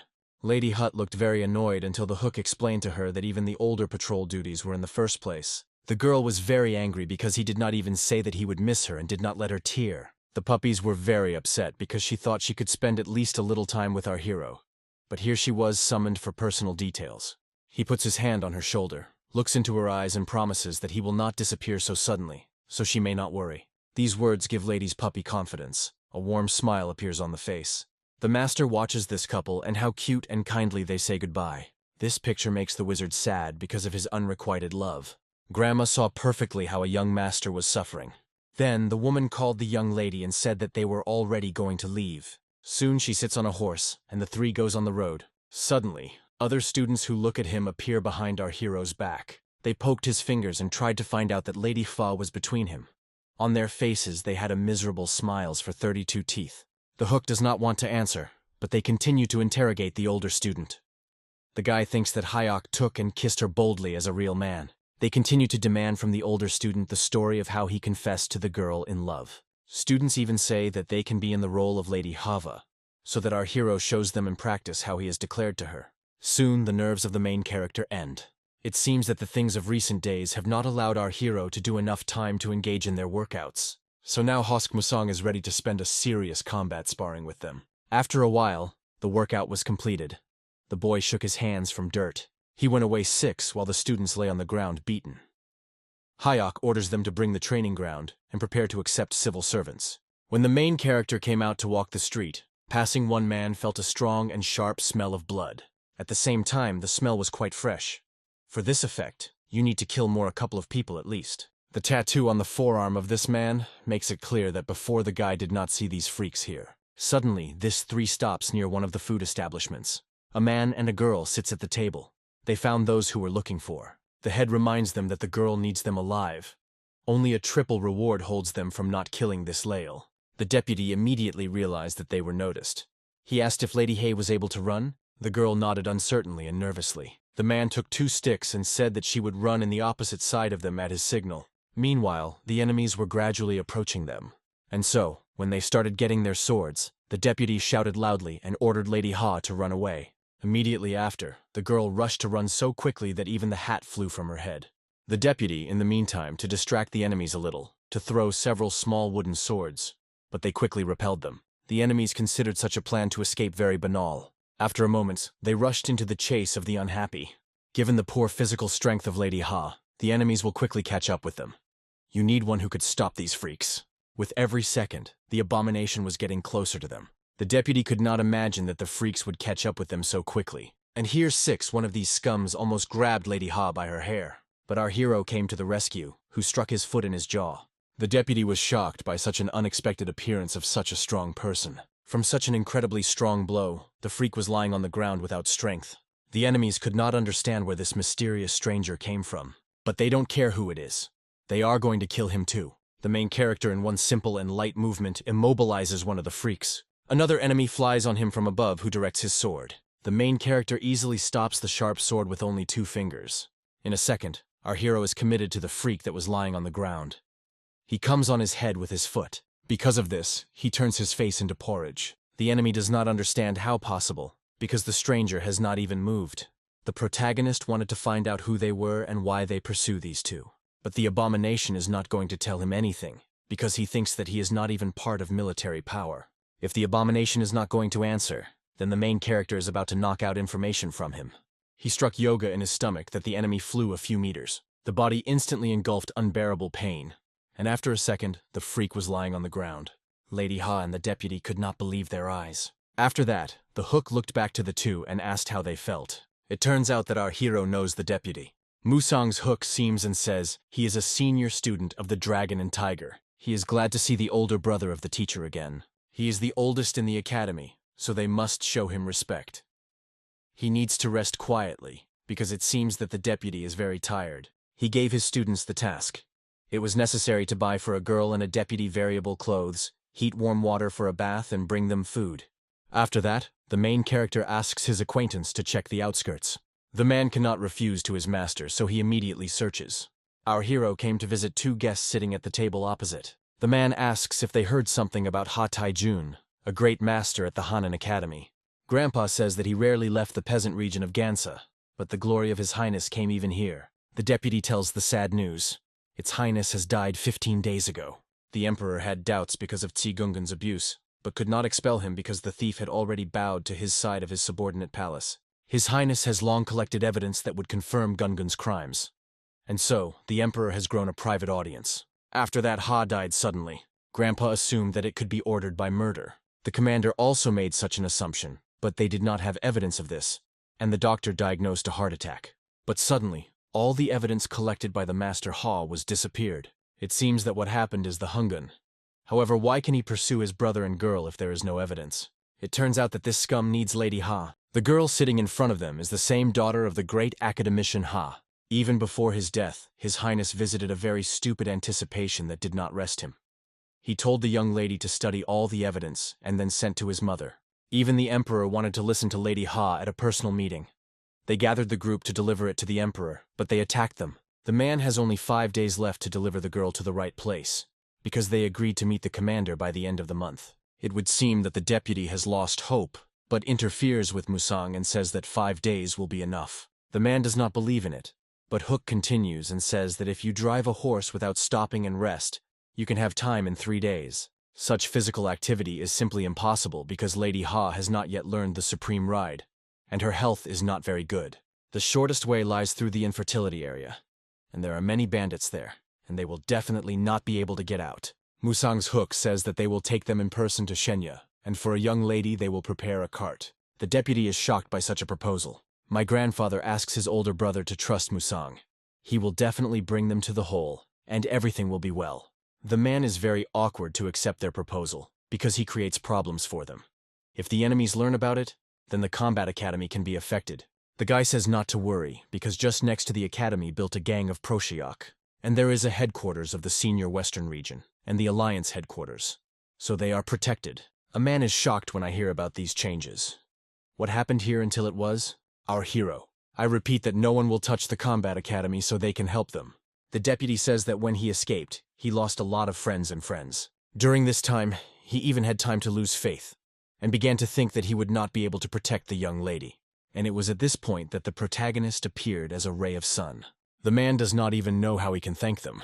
The grandfather says that although they are not blood-connected, it is still a family, and he will help him so that it does not happen. He cannot close his eyes when his family members are in danger. Only the safety of the older brother gives him strength. So he asks to let go of experience. The deputy begins to cry. He is grateful to them for kindness. Suddenly someone knocks on the door. It was a Terry. The boy opens the door that warm bathwater and clean clothes are ready. Grandpa says they need to rest before you go. Meanwhile, the enemies have been news that the group leader was killed. It was a unit of bloody wolves. The leader in Jinma, he could not believe that the old man who defended the girl was so strong that he could kill the head. The man says that the adherent of martial arts intervened in this case. The leader asks where the stranger came from, who prevented them. It seems that the deputy is somehow related to the Dragon and Tiger Military Academy. Musang's hook is a very strong master and has incredible force. After hearing this, the men immediately wanted to see him personally to give the lesson. But it was not all. There is one more problem. It was that the Battle Academy was located right next to the base of the gang, and the office of the senior patrol was located next to the neighborhood. Hearing about it, men opened their mouths. They changed the plan and decide not to go there, and only wait. The night came. The main character was going on the road. His friend came here personally, because our hero constantly offends him. Is he so much to do so that he came to him? These words seemed to be a little offended and touched the guy. A silky man coughed and made news that freaks from bloody wolves were going in the vicinity. They have a wolf tattoo on their hand. It is a bad gang that deals with trafficking in human beings and theft. Some of them are in the tavern and others are waiting in the mountain.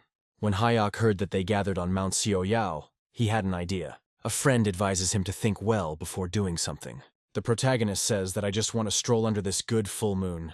And in a second, he jumps lightly and cleverly out of the window. After a while, the hook Musang came to some place among the forest. Suddenly, he notices people on horseback. It was the main manager of the dream. The man told that he was going to them to the Battle Academy on the Chamber of Commerce. The protagonist, in turn, replied that he was simply engaged in everyday affairs. He said wild dogs in the forest are too unhappy. There was blood on his boots. The dream saw it and became a little creepy. The man with them had a list of groups that were worthy to be presented at the Fight Academy.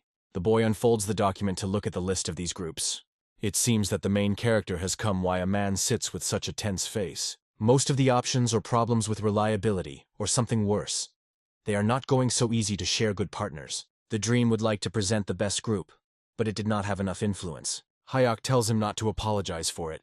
Suddenly our hero drew attention to the group of feuders. But a man think that it will be difficult for the Chamber of Commerce to deal with this group. And all this was because their group is located near Sheni. The path there lies through a large number of bandits, but if you go through other roads, the distance will be too big. But the Master Hook does not see any problems and chooses this place. The protagonist says that they will decide how to be transported. Sleep is not sure of this, but I understand that he will not be able to assure him in another. The deputy, meanwhile, tells the older student that they are from Lady Ha quietly to tomorrow. They do not want the guy to risk his life. But the young man said they were going to the city not only for the sake of him. They recently founded a new commercial chamber, with which it was decided to cooperate, and it is just on the border of Sheni. The young man still needs to be there, and so he can also help people, so I want to spend them.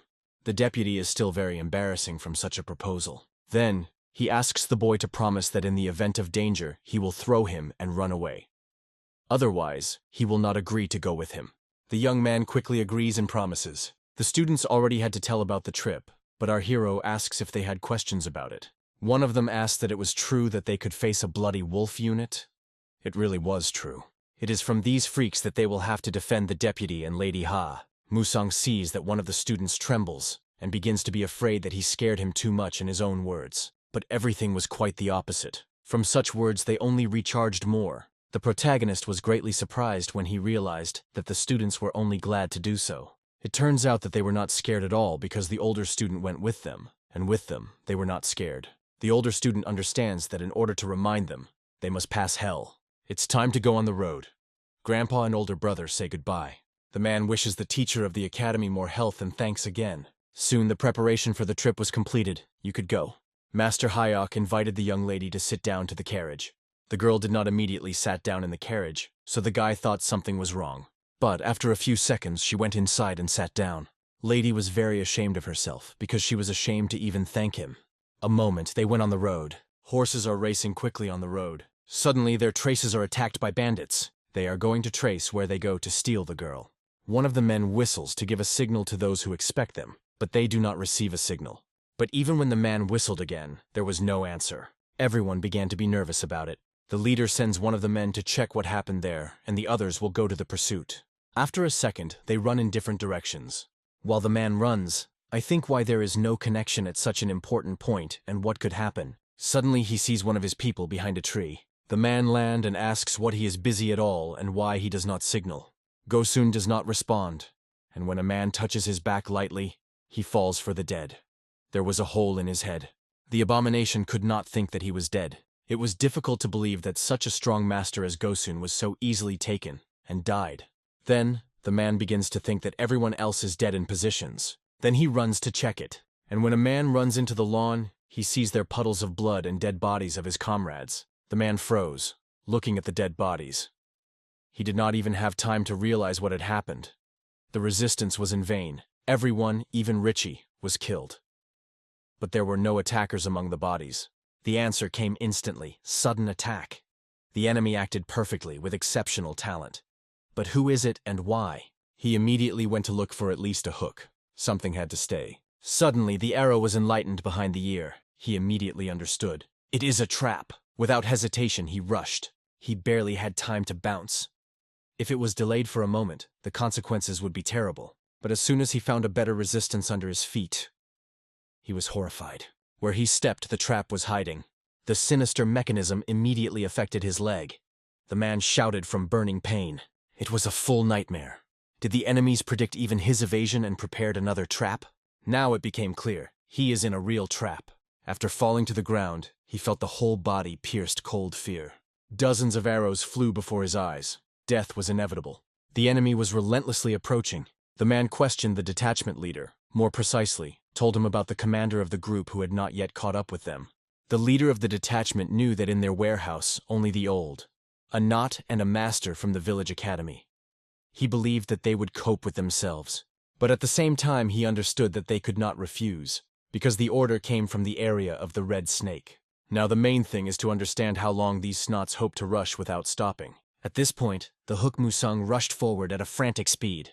He felt 4 pursuers about 2 kilometers. According to Vina, 5 more left behind. So upside down, Yao moved only 1. He was even a little sorry for him. He placed 20 full traps there to get rid of them. But only 1 bastard was trapped. At this point, one of the students turned to the senior. It has been 4 hours, and they never appeared. Bastards from a unit of bloody wolves. Did they seem? He asked. But the senior shook his head and replied, they just wait for everyone to weaken vigilance. They, like me, are looking for the right moment for the attack. It is impossible to relax. The old man listened to the words of the older student. Previously, these detachments never acted. They were caught up and immediately rushed. There is something happening here. This is what Musang hoped. But suddenly he shouted sharply, ordering the younger to stop the horses. He felt that Lady Ha breathing was strange, and therefore gave the command to stop immediately. As the horse stopped, they immediately opened the carriage. Inside, on the floor, a girl lay. She was barely breathing.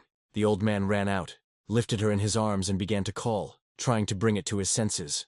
Musang's hook touched her wrist, checking the pulse. It became clear immediately. Her body was too exhausted for such a journey. There was no choice. I had to change the route and urgently look for the nearest town with a doctor. Within seconds, they had already grouped the horses, rushing forward. But the old man has several questions. How did Musang in general realize that Lady Ha was faint? After all, because of the wind and the roar of the wheels, it was even difficult to talk. Soon the girl was taken to the doctor. He examined her and reported that she would need a rest day, after which she would completely recover. The doctor, of course, was sincerely thanked. Musang's hook addressed the owner, his older brother, and teacher, asking him to relax, and he decided to alternate with his students at night. But he could not sleep quietly, knowing that his nephews were forced to keep guard. He wanted to change any of them. Musang's hook thanked him for his care, but explained that the students were real sorts who joined Maroom. If you help them in every little thing, it will only hurt. Moreover, if something, he is nearby. Therefore, Musang's hook asked the old man to go to bed without unnecessary anxiety. He finally agreed. The night was moon, starry, clear, but restless. They did not know when the enemies would attack, and therefore the senior student explained to others that it was necessary to be extremely careful and keep their ears alert. He has distributed responsibilities.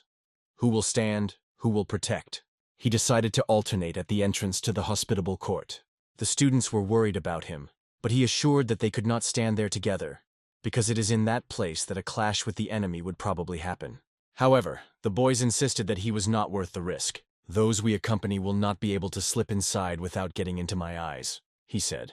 If something happened, he promised to signal. The students, though worried, were still entrusted with the duty, asking him to be as careful as possible. No wonder they say that real friends are known in trouble. They said goodbye and agreed to meet in the morning. Going into the yard, Musang immediately spoke with the enemy. He knew they would be here, and they did not slow down. They immediately began to call him a crazy bastard, accusing him that he deliberately chased for hours, just to mock them. Swing in the nose and with a derision on his face, Musang's hook calmly answered them. And when the widow, which forgives, the enemy finally exploded from anger. This bastard designed to interrupt everyone except the knot. And even now, standing in front of them, he was already reaching for his weapon. Opponents attacked the young man from all sides. They were tired of listening to his taunts. After all this time they had been chasing him and his company, and he deliberately led them on, driving the carriage in circles in the forest. With a lightning-fast move, he shifted from the place where he had been before. The boy carefully looked over his shoulder, where a group of bandits from the Bloody Wolves gang was trying to understand where their victim had disappeared. The next moment he went on the attack. The young man passed through the ranks of enemies as if nothing had happened, and behind him remained only crippled bandits and the weapons and limbs of the attackers, cut off by the boy. He did not even turn back to look at what was left of his opponents. He knew they were already falling in heaps, and those who remained alive did not have long to live. The wounds were fatal. The young man approached the house where Lady Ha was now staying. She needed to rest after a long journey, and he decided not to leave his watch after all. After all, the opponents could still be following their trail. In the morning, the younger students looked in surprise at the bodies of the bandits piled up. In front of them sat the elder brother and showed no sign of being disturbed by it.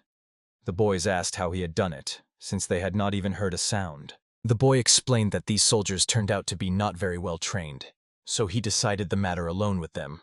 Lady Ha and the senior mentor came out into the yard. The girl looked better than yesterday. She bowed her head and asked for forgiveness. After all, she could have held out longer, but she delayed the whole squad and showed weakness unworthy of her clan. But the boy asked her not to worry anymore. Heck said there was no need to worry. They still had plenty of time and could afford to rest. The uncle asked him if he really thought it necessary to cross the lands of barrenness and shorten the path. This answer surprised and confused the old man. He wondered if this was really a well-thought-out plan, or if Heck just did not want to waste time in vain. In the worst case, it would be irrational. The girl joined the words of the senior master. She told about the fact that it was precisely in that region that bands of mounted bandits operated. And even the level of training would not allow fighting on equal terms with dozens of opponents. The young man assured that everything was fine. He had planned the path for the future. And at the moment he relied not only on his own strength but also on the young students. They also constituted a serious force and would help solve the problem. Sweat appeared on the faces of the students. They respected the older brother and believed in his words, but still doubts crept in about whether they could cope with the experienced bandit fighters. Heck asked them to gather their courage. After all, the look of their frightened eyes would not make a good impression on the young lady. She had to believe that she was under reliable protection and patronage. The older brother promised that he would make the training more intense. On top of that, he was probably very lenient with his subordinates and simply could not monitor their training. The boys began to assure the older brother in turn that, on the contrary, they were eager to meet the mounted bandits in battle. They were even ready to bet on who would finish off more bandits. The conversation was interrupted by a man in a carriage. He announced that now they could all set off on the road. The wheel on the carriage had been changed, and no one would have to trudge on foot anymore. The boy guessed he had intervened untimely. The action shifts to the barren lands. A lonely man sat on a rock above one of the trade routes. He had not eaten for a long time and was very exhausted. Due to the mounted bandits, very few people passed through here. Despair began to overcome him. The stranger was going to return home, as there could simply be no loot for him at the moment. He had been sitting on this rock for a very long time. The fame of the mounted bandits had driven everyone away. Suddenly, he saw a moving object on the horizon. The man put his hand to his forehead and looked carefully so that the sun would not blind him. There he saw a harnessed carriage and an escort on horses. The harnessed carriage was pulled by several horses. Nearby moved a cart and a group of riders who clearly guarded the entire convoy. Attacking alone was very risky and unwise. After all, someone could be following. The man ran to his chief. He told him that a caravan was moving through the barren lands now. It was not very large, but it had guards. Judging by the flags, it was a small trade guild. The bandit chief was engaged in physical training. He was lifting a heavy dumbbell. He was the chief of the mounted bandits who had gained such fame in the barren lands. The burly giant was named Tumudu. His associates and subordinates immediately guessed that an important matter awaited them. The men began to prepare their weapons and sharpen them. Ahead of them awaited a pastime that had not happened for a long time, because no one dared to travel. One of the robbers approached the boss. He looked quite worried.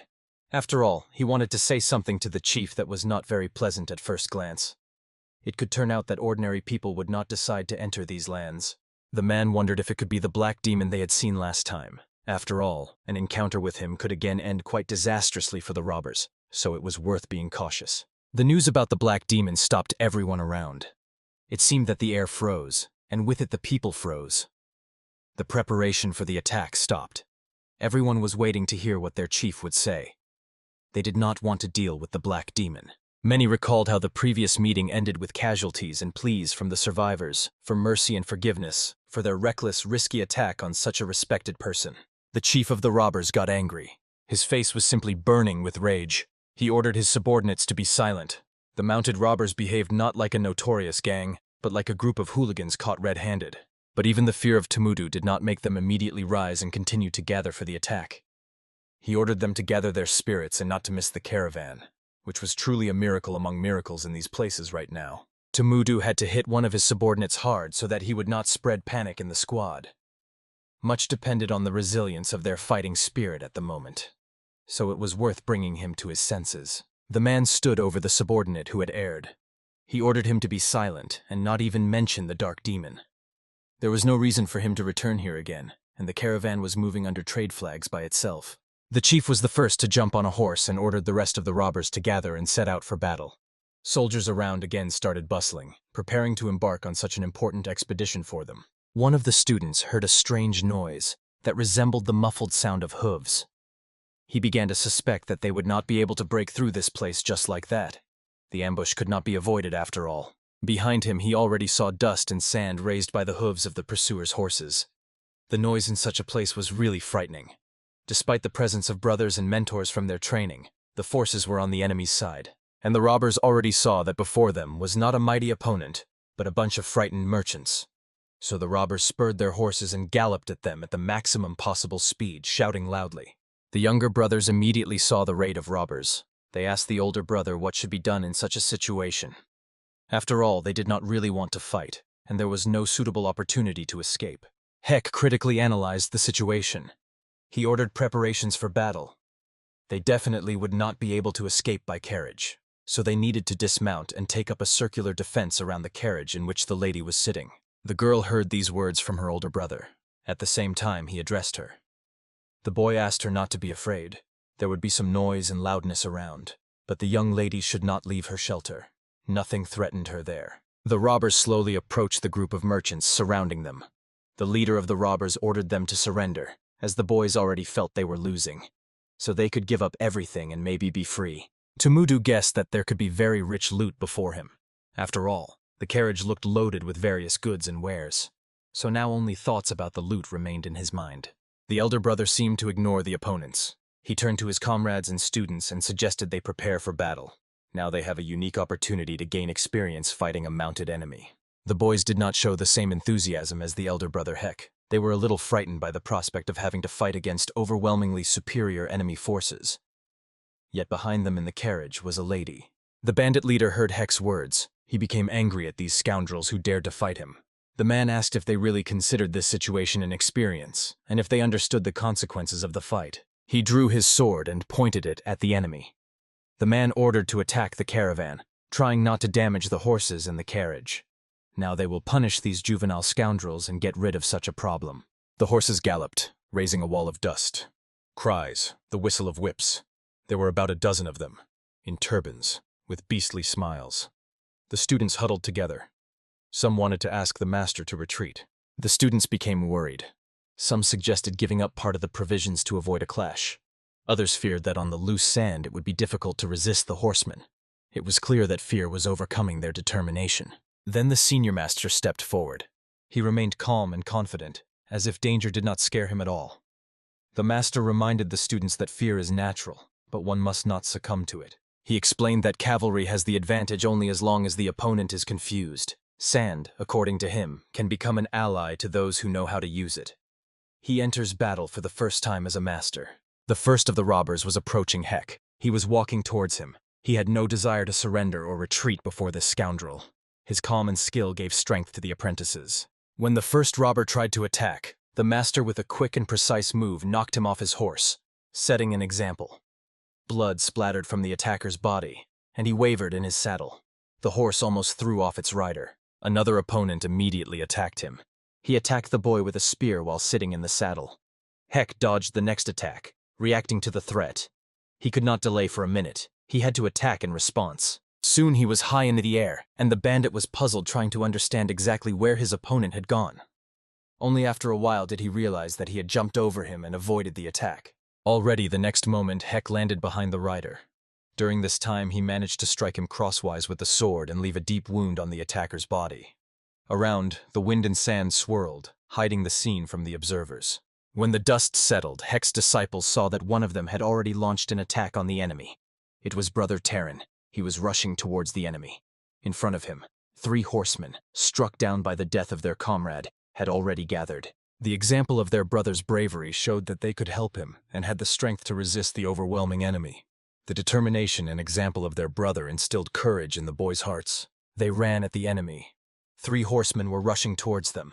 They saw that they were dealing not with ordinary merchants. Armed young martial arts masters became a worthy and dangerous opponent. In the middle of the desert, a serious battle began. The boys fought like real tigers and dragons. Hell raged all around.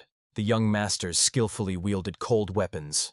Only traces of their swords and clouds of enemy blood remained in the air. Heck and the elder uncle mentor watched carefully what was happening. The old man could not believe that his students at the moment had repelled an entire clan of mounted bandits and were confidently defeating the enemy. The man could not believe that his students possessed such a level of training.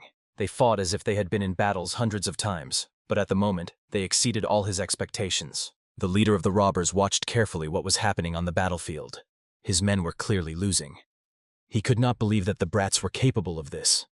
So the leader excused himself, saying that they hadn't eaten for a long time. Meanwhile, the youths were attacking the enemy more and more actively. They repelled the enemy's attacks with powerful, strong, and lightning-fast strikes. The robbers were losing and were already preparing to flee. One of the youths looked carefully behind his back, watching how the enemy fell from the horse, struck by his sword. The man was choking on blood and fell right onto the sand. He was no longer combat capable. The apprentice barely managed to react when the leader of the robbers attacked him from behind and swung a battle hammer at him. The robber thought he had already defeated one of the boys. The youth did not even have time to defend himself. But the next moment he blocked the heavy battle hammer with his sword. It cost him a lot of strength and position on the battlefield. Yet, no matter how painful and unpleasant it was, the young man endured. But the next blow was even stronger. The robber struck him with his sword. The boy flew far and hit a rock.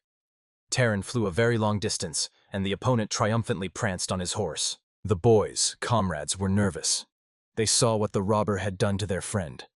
They tried to restrain themselves from thoughtlessly attacking the enemy.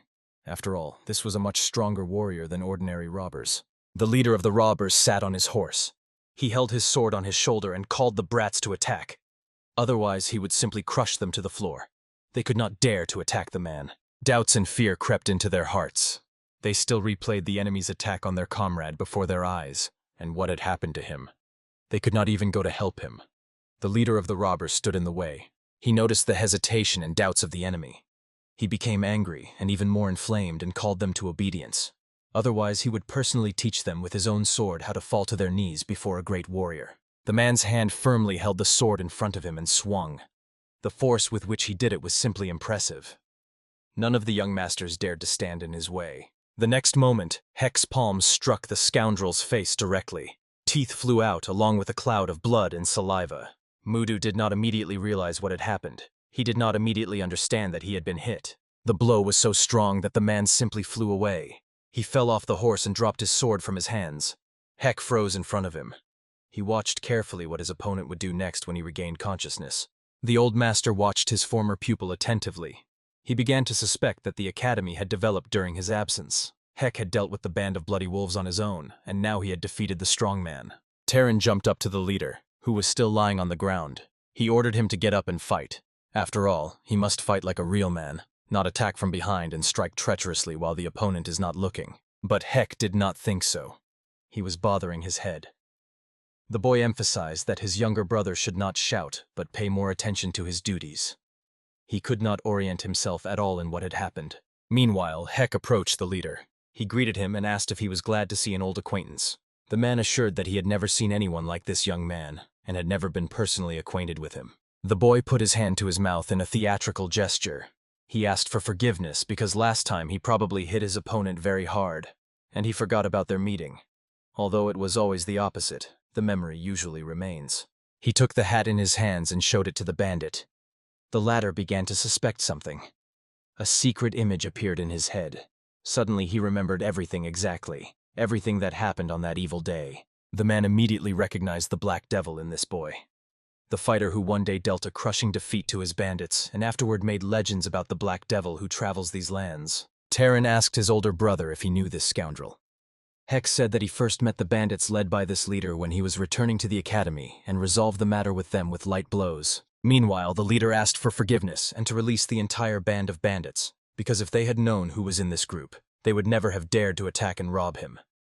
The man made an unpleasant impression. In a moment, Heck transformed. Around him, hellish flames seemed to blaze. The boy assured that he could not let these scoundrels go unpunished. After all, they had taken precious time and almost crippled one of the students. Soon the group was traveling accompanied by mounted bandits. It was quiet around, and the bandits obediently escorted the caravan. They no longer dared to show their resistance or dissatisfaction. The leader of the robbers rode alongside Heck. The man assured that he gladly did such a favor, and the boy thanked him for agreeing to such a matter so quickly, after just a few blows. The young man assured the leader that in the future they would often cross paths, so he hoped for further cooperation and mutual interest in the matter of traveling these lands. The man liked this little, even through the ostentatious sincerity. The girl watched the young master attentively. She could not understand who he really was. His talents were astonishing. He convinced the band of robbers to accompany them, and now he is setting them up for further service to him. Heck noticed the girl's surprise. He asked if she wanted to ask him something. She felt embarrassed for not hiding her reaction, so she said the first thing that came to mind, namely that she was nervous whether Master Heck was injured. The young man realized that the lady was uncomfortable talking to him. He spurred his horse and assured her that he needed to go ahead to get his bearings in the situation. The girl watched after him with relief and growing interest. The girl looked at him attentively as he walked away. He noticed her interest, so he decided to ask what had happened.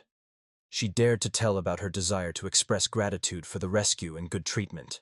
The lady inquired how a young weak person of her age could thank the young master for rescue and care, but Heck assured that he needed nothing, as he was merely accompanying the elder brother of his mentor. The boy did not understand that he had deeply offended the girl who just wanted to be polite to him. She also no longer wanted to stay in his company. She clearly did not like it and could not take a liking to it. Finally, they arrived at a small settlement. It was to become the boundary of the lands of infertility, and here their safety could no longer be a concern. They had reached the nearest outpost of civilization in this region. The senior mentor thanked the boy for the escort. He assured that it was only thanks to joint efforts with the nephews that they succeeded. The bandit leader, offended, hinted behind their backs at his own involvement. The old man finally said that he did not mind stopping and resting, as the road was long and difficult. Heck assured that he supported this idea, so the mentor promised to treat everyone for accompanying them. Heck turned towards the leader of the bandits and asked what he was still doing here. They had reached the goal of their mission, and now the bandits were no longer needed. The leader bowed and assured that he would soon be gone from here. No need to repeat to the bandit commander with a baton. He understood everything the first time. So he quickly turned his horse and galloped in the other direction. He did not want to linger long in the company of the Black Demon. One of the students asked his friend why he let the robbers go just like that. Heck assured that they might sometimes scare or rob someone, but you never hear the smell of blood from them like from the bloody wolves. Instead, even when the robbers took money from one of Huck's former friends, they offered to guide him through the desert and provided protection and food for the entire journey through the abandoned lands. Heck also added that killing this gang would change nothing. Someone else could take their place. That was the problem, and the empty place could be taken by worse and more dangerous bandits and robbers. And besides, this boy, the leader of the bandits, reminded the guy of his acquaintance. Once they became very good friends, although the character of his comrade was not marked by much kindness. The boy raised his head to the sky and asked Ban Chu, his friend's image, how he was doing there. He assured that everything was fine and he was alive and well. The brief conversation gave both pleasure and was pleasant. Finally, the group reached the large western courtyard. It was very crowded there, and everyone around was talking and discussing important matters. This place was full of people from different regions and localities. The boys tried to eat as much as possible. The long journey forced them to eat at the first opportunity. Heck assured them that they were doing the right thing. They still had to travel to the final destination. A cry rang out in the hall. The servant man begged with a voice full of despair to forgive his mistake. The man begged so plaintively that it was simply impossible to refuse him. But he still did not fall silent. A healthy, stocky man with a scar on his face was interrogating a little man who worked as a servant, asking if he understood what he had done. The servant explained that he had simply tripped and did everything unintentionally. Heck carefully watched the group of men who were mocking the servants. The scoundrels had the first level of clearance, and at the same time, they had initiation as masters of martial arts, and now they actively use it. They caught his attention not because they behaved like beasts, but he was more interested in what the men were doing in this place. Heck was worried that this whole group might be waiting for Lady Ha and acting on orders, and the men, taking advantage of the fact that no one could give them a worthy rebuff, continued to mock. One of them asked, "Did the man really try to provoke a war with the Red Snake clan by spilling tea on him?" The servant begged for forgiveness. He argued that he had no such intention. Yet the offended demanded proof of the boy's pure intentions. The boy could not understand what was wanted from him. A member of the Red Snake clan poured food onto the floor. The servant just watched this, not understanding how he was supposed to act in this situation. The bandit ordered to lick everything off the floor. Then he will believe in the sincerity of the intentions. The poor servant had nothing else to do but to do what was demanded of him. He could not afford to quarrel with such types, so he bent over the spilled dish. When doubts finally began to creep into the poor man's head, and he stopped above the floor, the master who was mocking him pressed the servant's face into the dish with his foot. He was urging the poor man on. The boy fell. He started crying, and a member of the Red Snake ordered him to hurry. After all, they are not going to wait until death itself. The man continued to mock. He ordered to thank for the help. One of Heck's students couldn't stand it. He said he could no longer endure this bullying. His comrade advised him not to engage in a fight. He asked him to just stop and wait. They could not afford to get heated. Heck praised the student. He said that stopping on time and observing the situation was also a kind of training for a true fighter. But restraining oneself from making mistakes was very difficult. Above the table where the company sat, the body of a scoundrel who was tormenting the poor servant flew by. Blood was flowing from the man's nose, and everyone at the table just watched as he flew over the table. Soon he was already outside the establishment and flew through almost the entire yard, raising dust and gathering all the dirt on himself. No one even managed to react to what had happened. The comrades of the beaten man only watched him go. They still did not fully understand what had happened. However, it was not so easy to make their leader fall silent, let alone force him away from the table. On the floor before the servant, whose face was still dripping with the dish, stood a girl with beautiful, delicate legs. She allowed them to be admired. The stranger herself addressed the bandits. She assured that she was already tired of their antics and boasting of strength. Moreover, they chose weaker and defenseless opponents. So she suggested that they should force her to ask forgiveness from such scoundrels as the Red Snakes. The men still sat at the table and looked at the girl.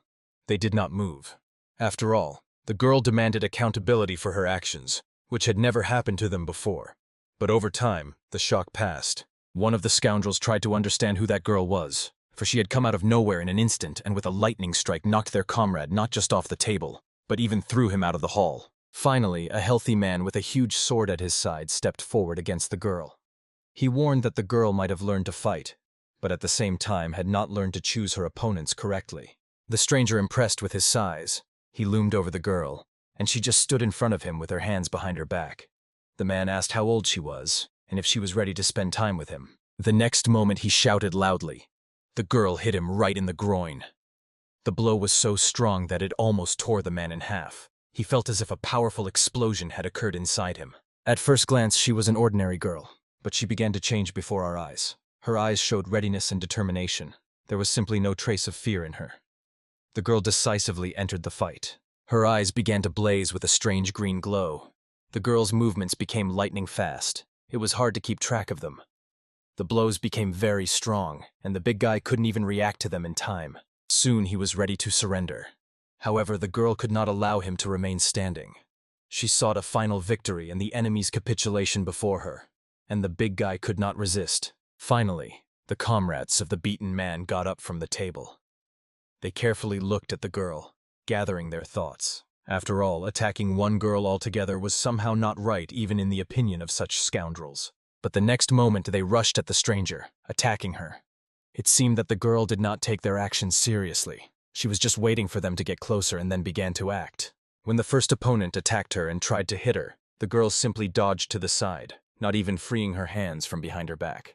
She continued to call them just a bunch of scoundrels. With a light and lightning-fast movement of her hand, the stranger flipped the man over herself.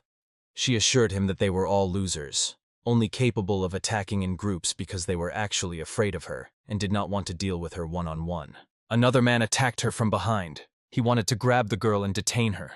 The attacker hoped that his rival was distracted by another, and he had a chance to strike unexpectedly and finish off the girl. The girl simply crouched in place and the attacker flew over her. He tried to understand how it happened that a simple girl deceived him and how she could now fight against a whole group of opponents.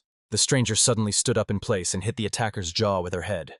He did not expect anything like that and tried simply not to suffer more than could be done. The partners of the two attackers realized they were in a difficult situation. They drew swords from their sheaths and agreed to attack all at once. The girl will pay for what she did to their comrades. She stood before them, not trying to defend herself. All three thought the prey was finally in her hands. Swords pointed at her, she had nothing to defend herself with. The attackers mentally celebrated their victory. The girl quickly waved her hands and asked them mockingly if they could really be so sure that the weapons were only with them, and she just dared to oppose. Soon all three were lying on the floor. Around the girl and the bodies of her opponents, energy glowed with a green light. All the opponents were defeated with a single wave of the hand. It seemed that the stranger was invulnerable to weapons. But still, what she used could not remain a secret for long. The girl attacked them with special throwing needles. One of the bandits was now holding 3 of them in his hand. He understood the danger. His partner lay before him, foam actively oozing from his mouth. The man guessed that this weapon was generously coated with anesthetic, and that it was necessary to avoid this substance entering the body. The man guessed who he was dealing with. It was a girl from the Tan clan from Sichuan. The abilities of the fighters from that clan were truly impressive. But even that did not give her the right to interfere in the affairs of another clan just like that. A member of the Red Snake asked her if she had heard about the agreement between the Murim Alliance and the followers of the demon cult. But the girl still did not think that gave them the right to interfere with and torment a commoner. While the girl was still trying to say something to the scoundrel, a man approached her and covered her mouth. He believed that his niece had already said too much, although in reality, she poorly understood the situation in Ganhu. The old man asked his nephew for forgiveness. He belonged to the Tang clan and was currently considered one of its elders. His words indeed made an impression on everyone present in the room. The men immediately changed their expressions. They realized that before them now stood Du Juanji, the head of the Tang clan, and not very good stories were heard about him concerning his loyalty to the clan. One of the leaders of the attackers understood who the girl was. He also guessed what could happen if they harmed one of the most influential girls in the region, the treasure of the Tang family, for which they could pay with their lives. The clan elder smiled, but this meant nothing good for the enemies. He asked if they could now hope for a peaceful resolution of the matter, since their identities were revealed, and there was no point in pretending. But the girl was not going to give up just like that. She asked her uncle if he could calmly watch the lawlessness happening around. After all, in Ganhu, such treatment of people could not be allowed. Shulian, that was the girl's name, could not calm down, although her uncle hinted that now was not the right time, as they were trying to resolve the issue through negotiations. The attacker was the first to propose a compromise. The man ordered his people to leave the room. He assured that he had no reason to contradict the great master of the Tang clan, so it would be appropriate when the Red Snake leaves this establishment first as a sign of goodwill. The girl immediately sat down next to the offended and humiliated servant. She inquired how he was feeling. He assured that everything was fine and asked how he could thank the girl for the rescue and protection. Shuyan replied that she intervened not for thanks. Her motive was to protect the poor boy. And she did it. So from now on, he should simply avoid such companies or ask the host for hall security. The girl addressed Heck and his company. She asked why, with his level of energy, he did not stand up for the boy. He should be ashamed as a great fighter of the Murim Alliance. Heck was surprised. He could not understand what level of power this girl must have had to recognize his abilities. At first glance, she seemed just an ordinary girl, but she did not show it. But in fact, she was addressing not Heck, but his sweeter brother with the scar on his face. He assured that he was just thinking about standing up for the boy, but hesitation delayed him, and he simply didn't make it in time. Kulian became very angry. She asked if a man could behave like that. After all, anyone can just think, but it is the master's duty to defend the weaker. He protested, but all his words were considered an excuse. The boy got angry. He said that the girl simply did not give him a chance to respond and defend himself, and he could actually have saved her life at a critical moment. Uncle Du came to the boy's aid. The girl's uncle held her. He knew her explosive character, so he suggested to the boy not to justify himself. After all, the fault actually lay with the niece, because she attacked very quickly, not giving the young man a chance. Master Du told that he had arranged a journey through Ganhu especially for his niece. He wanted her to see the real world and understand the rules of its existence. But today she acted thoughtlessly and recklessly. Heck addressed his comrades. He asked if everyone had already eaten, and if they were ready to set off to the next point of their journey. Everyone around was not thrilled about this. They wanted to rest and relax more. Meanwhile, Uncle Du was lecturing his niece. He told her that in this world one should behave according to manners. Much in Ganhu is arranged differently than what is written in books and manuscripts. The girl did not want to listen to the lectures. She considered herself right in this situation, and even the uncle's question about what she would do if she found herself in a situation she could not handle did not affect her. The man looked at her and thought that she had never taken his words seriously. He did not understand why the gods sent him such a stubborn niece and why he now had to babysit her. He thought that the matter needed to be resolved as soon as possible. They had to obtain the 9-level scorpion and return to Sichuan. Otherwise, trouble could happen to them on the road or somewhere during rest. The girl asked why he, a distinguished master, was sent to find the scorpion. After all, it seemed more like a waste of resources. The man explained that the artifact was not as safe as it seemed at first glance. The man explained that an ordinary scorpion was absolutely no match for it. This scorpion had shed its shell 9 times. Its power was much greater than the master's, and it was very hostile to humans. A scorpion's poisonous sting in such a case can kill even a master who has practiced the art of combat and energy control for more than 60 years. All their life, scorpions specifically feed on poisonous plants and animals. Dealing with such a creature is very dangerous. So when they finally find the scorpion, the girl should not rush at him thoughtlessly as she did with those fighters. The scorpion is a dangerous opponent. That is why they sent her uncle. A scorpion can sometimes be much more dangerous than a master who possesses the level of development of a demonic king. These words seemed to truly impress Solian. On the road, Heck and his company encountered a huge scorpion. The creature blocked the path of their caravan, and the younger brother asked the mentors what kind of opponent this could be, one he had never met before. When Heck explained that there was a scorpion in front of them, one of the students couldn't hold back. He asked why this creature was so huge, and on top of that, it emitted a very dangerous aura. Even one of the horses was very frightened by what was felt from this creature. It was necessary to prepare for confrontation with this opponent, as he was not going to simply get out of their way and give in. The scorpion was the first to rush at the people. His eyes burned with rage. The creature was not just about to hunt. It hated people and everything connected with them. At the genetic level, hatred of people was ingrained in them. The senior student did not pay attention to the fact that the animal was about to attack him. He asked not to scream and not to be afraid of this scorpion. He is the same as he was before. Heck did not pay attention to this opponent. He firmly held the creature by the tail, right next to the poisonous stinger. The scorpion struggled. He was not ready for such a turn. After all, usually everyone ran away from him in panic and was afraid even to touch him. Heck watched the opponent closely. He did not think he would be so stubborn. Anger overwhelmed him. He was not going to give in to the beast, for his strength of spirit was stronger than that of an ordinary animal. The boy held the scorpion by the tail. He activated his master's mana and began to influence the opponent. The latter, surprised, simply stared wide-eyed and did not try to escape. He felt something unusual. The boy held the scorpion in his hands. He did not expect to defeat the opponent, about whom legends were simply told so easily. Suddenly, a voice was heard from the side. The stranger asked to release the animal. They were representatives of the Tan clan, who asked to release the scorpion they were currently hunting. The clan representative explained that they had been hunting the scorpion for about a week, tracking it. The man emphasized that it now seems as if they had stolen him. Heck asked what he should do now. The Tan clan fighter asked to release the animal and give it to them, as they were the ones hunting it. Heck himself did not consider that he had stolen the scorpion. He simply took possession of it as the victor, since the animal attacked them first, and Heck dealt with it, so it is now his property as the victor. The man from the Tan clan was outraged by such behavior. He asked how the scoundrel dared to lecture the fighters from the famous clan. He ordered the scorpion to be handed over immediately if the boy did not want to get himself into trouble. Comrades of Heck considered such an address to him rude, unacceptable for addressing a master. But the boy calmed them down. He ordered them not to make noise and to behave with dignity, although that was actually an overstep. Heck explained that he was not going to give up just like that. He gave the scorpion. But he did not just give it, he threw it to the members of the Tan clan. The man immediately rejoiced, as he believed that the boy had acted correctly and behaved honorably. But in an instant, everything changed. The scorpion was no longer prey in the boy's hands.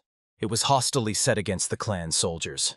They already understood that it was really worth asking more politely. It seemed that Heck himself could control the animal. He pointed at the opponents and ordered it to attack. The boy was not going to surrender. He released the scorpion and believes he did the right thing. The members of the Tan clan themselves asked him why he simply could not give them the animal, and he asked them why he had a strong impression that the representative of the Tan clan, the most powerful in the region, seemed to be afraid of the animal. The boy's words angered the fighter. He said he was not going to listen to insults against the clan from some scoundrel. The man's hand reached for the sleeves of his robe, preparing to take out poison needles for an attack. An elder of the clan intervened, arriving just in time. He asked his subordinate, the squad commander, not to do anything foolish. After all, they came here not for a fight or scandal, but for the scorpion. The old man asked Heck to forgive his servants, as they had behaved improperly. The boy said he did not give them much importance and was not going to fight anyone, for his path went further. Uncle Du praised the boy. He told about the fact that catching a mystical scorpion is not an easy task, and on top of that, dealing with its poisonous tail, which had been accumulating and developing poison for years. Heck listened to the man and assured that he had no problems with that. When the boy began clapping his hands, the scorpion started dancing in front of him. It was hard for all the observers to believe. While Shulian was thinking about Uncle's words about the dangerous scorpion, the man himself explained that the animal does not contain any useful panacea. It is needed by the clan for experiments with new poison. Du asked the boy not to do foolish things but simply to give them the scorpion. In that case, the Tan clan would never forget such a service and would be grateful for it. The clan would never forget such a service. One of the younger brothers asked Heck if he agreed to such terms, but the boy himself replied that it seemed to him that this animal was actually very precious to just give away. The man did not immediately understand what the boy meant. Only later did he guess that the good name of the Tan clan had just been desecrated. But Heck assured that he was not talking about that. He did not understand the guarantees. A girl joined the conversation. She promised 50 gold ingots for the scorpion. Both were impressed by her words. Heck even dropped the scorpion from his hands, not expecting such an offer from Shulian. The girl held her hands on her hips. She asked why the boy was silent. The reward was more than generous. After all, with such money, the Tiger and Dragon Academy could live comfortably for a whole year. Uncle asked the girl not to interfere. He announced the official price of 15 gold, and that price was very high. But she named an amount that he did not have on hand at the moment at all. Master Du asked the young man who he was. Heck explained that he was one of the students and masters of the Tiger and Dragon Martial Academy. At the same time, he was the official representative of the academy. Du asked for a favor. The man asked if the young master agreed that the money for the scorpion would be paid to him later. After a short reflection, the boy agreed to this offer, considering it worthy. The girl was not going to be silent. She wondered why the boy agreed so easily. After all, they could later say that there was no agreement and refused to pay. Heck placed his hand in front of him and asked if the Tan clan was not distinguished by its loyalty to the word and unquestionable reputation. In that case, he definitely trusts their word and submits to their desire. He added that if they decide to cheat him, he will definitely make sure that all the money is returned to him. The girl assured that after such loud words, they will definitely settle with him. She threw him a special mark of her clan into his hand. When he presents it to someone from the clan and says that they owe him money, everything will be returned immediately and without unnecessary questions. It was her personal mark, Julian. At this, their meeting was supposed to end.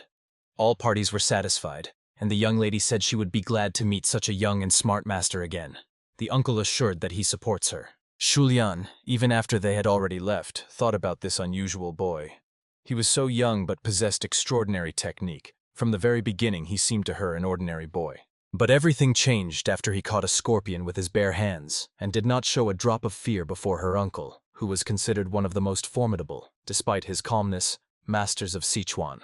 The girl's reaction, whose cheeks flushed after she thought about the young master, indicated to her and her uncle that the girl might have fallen in love with Master Heck from the Tiger and Dragon Academy. The faces of Heck's comrades indicated that they were actually against him trying to build any affairs behind the backs of his comrades. They were not against his entertainments, but now they had the mission of Mujin's guards. Heck flared up with anger. He asked what gave them reason to accuse him of affairs on the side. He simply made a profitable deal with Julian about the payment to him personally. Finally, Uncle Du reached the ancestral estate of their clan.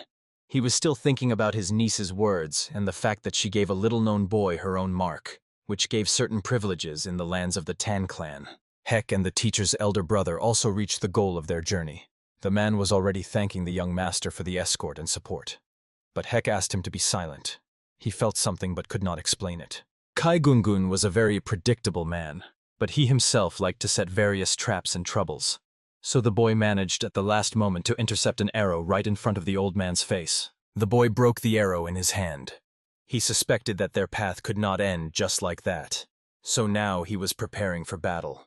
Gungun definitely hired assassins to deal with Heck and the caravan at the end of the road. Terran landed behind his older brother's back. Together, they would repel the attackers. Heck asked if his younger brother also noticed the changes around. He assured that there were quite a few enemies. They were all well-trained, as only their eyes glowing red were visible among the leaves of the trees. But the number of enemies was truly impressive. They all hid and steadfastly endured the ambush without revealing themselves. Heck gave orders to his younger brothers to guard the carriage and the mentor's older brother.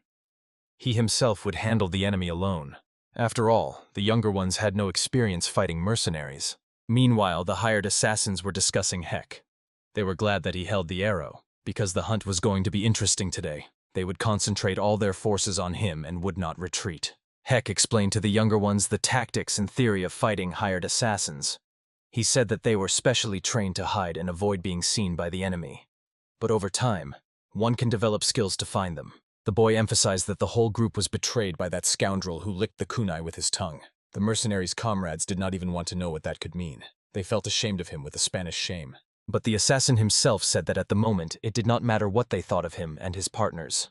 They were exposed, and now they needed to prepare as much as possible for the attack on the enemy, who was not as simple as it seemed. Heck said that now it was easy to analyze what was happening in the mercenary squad. This was another useful skill. He explained that now the scoundrel was trying to justify himself to his partners. The bald man got angry at the young man who exposed them and at his assistance. He scolded them and ordered them to finally attack, not just discuss his failure. He let several partners go ahead and followed them. Terran's brother managed to deflect the dirty kunai thrown at the older brother. Heck himself did not move an inch. Heck praised his younger brother but assured that the sword was better thrown away after that. The boy was sorry to throw away the sword. It was his favorite. However, He did not dare to disobey his older brother, and the attacker himself watched them closely. He was angry because of such an attitude towards the kunai. The attacker struck in close combat. He decided to take advantage of the fact that the guys were talking at the moment, but his plan failed spectacularly. Heck didn't even move from his spot in front of the opponent. With a smooth, light movement of his hand, he hit the opponent in the head. The latter fell before him, burying his head in the ground, raising a cloud of dust and stones around. The attackers paused for a moment to consider their next actions. Boastfully, Heck explained that by constantly training one's own sense and perception, one can achieve a high level of skill development. The younger brothers thought they were still far from such a level. The mercenaries watched Heck closely. They began to realize that before them was not just another brat, but a truly respected and experienced martial arts master. They felt uneasy dealing with such a fighter. The leader of the attackers informed his men that it was not necessary to start fighting the dangerous opponent. After all, their real target was Lady Ha and the old master, the mentor's brother. It was decided to attack from all possible directions, avoiding direct confrontation with the enemy. The figures of the attackers blurred before Heck, moving very fast and almost dissolving in the air. Heck asked his younger brothers not to be afraid. The scoundrels planned to attack from all directions. It was enough to just relax and give free rein to their senses to understand exactly where the opponent was. It was also necessary to activate the abilities of one's body. In that case, movements would become smooth and fast, and no one would be able to reach the opponent with their weapon. Just now, a sword flew past him, launched by the enemy. A group of masters led by the young mentor stood motionless before the opponents, who were approaching from all sides and had almost surrounded them. Heck saw that the guys were nervous. He promised himself to increase training and preparation time. The mercenaries rushed swiftly like the wind. They did not care who would be their next victim. The order was to capture the girl and the old man. The lives of the young men were of little real interest to them. One of the students became the first victim of the attackers. He listened carefully to everything his mentor told him, and the enemy's swords did not reach their target. They flew past him and did not touch the young master. Heck stood in the way of a large group of attackers. He praised the students, but leaving them alone with the scoundrels was still quite dangerous. So the boy protected his students and engaged in battle with the opponent. He defeated everyone who dared to attack him with powerful, smooth blows. Men in masks fell under his strikes. They clearly did not expect such resistance, and there was simply no way to bypass this master. The attackers changed their tactics again. They set their main target as Master D. He seemed to have slightly separated from the group, which was more focused on closing in and stopping the mercenaries. Heck jumped to intercept one of the planted assassins. He grabbed him by the face and said that he was actually moving very slowly. The mercenary did not know what to answer. He was not ready to fight such an opponent. The guy threw him towards the mercenaries, and there they were all piled up because they couldn't stay on their feet against the force of the throw. The young master carefully looked around at his men. He asked them if they felt the presence of the enemy, and how they felt after the first serious clash with a real enemy. The boys were confused. They did not know what to answer. Hired killers overheard Heck's conversation with his younger brothers. The attackers felt sad that they were now being used like training dummies, so they decided to deal with Heck first. They guessed that without his leadership, the youth would become easy prey for them. One of the robbers swung a grenade at Heck, intending to blow him up along with all his followers. Heck carefully watched the grenade flying towards him. He guessed it was a smokescreen shell. A direct hit would do nothing critical to the young warrior, but it was still undesirable. He instantly drew his sword and with a skillful movement caught the grenade on the flat part of the sword blade. Then what no one present expected happened. They were supposed to think about the attack when the young man caught the arrow. With a light movement, Heck threw the grenade aside. He aimed it right at the group of attackers who silently watched what was happening. None of them managed to react to the new threat, so they didn't even move. The explosion of the smoke grenade occurred in front of one of the men. He did not expect this from the master. Now the mercenaries began to realize the seriousness of the situation. They did not think about what to do next. One of the attackers made the right move. He turned around and ordered his comrades and accomplices to get out. The best way out of the situation was to reach their boss and report the dangerous enemy. But on the way, Heck appeared again. He attacked the fugitives. They did not know how to react. They definitely did not have time to form a battle order or take up defense. So Heck was among them like a hawk, attacking and wounding the enemy. When the execution of the fugitives was almost over, the boy guessed that archers were nearby somewhere. He rushed swiftly towards the thickets to neutralize the dangerous enemy. The archer watched the young man approaching him carefully. The mercenary's hands were shaking. He couldn't even place the arrow on the bowstring properly. He now considered the attacker simply an evil spirit that had broken free. Hake ran straight at the arrow flying towards him. He did not even try to dodge it.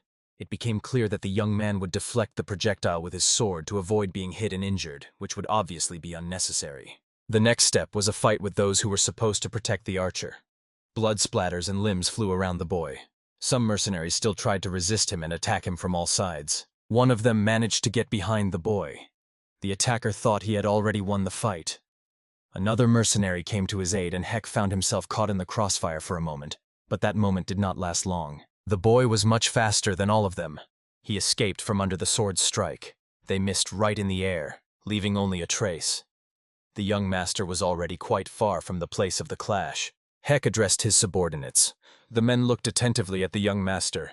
He paid them no attention, hoping to share his experience with the young masters. This touched the mercenaries. In a moment, the two mercenaries no longer cared about anything else as blood poured from their necks. They could not understand who had managed to do this to them, their throats having been cut by a skilled fighter, which the mercenaries did not realize immediately. The old man ordered one of the young craftsmen to open his eyes. He had been standing with his eyes shut all this time, as his older brother Hek had asked him to. The boys were amazed at how the young man himself dealt with the opponent. Hek approached the old man and pointed to the clear road.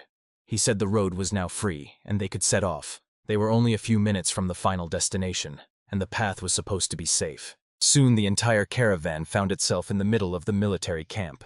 The boys looked around in surprise. They had never been in such a place before, and everything was new to them.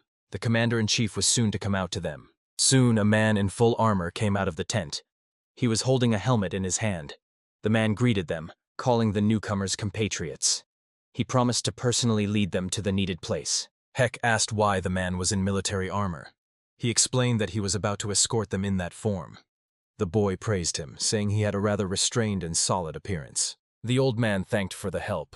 He considered it a great honor to be supported on this journey and to be given protection. Without Hek, he would not have been able to get here safe and sound.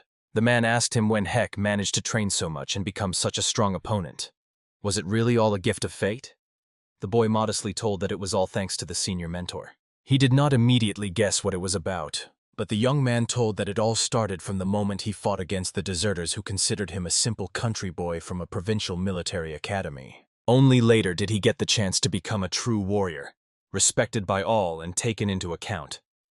This happened when he took a place in the sect war against demonic followers. Every time he entered battle with the thought that he was defending not just himself or his loved ones, but also his native military academy. This gave him strength and power to fight, and so he hardened with every moment. Namely, the elder brother of the mentor was the one who first began to defend their academy. In the Murim alliance, Hek first felt the condescending attitude towards people like him, coming from rural areas. So the young man could only imagine how much the man had to go through to become the deputy minister. And already in this position he anonymously helped the academy and defended its interests before bigger schools. The old man could not understand how the boy knew all this. He said he had connections in the gang of the poor, and they shared the information with him. So he and his younger comrades were grateful to the minister for the support. The senior mentor thanked his younger brother Chan, who raised such nephews. The man was very grateful to the nephews for their support and protection throughout the whole journey. Suddenly Lady Ha approached. She was embarrassed to ask the young master, but she could not do otherwise. The girl was interested in whether they would meet Master Hek again sometime, and whether he himself wished for that. His answer was not exactly clear. The boy said that after meetings, farewells inevitably follow, so only the future will judge them and give the opportunity to see what will happen next. The old man felt uneasy from this answer, but he did not intervene. The girl felt ashamed of her weakness. However, Hek did the right thing by not giving her vain hopes and promises that he could not fulfill. At this point, nephew Hek announced that it was time to leave. He no longer intended to just stay in this place. It was worth hurrying home to set up everything that might interest him there. After the boy left, the old man felt sorry for the girl. He promised that she would definitely meet the young master. He would support and protect her, and he himself thought that Hek could have been kinder to the girl. He looked at Lady Ha and thought that the young master could rarely meet such a girl anywhere. Such a worthy person does not just appear on the street at the first opportunity. So he really felt sorry for the girl. The servant stopped the young lady, who in the middle of the meeting decided to leave the room and resolve her issues. The man held her, kneeling, and she kept saying that she had to visit room 100. The men on the side watched this scene. They could not understand what was happening.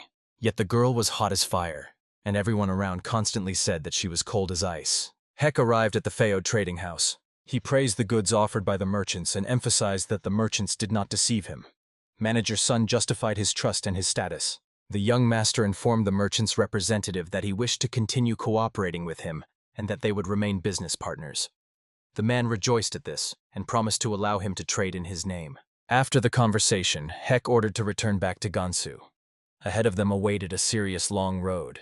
This time the road was supposed to be faster and no one would dare to stand in their way and distract them from training. One of the younger brothers asked if they could finally stop and eat. After all, they had not done so for a long time. It was a good idea to find some cozy place and rest there. The apprentice pointed with his finger to a house in the distance. He said that it was there they could rest, as from afar it looked like a hotel or an inn where travelers could find something for themselves and rest. This idea did not immediately please Heck. He did not expect that there could be a hotel or something similar in this place. However, most of his younger brothers were already excited about the idea of resting in this little house. Heck asked them to hold back their enthusiasm. After all, they definitely would not find good food in this place. Instead, they would be able to find a good opportunity there to train and improve their combat skills. When the guys entered the room together, they saw many men sitting at tables, relaxing or passing the time with pleasant conversation. The newcomers' arrival did not attract special attention, but still, some of those present lifted their eyes from the tables and mugs with drinks. They carefully examined the newcomers with sleepy, dull gazes. Some of the students did not like this reaction immediately. The younger brother asked Heck why they were being stared at like that. He replied that to this crowd they looked quite extravagant. They stood out from the regular visitors of this establishment. A man who was the owner of this hotel came out to meet them. He warned that no one else was being accepted today. There were no free rooms.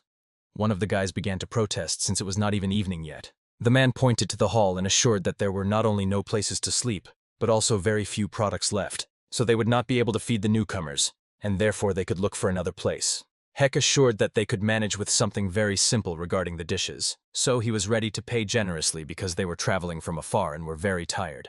With these words, he pulled out a wallet with money.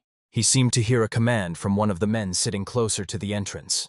He told the host to let them in and feed them, and then they would not just pay for the food, but give up all their gold. The master pretended before the boys that he had indeed agreed to let them in, but he promised that he would not prepare anything unusual. And with that, the group of travelers was satisfied. They did not yet know how it would all end. The boys looked through the menu, ordered 2 portions of everything each.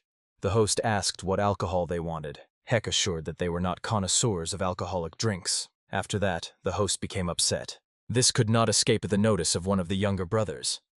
He asked his mentor why the master was so upset when he was refused a drink. Heck assured him that events were simply unfolding not as the master wanted. Heck explained that the host clearly wanted to poison them, and in alcohol, unlike water, it is hard to detect poison. The boys got scared. They asked the elder why the host would do that. The boys could not fully understand why the tavern owner would do this, but the mentor asked them to keep silent and not reveal anything through conversation. He had warned from the very beginning that this was not an ordinary tavern. He ordered them to look around and be more attentive. In that case, they would be able to notice many interesting things usually hidden from the eyes of ordinary people. The students agreed with him and behaved more cautiously. Terran said that there were many horses near the tavern entrance, but he did not notice any hay or other feed for them here, and the building itself did not look like one where you could stay for a long time. Another student emphasized that despite such a crowd in this establishment, on the way they did not meet a single caravan or train, and the seats in the hall were arranged strangely. The free seats seemed to be surrounded. 2 travelers entered the building. It was an old man in years and a girl, possibly his daughter.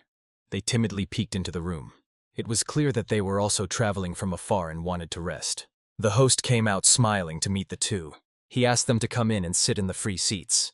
The old man had clearly seen a lot in life. He treated the surprisingly friendly host rather coldly. The host pointed to the free seats in the hall. The guest asked him not to worry. He and his companion were just going to have a bite and continue their journey, as there was a long and dangerous road ahead. The 2 sat at the table. The grandfather asked his granddaughter to forgive him for not taking care of a snack for them on the road. Huashan assured him that nothing terrible had happened, and she easily endured the journey and hardships. The host approached the guests and asked what they would like to order. The old man began to order, but something stopped him. He tried to listen to what might be happening around, but heard nothing. Such silence was not typical for such establishments. The old man realized that he and his granddaughter were now in the very center of the hall. They were like isolated from the other guests, and everyone was looking at them. The old man pretended to be confused about the order. The host loomed over him and the granddaughter. The grandfather quietly asked Huashan to prepare for battle and be ready to draw her sword and react to the threat. The girl hesitated. The master outpaced the old man. The man swiftly snatched a knife from the folds of his robe and attacked the grandfather. He promised the guest to prepare a lavish memorial dinner, but he only failed to consider one thing. Around the neck of the master appeared out of nowhere the edge of a sword, resembling a large sickle. One careless move could cost the master his life. He tried to apologize to the guests, saying that he had mistaken them for completely different people. But this mistake cost the attacker dearly. The old man and the granddaughter rushed in different directions. The tavern owner's head slowly separated from the body. A cloud of blood hung around his neck, and Huashan was preparing for battle. The bandits jumped up from their places. They guessed that there was simply no point in continuing the comedy. The attacker turned to the old man named Sun Zun Hao, asking where he still had the strength to move from. Master Sun clearly knew all these scoundrels. He promised that in order to punish all these people, he would find the strength within himself and deal with them at once. Doubts about what would happen next made him ponder. Although he was a renowned master and his granddaughter was skilled with weapons, there were quite a few opponents. He was also curious about how they all knew which path he would take, and that he would pass exactly here. The girl and her grandfather stood back to back. They understood that a hellish battle was about to begin, with their lives at stake. Yet neither of them showed any signs of worry or nerves. They were ready to fight back even at the cost of their lives. The robbers attacked simultaneously. In such a cramped space, they were more likely to hinder each other than help. But the sight of such easy prey clouded their minds, and they rushed at the enemies. Huashan did not wait for the enemy to approach. She attacked them swiftly in response. The girl used the unique technique of the 11 swords of the free heavens. The enemies froze in a cloud of blood. One of the attackers ambushed the girl from behind. He aimed the sword straight at her back. Huashan did not have time to shield herself from the treacherous strike or even react to the sudden appearance of the scoundrel. Grandfather jumped out to help his granddaughter. He aimed the tip of his sword at the enemy and emphasized that no one would touch his granddaughter. An aura of blood and murder swirled around the old man and his girl. The attacker's body shattered into pieces. He dropped the sword and screamed for a long time. The robber did not think that this evening would be his last, and the old man's blade ended his life in an instant. Terran asked his older brother if he thought it necessary to help the girl and her grandfather. Heck explained that the girl is a beginner fighter, but of quite high quality, and her grandfather has reached the peak of mastery, so for now, they can just watch. But his younger brother looked at the girl, who moved like lightning, with love. In his eyes, one could ambiguously read admiration for her and worship of her. He did not hide his interest in her. And even when the older brother looked at him closely, the younger one could not hold back and said that there was a real beauty in front of him. The old man, meanwhile, was cutting the enemies into pieces. He understood that his level of training allowed him to get out of this place alive. He and his granddaughter would break through to the exit and get out of here completely. They were already near the gates, the entrance to the building. But something made the old man tense. He did not think about the fact that help would soon arrive, because no one would leave a trap just like that. The door shattered into small pieces in an instant. A man stood in it, armed with a sword, which he had actually used to break the gate. The scoundrel had a black eye patch over one eye, covering an old scar. The old man immediately recognized his longtime enemy. It was the one-eyed ghost, and the attacker said that the old man would not escape from him just like that. After all, the Red Snake clan does not let its prey go just like that. Master Sun was not glad about the appearance of this opponent. He understood that with the appearance of this opponent, their chances sharply decreased. After all, the one-eyed ghost was equal to him in skill in wielding powers and the art of combat. The girl was burning with rage. The one-eyed ghost was a fierce enemy of her parents. Huashan sought revenge, but the grandfather tried to calm her down. He could not allow her to rush at an opponent much stronger than herself. But he didn't manage to do anything. The girl pounced on the scoundrel with threats and a cry of rage. She wanted to solve the problem and take revenge on the scoundrel with one blow. He seemed so easily accessible to her. But suddenly, with a lightning strike, the ghost repelled her attack. Huashan did not immediately understand how this could have happened. Nothing like this had happened to her before. So surprise and a little fear appeared on the girl's face. The one-eyed man struck her in the stomach in response. His movements were formidable and strong. It seemed that all his blows were precisely calculated, and he controlled every movement with the accuracy of a mechanism. The ghost's gaze did not leave the old man. Drops of blood splattered from the Huashan company. The girl did not understand how this could have happened. She refused to believe that the man had defeated her so easily, and her thoughts of revenge melted away so quickly. The grandfather could not endure it. Rage deprived him of control over his own mind. He drew his sword and rushed at his opponent. The latter was preparing for this duel and, unlike the old man, was in control of himself. In addition to everything, Sun could not fully concentrate on the fight now. Behind him was his wounded granddaughter with a serious internal hemorrhage, and the girl insisted that she was actually fine. Meanwhile, the ghost tried to provoke the old man into an ill-considered attack. He emphasized that now the chances of both were 0. But Master Sun did not think so. He promised that soon the one-eyed would pay for his actions. The old man promised that he alone would be enough for those petty scoundrels, and the ghost would answer 100-fold for the insult to his granddaughter. A mighty mana emanated from the old man. His inner energy, honed over the years, was palpable. Huashan asked Grandpa to leave this place because soon the bandits would recover and attack with new strength, and with the support of the one-eyed, they would become a serious threat. Sun asked his granddaughter to calm down. Grandfather did not intend to leave his grandson at the mercy of scoundrels. After all, the entire clan of the Red Snake perished because of them. The mother and father of Huashan herself were treacherously killed in an ambush. So Sun could not forgive these scoundrels. The master truly had a majestic appearance. Energy swirled around him. He promised the first scoundrel who approached him or his granddaughter a death that would be very cruel and incredibly spectacular for others. The robbers did not hurry to attack the old man. They were amazed that this old man had such strength and defended himself so boldly. No one had the slightest desire to approach him. The old man frightened them with his strength. The ghost decided to act differently. He asked the old man to calm down. After all, in that case, he promised life to his granddaughter. The grandfather believed that the girl should survive at any cost. He soberly assessed his capabilities at this stage.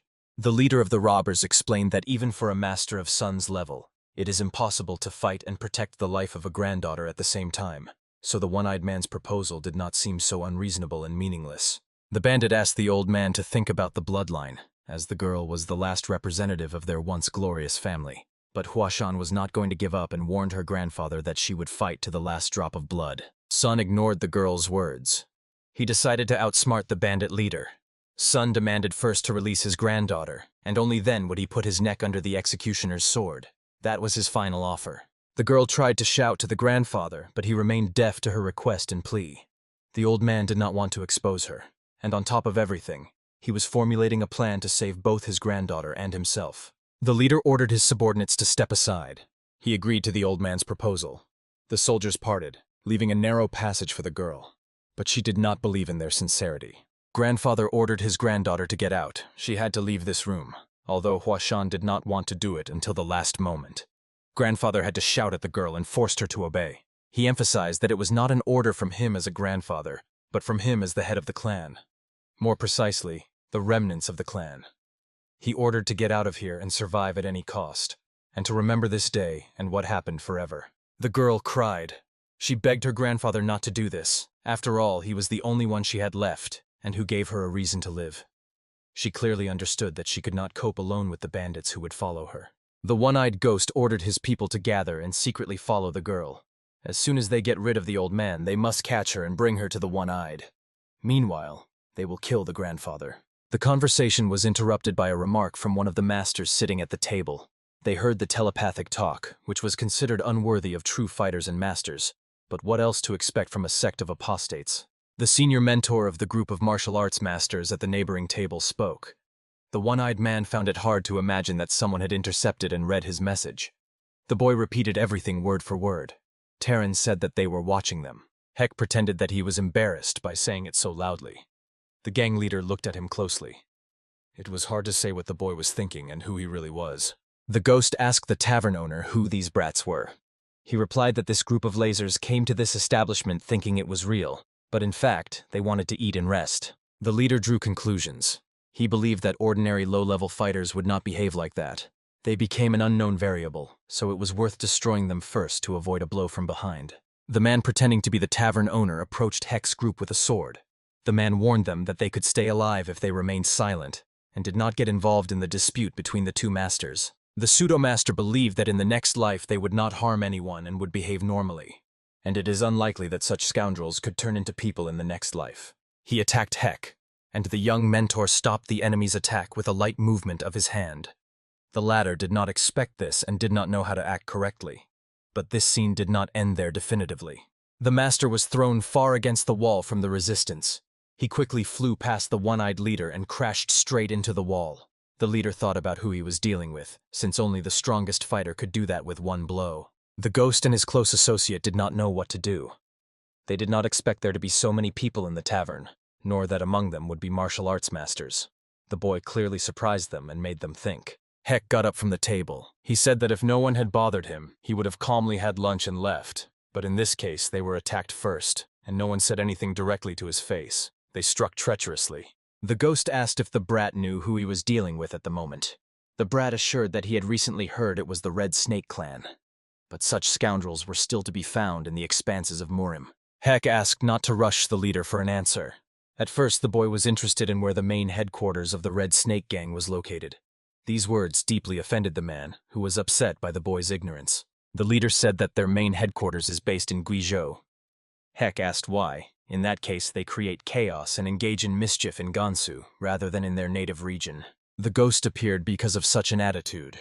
He was angered that someone tried to speak to him in that tone. But his appearance did not scare the boy at all. A heavy silence hung between them.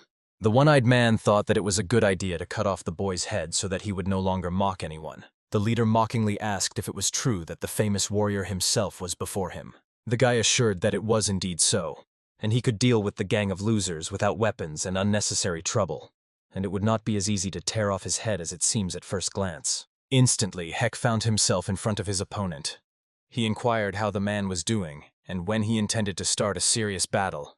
The man could not understand how the boy managed to appear before him so quickly. The one-eyed man's reaction was lightning fast. He struck with his sword, intending to cut this audacious boy in half. The boy was still standing before him, and in the air, one could see the trace of the weapon. But the next moment, the ghost looked at his opponent in surprise, and the man himself did not have a sword in his hand. He tried to understand what had happened. Yet he had no weapon in his hands, as if it had only been a dream. Heck Musan stood before him whole and holding a sword. The man could not understand how it ended up in the boy's hands. The black blade of destruction was supposed to remain in his hands and not fall into the boy's hands. With one movement of the palm clenched into a fist, Heck broke the sword into small pieces. He looked carefully at his opponent, who witnessed his weapon being broken and shattered into the smallest fragments. A sparse man's tear rolled down from the bandit's only surviving eye. He recalled all the moments he had spent with the weapon. They now seemed so dear to him and reminded him of a peaceful life. The boy did not miss the opportunity. He took advantage of the man falling into a daze after losing his blade. He attacked the bandit leader and struck him forcefully in the face. Teeth and blood flew from the mouth. The bandits could only watch as their leader's body hit the floor several times and flew up right at their feet. They did not know what they should actually do. The men stood confused.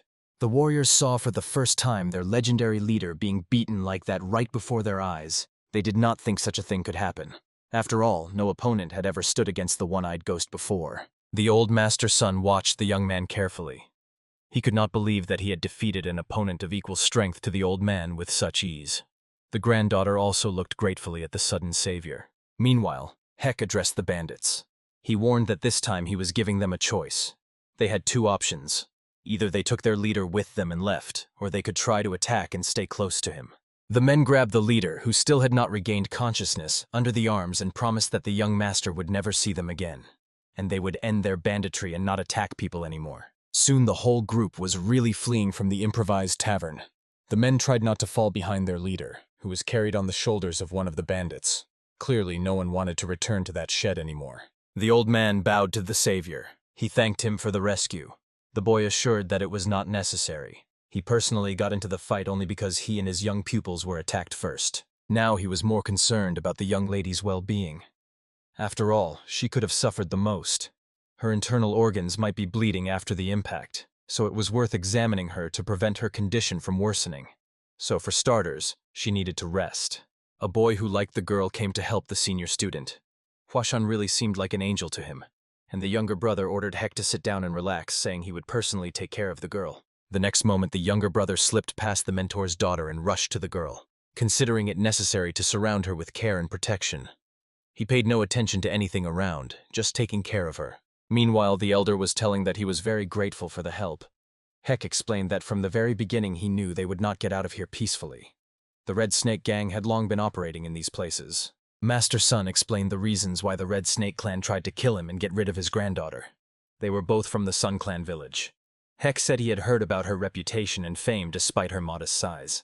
The man explained that until recently he was the patriarch of the village, the Sun Clan.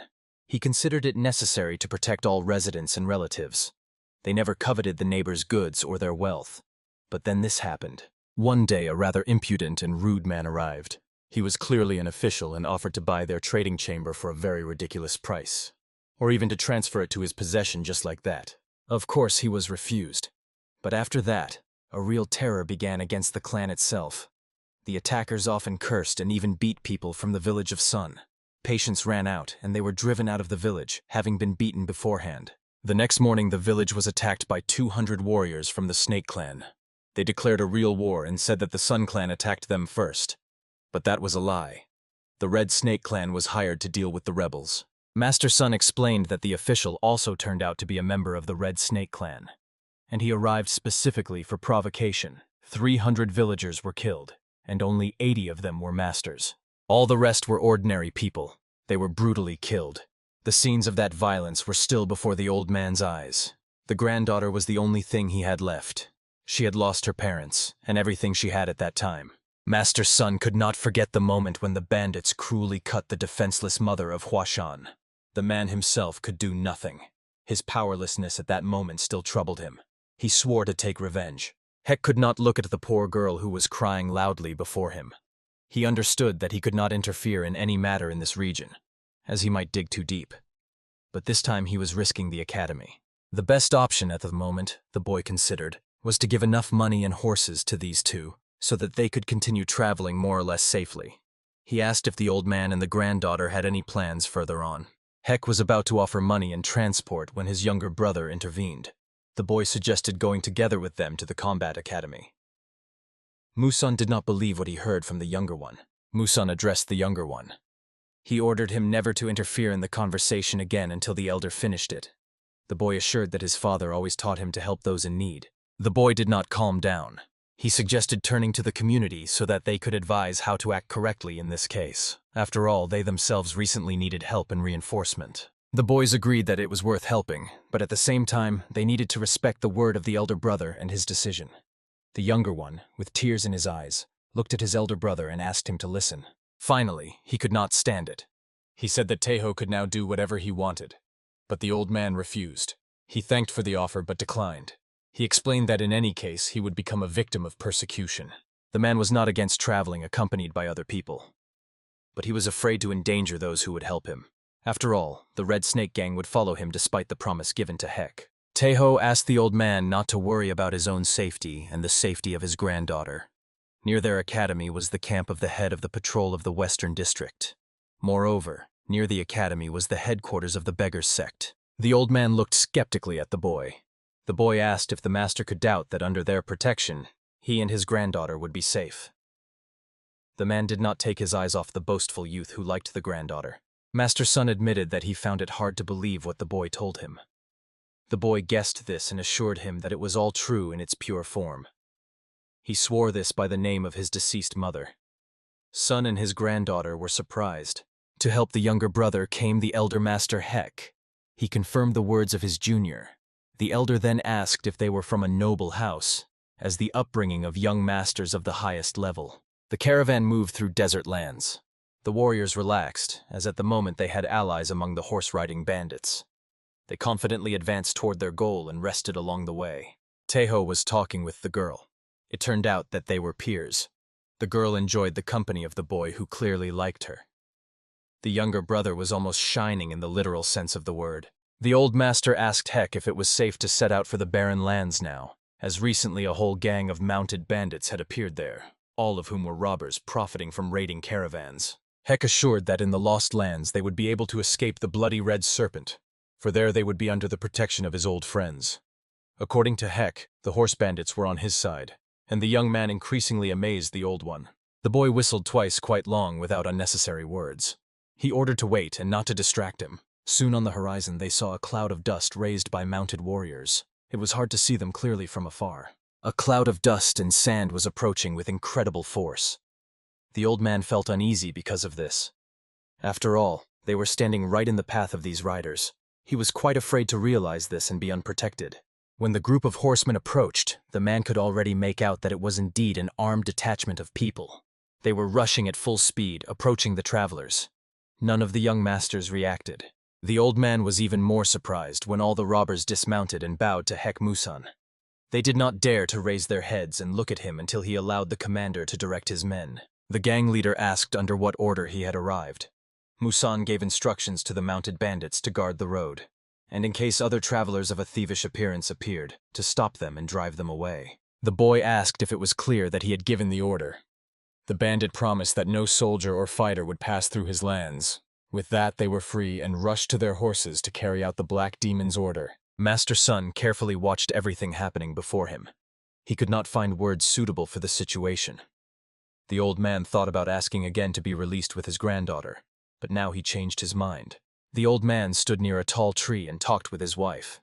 He emphasized that 10 days had passed since their children set out on the road. But he was not worried, because Hek Musang was with them. The woman wanted to assure that the old man trusted Hek more than his own sons. Suddenly, the estate gates opened, and one of his sons appeared on the threshold. He reported that they brought many valuable things from the journey. The old man stood before his son's embrace. He did not intend to admit that he had spoken with his late wife, and the boy already wanted to hug his father. The man was glad that the journey went well for his sons. Soon Hek Musang himself reported to the old man that under his leadership the squad had successfully returned home. All the students and young masters survived, gained practical experience, and acquired real combat skills. The old man looked at Master Sun with the granddaughter and asked who these people were. The boy hurried to tell everything as Master Sun had told him. The man listened attentively and responded with understanding. Soon they all sat in the living room of the house.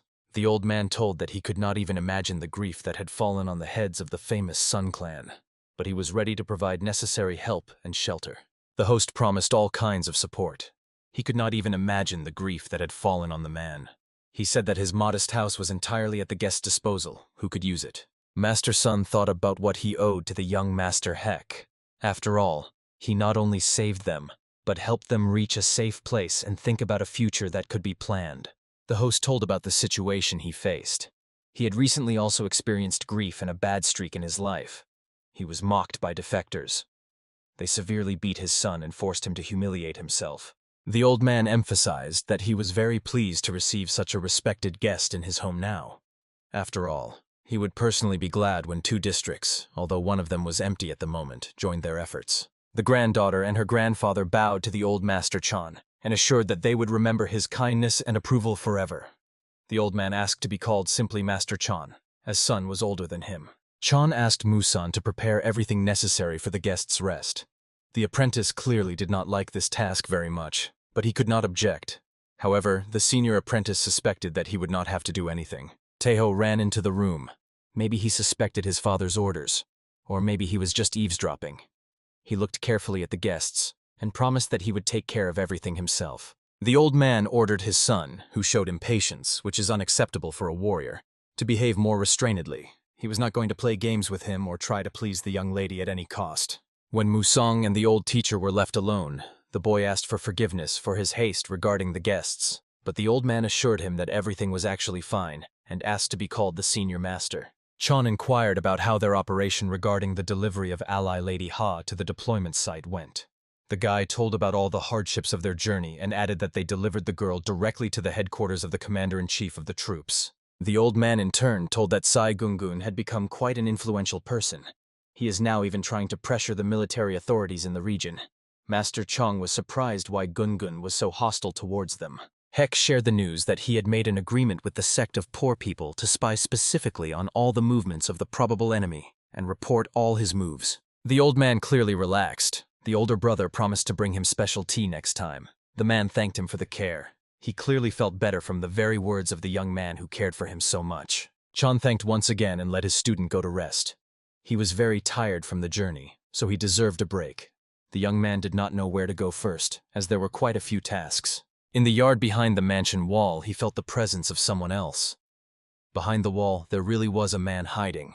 He praised the young man for caution and the skill of detecting hidden friends and enemies. Heck said the man smelled bad. The man said that this is exactly how a member of the poor gang should smell. He also told about the Bloodwolf squads prowling around the Lian district and the Yanzhou districts in recent days, where they really have an interest. Gemurek, who was called the fighting dog, did not live up to his name in Heck's own opinion. After all, it turned out that the poor simply could not deal with the gang of bloody wolves on their own, and asked Musang to do it. The boy's doubts angered the man. He got mad at him and ordered him to be silent. After all, they have no right to speak like that to the famous war dog, or to doubt his qualities as a fighter. Heck continued mocking the man. He asked if in a gang of poor people they had never even heard anything about the dignity of a warrior. Gemurek could not understand what the young man's manipulations were aiming at, and what he wanted to achieve with their help. Musan guessed that he did not understand hints, so he gave orders to find out which of the merchants in northern Gansu could offer a better price for the goods. But no one could offer anything understandable at the moment. A man in a mask tortured a stranger. The masked man wanted to know why he had not yet obeyed his order. After all, a situation had arisen where a gang of great power was supposed to dominate the region, and he makes no effort to help the ally. Such behavior could cause problems for him, and it was not worth allowing them to turn to the Bloody Curse gang for help. The man panicked at the very thought of it. He begged not to do it. After all, then his own gang of great power would end up in the last positions and lose many of its privileges and place in the hierarchy. The man in the mask agreed to give one last chance to settle matters. He hopes that his loyal subjects will actually be able to regain influence in this region. Otherwise, their next region will be the afterlife. When the stranger in the mask left the room, the man thought about how he could have come to this. After all, being the leader of the Wild Wind Gang, he had managed to lose his independence and power. He gave orders to have Van Chissen called to him immediately. Someone outside stirred. The last thing the gang leader wanted was for someone to overhear his conversation with the stranger in the mask. Soon a servant appeared at his call. He asked his master what he really wanted. The chief was silent for a long time and could not understand how to make the man pay for his mistake, which had cost so dearly. The main leader of the gang hit his subordinate. He vented all his rage and anger, which overwhelmed him after the humiliation in this blow. The action moves to Mount Shifen, located in Lian County. The bandits had been in this region for a long time. One of the bandits finally asked if they would be allowed to return. It was necessary to first establish what exactly happened to the White and Black Wolf squads. The leader of the Red Wolf squad, Zui Fubian, did not want to worry about the fate of his comrades' squads, and there was no other way. In fact, they were all worried about where so many people had disappeared without a trace. From the outside, it looked almost like a mystical disappearance, but all that remained was to keep watch in this place and wait for news. The wolf lying behind the bandit reacted immediately. It got on its paws and signaled that someone was approaching their camp. It was difficult to tell from the animal's reaction who it might be. When the wolf snarled, its master also jumped up from his place. He was used to trusting his favorite. This time he was also not mistaken when he saw who exactly was approaching him from the darkness. From the night darkness emerged a group of men led by an elder. He advised his subordinates to look around more carefully. After all, those who would not have dared to do so under other circumstances had wandered to their house. The robbers came out to meet the uninvited, unwelcome guests. They asked who had nothing to do, and why they were entering the house of decent guests. The men simply could not believe that someone had willingly entered their camp. In front of the newcomers walked an elderly man. He had a bruise on one eye and warned that no one should dare to oppose him and his people. The man's name was Van Chissen, and he was the leader of the group Great Power. The robbers were surprised. They understood that they had entered enemy territory, but they behaved normally all this time and did not attract attention to themselves. So how could they have found out about their presence? The leader understood that they simply did not understand each other. He also suspected that they simply could not withstand such a number of opponents. The man emphasized that a small misunderstanding had occurred. Ta Van Chissen allowed himself to say that the life of his current opponent was a misunderstanding. The latter began to justify himself, saying that they were looking for the missing detachment, and as soon as they found clues, they would leave. Van Chissen ordered silence. He assured that the wolf squad passed through the territory of his clan and crossed the lands of the Blood Company, and they didn't even think to report their presence in this region. The old man no longer wanted to deal with opponents at such an age. He did not want to analyze their excuses, as they were to blame for forcing him, at a respectable age, to search for violators and punish them. Van Cheesen ordered his squad of fighters to attack the enemy. They rushed into the assault, not realizing that they were provoking a multi-day war. The soldiers wanted to attack the enemy to finish everything faster. The wolf leader understood that resistance was not worth it. He ordered his men to retreat and leave far behind the Gansu district. He considered the enemy insane, unwilling to acknowledge reality. Heck sat on the windowsill of his room and gazed into the distance. He thought that a peaceful night had finally come. But in fact, a pleasant surprise awaited him. The boy soon felt joy. Master Chong asked his student where he would head. The student replied that he would go to the Jade Gates, where a group of merchants gathers to help negotiate better terms for him and their academy. The old master said that the zone is completely controlled by the Iron Blood Company. He doubted that it was worth taking such a risk at the moment. They did not feel the need for money or material goods. The boy assured that the first step is important in any matter.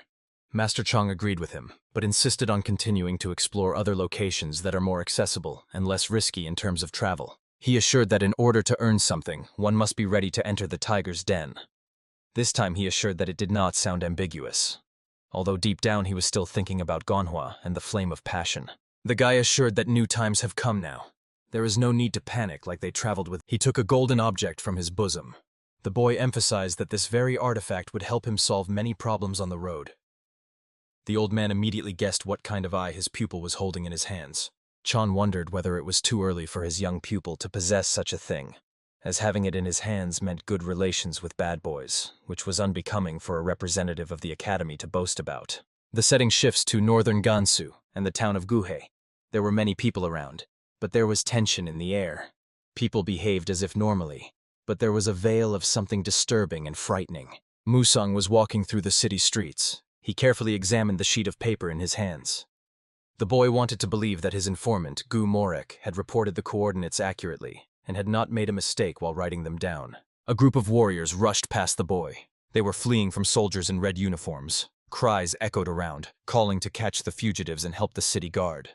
But no one dared to stand in the way of the escapees. Heck was surprised that so much noise was raised near the city entrance. It seemed that someone simply forgot that this entire area belonged to the Iron Blood Company.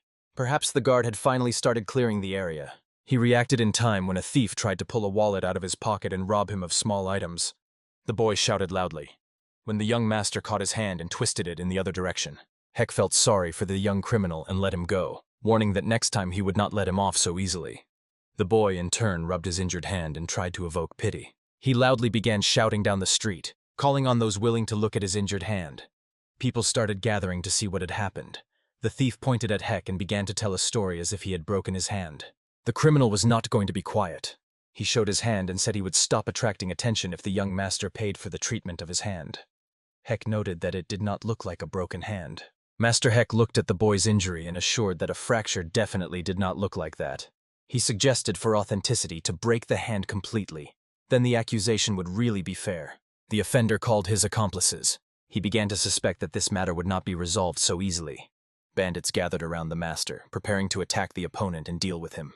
The men asked Musan if he was the scoundrel who dared to touch their younger brother and break his hand. Behind them, the thief screamed that this very boy was to blame for what happened to him. The bald man suggested giving money and leaving. Then maybe he would be spared. But he did not finish his proposal. The boy's hand was already reaching for his face to punish the ignoramus. The men around were frightened when their leader's body fell to the ground with a bloodied face. They were confused and did not know what to do. No one had ever settled a matter with their leader in a minute. One of the thieves assured that most likely they were mistaken and had wrongly identified the culprit. But Heck Musan assured that it was too late to back down and surrender to the mercy of the victor. Soon the ground was covered with many mutilated and maimed bodies. The gang fighters could not cope with the attacker who possessed such a level of strength. The boy himself decided after this to visit the city's taverns to get acquainted with the flavors. Soon the master was pouring a drink for the boy.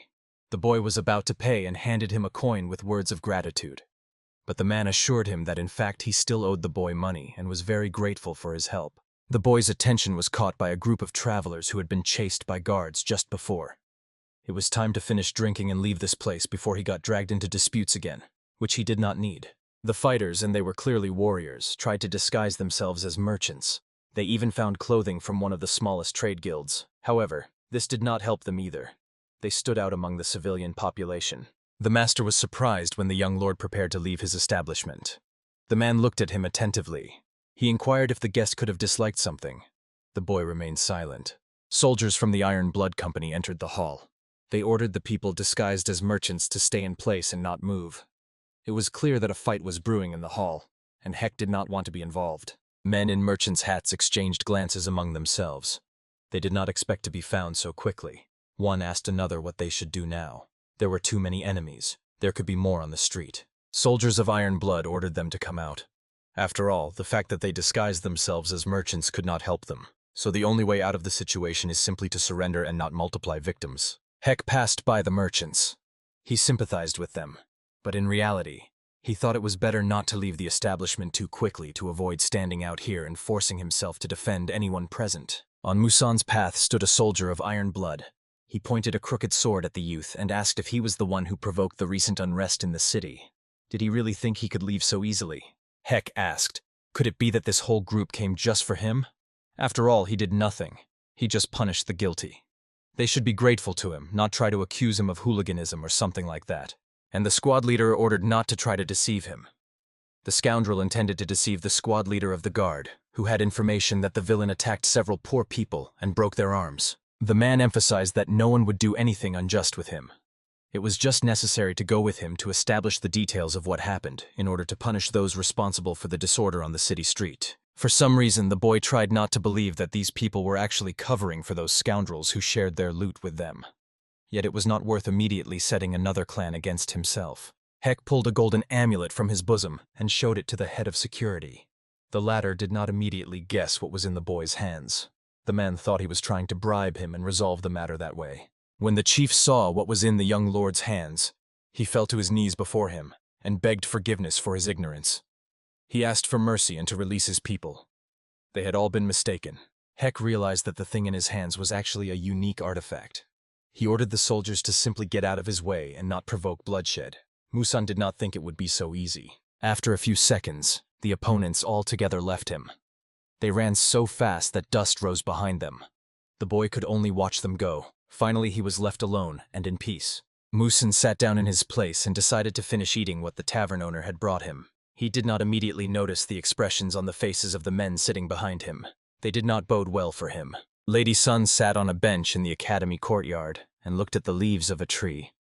The girl was very sad. She was troubled by bad thoughts and simply could not believe what had happened to her and her grandfather in recent days. Taeho looked at the girl. He was sweeping the yard nearby and wondered if he could help the girl cope with her condition. He felt very sorry for the girl and wanted to come to comfort and calm her. Suddenly, behind him stood a girl who was looking at Lady Sun with interest from behind the young student. She asked who this young lady was. She was told that it was Lady Sun. The stranger was surprised. In fact, the uninvited guest was patrol woman Mujun. The boy jumped back from her and lost his footing. He asked forgiveness for his rudeness and inquired why Mujun was sneaking up on him. The patrol woman asked for forgiveness, saying it had become a habit. The girl asked why Taeho was looking at Lady Sun so strangely. He was clearly interested in her. He begged not to say anything like that. She assured her husband that there was nothing shameful in someone possibly liking him, as it is normal for people. The boy explained that he had met her very recently, so there could be no talk of feelings. The patrol officer asked not to object to her. She said that she had quite good intuition. The boy did not want to continue the conversation. He asked why the girl returned so quickly, as if she had a lot of things to do. The girl said that she had handled all the tasks from the Murim Alliance. Taeho asked where the junior master Somnia was, who always accompanied Lady Patrol. She mysteriously replied that she was catching up with her. Lady Somnia, leaning on her staff, meanwhile tried to catch up with her mistress, burdened with belongings and things. The girl could not understand how one could leave without their guard. Lady Gomwa will explain herself to her. The patrol woman felt awkward asking, and she understood it perfectly well. But where was the young master Heck Musan now? She did not say that she wanted to meet him. However, her face and expression made it clear that this was exactly what she wanted. Taeho explained that the elder brother mentor went on business to the city. The girl got angry. After all, she had asked Gomurik not to let the boy go before her arrival under any circumstances. The young master replied that Gomureka had been very busy lately and could simply have forgotten. In fact, the leader of the poor gang was now calmly resting and sleeping after a good tasty lunch. The door to his room slammed open and hit the wall. The man jumped up, expecting a hostile attack, but it was just Lady Patrol Mujun. He asked why she burst in on him like that. The girl looked at him attentively and asked if the mentor of the poor gang had forgotten anything. He was surprised that he could forget with such a good memory, and the expression of the leader indicated that she was actually right. He looked at her carefully and tried to understand what he had done wrong. Suddenly, the image of the boy Musan appeared in his memory. The poor man immediately realized that he had not detained him, but had done quite the opposite. The girl was burning with anger. She struck very quickly and very accurately. At least she could vent her anger and rage on someone at the moment. She was not interested in the task the boy was carrying out. Soon, she conducted a real interrogation of her comrade from the poor gang. He told about the boy going to Hans for trade matters. The patrol woman suspected that he could find trouble there. And suddenly before her eyes appeared the image of a girl who could have pleased Musan. That fox lived precisely in that region. Manhwa could not allow Hek to meet that sly one again. The captain of the Iron Blood Company was beating his subordinate, who did not dare to break the tradition and could not help but do what the owner of that golden amulet demanded. The captain was very angry. He asked why he was being reported so late about everything that had happened. He asked why other people were reporting to him that the bloody golden mark had appeared in Guhe, the city where he was appointed manager. The man's name was Liu Dasui, and he was the branch manager in the city of Guhe. He wanted to crush his subordinate, considering him worthless and unworthy to serve him faithfully and truly. The subordinate begged not to punish him. The owner of the golden mark was actually a merchant. He had followed the boy, and the boy had spent the whole day walking through the market rows and talking with various representatives of trade guilds. Dasui pondered. He found it hard to believe that a merchant would possess the golden mark, and that such a respectable person would walk alone without guards and subordinate servants and engage in trade affairs. The man ordered his servant to describe the appearance of that gentleman. The servant said that it was a young boy. He was dressed in the uniform of a military academy. Nothing else attracted attention to him. Dasui was still interested in this boy. He was troubled by the fact that he could not find an explanation for why the young academy master walked alone with the mark through the market rows. Perhaps he was a spy. The manager gave orders to his subordinates to bring that young man to him. He personally wished to speak with him. This time he could not miss the opportunity to meet the owner of the golden mark. Meanwhile, Hek was walking through the trading halls and talking with merchants, gathering useful information. Experienced traders were impressed by the intelligence and wit of this young man. He behaved politely and always promised to come to help for the knowledge that all these people had given him. Old respected merchants and officials were pleased with the upbringing of the young master. Men disguised as merchants tried to follow Hek from the very beginning of his journey. They tried to remain unnoticed, but the young master was very vigilant and attentive. The leader of the disguised could not understand who this boy was. After all, he was clearly close to the Iron Blood Company, but all the time behaved like an ordinary merchant. This confused them. One of the subordinates asked if it was advisable to continue pursuing this man. He assured that it was worth holding on for some time, but it was worth keeping an eye on him. It was not a simple bird flight. Hek had long noticed that he was being followed. He did not intend to keep walking and hiding forever. Soon he would get tired of it. Even his routine activities did not make the tail fall off him now. The boy suspected that he was being followed only because of how he behaved with the soldiers of the Iron Blood. He was mistakenly taken for one of the company commanders, so it was worth being wary of an attack by these strangers. He personally was not going to touch them first. Nothing was felt from them except simple curiosity. The men did not express a desire to just kill. They behaved quite quietly and probably would not dare to attack. From the other side, a detachment of Iron Blood was approaching down the street. The soldiers of the group were hostile towards their probable enemy. People around wondered why this was happening and stepped aside. The beaten squad leader looked intently at the boy, whom he immediately recognized. The boy was talking to a merchant and discussing something with him. Hek did not notice the enemy approaching. Musan was engrossed in the conversation. The squad leader interrupted the conversation between Musan and the merchant. He informed the young man that he had an important conversation for the boy. Specifically, the city garrison commander wanted to speak with him personally. Hek did not give weight to the words of this scoundrel. He asked if he should show the golden mark again. But this time the soldier of Iron Blood promised that the personal manager would check it himself. The manager himself attacked him. He forcefully struck his subordinate's head against the ground. The man asked the soldier if he really thought that such a young boy could have received the gold badge and use it. The chief said he was firing his assistant. They don't need people with such carelessness to details. But the attention immediately shifted to Hek. The man asked if he wasn't afraid to forge such an important sign. The guy decided not to provoke the enemy right away. He explained that no sane man would forge such a certificate right under the nose of the famous Iron Blood Company. But this did not make an impression. The manager asked who had enough sense to give such an important thing to a simple boy who had done nothing to deserve it. The scoundrel deceived and misled. The boy asked if his opponent was ready to answer for his words now. The latter begged to be silent and not make a hero of himself.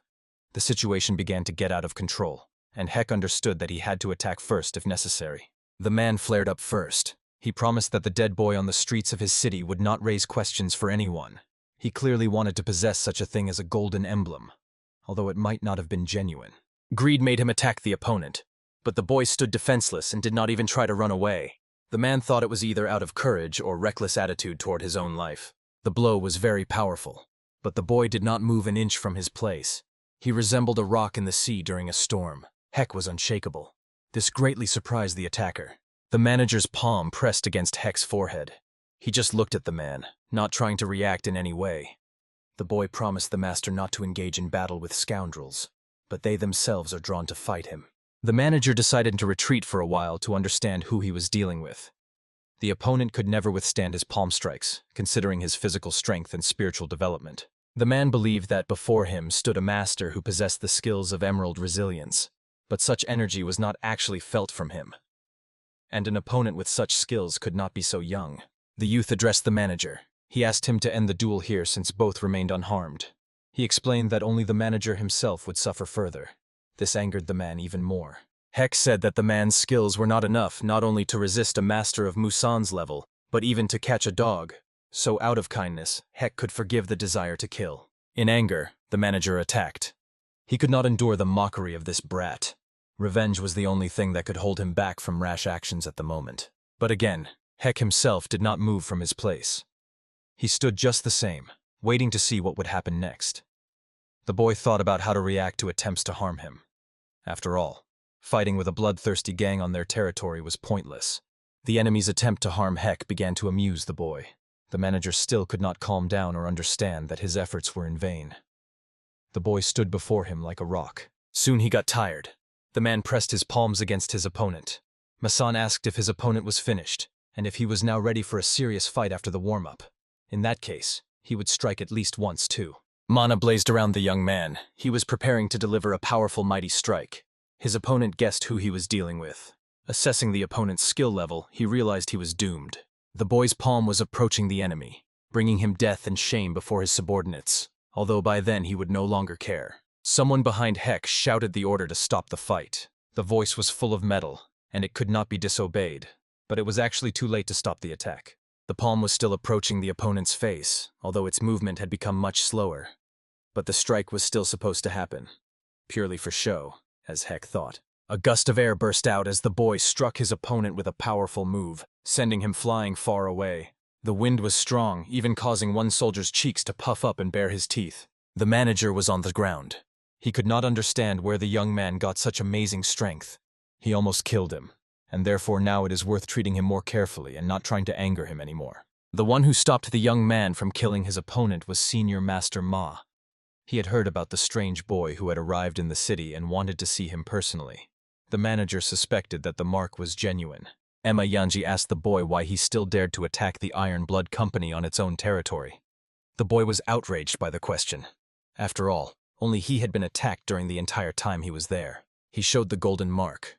The manager again, despite the arguments of reason, said that the artifact before him was not genuine. No one would trust such a brat with such a thing.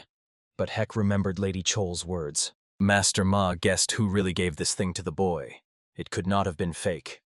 The man's anger was now directed at his subordinate, who had so thoughtlessly treated the mark and its demonstration. The manager began to argue. But his boss was satisfied with the fact that he did not take the golden mark, presented by the young lady herself, seriously.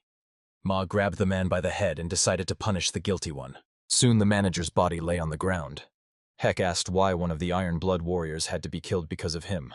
Yanzi explained that he did it not for the boy, but to punish him for disrespecting the young lady's mark. The old man's explanation did not interest Musan. He explained that the Iron Blood people distracted him from an important matter.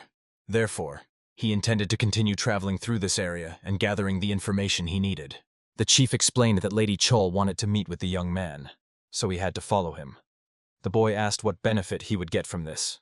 The man assured him that it was not worth provoking him now. People disguised as merchants saw all this. They saw how Heck talked with the chief of the Iron Blood Squad. So he was not really an ordinary merchant. It was worth being cautious of him. One of the disguised asked who this boy could be. After all, his level was definitely not lower than the Rakshasa sword, and maybe even higher. A voice belonging to a girl was heard behind him. Behind them stood the patrol officer Mushtun. She asked who these strangers were rudely following, and what they were doing in this territory, which clearly did not belong to them. It did not seem that the brothers belonged to the Iron Blood. The girl radiated strange mana. She asked who they thought they were, trying to follow that boy. Despite his appearance, they did not even guess who he really was. One of the disguised reached for his sword. Fighting a swordmaster of such a level was not in the plans. And besides, defending the territories of the Iron Blood Battalion.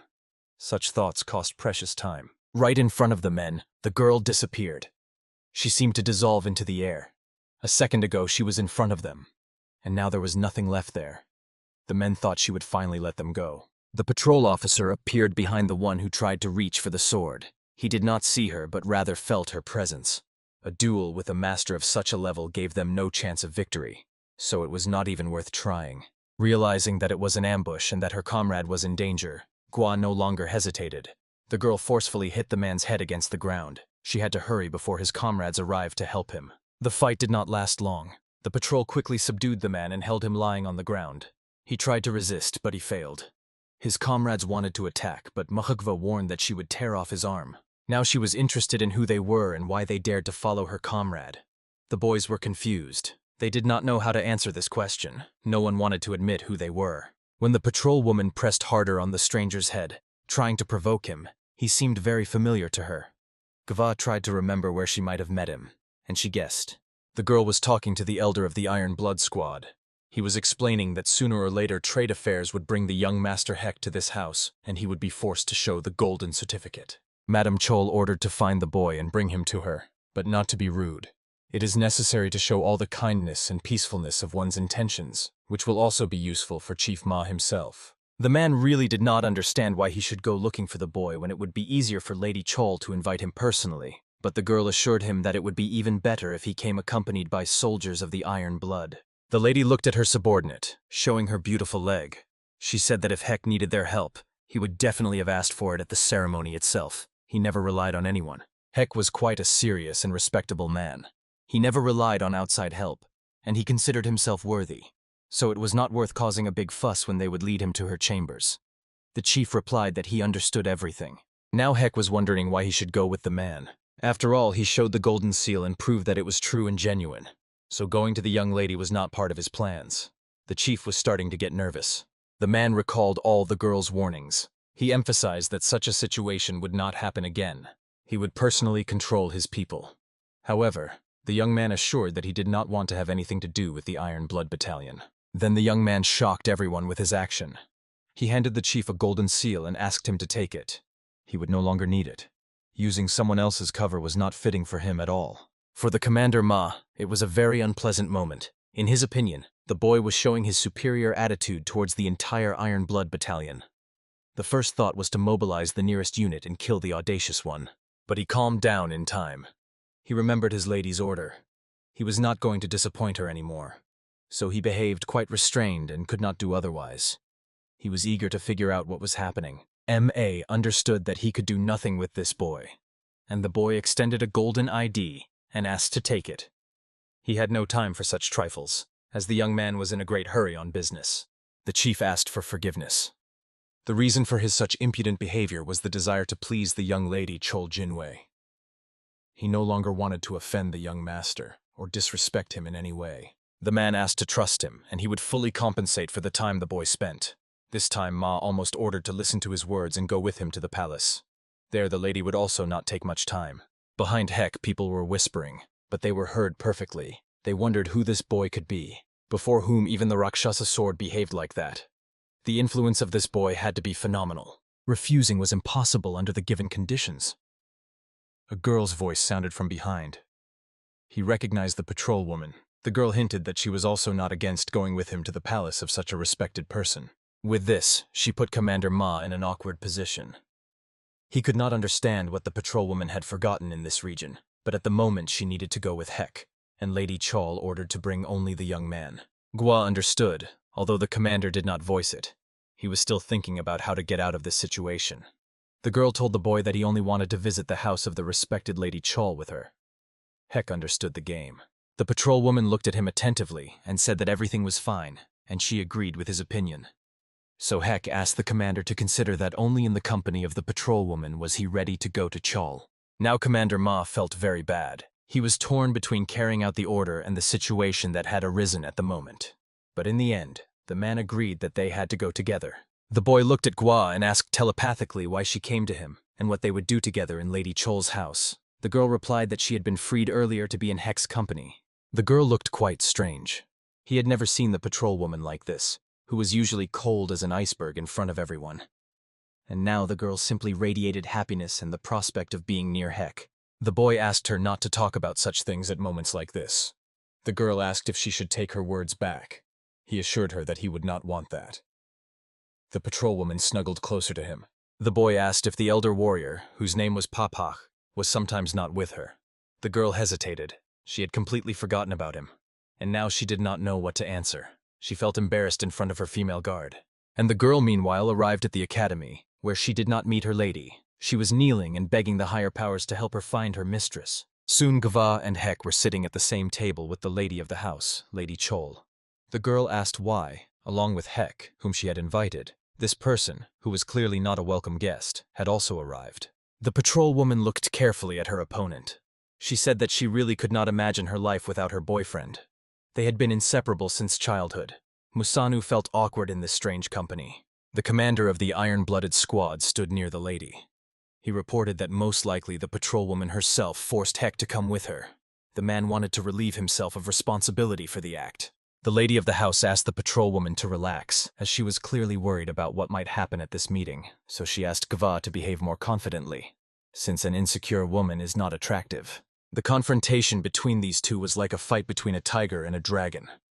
The girls were not going to accept the state of affairs. They continued the conflict, which with every minute threatened to get out of control. Finally, Hek himself spoke. He asked not to do foolish things, but to get straight to the point. He knew that the matter concerned the golden bloody mark, which was precisely the cause of troubles and problems. Lady Chol apologized. She felt guilty for not being able to ensure full control over people's reactions, including her subjects, to the results of the bloody mark demonstration. The girl explained all this by saying that not everyone can behave as they should before the owner of the golden bloody mark. Hek wondered, could there really be doubts and traitors even within the iron blood? The girl assured that the emperor keeps everything under control, but the recent war made adjustments to what was happening. Lady Chol's grandfather was no exception. In this war, he lost his only child and therefore changed his attitude. The death of the beloved son, who became a victim of the struggle between apostates and sects of the orthodox direction. After this, the emperor did not wish to develop his possessions. He simply maintained the status quo. Because of this, some of the elders, who had previously raised their heads and expressed doubts about the emperor's status, began openly opposing him and disputing the ruler's status. They stopped obeying. The elders refused to obey their rightful master. Instead, they began to expand their own possessions and the boundaries of their influence. Finally, these people reached her domains as well. They began showing people that it was possible to ignore the orders of the sole heir of the emperor. Chol considered herself the only one rightfully regarded as kin to the current emperor. Lu Dasai also maintained contact with the opponents.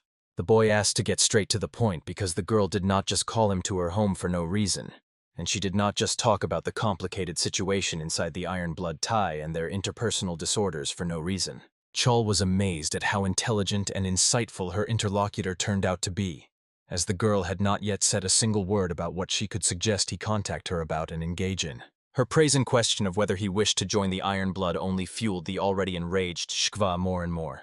So the boy asked to resolve this matter quickly. He understood what the consequences could be. Chol began playing with her hair. She told about one of the elders who opposed her, who tonight will be passing through the city. His route will go through sparsely populated areas. The girl looked slyly at Hek. She explained that if someone carefully and quietly took the head off this official's shoulders, nothing terrible would happen.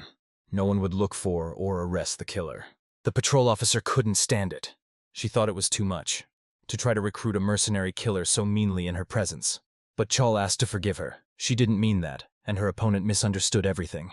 The lady took advantage of being at her own estate. She asked Chief Ma to pay compensation for the troubles and time spent by Mr. Heck, so it is not worth thinking that she just wanted to use him. The girl promised that from this time the Chamber of Commerce Tiger and Dragon would be exempt from taxation and everything related to trade activities within its possessions. This act was more than luxurious. Chol again looked slyly at her interlocutor.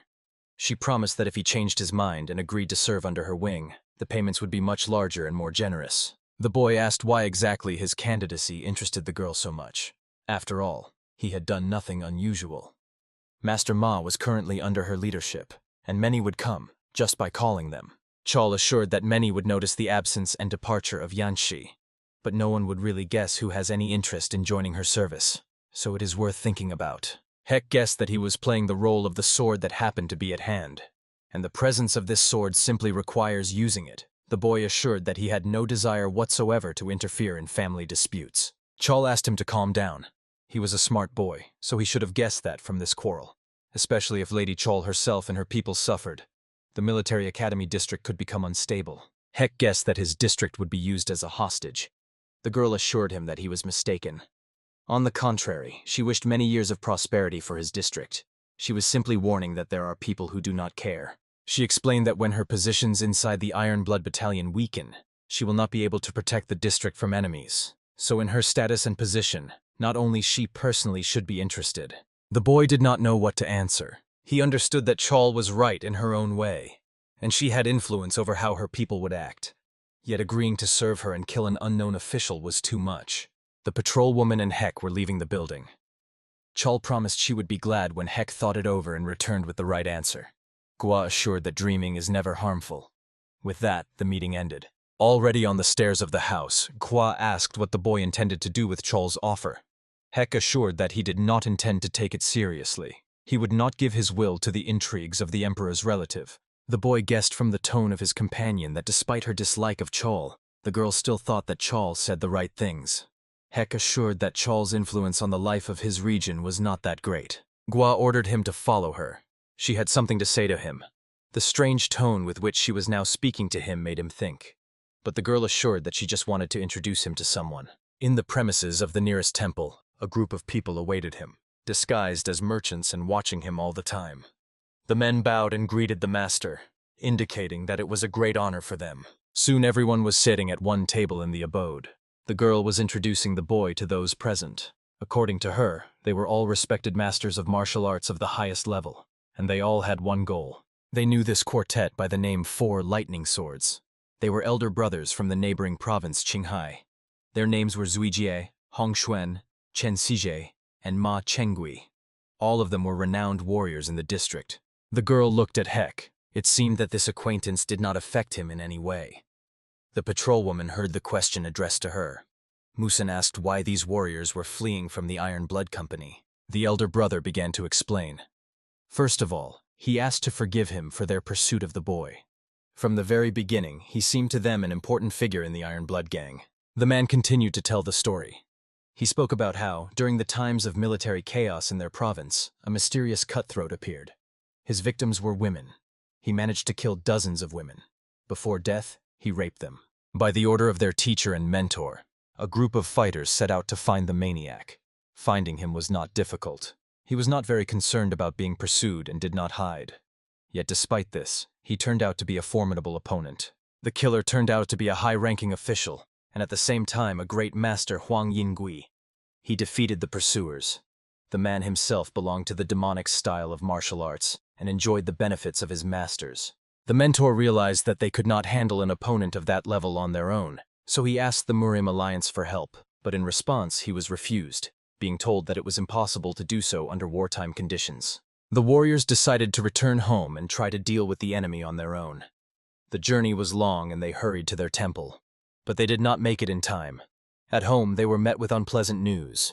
The official turned out to be much faster. He used his dark gifts and attacked their abode. The men saw their temple engulfed in flames, yet despite the fire, dark mana swirled around. Inside the yard, Juan was dealing with all the inhabitants. His last victim was the old master mentor. They did not manage to protect the old man. The killer slit the old man's throat. The newcomers were powerless to do anything. Chaos and death around made Juan an almost invincible opponent. To engage him in battle now meant to die without avenging him. 5 years have passed since that moment. All these years the brothers dedicated to finding Juan and killing him. During this time they gained fame and honors, but they never got closer to revenge.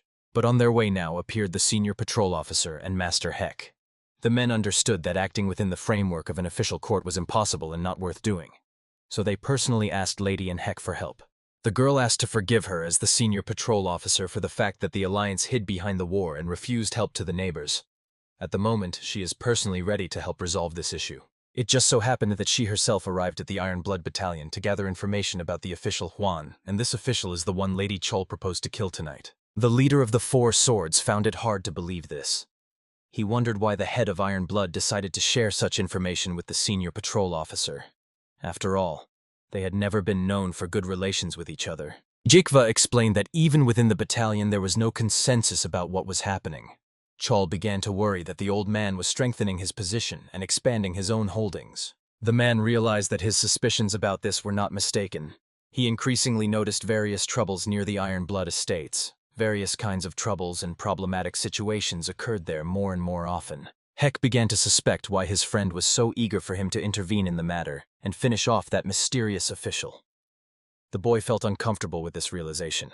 Gva remained silently guilty. She told that the group led by Juan is harming Murim's affairs in every possible way, and they are killing the residents of the region who could change matters in the sphere of power and power relations. The conversation turned to the Dark Blood group.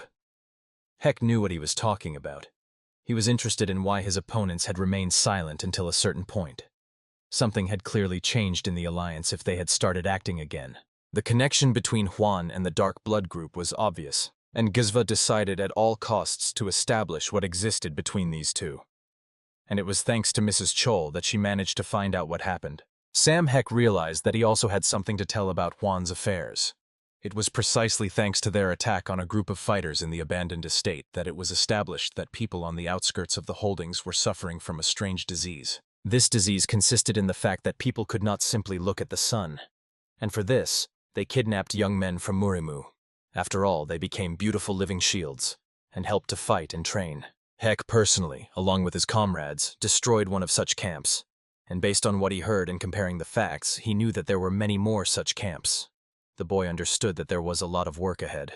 Despite everything, there was also a special drug that helped patients endure being under the sun. It was the famous soul exchange pill. The only problem was that the drug existed in a limited quantity. Juan knows about the existence of this drug. He cannot make it himself, but he can help gather the necessary ingredients for its production and synthesis. The money he earns he spends on his status. The girl paused for a moment. She believed that catching the criminal was the right move, but he could not be handed over to the mercy of Four Swords. Heck guessed what the chief patrol officer was thinking. The senior patrol officer suggested developing a joint action plan since she intends to help resolve the issue with the official who has done so many bad things for the Murim Alliance. One of the Four Swords pondered why the senior patrolwoman should give her life. They had a goal to avenge the murder of their mentor, but why should a girl do that? She could refuse. The girl assured that it was her goal to help catch that scoundrel, as she, being a representative of the Alliance, had to help atone for the sins of her leadership in the past and save the lives of ordinary people. Heek agreed to this whole scheme. He said he would help catch this maniac. The girl did not immediately realize that her companion had agreed to help. After all, Juan was actually a master of a high level. Heck reminded that their goals currently coincide with Lady Chol's request, so now he can help catch the dangerous killer and at the same time make his district safe. The girl asked if he was sure about that, since he had only recently said that Chol does not really affect the existence of her region. He took her hand under the table and assured her that everything was fine when it comes to her personally. The young man looked at the girl and assured her that they had sworn to each other, and he would go where they could be together and help and protect. The Four Swordsmen watched everything that was happening attentively. They deemed it necessary to remain silent. The main thing was that they would gain such powerful allies in their quest, and now they are advancing. Late in the evening, the group of swordsmen and their allies set an ambush for the official. The girl asked if they really wanted to start first. The men assured her that they had been preparing for this moment for 5 long years. They even thought through and practiced a special battle formation for the attack on this scoundrel. If successful, no one would be able to help Juan. All their might would fall on the scoundrel and destroy him. The man on the branch watched the road carefully. The official was supposed to appear there soon. Finally, the moment had come. The group began to prepare. The decisive moment was approaching. The sound of carriage wheels on the road was already audible. But suddenly, one of the swordsmen warned the brothers. 2 carriages were coming along the road. This introduced adjustments to the plans. It was difficult to decide in which carriage the official was traveling, and whether he was there at all. The elder brother watched the carriages that stopped at the turn attentively. He thought that there might be reinforcements for the official in the carriage, and in general, it was hard to decide whom to attack. Still, it was worth doing as planned. The official ordered the servant to stop the carriage. He personally wanted to deal with the scoundrels whose presence he felt nearby. He did not want to believe that the Alliance forces would attack him. When Huan fully got out of the carriage, he felt the presence of exactly 4 swordsmen. He boastfully called them trash from Qinghai. The elder of the Iron Blood Battalion really made one afraid. He looked carefully at the stones behind which the ambush was hidden. He ordered them to come out of hiding. Could they really think that they would manage to hide and attack unexpectedly for the official himself? The men came out armed and ready to attack. They did not consider it a great failure that they had been found, but now it was worth fully concentrating on the attack. The only question was whether no one had betrayed them. The old man laughed. He said that he had long known about their plan for revenge. After all, it was they who were the 4 who could not help when Huan's clan cut theirs down to the last man. The man tried to anger them and disrupt their plan. He grabbed his head and said that it was hard all this time to pretend that he knew nothing about being watched. He laughed and said that soon this comedy would finally end. Opposite him stood the eldest of the Sword Brothers. He asked why Huan had done nothing to him back then. The man grew increasingly agitated. He inquired what he should do if he had lived his whole life in torment. The official seemed to ponder for a moment. He smiled as if there really was a demon in him. The man explained that he just thought it would be much more fun that way. At this, the swordsman could no longer hold back. The elder brother's swordsman attacked the enemy. Therefore, he managed to anger him and throw him off balance. The boy simply spun him in the air and tossed him up, giving him speed. The swordsman attacked swiftly, and so she choked. In place, Huan simply stopped the opponent. He said that rumors had long been circulating that they had become simply lightning-fast warriors, but at the moment he sees movements before him at the speed of a snail. The official stopped the sword with one hand. He faced the cold weapon with bare hands. Something happened in the souls and hearts of all present. It became frightening even to imagine what this fighter was capable of. Suddenly, the enemy found himself right in front of the swordsman attacking him. The man struck with force. He did not even attack with full strength, but there was no way to resist him. Blood burst from the enemy's company. He understood that the blow had hit vital organs. Internal bleeding, if prolonged, could have a bad effect on the human body. Huan threw the enemy far away. He expected the opponents to attack him all at once now, so he was preparing for battle. The brothers could not believe what had happened. They only carefully watched the enemy, gathering their thoughts. The elder brother was now flying towards them, and they awaited his orders.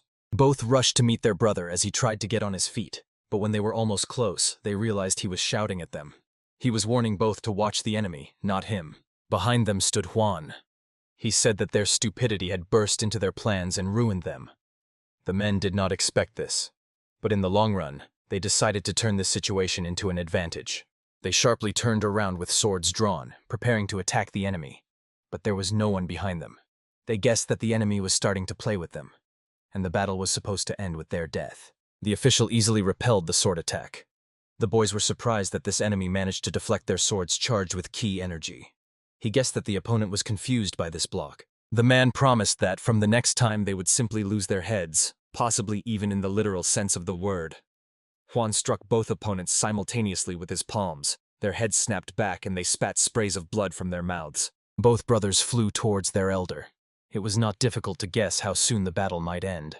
Although they understood that they had a hidden resource, there was one more ally and brother. From behind the official, the last of the brothers attacked. His sword almost reached the opponent's shoulder, but it stopped, as if it had hit some obstacle. It was hard to break through this block, and the official just smiled.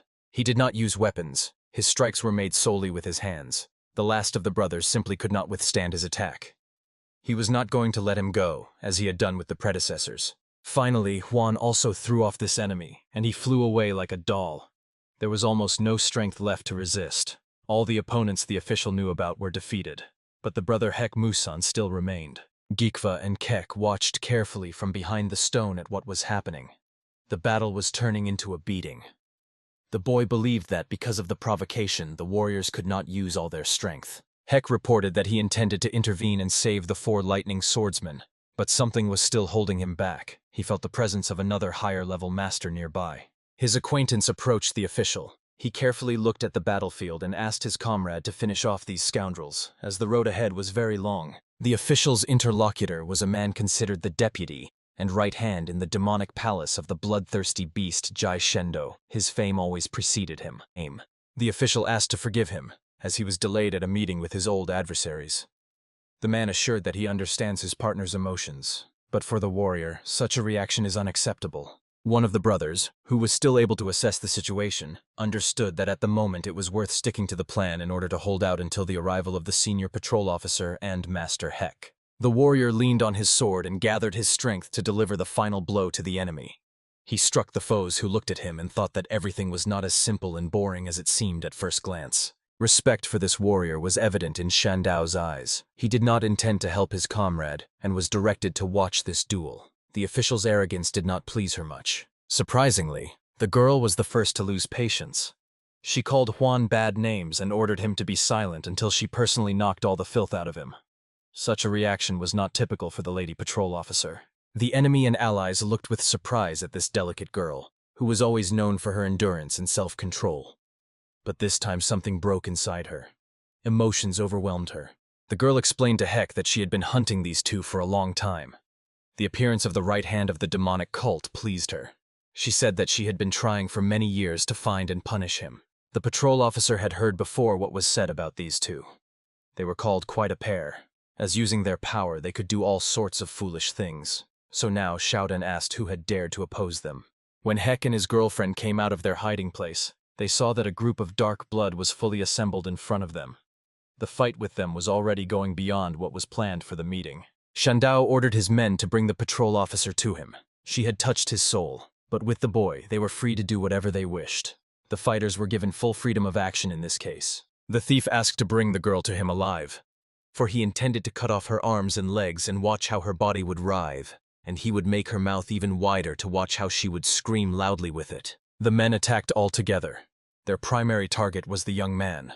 The girl was only glad that the entire Dark Blood group was attacking them at the moment, and they were all gathered, so they could attack them all. For this, the patrol officer had already begun to draw her blade. She promised that she would get to Shandao. His lackeys would not stand in her way. The girl would pass through them like a knife through butter.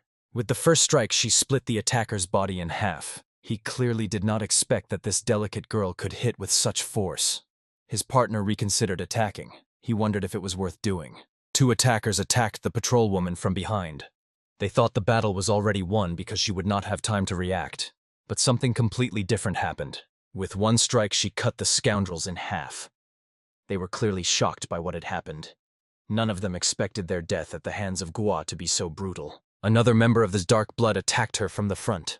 He missed. After all, the girl dodged the blow. The lunge hit the enemy exactly. He attacked his opponent, missing.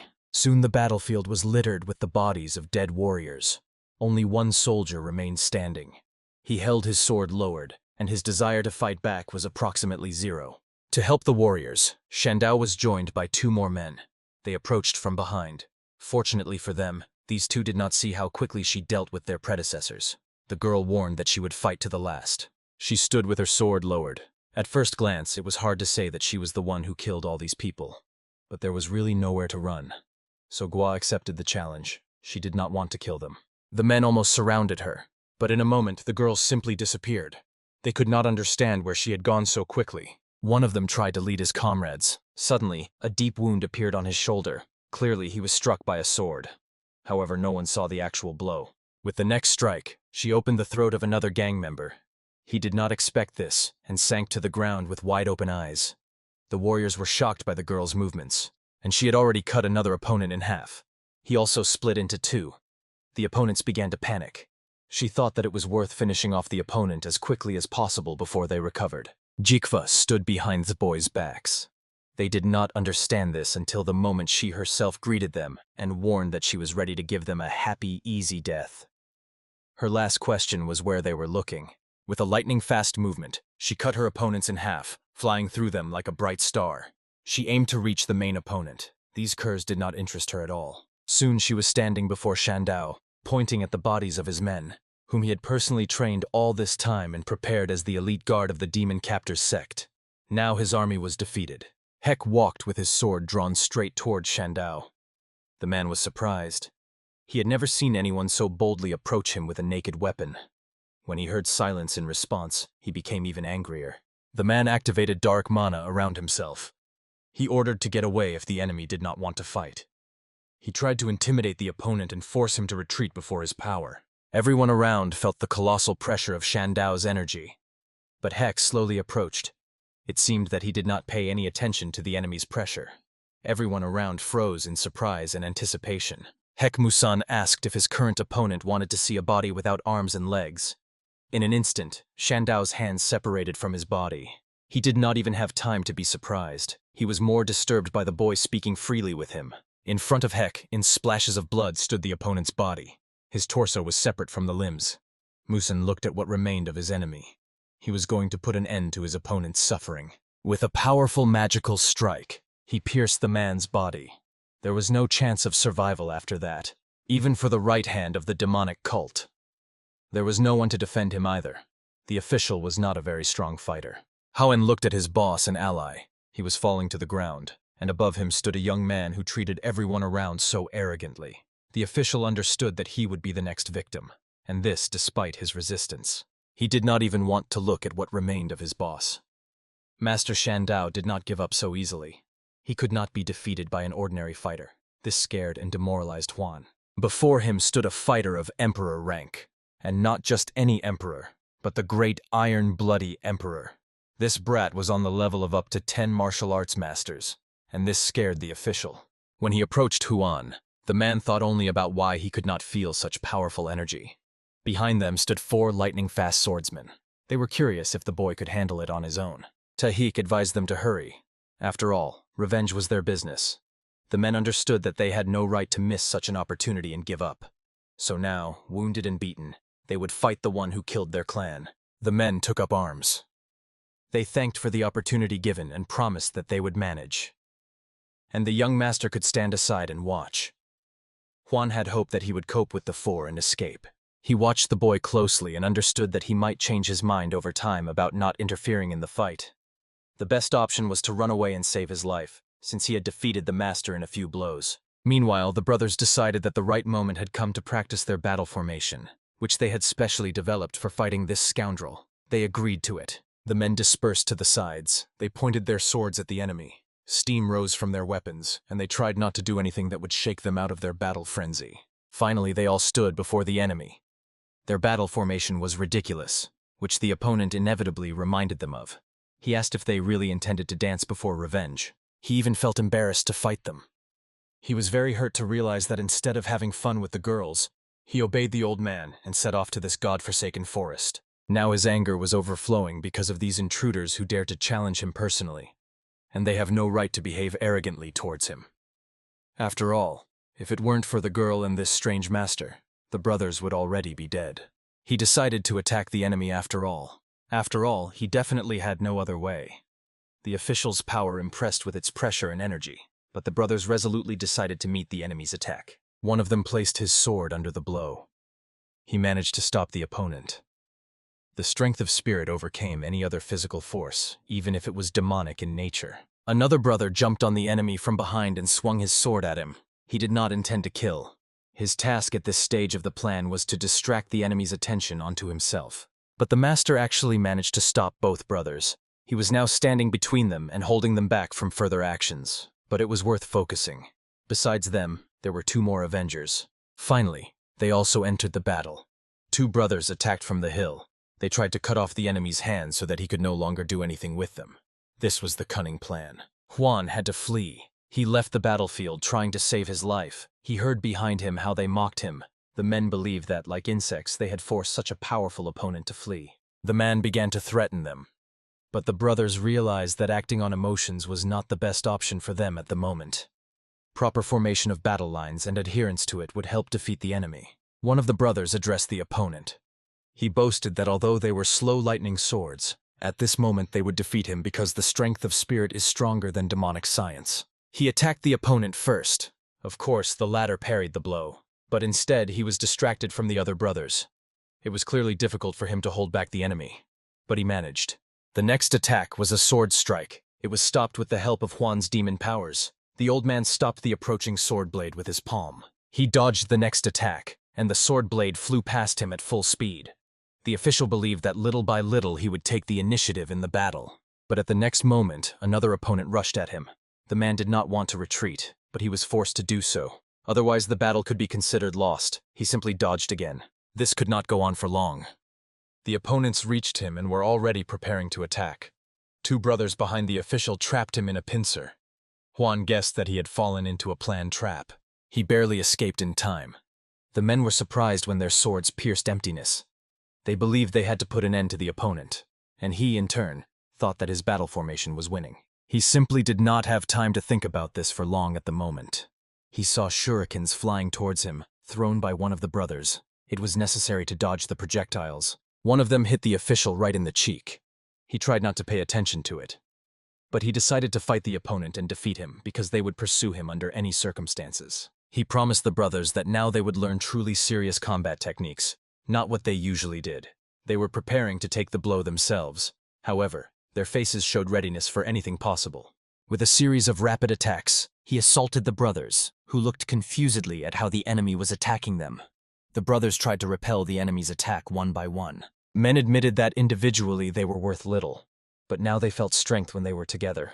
Altogether, they could defeat such a dangerous enemy. Heck looked with envy at their combat training. The men protected their blind spots and covered weak places. Musanu wanted his brothers to see how true masters should fight. The patrol officer thanked for the support. She could not believe that the boy went into battle for her personally. He assured her that he could not allow her to be defeated just like that, or for anyone to threaten her. Gua approached the boy closer. She asked him to be by her side, believing that this was how a real man should be. Heck modestly assured her that he was like that only for her personally. Meanwhile, the enemies fought to the death. The official understood that he simply had no right to lose this battle. He was certain that he would be immediately finished off by 4 swordsmen who craved his blood. Behind his back, he noticed a couple who seemed to pay no attention to what was happening around them. It became very painful for him to look at this scene. However, he could not be distracted by that couple. Right now he had other worries. The older brother attacked the official, but he did not appear on the spot. He could not believe that he let the old man escape. The official disappeared as if he had never been there. But despite everything, the revenge did not happen, although it was so close. The official was fleeing. He could not believe he was showing his back to those scoundrels. He had never retreated in such panic from the battlefield, but now very strange opponents had come against him. They defeated an equal demon. Juan thought it was worth getting out of this place as soon as possible. After all, he could chase after him at any moment, leaving no chance to defend himself. And then he would settle the score with him. And the greatest fear of the killer official at the moment came true right before his eyes. He came face to face with Heck. The boy was something like a monster to him, who would haunt him. Heck grabbed him by the face and stopped him right on the move. He was not going to let go of the killer and the cause of the death of his own region. The man flew swiftly to the ground. He had no strength left to stop his burning. The only thing left for him was to just shout loudly and try to call someone for help. The brothers noticed the return of their fierce enemy in time. They immediately turned to revenge. The elder brother ordered to pursue the opponent. This time they could not give him a chance to escape. Juan was tired of running away. He decided on the contrary to accept the fight, regardless of how fierce he might be. His next attack was to be deadly for the opponents and at least slightly reduce their numbers. The brothers were gathering their strength. They realized that at the moment everything was at stake. They had to kill the official right now, not giving him a chance to save himself by fleeing. For this, they would gather all their strength into a fist. They united and raised their weapons against the killer of their clan. They attacked in a coordinated manner, as they had been taught for decades. One with a direct thrust, the second with a sliding strike to the flank, the third with a low sweep. Their attack forced the opponent to open up. Their movements were like a stream of water. His sword fell from above like a heavy verdict, splitting combinations. He stepped forward through their technique, taking the blows. But suddenly the official felt something strange, previously unknown to him. It seemed to him that energy began to leave his body. The man guessed that the opponent had somehow reached his acupuncture points. He guessed that it was Heck who managed to reach him and block the circulation of energy inside the body. Now he could only rely on physical strength and cast aside the inner energy of the spirit. The brothers managed to defeat him. Their attack was successful, and the enemy's body fell to the ground in blood. Finally, their clan could be avenged and washed with the blood of the killer. The elder brother informed everyone present that their long-standing matter was finally completed. Their enemy was defeated. He would no longer bother them, and they would not be ashamed of what happened many years ago. Juan's body lay on the ground. It was all covered in wounds from swords. All that remained of the once formidable killer maniac was a pile of bones and muscles. The body of the scoundrel would be left to the dogs and foxes. The men began to loudly rejoice in their victory. They paid no attention to the fact that they were standing over the body of a killed official in a dark night forest. Their joy overflowed their hearts. Tears of joy ran down their faces. The elder brother looked at the sky and addressed the spirits of his family members and mentor. He announced that the revenge had finally been fulfilled, and they could all rest peacefully in heaven. All the present lightning swords remembered their teacher. Tears rolled down their faces as they recalled their home and relatives whom they failed to protect from the attack of a bloodthirsty monster in the form of an ordinary person. Only 2 people were dissatisfied with what happened. It was the patrol girl and Heck. After all, they believed that at least one person should have been left alive. And now they have no one to interrogate. At the table, all 4 brothers and Heck with his girlfriend gathered again. He asked the men what they planned to do now, as their mission was finally accomplished, and they were free to go their separate ways or travel and protect. Silence fell. Gava and Heck could not understand its reasons. Moreover, the brothers exchanged mysterious glances. A thought of betrayal crept into the young man's mind. The incredible happened. The men, as one, folded their hands over their chests and asked to be taken into his service. Heck asked why they wanted this at all, and they explained that they were impressed by his abilities and wished to learn from him. The older brother asked if they would rather go serve in the Murim alliance instead, since caring for subordinates and wards would actually be quite a heavy burden for him. Heck suggested that if they did not want to serve the alliance, which in fact no longer had the trust of these men due to a previous refusal, they should restore their clan to the brothers. They showed great skill in using group combat techniques. The elder brother of the swordsman said that they see no possibility or need to restore the clan. The clan's name is not important to them. What mattered to them was who belonged to it, and at the moment, none of their former comrades remain. So the swordsmen all asked to be accepted among them. They felt guilty for the favor. Heck helped them take revenge for their clan and mentor. The men were ready to haul carts and carry goods in the trading hall. Heck doubted that he wanted to accept these people into his group.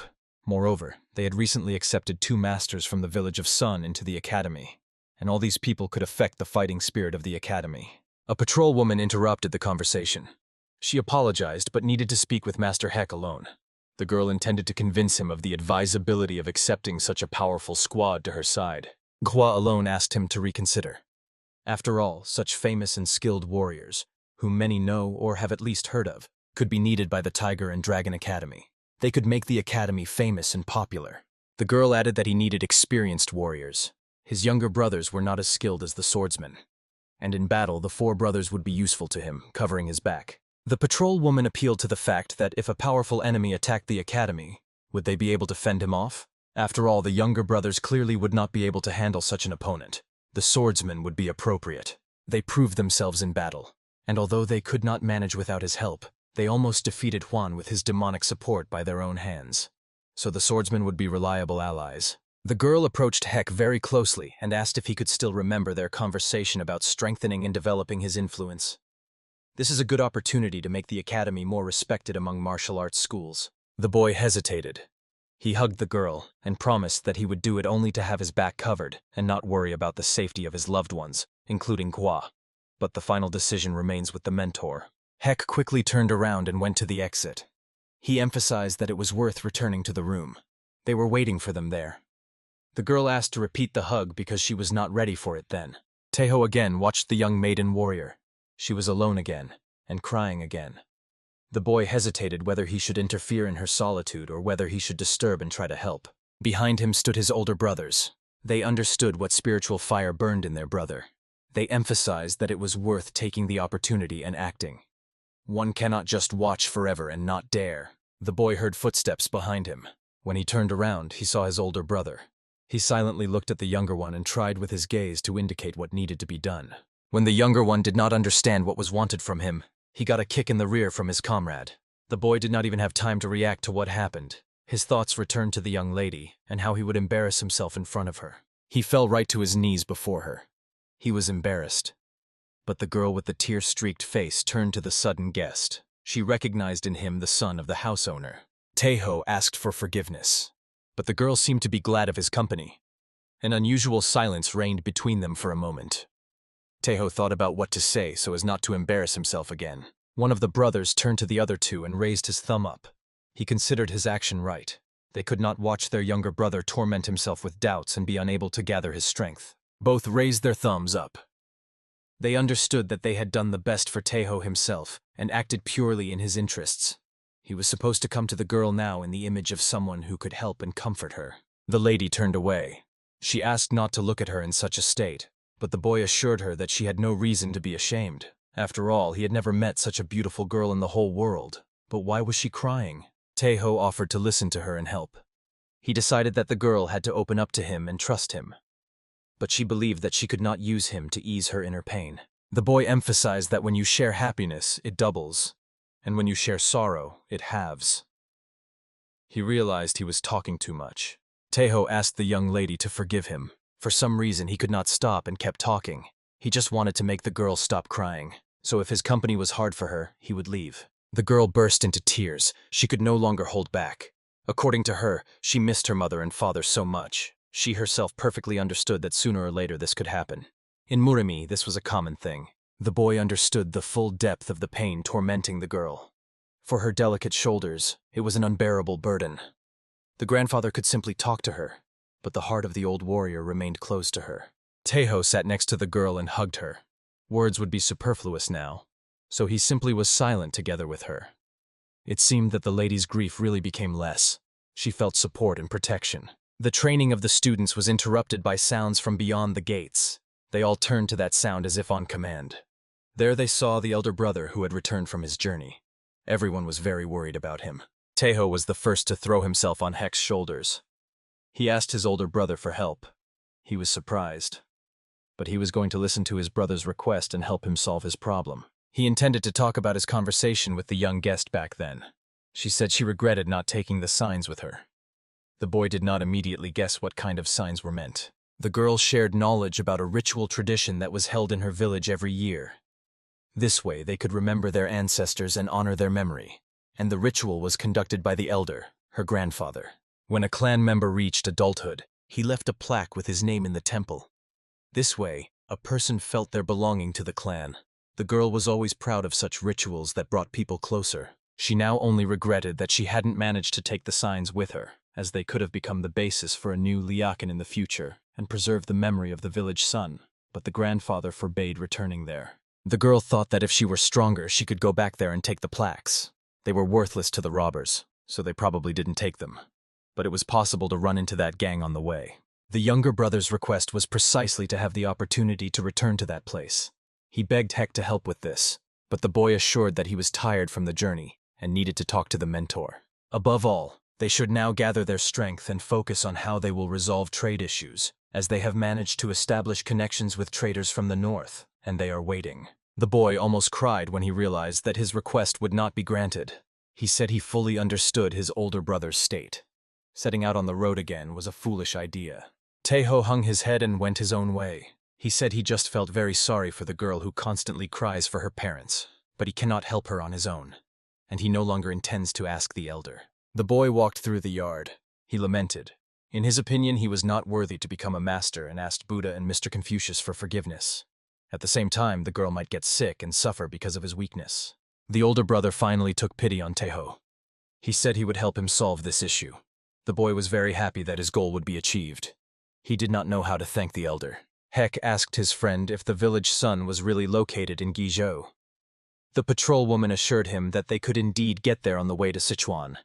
And nearby was the Tang clan with its fighters. Musun recalled that he needed to collect a debt from the Tang family for that scorpion, and they would visit the lands of this clan on the way. Besides, everything there was under control, and he had a permit. Heck said they would deal with Taeho's matter on the way to Sichuan. The boy was very happy. He didn't know where to put himself from joy. But Heck was thinking through all the dangers that could happen on their path. The patrol woman teased the boy.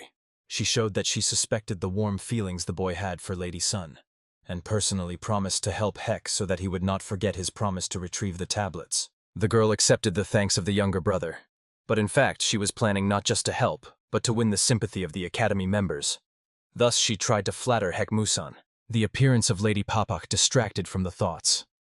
The lady was furious. She was simply burning with anger at her mistress who had left her alone on the road while hurrying to her beloved older brother Master Heck. The patrol woman tried to speak kindly with the guard, but the girl did not even listen to her. The girl was not going to hear her out. Papak asked why she was not even informed about what was happening. The guard could not believe that one could treat a person like that who had cared and worried about the girl since infancy. Papak continued to wail. In her opinion, the girl now needed only Master Heck. The swordsmen could not believe their eyes, for they saw before them a great warrior who was among the top 100 best masters. Some called her Lady Dragon. This rural academy really amazed. Behind Heck he heard sounds of admiration. He could boast to his students that he had brought such respected warriors to the academy walls. The boy felt pleasant and warm in his soul from what he had done for the academy. 4 lightning swords came to the reception of the chief mentor of the academy, Master Chong. He could not understand what was happening when the men bowed to him.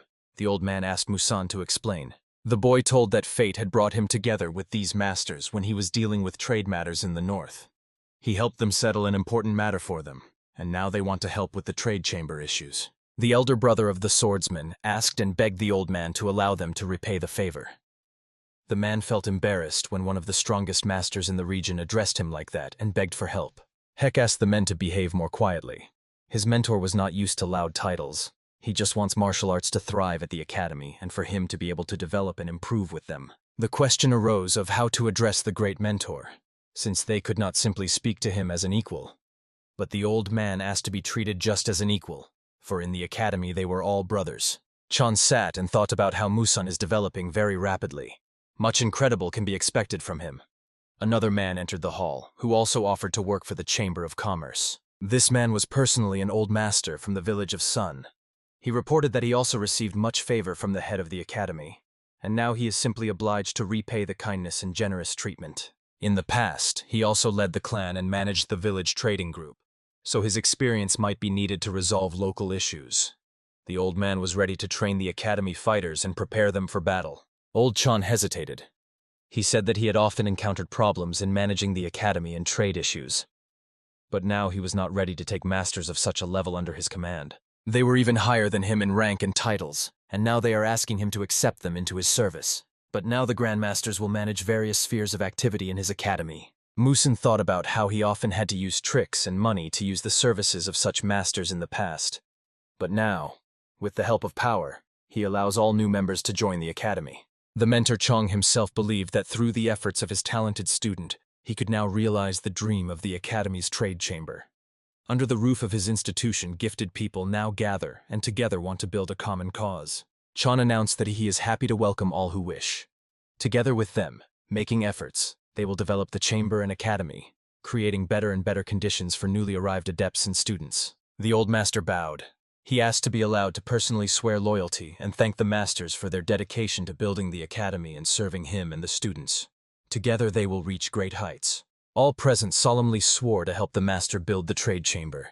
They came here by different paths, but the Academy of the Tiger and Dragon and its trade chamber will become their goal and purpose in serving Master Chong. Sam Heck thought about the fact that he had concluded agreements and profitable contracts with the Chambers of Commerce.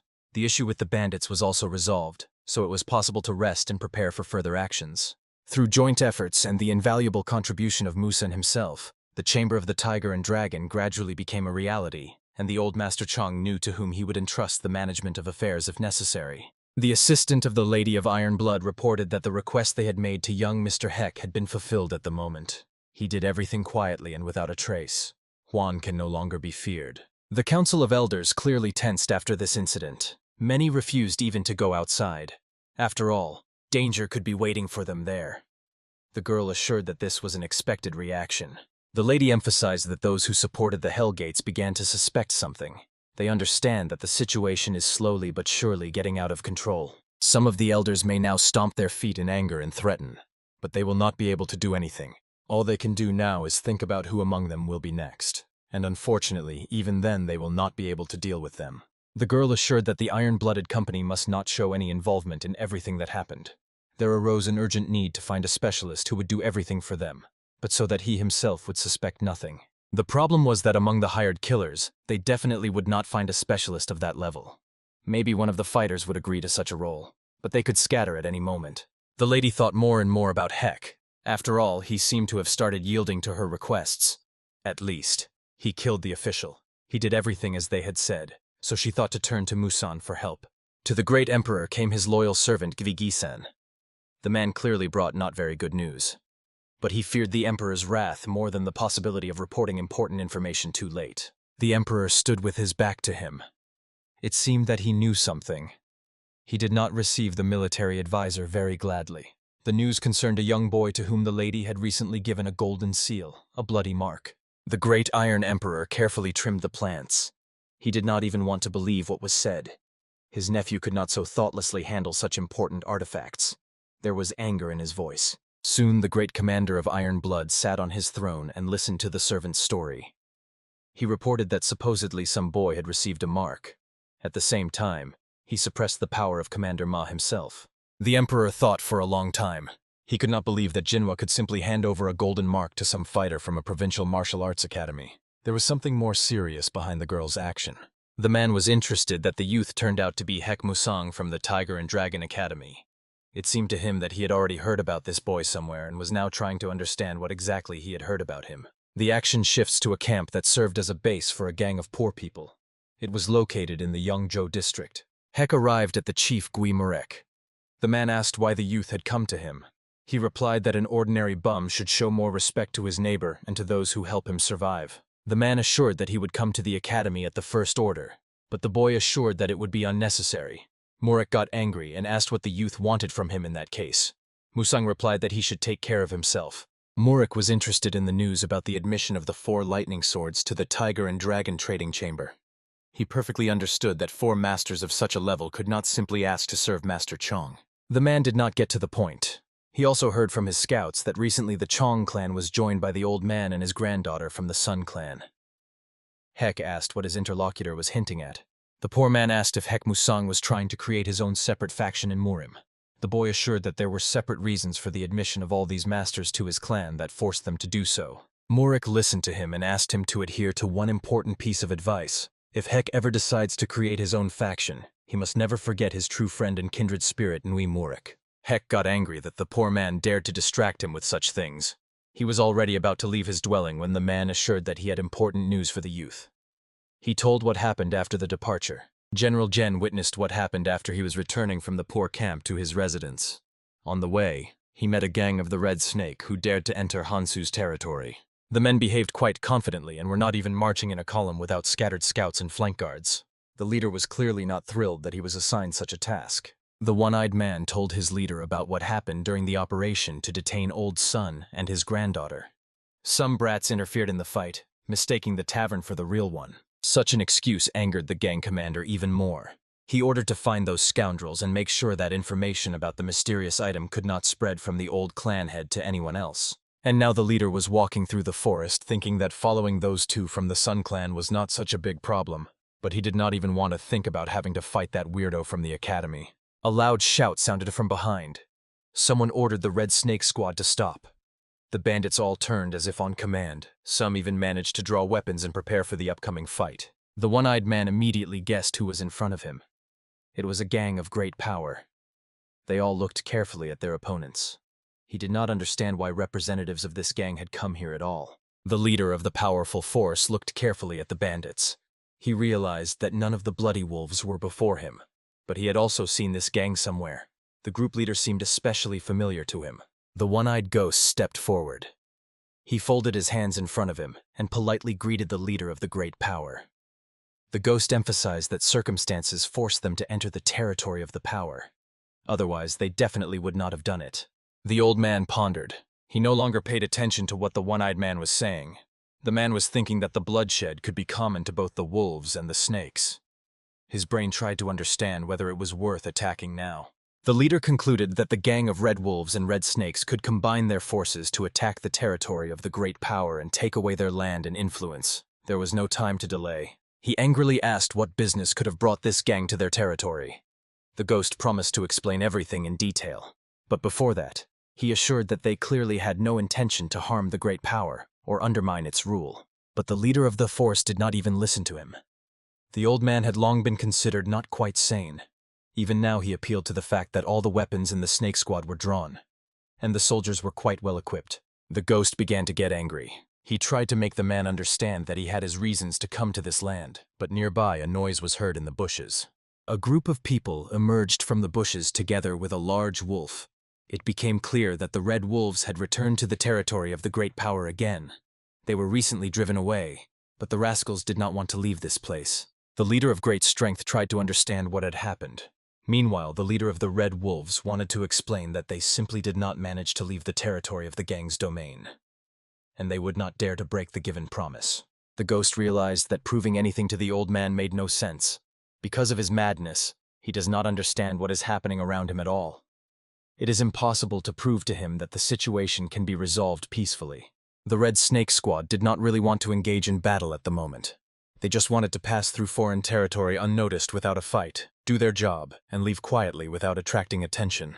The leader of the Red Wolves Squad, meanwhile, explained that they had simply passed through the territory and were trying to find the missing squads of the White and Black Wolves. They failed Gungun's mission regarding Lady Ha. It turned out that both groups had a common task assigned to them by Gungun, and the ghost wanted to find out what was similar and what was different in the task set before them. An old man jumped into the conversation. He looked from under his brow and wondered if they were really all united now. He wanted to resolve this issue as soon as possible and put everything in its place. The leader believed that everyone was deceiving him. He gave the order to his men to attack. He wanted to put an end to the lies around him once and for all. His men rushed into the attack, not distinguishing who could be an ally and who an enemy. Violence could clearly no longer be stopped. The Red Wolves rallied around their leader and attacked in response. They wanted to put an end to the old man's torment. People were eager to kill, not understanding the reasons. The one-eyed man could not understand what exactly caused this slaughter. Everything around was mixed up. People fought each other like wild beasts. Wolves attacked people and tore them to pieces. Finally, Ghost understood that just standing and watching all this was not an option. Otherwise, his people would soon be laid down and he would fail the mission again. The man ordered to attack the enemy. The general of the poor watched all this carefully while sitting on a tree. He was interested in watching until the end, so he settled more comfortably and observed this three-sided battle, none of which understood what was happening. The boy thought that the Red Wolves gang had received orders from the Red Snake gang. It turned out that both gangs were connected to Gungun. Suspicions began to form a logical chain. Murok asked what the boy thought about this. He replied that he would not tell. The man was offended. He assured that he was eager to share the news, even lost his shoes. Heck assured that he never had shoes. Musen ordered to guard the academy and not take eyes off it. Although now the Snake Gang was trying to fend off the enemies, they could not fail the mission a second time. The wrath of Gungun was more terrible than death. Murik assured that he was not a watchdog to follow the boy's orders. He held a letter in his hands. Heck assured that such an answer upset him very much. He was just about to share important information. The head of the poor barked. Soon he was sitting in the corner of his room studying information. Heck asked him to take responsibility for the security. Merc thought that his comrade was going to battle, but he disappointed him. He replied that he was heading to Guizhou. It was there that he needed to find something important for one of his allies.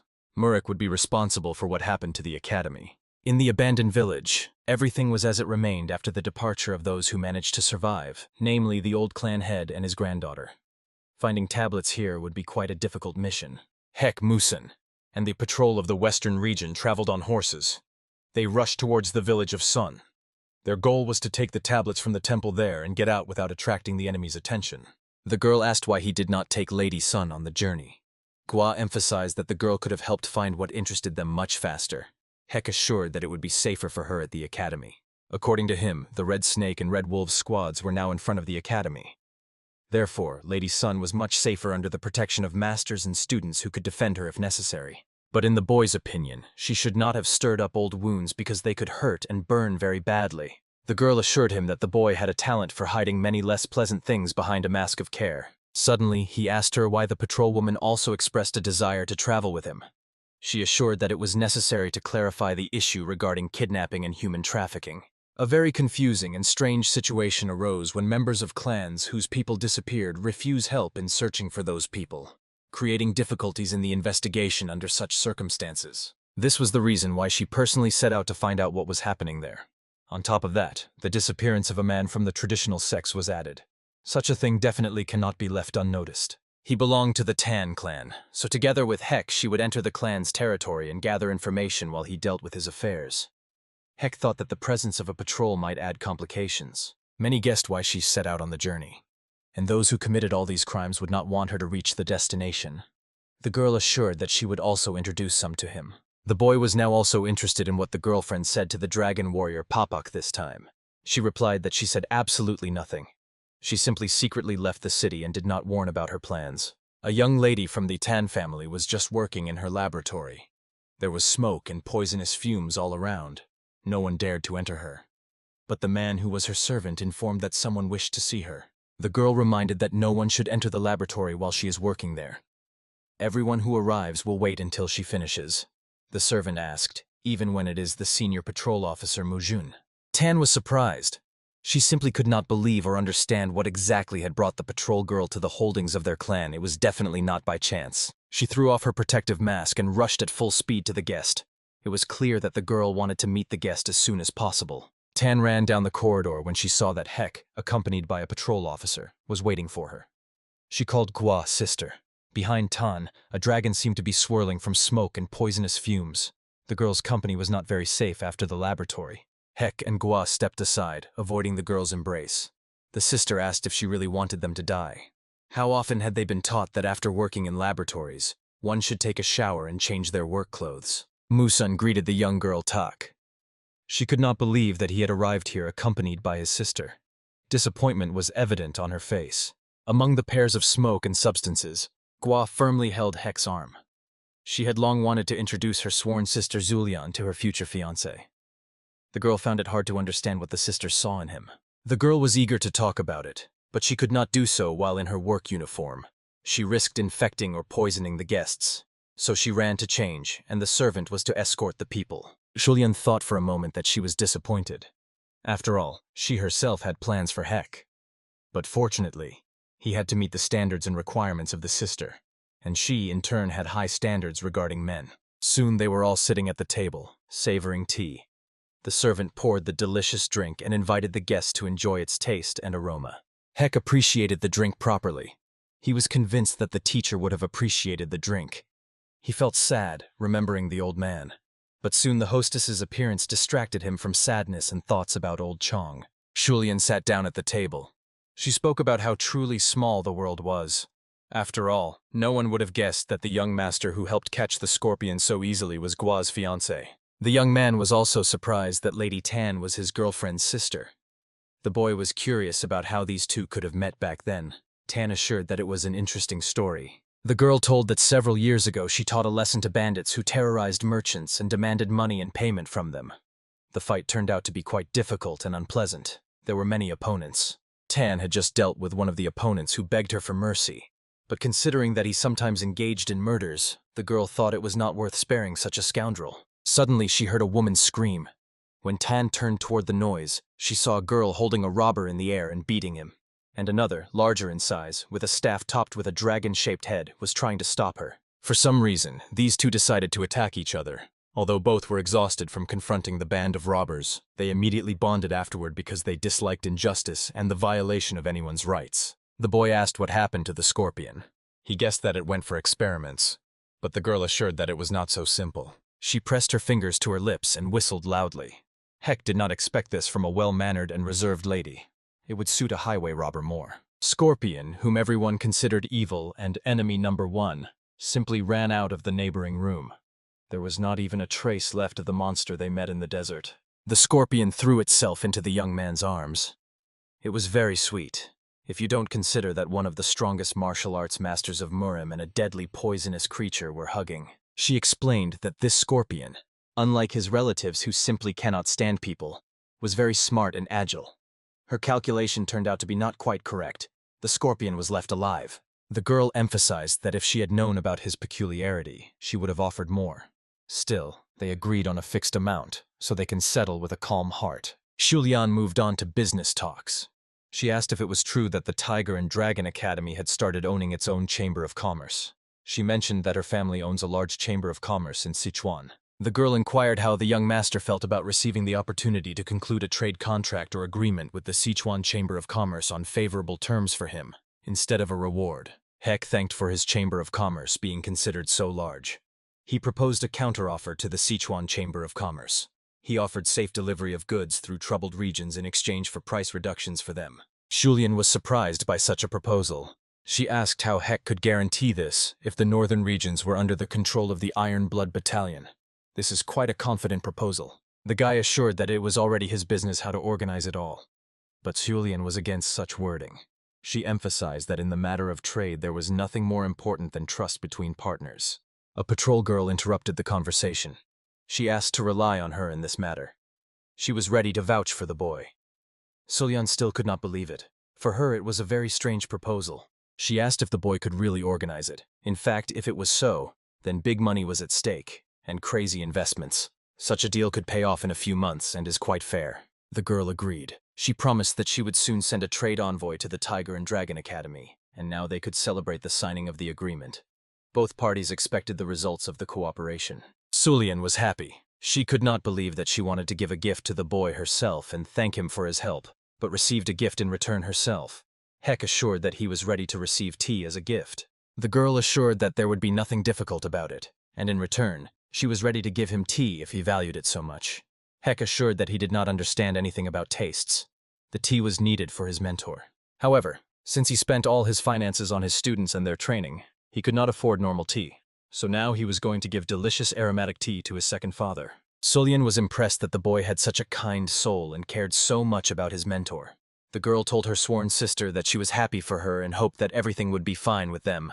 Gua was grateful for such trust. But she had to answer the sister that she came here this time, not as a sister, but as the chief patrol officer of this region. Shulian was worried. She thought the matter would concern herself. The girl and Heck exchanged glances. They understood what was being talked about. Shulian guessed that it was said especially for those who would try to eavesdrop on their conversation. However, the girl relaxed a little. Musen protected the place where the meeting was held. Girl Tan was impressed by what this boy was capable of. After all, even the elders of their clan could not do this so quickly, and over such a wide radius. Lady Tan was worried. She was interested in what the topic could be that led to the need to use the cover of chi energy. The girl was clearly nervous. Sweat was rolling down her face, yet she was preparing for an unpleasant conversation. The chief patrol officer asked if the girl knew about the disappearance of the adept named Tan Min. The girl clearly tried to speak softly, but made it clear that she recognized when someone tried to deceive her. After a brief silence, Gua seemed to figure out what her sister was thinking. The patrolwoman explained that she took on the investigation of this case purely on her own initiative. Officially, the Tang clan refused to cooperate. Shulian said that she could not tell anything about this incident. After all, at that moment she was on a special mission in the territory of the Murim Alliance. But Uncle Tan Min could not just leave like that. His peculiarity was that he never did anything just like that. He always weighed everything and analyzed the situation. The patrol officer asked why the girl thought so. Was she really very well acquainted with him? Shulian said that her husband was a role model in terms of family life. He always returned from business trips on time and tried to resolve matters as quickly as possible to get back home. The patrol officer emphasized that she should have sought help from the Alliance in any case back then. Shulian explained that the issue might have been related to possessing the antidote book. The girl said that at the moment of disappearance, the uncle had a copy of a book on antidotes with him.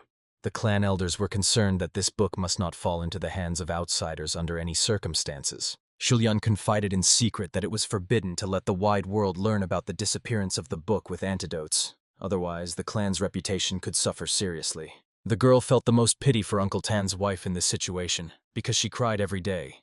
She probably knew that the book was with her husband, but no one dared to officially start the search. Shulian did not endure for long.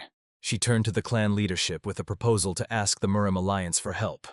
But in response, she heard a categorical refusal with no right to consider her request. The girl from the Tan clan knew that with the clan's forces they simply would not be able to find Uncle. Gua asked if the rule was still in effect on the clan's territory that a patrolman could appoint assistants for himself. Shulian guessed what her friend was hinting at.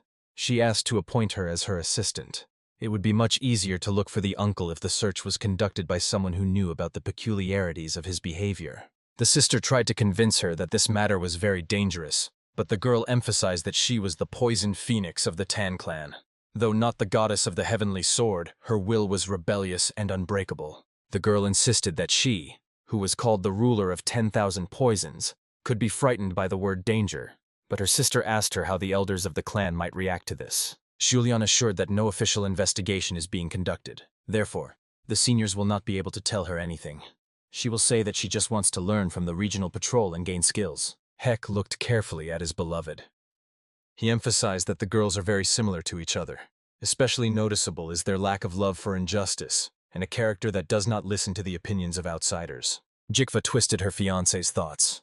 She asked if he really thought that she actually had a very bad quarrelsome character. The boy tried to justify himself, but the girl knocked him down on the spot. Shulian looked at them attentively.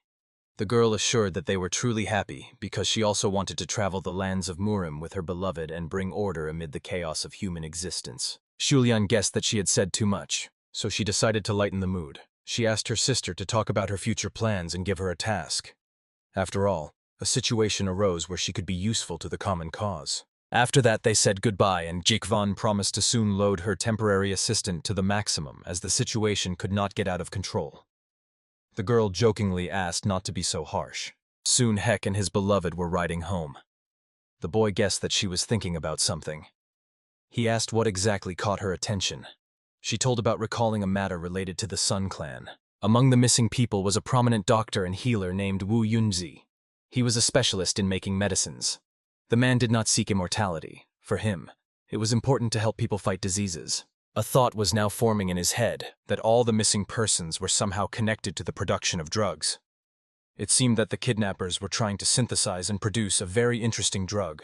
The patrol officer explained that before the death, a letter asking for help was sent from the Sun Clan to the Red Snake Gang, so it is worth focusing on how the gang members treat the healers. Chapter Sun. Itai already felt some threat over the clan then, but he did not guess from which side they would approach him. The Qingchen sect sent their people to help. They did not arrive in time to provide assistance. The members of the Qingchen clan had no choice but to pretend they understood and noticed nothing. They simply turned a blind eye to the incident, but what was even more surprising was the reaction of the bandits. After they captured the settlement, they did not try to gain any other benefit from their position. They did not receive any. The Red Snake only guarded and protected the settlement. They did not try to rob or burn the village. The girl explained that it was precisely for this reason she set off on a journey with the boy, as they need to find out what is really happening in that village. And now she will start gathering information. Their goal turns out to be almost the same. The young man explained that in order to find Lady Sun's tablets, he needed to go to the middle of the village, so she would have information from the first source and receive first-hand information. Already in the evening, they arrived at the destination. The girl was surprised that the robbers occupied the best houses of the village. They were not at all concerned that other people who had lived here recently were killed by the bandits. Behind the patrol, Heck landed in special clothing. The girl asked where he got such equipment. Gua wondered if having secrets from each other was too much in their relationship. They landed in the yard of the house. Meanwhile, the young man said that he had no secrets from the girl. Such uniforms were given to all members of the Order of Demon Hunters. Gua reminded that she was also there. The girl's attention was drawn to the traces of the pogrom on the street. She saw too much destruction. But they were not of natural origin. That is, they were not the result of hostilities or anything similar. The boy examined the tracks on the ground. He emphasized that it looked very much like someone had deliberately made these strikes in order to find a certain thing. Heck began to guess but remained silent. Suddenly the lights in the houses went out. Gva asked her comrade not to be nervous. She asked him to concentrate and watch the opponents who were currently in the shadows. Heck could see them perfectly around. A messenger arrived at the elder of the Red Snake clan. He did not dare enter the room where the master was resting. He had important news for the boss, but who knows if he was ready to hear it. The elder sat in the room surrounded by girls. The green-haired divine demon tried to rest. He thought that it was not worth punishing the servant. After all, he did not bring the news on purpose. The servant reported that special agents had arrived in the settlement. The elder inquired whether it was the girl who had managed to survive. There were simply no other candidates interested in this place. The man said that this is another girl. Currently, the clan warriors have blocked the couple in the Phantom Array. It seems that these two were interested in something inside the town, so they will be interrogated when they win. The chief gave the order to use those who were expendable. He was not going to risk his own men just to capture alive the strange couple who dared to enter the lair of the Red Snake. Heka and Gwa attacked from all sides. None of the attacks were serious, as the chief had ordered to capture them alive. However, the girl tried to fight back the attackers and defeat them. The patrol's movements were very fast. The girl focused on her chi energy and struck not only physically, but also used spiritual energy. In the fight against Phantom Warriors, this worked. Hek also defeated the Shadow Warriors. He fought them with his bare hands and also used spiritual energy. Over time, he began to tire, but the opponents did not decrease. They kept coming one after another. Hek guessed that they had fallen into an ambush by the Dark Blood group. More and more shadow clones were appearing around, and their attacks were becoming increasingly reckless and bold. The patrol officer noticed that these warriors had a rather strange fighting technique. This place was called the Phantom Range, so it could be very important to them. It was necessary to engrave this in memory. Masen asked his friend and beloved if she would hold on until the moment he breaks the array. The girl inquired since when he possessed such skills. The boy told about his training with the old Shingijak. The girl recalled that each of the outstanding masters had Hek as their favorite student, because he immediately grasped all the techniques and methods on the fly, could skillfully combine them, and use them in practice. For a moment it seemed that Gukfa was alone with the enemy. The girl suggested the shadows attack her, but for some reason they doubted it greatly. The girl behaved quite provocatively. Behind the patrol stood a Phantom Warrior. He was preparing to attack. The danger also lay in the fact that wounds inflicted by phantom blades almost never healed, and in battle they often caused the warrior's death. The girl managed to avoid the enemy's attack and counterattacked. Now she believed that the enemy was completely at her disposal, but she still couldn't attack him properly. The sword pierced the warrior, but it turned out that it still hit the void. The girl was confused. With their escapes into the shadow, the warriors did not allow them to attack properly or calculate their capabilities. Even the movements were hard to follow. Suddenly, they all surrounded her. The situation was definitely not in her favor. The girl hesitated about what to do to get out of this circle. The plan was born by itself. She instantly leapt over the opponents. The Shadow Warriors clearly did not expect their victim to so deftly escape their company. And Gwa herself wondered how much longer the warriors would continue using shadow techniques. The girl used the technique of special vision. She seemed to have transferred to another dimension, and there she was already fighting an enemy she could at least see. Gwa realized that this was exactly how she would fight the enemy. The shadow clone tried to attack her, but the girl dodged. She did not want to provoke the deployment of enemy forces. But this stage from the enemy's side was bound to follow her demonstration of power. Shadow clones began to attack more actively. They decided that it was necessary to end the enemy as soon as possible and defeat him at any cost. Thus, the attackers intensified and began to exert very strong pressure. Jikva, with one powerful and swift strike, cut off the head of the shadow clone. He was still standing behind her back but was slowly sinking to the ground.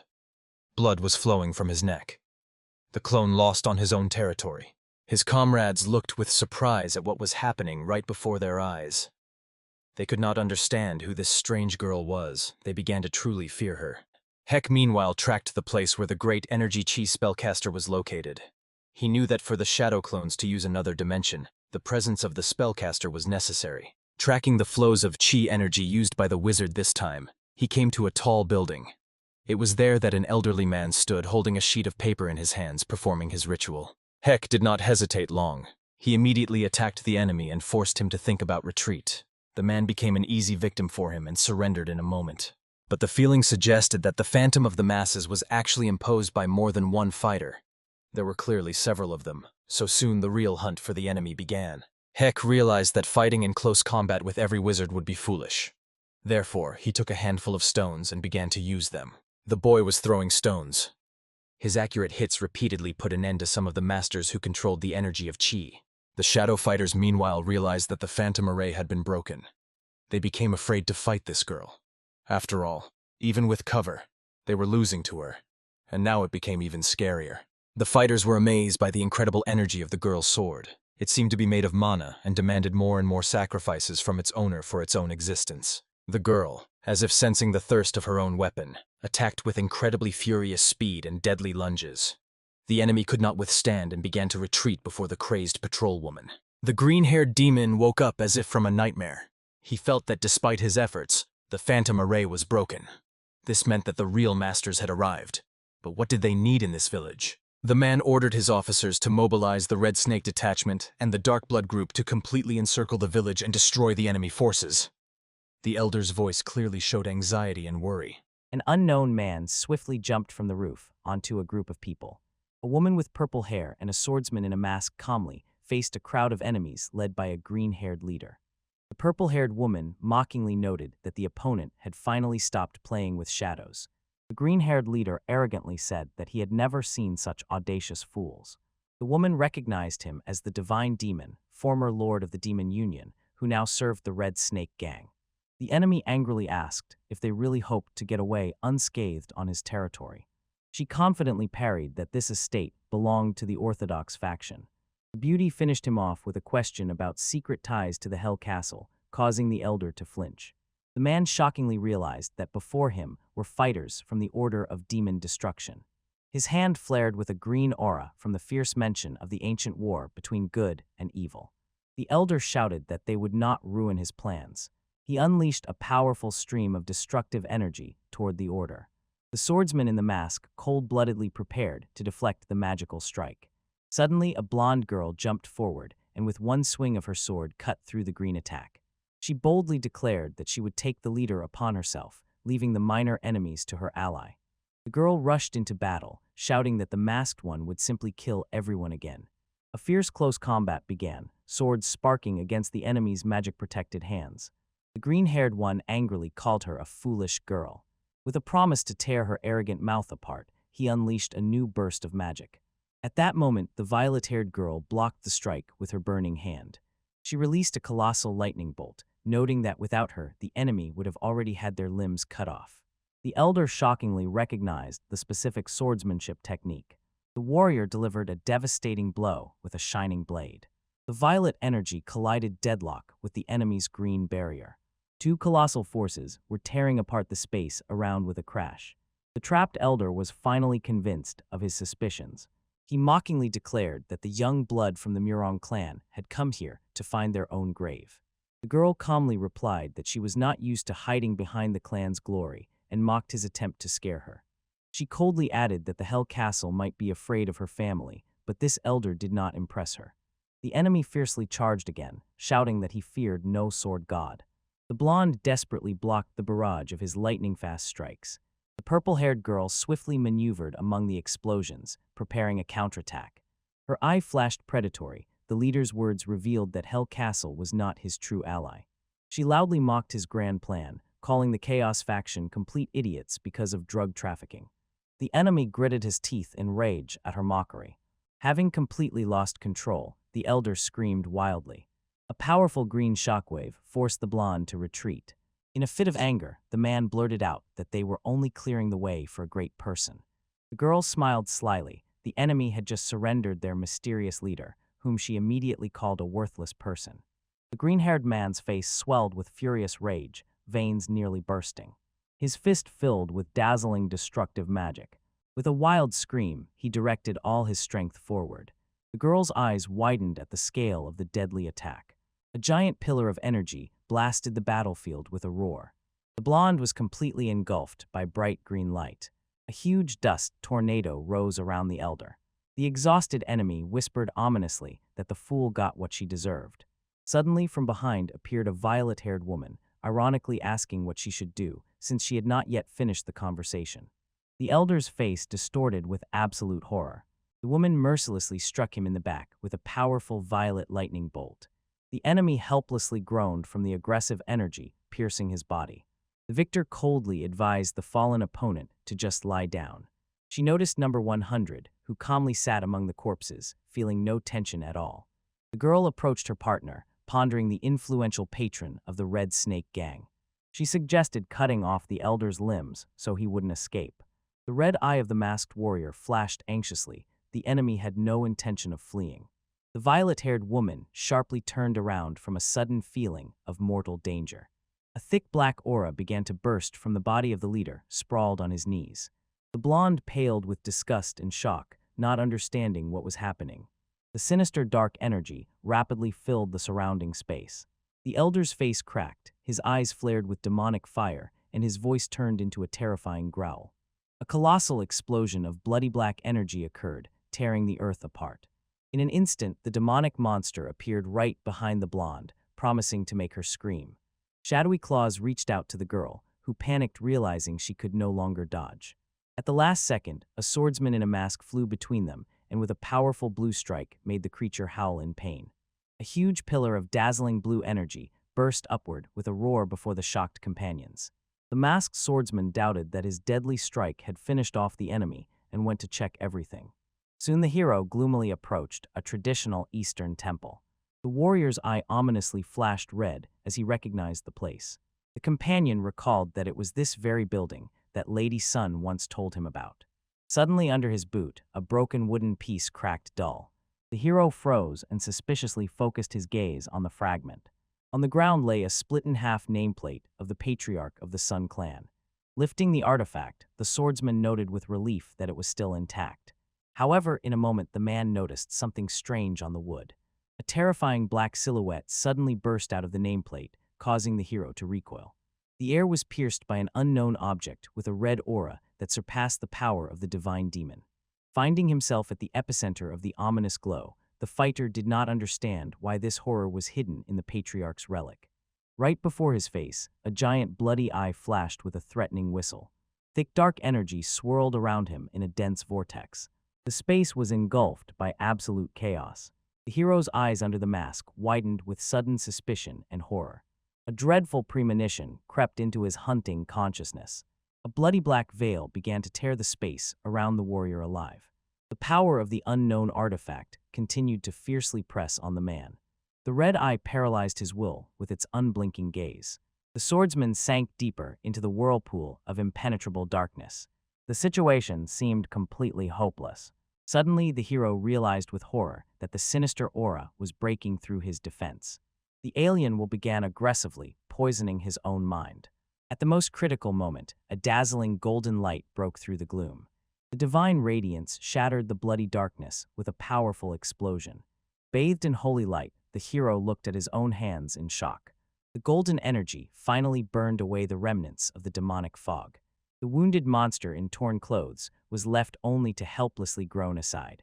Clenching his teeth, the demon was frightened by the skill of the fighter from the Order of Demon Destruction. Looking at the majestic figure, the enemy shouted the legendary name of the bodiless in shock. The monster's gaze was fixed on the same wooden artifact that now lay calmly in the hero's hand. The elder, distorted by panic, cried out in despair, demanding explanations. The warrior cold-bloodedly replied that he just picked up a trinket along the way. The enraged demon demanded the immediate return of the item that does not belong to mortals. The swordsman remained unshaken, analyzing the connection between the dark energy and the golden light. Suddenly, everything came together into a single picture. In his consciousness appeared the image of the bright master, who bequeathed him to become the flame against the seed of evil.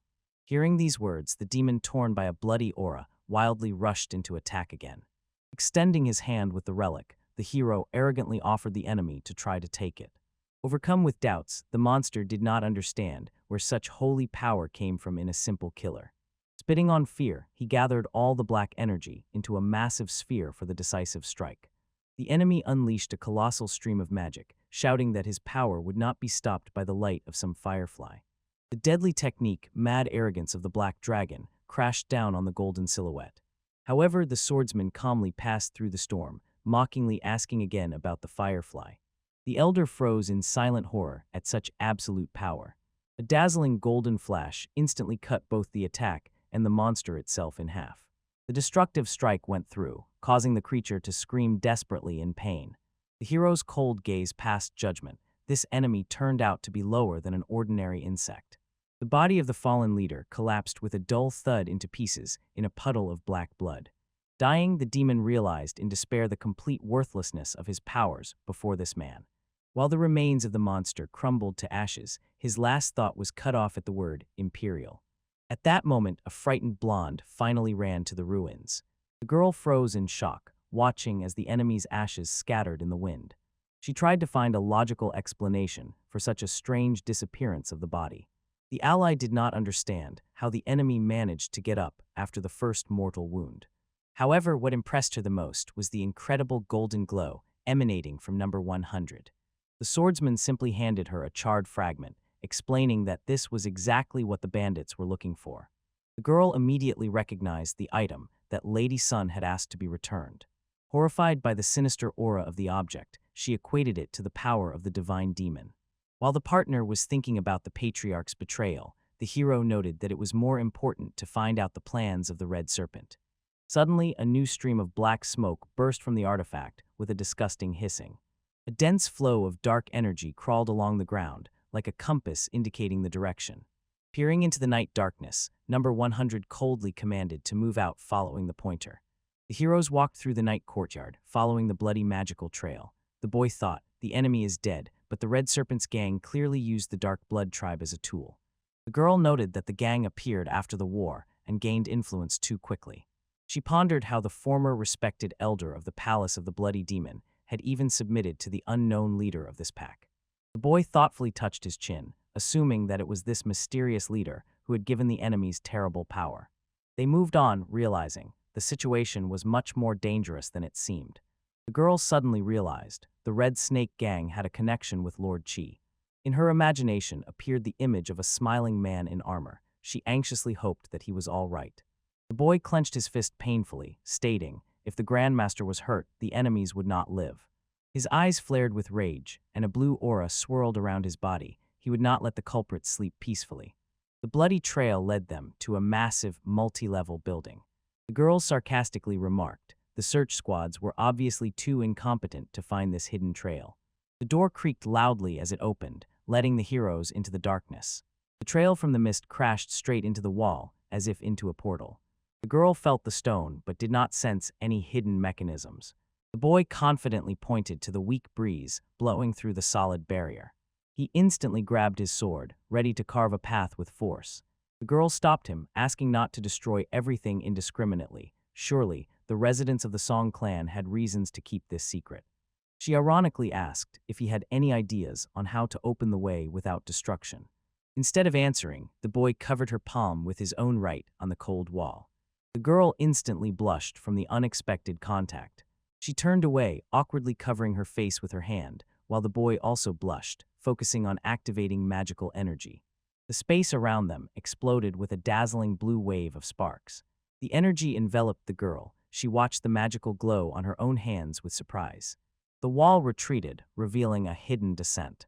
The heroes froze before the ancient stairs, illuminated by mystical blue light.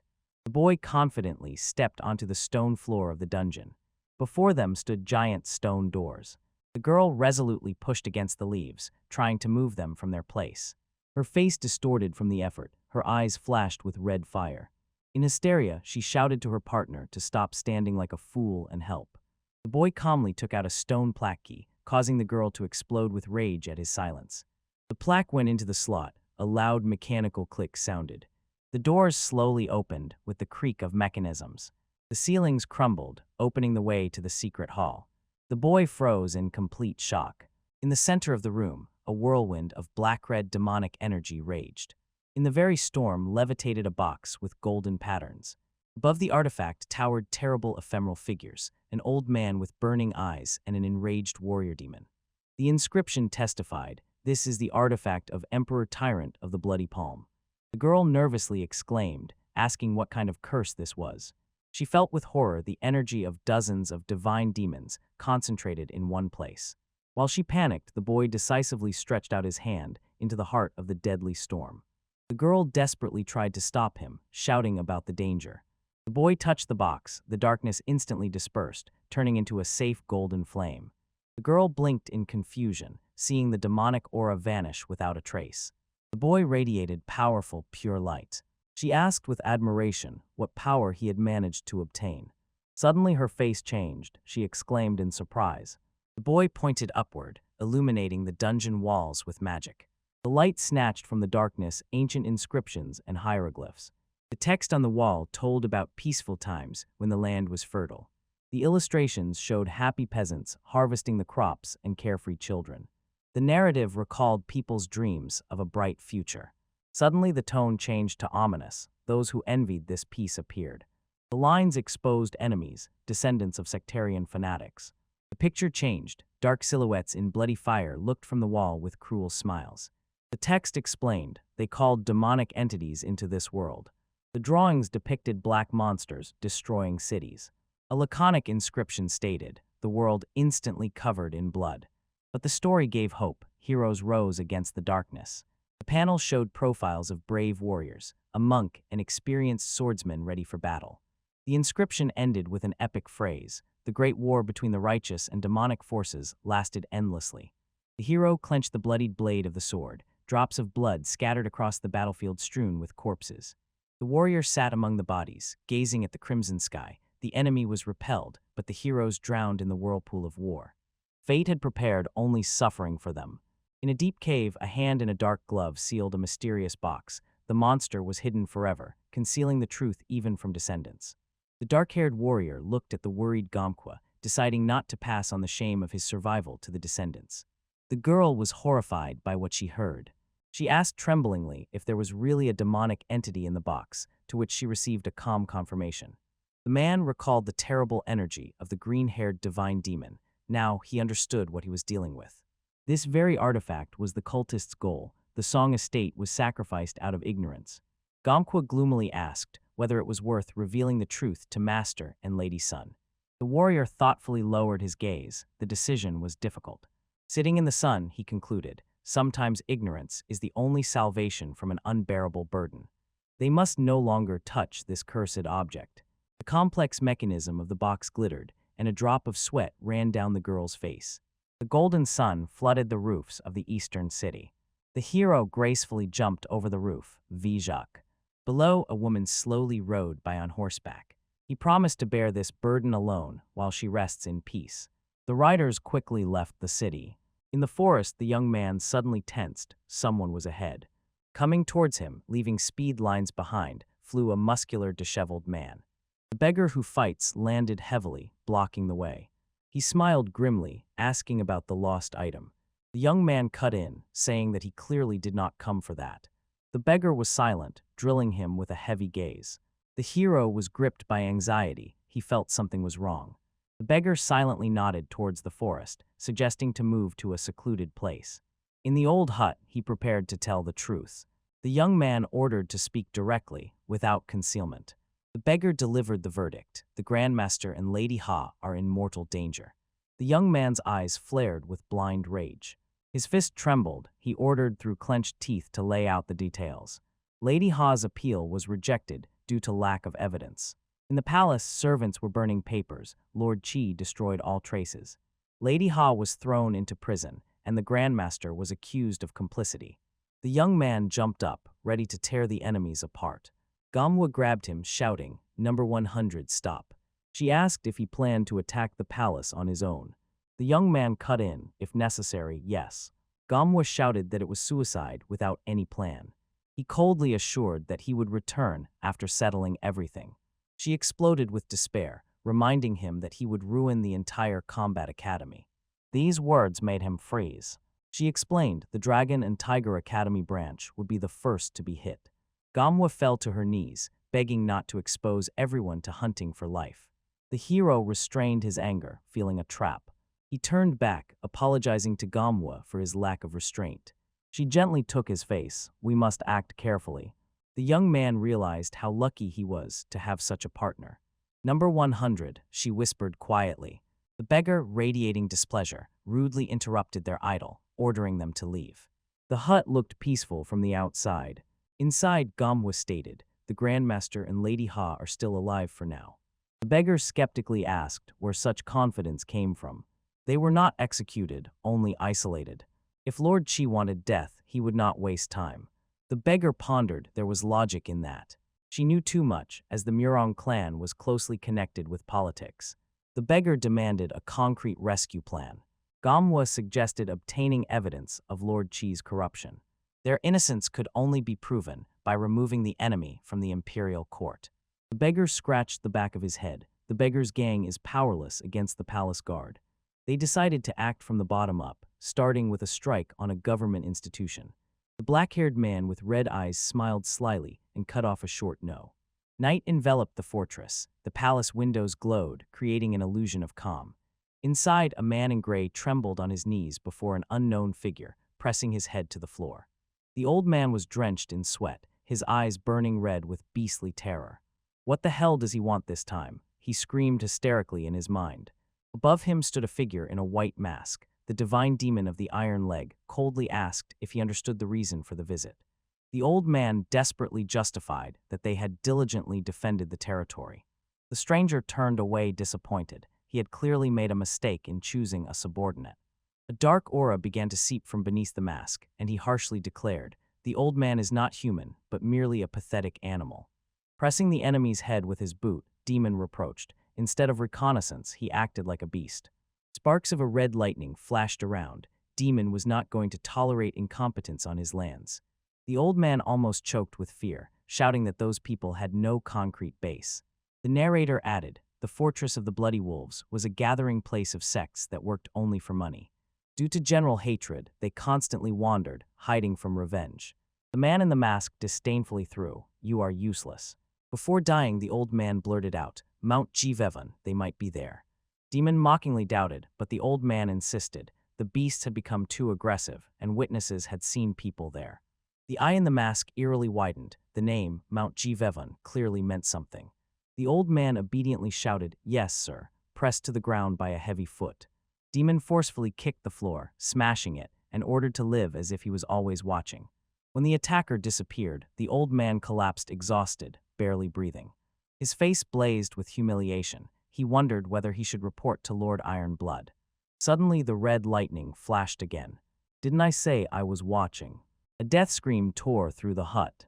Meanwhile, the bearded man asked in surprise, "Wasn't this planned by the unorthodox faction?" Gamqua confirmed, returning after a meeting with Miss Call. She admitted, at first she also thought it was an alliance between the sect and the Hell Castle.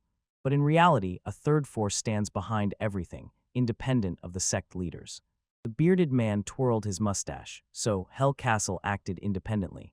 Gamqua answered confidently, "The Dark Blood tribe was only a pawn." The man was stunned. Could it be that they are really just being used? She nodded, reminding him of the soul restoration pills from the Musin report. The memory showed the transmission of the box. Power over the tribe was exchanged for these magical pills. She concluded the disappearance of talents from the righteous clans became clear.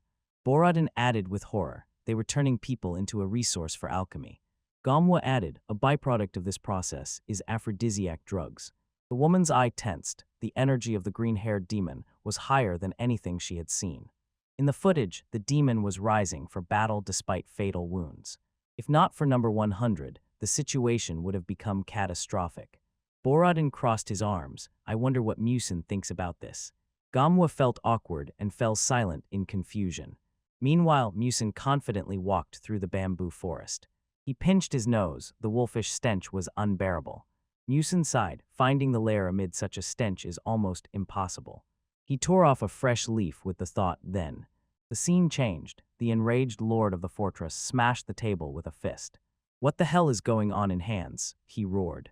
He demanded an answer as to why all the messengers disappear without a trace. Captain Jin Changa nervously justified himself with a problem in the Iron Blood Battalion. The lord objected. If it were them, they would have already attacked. Suddenly a howl sounded. The lord jumped up in panic. Musin skillfully whistled into the leaf, imitating a wolf's howl. He smiled with satisfaction. "Found them." Musin swiftly jumped down from the tree. The wolves in the clearing shuddered, sensing the threat. The warrior landed absolutely, silently right in front of them. The wolf growled, baring its teeth at the unexpected guest. Musin calmed the beast with his hand, marveling at the strange behavior of the animals. The guards vainly tried to pacify the enraged beasts. One of them ordered to continue, otherwise they would be punished for poor training. Suddenly something cracked in the bushes. The warrior instantly drew his sword. With a mad scream Autumn, he slashed through the bushes. A small squirrel was sitting in the leaves, trembling with fear. The warrior was embarrassed, sheathed his blade, and apologetically muttered, "Sorry for that." The man grabbed his forehead. blood gushed from the wound like a fountain. He collapsed to the ground with a wheeze. Above him, stretching a thin, deadly thread, the killer in a blue and white mask hovered. Noticing the squirrel showing him a thumbs up, he responded with the same gesture. Suddenly 2 wolves appeared. The killer calmed them down, promising not to kill. He ordered them to go away, promising freedom. The predators only bared their teeth more aggressively. The killer's eyes flashed with a bloody light. The aura around exploded. Hey. The wolves fled into the thicket with a plaintive howl. What a nice addition, the killer said ironically, looking at his hands. In the wooden building stood a swordsman and a giant in a wolf's skin. The giant sighed with relief. Everything has quieted down. He assumed it was a tiger and ordered his subordinates to train better. The leader reminded they must sit quietly so that Lord Qi does not find out about the mission failure. The swordsman nervously suggested, "What if we blackmail the Lord?" He added, "If the assassination attempt on the imperial person becomes known, Lord Qi will not survive." Noticing the change in the leader's eyes, the swordsman fell silent. The leader's face was illuminated by a terrifying blue glow. He whispered, "Never think like that again." He added that Lord Qi was so terrifying that it was better to kill yourself than to go against him. Suddenly, a voice sounded from the darkness. "Quite a good idea." Both froze, staring into the pulsating blue light. They instantly took battle stances. Who is there? The leader panicked, recognizing the technique of omnidirectional voice transmission. The voice from the aura reminded, they take on any orders. The invisible presence commanded, accept the new assignment. The leader asked his subordinates about the enemy's position, but they replied that they could not locate him. The leader decided to play along. This opponent was out of his league. He ordered the captain of the Blue Wolves to prepare a counterformation while he bought time. Gathering his courage, the leader addressed the shadow. "I will decide when I hear the terms." The stranger replied, "It's simple." The demand was shocking. "Tell me about the Red Snake Gang's order." The leader could not believe it. Information about the Red Snake. He tried to hide behind principles. "We do not betray clients." The voice cut provocatively, "So you can't." The leader began to bargain. "For a sufficient sum, an exception can be made. How much will you give?" The stranger promised something more valuable than gold. "What exactly?" the leader greedily asked again. Suddenly everything turned red. The masked assassin materialized behind him, a painless death. The leader shouted, "When did he?" The Phantom Wolves team. Ninjas rained down from above, attacking the assassin. He smoothly dodged the strike. He glided across the floor with cat-like grace. The ninja with a dagger shouted, "Found him, follow the thread." His blade struck an invisible obstacle. What is this?" The attackers continued to press. "Hold him." The assassin easily avoided the barrage of blows. One strike passed by his head as he ducked. He danced between 3 swords simultaneously. The leader confidently shouted, "You cannot withstand our counterformation." He threatened that the enemy was already doomed. The attacker swung for the decisive blow. His eyes filled with blood, the target disappeared. The ninjas looked around into the void. Where did he go? The killer appeared behind one of them, leaving a golden trail. The warrior let out a cry of pain. He was cut in half. Another attacker rushed into the attack with fury. He swung for revenge. "He's down again," the other managed to croak. The killer was already behind. A fountain of blood flooded the floor. The killer leisurely approached the captain of the Blue Wolves, who whispered, "Monster." He wildly swung his sword. "Get out of here." The killer grabbed him by the face. Golden energy flared up, destroying the last enemy. The charred body fell to the ground. The leader froze. Left alone, he cried for help, not noticing the killer behind his back. In the dead silence, the leader realized the end. Don't tell me." Of the entire squad, only one man remained alive, seized by animal fear. He recoiled from the killer in the mask, begging for mercy. The killer coldly ordered to lay out everything known about the Red Snake Gang and Lord CHK.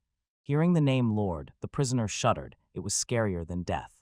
He shouted that betrayal would lead to instant execution at the hands of CHK himself. The killer's eyes flashed red. "Are you sure you'll even live to that moment?" The man trembled, mentally cursing his fate and wondering where this monster came from. The stranger silently loomed over him. Behind, a dying accomplice groaned. The prisoner clenched his teeth. Cooperation was his only chance to survive. He began to confess. At first, they refused the Red Snake's orders. Problems began when they took on too many enemies, working for everyone indiscriminately. Flashback, it was exactly when the number of robots decreased that the people of the Red Snake Gang appeared. Through blood and screams, the warrior told how at first they only carried out minor assignments for the gang. He recalled begging the leader to stop, fearing that they had gone too far. Turning point, they found out that behind the gang stood the powerful Lord Chhe. Since then, the gang forced them to eliminate Lord's personal enemies. The killer coldly interrupted him, demanding proof. The captive blurted out that he had accounting books with false entries. The killer was surprised. Such compromising material would be their death sentence. The man chuckled, "This is my insurance, and you probably have a grudge against the gang too." "They are already dead," the killer cut in. "Your loyalty moves me to tears." The interrogation continued. Where is the headquarters? Were the rumors about Guizhou true? The prisoner smiled triumphantly. It was only a bait. The base in Guizhou is for weaklings. Only lower ranks are there. The real headquarters is hidden near the capital to stay in touch with Lord Chhe. The assassin barely contained his joy. He almost went the wrong way. He praised the man. "Very good, it's time for the reward." The man asked confusedly about the reward. A flash of fire, the assassin dealt a deadly blow, not letting him finish speaking. "I told you I would kill painlessly," he whispered, and his eye flashed red. Return to reality, a populous capital, clear sky. The guard at the gate sharply demanded the entry token. The youth calmly handed over the rectangular jade badge. The guard examined the token, asking the traveler's name. Memory, an old man with scars, offered a deal to the young man. The young man refused. The old man emotionally demanded respect for his words. The old man shouted about strict security. "Without a token, you can't get into the capital." The young man smiled confidently. This only amused the old man, who feared problems with the emperor. The old man handed over tokens, instructing to pose as Chang'an from Shandong. The girl doubted, but the young man agreed. A beggar has a cunning side. The old man raged, but the young man accepted the terms.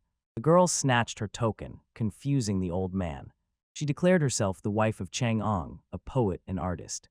She gently nestled against the young man. "We are inseparable, like a needle and thread." Present time, bustling streets of the capital. An elderly man stopped the young man. It was Tang Bulge from the beggar's gang. He complained that the capital's residents were too stingy to throw a coin. The young man calmly began to rummage through his clothes. Copper coins and a wooden password token flew into the beggar's bowl. Tan Bulge bowed respectfully, thanking for the generosity. The beggar's whisper, "Look for a room at the High Tavern." The young man opened the door to a klein room in the inn-yard. He locked himself in, checking for any surveillance. Suddenly the floor split open. Tan Bulge appeared from the opening. The beggar smiled, apologizing for the unusual entrance. He seriously added, "They are watching us." This statement instantly alerted the hero. Tension froze on the elderly man's face. Had the imperial palace really put the beggar's gang under surveillance? The interlocutor nodded. Surveillance was established after Lord Chhe imprisoned the deputy head of the provincial command of the 9 sects. In front of the great building, guards with halberds were escorting bound people in white clothing. A mustached man added, the increased security was related to the fact that the young recruits of the command came from combat sects. A boy with long hair was studying the map of the provincial command, while an elderly man explained the guard's schedule. The map flared with magical fire in the hands of the youth, who dryly asked about Lord Chhe's routes. The informant side, high officials of the imperial palace never used fixed paths. Lord Chhe built a separate residence in the heart of the palace, which was carefully guarded and from which he never left. The boy thoughtfully touched his chin. Further investigation in the palace had become impossible. The informant added the investigators found nothing, so people avoid that residence, calling it cursed. A red gleam flashed in the boy's eyes. He seized on the word ghost and demanded to name the exact location. Under the cover of night, he crouched on the roof, preparing to jump. In the courtyard, the phantom formation pulsed with a purple humming. The hero felt a familiar demonic energy, which he had already encountered in the Sun Estate. He had proof of the agreement between the Bloody Wolves and the Red Serpent. It remained to find the connection with Lord Chhe. He pulled on a white mask with red slits, mentally asking the Grandmaster to wait. The boy swiftly jumped down from the roof into the mysterious courtyard. The guards froze, sensing the presence of a stranger. The guards turned pale, grabbing their weapons. The illusory formation had to work flawlessly. The masked youth calmly stood in the middle of the courtyard, ignoring the enemies. One of the guards, trembling, greedily swallowed saliva. The foot in the mask made a slow, confident step forward. The guard began to draw his sword with a trembling hand. The youth sharply turned his head. The guards flinched. The guards exhaled with relief. He could not see them through the magical barrier. The anxiety did not leave. What was this strange youth hiding? One of the guards turned around, but the yard was empty. "Where did he go?" exclaimed the guard, seeing the enemy right behind his back. The young man with red eyes towered over the fallen enemy, while the latter desperately prayed for salvation. An older officer was approaching the guards. The captain sternly asked if anything strange had happened. The guard replied in a steady voice that there was nothing to report. The captain suspiciously squinted. He shouted at the subordinates, demanding they turn to face him. The guard calmly stated that he could not look away during duty. The captain smiled, appreciating such dedication. He stepped closer to learn the soldier's name. Suddenly the captain shuddered, feeling mortal danger. He tried to raise the whistle to his lips to sound the alarm. The sword blade pierced the guard through and pierced the captain's arm. The young man in the mask emerged from the darkness, cold-bloodedly praising the officer's instincts. Elsewhere, a burly man suddenly woke up, sensing danger. He jumped to his feet, making the elder flinch at the question, "What happened?" The man grabbed his massive battle axe. The warrior shouted, as if some fool from the War of the Righteous dared to attack his gang. The elder turned pale. It was the order to destroy demons. The man grinned. The uninvited guest was already trapped. He flared with a fiery aura, ordering to activate the formation. In the room fell a dead silence. The magic did not work. The big guy looked at the trembling hand. The formation was silent. His eyes widened with panic. This cannot be. He imagined the mangled bodies of his people. The enemy had not revealed their presence. He shuddered. Could it really be him? With a rumble, the Avenger in a mask appeared. "Long time no see, divine demon Iron Bull." The big guy retreated, shouting "Stop," while the young man wondered why he was playing the role of an elder. The eyes under the mask flashed with rage. The young man delivered a devastating blow, tearing open Iron Bull's chest. Elder Jangu rushed to defend, swinging his sword. Blinded by anger, he continued the mad attack. Iron Bull extended his hand. "Jangu, stop." A lightning-fast sword stroke cut through the elder, flooding the room with blood. The man in brown clothes fell, shattered by a blow. The figure in the mask thought coldly. The attacker knew nothing about the order to destroy demons. The warrior with the burning eye noticed. If the enemies reveal themselves, he can kill them with impunity. The burly elder trembled in cold sweat. He did not even manage to see the enemy's attack. The warrior in crimson energy seemed an immense monster, although he used only basic skills. The man retreated in panic, begging to wait. If he had known who he was dealing with, he would never have threatened. The elder folded his hands in prayer, begging for life. The figure in the mask disdainfully said, it was this pitifulness that allowed him to survive. The warrior's eye narrowed. He demanded answers if the elder wanted to keep breathing. The frightened man beat his chest, promising to answer any question. The warrior asked directly, "Who is the lord of the Red Snake Gang?" The elder turned pale. He really did not know the answer. The warrior drew his blade. The elder waved his hands. He had never seen the lord's face. The sword stabbed the air before the elder's face. He shouted that he was ready to explain everything. Flashback: after the collapse of the Union of Demons, those close to the palace of the Bloody Demon wandered the world aimlessly. A servant of the lord of the Red Snake Gang came to them, offering money and shelter. The elder remembered how he tried to rob the leader, but after an invisible attack, acknowledged his power and became a loyal dog. Returning to reality, the warrior realized the elder was not lying. Tension reached its peak. The elder swallowed hard. The warrior asked about the grand plan of his leader. The figure in the mask set a condition: life in exchange for escape during the time he heals. The warrior rushed forward. 1. The elder sprang from his place. Instincts drove him to flee. He felt the breath of a deadly aura behind him. The enemy was playing with him like with prey. The elder decided to hide. The gang's end was inevitable. Exit doors shone ahead. He threw them open and froze in shock. Beyond the threshold, a warrior in a mask was waiting again. The elder panicked. How did he end up in the same room again? The warrior explained, "This is a magical trap where everything went awry." 10. The warrior finished coldly. He recognized the total illusory array in the barrier. The young man pulled off the mask. Now it was clear why the Iron Bull could not recognize the true enemy. The sword blade flashed with a blue glow. He delivered a horizontal strike. He did not intend to leave the enemy alive. The space dissipated, revealing a landscape with a majestic waterfall. The young man wondered how the elder knew so many secret cult techniques. Glowing butterflies fluttered around. He looked around with slight suspicion. Meanwhile, in a dirty prison, a guard was dozing. Behind bars, a woman coughed quietly, covering her mouth. The guard asked anxiously if Lady Ha was all right. He begged her to endure. The commander would find a way out. Lady Ha smiled gratefully. Everything will be fine. The guard snapped out of it, scolding himself for sleeping, and waited for the shift change. A dark silhouette appeared in the corridor. The guard took a stance, shouting the password "Ant." The unknown man with a bandage silently approached. The guard shouted the demand again, but a thrown projectile hit him right in the forehead. Lady Ha screamed. The guard fell with a pierced head. The killer relentlessly approached the cell. The dying guard rasped, "Who is he?" The killer's voice was cold, no insults, only death. The killer's eyes flashed with demonic light. The blade flew out of the sheath. Lady Ha screamed in a deathly despair. The waterfall illusion was torn apart by a whirlwind of shurikens.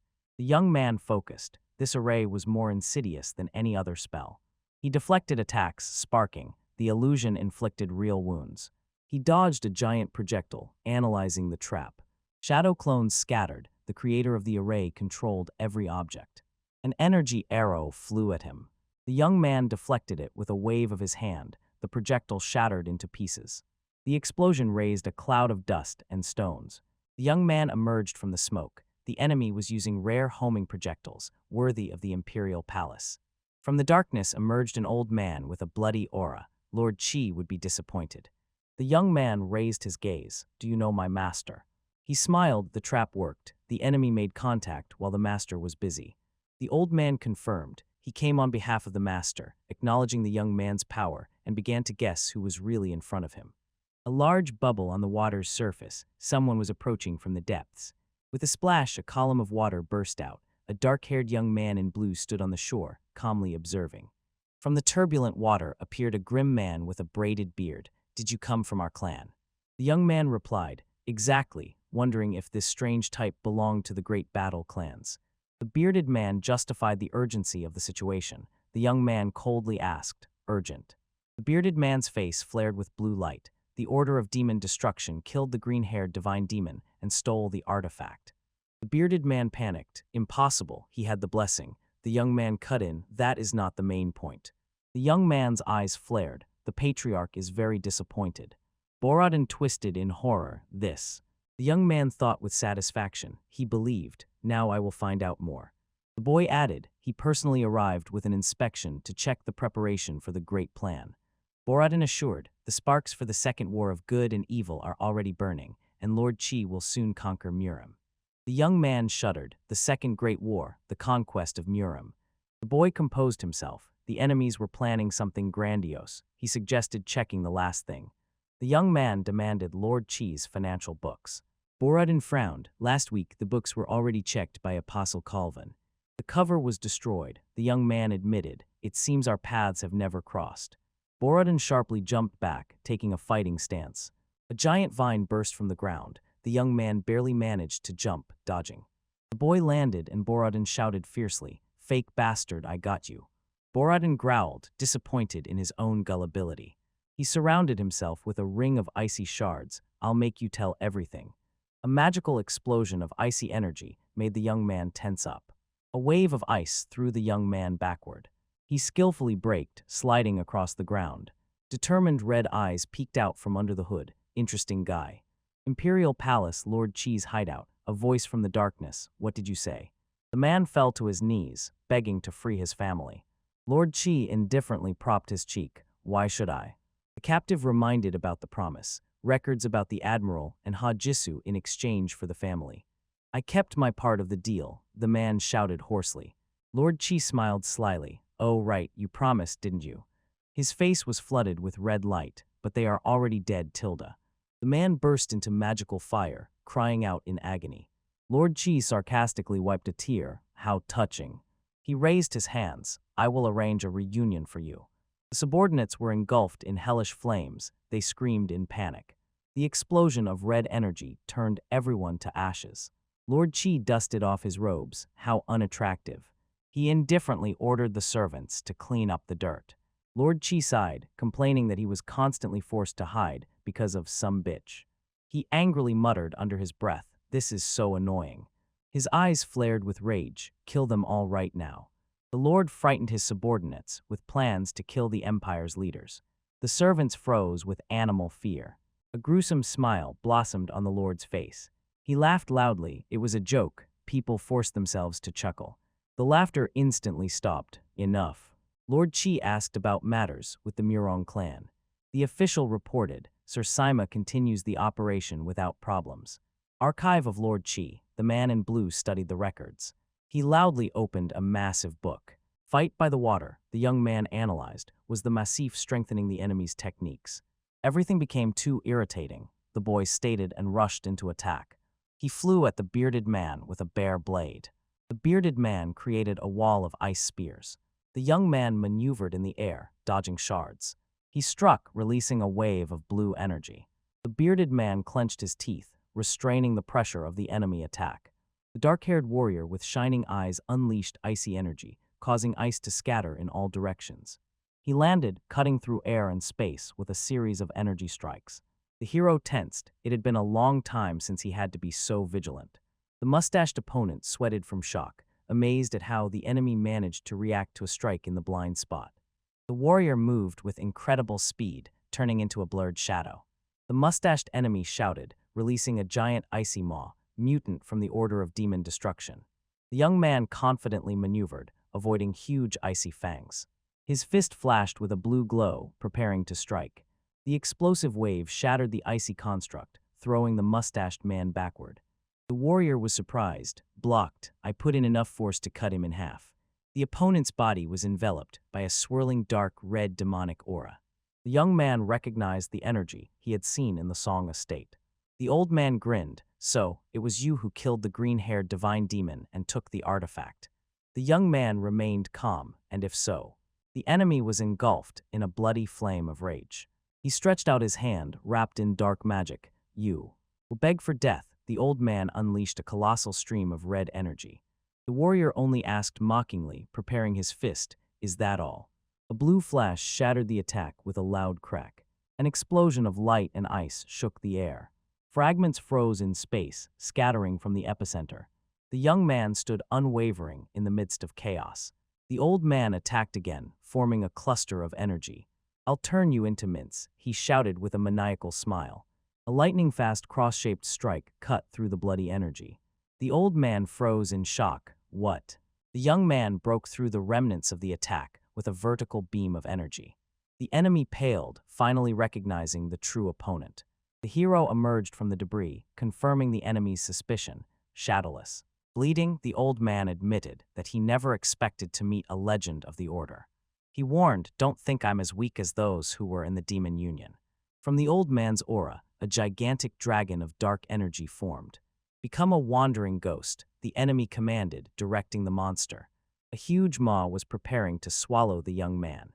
Bezdanov focused, "The fight will not be easy." Energy exploded in a fiery storm. The old man shuddered, seeing a flash in the center of the fire. Amid the storm, a dazzling golden aura appeared. The young man with a blade of pure light replied, "It is hard for me to become a ghost. But I will make a ghost out of you right here and now," he added. The golden energy reached its peak. A powerful pillar of light pierced the space, destroying the dragon and striking the enemy. The burned old man barely breathed. How can someone so young? He fell into the water, thinking, have such power. The fight ended. The young man stood in the middle of the ruined yard. Sweat appeared on his face from tension. The hero pondered, was such a strong warrior really just the hands of Lord Qi? He looked around, searching for something important in the room. The young man broke down the door of the secret hideout. Inside were weapons and equipment. He opened the massive chest. Inside were scrolls. Here it is. The young man took out an important book. Hiding it, he whispered, "I will save you soon, Grandmaster."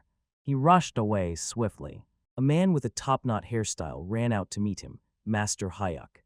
He shouted that the situation was critical due to the palace surveillance. The messenger collapsed weakly to the ground. Master Hayuk Shadowless asked about the Grandmaster. The messenger explained that Admiral So sent people and managed to save everyone. They were under the protection of the provincial command, but a new attack could happen at any moment. Before the young emperor's ascension to the throne, dozens of warring factions fought brutally for power. Lord Qi arranged a bloody purge, mercilessly driving all competitors to the outskirts of the empire. By this, he earned the absolute trust of the ruler and concentrated boundless power in his hands. Lady Ha's evidence could destroy the tyrant, so her rescue became the main priority. The main hero swiftly advanced through the forest thickets, cursing the hard fate of the beggar's gang spy. Soon his unkempt liaison appeared, who looked simply terrible. The vagabond sat in an abandoned hut, trembling violently from the night cold. Meanwhile, in the dungeon, an enraged guard demanded that the unknown leave immediately. The guard shouted that no one has the right to disturb the emperor's personal prisoner. A man in crimson clothes confidently stepped towards him, calling to resolve everything peacefully. Chief Inspector Jian smiled and stated that this was only a scheduled inspection from the 9 sects. The watchman became angry, accusing the inspector of working for the bloody Lord Qi. Jian only sighed, regretting that it would not be possible to negotiate amicably. His gaze instantly became icy, and a deadly gleam flashed in his eye. The frightened guard swung his battle staff, releasing a golden aura. A powerful flash from a devastating counterstrike tore through the space. At the 9 sects headquarters, the admiral struck the table fiercely. The secret hideout was revealed. The gray-haired Sohanwon desperately grabbed his head, not understanding where the information leak occurred. Captain Namgun resolutely demanded to send his squad to intercept the enemy. The admiral stopped him, since an open attack on Lord Qi's people would turn them all into traitors. The subordinate objected that the dungeon guards had already been officially removed from the lists for secrecy. Namgun demanded that his name be removed as well, ready to face certain death. Hanwon suddenly sprang up. He could not allow the captain to destroy his clan. In case of failure, the emperor would have wiped out the officer's entire family to the last generation. Only lonely volunteers without families were selected to guard the gates. While the captain listened to the order in shock, an intruder with red eyes silently appeared in the room. The officer's hand instantly went to the hilt of his weapon. Namgun swiftly drew his sword, shielding the surprised admiral. The stranger in the white mask calmly stated that he had come to protect Lady Ha and her escort. The captain did not believe the treacherous words and prepared to lunge. The attacker easily dodged the blow, instantly appearing behind the soldier. With 2 fingers, he crushed the steel blade, implying that he could have already killed the admiral twice. The shocked captain froze, not even noticing the movements of the night guest. Hanwon ordered his subordinate to hide the weapon and leave them alone. The old wolf admitted the power of the masked killer was absolutely indisputable. Namgun obeyed but remained on guard right outside the door. The admiral measured the warrior in the mask with a heavy gaze, demanding the whole truth. He was interested in the true motives of this dangerous appearance. Hanwon awaited clear and direct answers without any political games. The stranger flared with a bloody aura, asking if the admiral considered the lives of his loyal men merely expendable material. The general's eye ignited with orange flame in response to the frank challenge. The crimson pressure of the mask became so heavy that the walls of the office trembled. The men froze in a deadly confrontation, scorching the space with sparks of pure energy. Suddenly, the pressure vanished. The guest admitted that Lord Qi's influence had become too dangerous. The admiral confessed with pain. The death of Lady Ha would mean execution for all of them. His fists clenched to the point of cracking in the armor due to the inability to save the devoted fighters. Hanwon swore on his honor that he was ready to do anything to save the innocent. He felt immense guilt before the vice-captain, who took the hit instead of him. The man in the mask silently listened to this emotional confession of the old ruler. An old mysterious book quietly lay on the table. The admiral quickly flipped through the pages, reading the hidden reports. His eyes widened in wild shock. What was written seemed incredible. The guest coldly asked if this compromising material would be enough to destroy the enemy. With this indisputable evidence, the emperor would be forced to fully justify Lady Ha. But the bloody gleam in the stranger's eyes brought the admiral back to reality again. Lord Qi will find out everything earlier, and the prisoners will not last even 3 days in the basement. The warrior in the mask raised a finger, suggesting the only radical solution: simply eliminate Lord Qi himself. Far away in the damp dungeon, the defenseless Lady Ha with a blindfold waited for her fate. Frightened Lady Ha caught up with the gray-haired vice-captain in the stone corridor of the dungeon. A heavy armored hand persistently knocked on the massive wooden door. The vice-captain smiled slyly, pulling out 2 small pouches with hidden supplies. He handed them to the woman, strictly ordering no one to open the storage. The old warrior assured that traitors would never defeat him in battle. Lady Ha screamed in horror, refusing to remain the only survivor. The man sharply grabbed her by the collar of her white garment, stopping the hysteria. He forcibly pushed the woman into the room, making her drop the pouches. The stone gate began to close, and the vice-captain promised to return in 3 days. The door blocked the passage, leaving Lady Ha in tears on the cold floor. On the other side, the warrior sternly moved towards his loyal subordinates. The guards began to mockingly joke about the beauty of the captive and the commander's chances. Friendly laughter briefly dispelled the gloomy atmosphere of the doomed dungeon. The vice-captain snarled fiercely, instantly changing his expression. A golden aura exploded around the fighters, who prepared to meet the enemy. In the headquarters, the admiral tensely asked the mysterious guest about the consequences of Lord Chi's possible death. The general suspiciously squinted, trying to discern the intentions of the masked killer. The warrior in the cloak calmly stated that he was not going to dirty his own hands. The tyrant's death would instantly bleed the reconnaissance dry and save the command from destruction. The red eye under the white mask attentively recorded every word of the officer. The stranger politely asked to open the underground passage to rescue the prisoners. The newcomer coldly emphasized that he was not interested in others' secrets.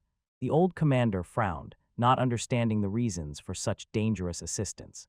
Palace intrigues and military disputes did not concern the night guest at all. He clearly made it understood that he came exclusively for the soul of Deputy Doc.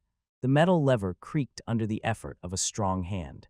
The hidden wall slowly descended, revealing a secret passage. Ahead yawned deep spiral stairs, lit by sparse torches. The admiral warned anxiously about elite intelligence masters who were stationed below. The swordsman confidently stepped into the darkness, completely ignoring the enemy's numerical superiority. A bloody aura enveloped his figure. A pack of wild cats will never defeat a tiger. In the depths of the tunnel, a bloodied hand clicked shut the lock of the iron gates. The severely wounded vice-captain bled onto a pile of corpses, leaning on his sword. The warrior barely breathed, vainly clutching his torn abdomen. From the darkness emerged an official in a purple kaftan, arrogantly demanding surrender. The mutilated commander realized with horror that his entire detachment had been completely wiped out. Spies from the intelligence agency completely blocked all exits from the catacombs. The sadist proposed to spare lives in exchange for the keys to the last gate. The vice-captain only laughed contemptuously in the faces of the enemies, silencing them. The chief of intelligence irritably called such stubbornness foolish sentimentality. A giant with a massive hammer stepped forward to storm the railway. The captain smiled crookedly. Destroying these doors would bury everyone under the rubble. The third gate was the main support of the entire underground complex structure. Death, along with the executioners, was the best end for the souls of his fallen soldiers. The furious official clenched his teeth, realizing he had fallen into a deadly trap. He immediately ordered engineers to be called to carefully break the lock within an hour. The vice-captain was covered in cold sweat. Time was mercilessly running out against him. Clenching a shard of the blade, he fervently prayed that the enemies would not find Lady Ha. Bleeding, the old wolf prepared to sell the remnants of his life dearly. Suddenly, the dungeon shook from a wild, terrifying death scream. The guards panicked and grabbed their weapons, trying to see the source of the sound. From the darkness of the tunnel came a clear, extremely fast footstep. The echo of the steps rapidly approached, striking the ears of the frightened spies. Something invisible twisted the air, flying out directly from the impenetrable darkness. The guards in yellow convulsively raised their blades, losing control of the situation. The ghost in the cloak flashed through the ranks, leaving only corpses behind. The survivors, gripped by panic, shouted desperately into the void, demanding the name of the killer. From the thicket of darkness emerged a sinister figure in a mask, breathing a bloody aura. The killer's red eye flashed in the darkness, promising the attackers a swift and painful death. By the commander's order, 2 spies simultaneously lunged at the impassive hero. Flames flared, the swordsman counterattacked lightning fast, breaking through the enemy's defense. A powerful fiery explosion scattered the mangled bodies of the guards across the stone floor. Walking past the corpses, the young man cold-bloodedly decided to leave the last officer alive. A terrified-to-death official in a robe cowered in a corner, begging for mercy. In panic, he shouted that he was an untouchable servant of the secret Eastern Bureau. The rat tried to snap back, accusing the night guest of interfering in state affairs. The attacker remained indifferent, only clarifying whether he was Lord Chi's dog. The impudent man smiled smugly, confirming his high status and connections. The half-Slavic golden blade took off the fool's head. The warrior was not going to waste time. The killer's burning gaze followed the falling body with deep contempt. Headless meat collapsed onto the floor under the shocked gaze of the prisoner in the cell. The swordsman approached the iron bars, where the prisoner caught off guard trembled with fear. The rescuer calmly removed his mask, warmly apologizing for the delay. The boy sincerely rejoiced that he managed to pull the Grandmaster from the executioner's claws. The captive froze in wild shock, finally recognizing his nephew Hayek in the warrior. The old man helplessly fell to his knees, and the youth rushed to examine his injuries. Hayek reached his hand through the bars, trying to calm the wounded relative. Suddenly, the boy's gaze filled with horror at what he saw below. From the terrible wound on the old commander's abdomen, blood whipped incessantly. The youth fiercely clenched his teeth, cursing his own slowness during the assault. Soon they reached the neighboring cell, where a frightened woman was hiding in the corner. Lady Ha sprang to her feet in amazement, seeing Hayek at the threshold with the wounded on his shoulders. The boy interrupted the questioning, ordering to flee immediately due to the threat of pursuit. Dripping with sweat, the Grandmaster demanded to learn the fate of the rest of his fighters.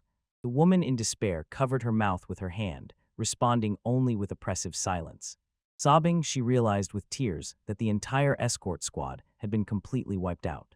The unfortunate woman fell to her knees, blaming herself for the death of the loyal soldiers.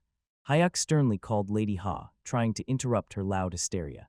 His eyes burned with determination. Now was not the time to weaken and give in to emotions. She had to survive and testify against the tyrant so that the sacrifice of the warriors would not be in vain. The boy extended his hand, urging the woman to show iron will. The unfortunate woman firmly grasped the palm, finding the strength to stand up. The squad quickly moved through the dark corridors of the fortress towards freedom. Meanwhile, another squad of fugitives was sneaking past the torch-bearing patrols. The eunuch guard was bored on duty, cursing the hard service in the eastern depot. Noticing movement ahead, the guards cautiously raised their weapons. Two men in uniform came out to meet them, one of whom was bandaged. The suspicious eunuch blocked the way, demanding an explanation for such an appearance. The disguised swordsman quietly ordered his partner to behave as naturally as possible. The attacker calmly lied that he was leading a wounded comrade to the doctor. He added that the 9 sects were pressing, and the chief eunuch needed reinforcements. The convoy guards scrutinized their faces, doubting the enemy's strength. His suspicions grew. He had never seen these fighters in the garrison before. The spy in disguise instantly broke out in sweat, preparing for the worst. The tension in the air was broken by the sharp and authoritative shout of the guard commander. The eunuch officer stepped forward, intending to interrogate the suspicious individuals. He strictly demanded to state their military rank and affiliation. The fugitives turned pale with fear, realizing that their disguise was about to crack. The partner shouted out the first random unit number he could think of. The chief was angered by such impudence and brutally drove the failures away. Sighing with relief, the fake guards hurriedly rushed deeper into the tunnel. Once safe, the bandaged fighter only shook his head in disappointment. He was amazed that the elite Imperial Guard was fooled by an ordinary tale. The scene shifted to a spacious hall where the gray-haired Deputy Minister Doc entered. The Grandmaster was the first to notice the old man, exclaiming his name with relief. The men rushed toward each other, unable to contain their emotions from the rescue. However, the joy quickly faded. The commander bowed his head in shame over the loss of men. Deputy Doc bitterly listened to the depressed confession about the death of the entire squad. In fact, a completely different man was supposed to ask for forgiveness. The gray-haired Grandmaster, with guilt in his eyes, admitted that he himself sent the fighters to certain death. The old man tightly squeezed the bandaged hand of the wounded soldier, thanking him for his amazing rescue. The maimed fighter only urged the commander to listen to an urgent report. The swordsman in the white mask added that all the cuts on the guards' bodies were at the front, without exception. The memories transported them to the blood-soaked dungeon. The warriors of the 9 sects fought to the death, and did not take a single step back. Hearing about the iron loyalty of his subordinates, the admiral lowered his head in pain. The general pressed his hand to his chest, swearing to eternally remember the feat of his people. The warrior in the mask coldly cut off the gratitude. It was too early to celebrate the victory. The enemies were about to discover the disappearance of Lady Ha, who was fearfully pressed against the wall. The swordsman called to act immediately, anticipating the inevitable assault on the shelter. The old commander's face tensed and distorted from heavy thoughts. The officer abruptly turned to the wooden cabinet, tearing off the latches. From the secret drawer of the desk, he took out a tightly bound leather scroll. The general handed the relic to the night guest, ordering him to hide it immediately. The scroll contained a secret, detailed map of the imperial palace. The savior froze in surprise, not expecting such a dangerous gift. The subordinates panicked and shouted about treason, but the admiral harshly cut off their objections. The swordsman in the mask remained the only hope to save the empire from the bloody tyrant. Understanding the seriousness of the moment, the young man tore off the white mask in one motion.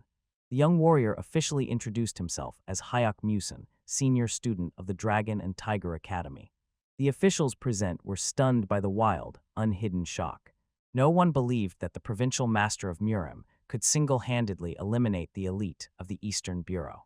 The Grand Master smiled with relief, appreciating such boundless trust from the young man. Musin took the map, and the old general swore to keep his name in the strictest secrecy. The admiral's gaze was filled with hope for the dynasty's salvation. Hayek firmly grasped the scroll, entrusting Lady Ha and the wounded to the local garrison's safety. The boy paid traditional respect to the Murim fighters, promising to definitely return. The commander's heavy hand suddenly rested on the boy's shoulder, stopping him at the threshold. The old man quietly and gently called the warrior his nephew. With fatherly care, he begged Hayek to take care of himself and survive at any cost. Hayek Musin swiftly turned around, and his black cloak disappeared into the doorway. Suddenly, the weeping Lady Ha rushed after him, begging the boy to wait. The youth stopped near the exit, calmly waiting for the breathless girl. Burning with shame and swallowing tears, she began to speak about their shared future after the war. However, the master's gaze remained completely indifferent and icy. Musin abruptly interrupted her speech, reminding that his academy belongs to the world of martial arts. The boy cut in, saying he was not going to drag his people into the dirty palace intrigues of the ruling dynasty. The girl tightly pressed her lips, gasping from unspeakable pain and offense. Overcome with despair, Lady Ha exclaimed reproachfully about his striking spiritual blindness. Unable to hold back any longer, she openly shouted her love to the warrior's back. In the spacious stone corridor hung a heavy, oppressive silence. In the eyes of the unfortunate froze the last drops of hope for reciprocity. Lowering his eyes, Musin quietly confessed that he knew about it, but was afraid to hurt her even more. The last words finally broke Lady Ha's heart. The swordsman turned around and walked away. His confident steps quickly faded into the darkness, leaving the girl alone with grief. The lonely figure of the unfortunate helplessly froze in the middle of the empty, cold shelter. Musin closed his eyes, forcing himself to forget the girl's tears for the sake of a higher goal. Meanwhile, the full moon bathed the majestic imperial palace in bright light. A burly guard was approaching the residence's main gates with heavy steps. The muscular guard respectfully bowed, greeting the night visitor. The escort reported that the needed person was already waiting inside the main hall. The servant quietly opened the door, informing the master about the officer's arrival. On the throne, in a relaxed pose, sat a cunning man, sinisterly smiling at his thoughts. The massive oak gate slowly creaked open. The tyrant arrogantly asked the subordinate eunuch about the fate of the fugitive Lady Ha. The spy reported that the Eastern Bureau and the embroidered uniforms were already combing through the secret tunnels of the sects. The ruler stroked his mustache with satisfaction. Admiral Sohanwan had personally signed his own death sentence. Noticing the dull look of the servant, Lord Qi clicked his tongue irritably at his stupidity. The bungler hastily bowed his head, apologizing for the lack of intellect. Finally, the Lord explained, this secret passage was built exclusively for the evacuation of the Emperor himself in case of threat. The brown-clad official suddenly realized the scale of the disaster and panicked, exclaiming about the terrible consequences. The man with a demonic face flared with a purple aura, threatening death for such a miserable betrayal. Shrouded in dark energy, he rhetorically asked whether the interlocutor agreed with the inevitable execution of traitors. The frightened commander nodded uncertainly, reminding that the provincial garrisons on the borders have the most soldiers. A cold voice off-screen indifferently asked what significance this had for his plans at all. Chan, trembling with fear, explained that the death of their general So Henwoon would instantly provoke a large-scale armed uprising. The ruler in a golden crown sighed wearily, covering his face from the miserable stupidity of his servant. Passing by the sweaty commander, he quietly called him, to which he obediently responded. The tyrant sharply approached closely, ominously suggesting to Chan to personally lie in the grave instead of So Henwoon. The ruler in luxurious attire loomed over the frightened officer, crushing him with his psychological pressure. The spy's eye widened from absolute, animal panic and the realization of his own worthlessness. The commander trembled all over, and his skin took on a deathly pale shade from horror. Suddenly the pressure disappeared. The lord friendly patted him on the shoulder, ordering him to relax. Stroking his beard, the tyrant arrogantly noted that Henwoon's popularity did not concern him at all. With a predatory smile, the lord added that such dangerous people must be uprooted at the first opportunity. The tyrant quietly reminded how Henwoon had almost destroyed Chang's career himself. Still stammering from fear, the commander confirmed that he had never forgotten this insult. At the lord's question about who had saved his neck then, Chang bowed low to his savior. The tyrant pointed to himself, demanding absolute obedience and unquestioning execution of his orders. The lord declared that he had already begun secretly replacing border officers with his loyal men. Chang's face contorted in shock. He had not expected such a large-scale coup d'etat. Instantly changing fear to sycophancy, the spy joyfully clapped his hands, but the lord interrupted him, ordering to bring that bitch. The lord coldly added that the execution of General So Henwoon could wait a little longer. The commander humbly bowed his head and promised to carry out the task in the best possible way. Chan left the room, and the lord remained alone with his thoughts. A mysterious guest emerged from the darkness, and the tyrant said disappointedly that the Eastern Bureau had turned out to be too timid. However, the lord admitted that it was greed that made the commander a perfect puppet. The mustached guest stepped out of the shadow and asked about the true purpose of the visit. The ruler extended a folded letter. It was an urgent order from the patriarch himself. On the unfolded sheet, Chinese hieroglyphs were blackened with a demand to immediately stop the operation. The informant raised his eyes in surprise, not understanding the reasons for such a sudden halt of the plan. The shadow agent calmly explained that recently their network had suffered critical losses. Spies in the Iron Blood Battalion were exposed, and unknown forces attacked their allies. The lord frowned, suspecting the mysterious organization of the bodiless in these attacks. The guest objected. The clan suspected a completely different martial arts master. The attacker brazenly left his signature at the scene of the massacre, nameless. On the shattered ground, this audacious nickname was carved in giant hieroglyphs. Playing with magical flames, the lord assumed it was just a cunning maneuver by the bodiless to distract attention. From the darkness came the suggestion that this nameless could have been the killer of the emperor himself. When asked about further actions, the lord ordered to maintain control over the palace and wait for new instructions. Waving it off, he asked to convey to the older brother not to worry about the capital. The shadow operative nodded emotionlessly and vanished into the gloom of the luxurious room. Meanwhile, in a modest room, Hayek Musin silently packed his things into his bag. Holding a white mask, he understood that the slightest mistake would destroy his native academy. Putting on the mask, the young man mentally prepared for the last, most important battle. Suddenly, the door slammed open, and a breathless messenger appeared on the threshold. The boy collapsed to the floor from exhaustion, while Hayek calmly asked about the news. The courier joyfully reported that they had finally found Lord Chi's secret hideout. This greatly eased the task, as the target was hiding outside the well-guarded palace. A spy from the beggar's gang accidentally noticed Commander Chan near one of the estates at dawn.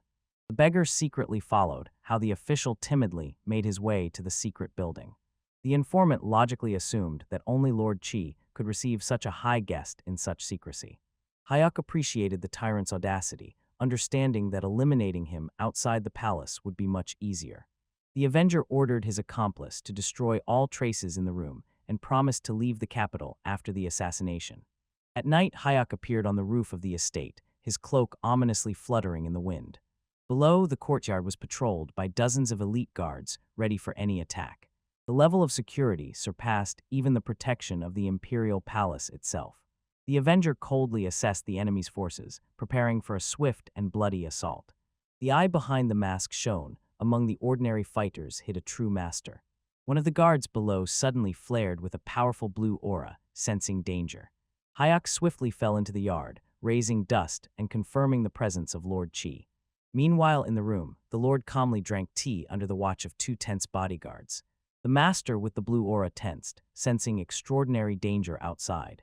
However, Lord Chi calmly ordered the guards to leave, shocking his fighters. An uncertain voice sounded from the room. A subordinate asked if everything was going according to plan. The man in traditional attire froze in fear, suddenly feeling the breath of death on his back. A terrible bloody explosion flared, tearing apart the guards, while the man in the robe just calmly watched. From one victim only legs remained, while another servant was stunned, drenched in the entrails of his comrade. The official radiated a hellish fiery aura and threateningly suggested that those who want to die should stay. 3 survivors, in wild panic, rushed away, screaming that they were leaving the estate immediately. The nobleman calmly lit his pipe and was genuinely surprised why anyone would flee before the most interesting part. Turning towards the darkness where the night visitor stood, he suggested having a pleasant conversation alone. The killer hid his face under a white mask, mentally admitting that his infiltration was discovered too quickly. The mage confessed that he had not felt the stranger until the last moment, praised his level, and asked about his origin. The Avenger in the hood remained silent, tightly gripping his weapon and preparing for battle. The official smiled kindly, asking not to be so cold, as he greatly lacked such talents. With a flourish of his hands, the tyrant offered to work for him for 10 times the pay and all the treasures of the world. He extended his hand, openly asking for a decision, but the young man did not move from his place. The killer's eyes shone with a bloody gleam, and he categorically rejected the offer.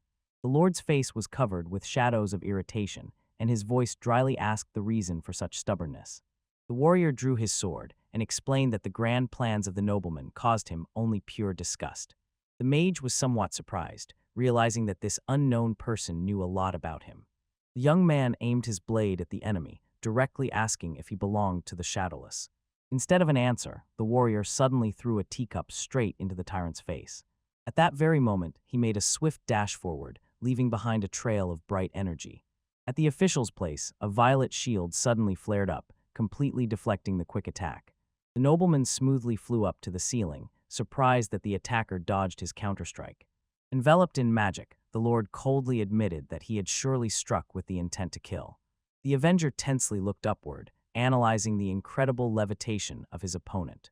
At first, he assumed it was the technique of the Steps of the Void, but quickly realized a worse truth. Runes swirled around the Lord, revealing his affiliation with the demonic cult of fire. The young man was shocked that a high-ranking official could hide such a sinister and forbidden power. The official carelessly shrugged. He had made many enemies, so he had to defend himself.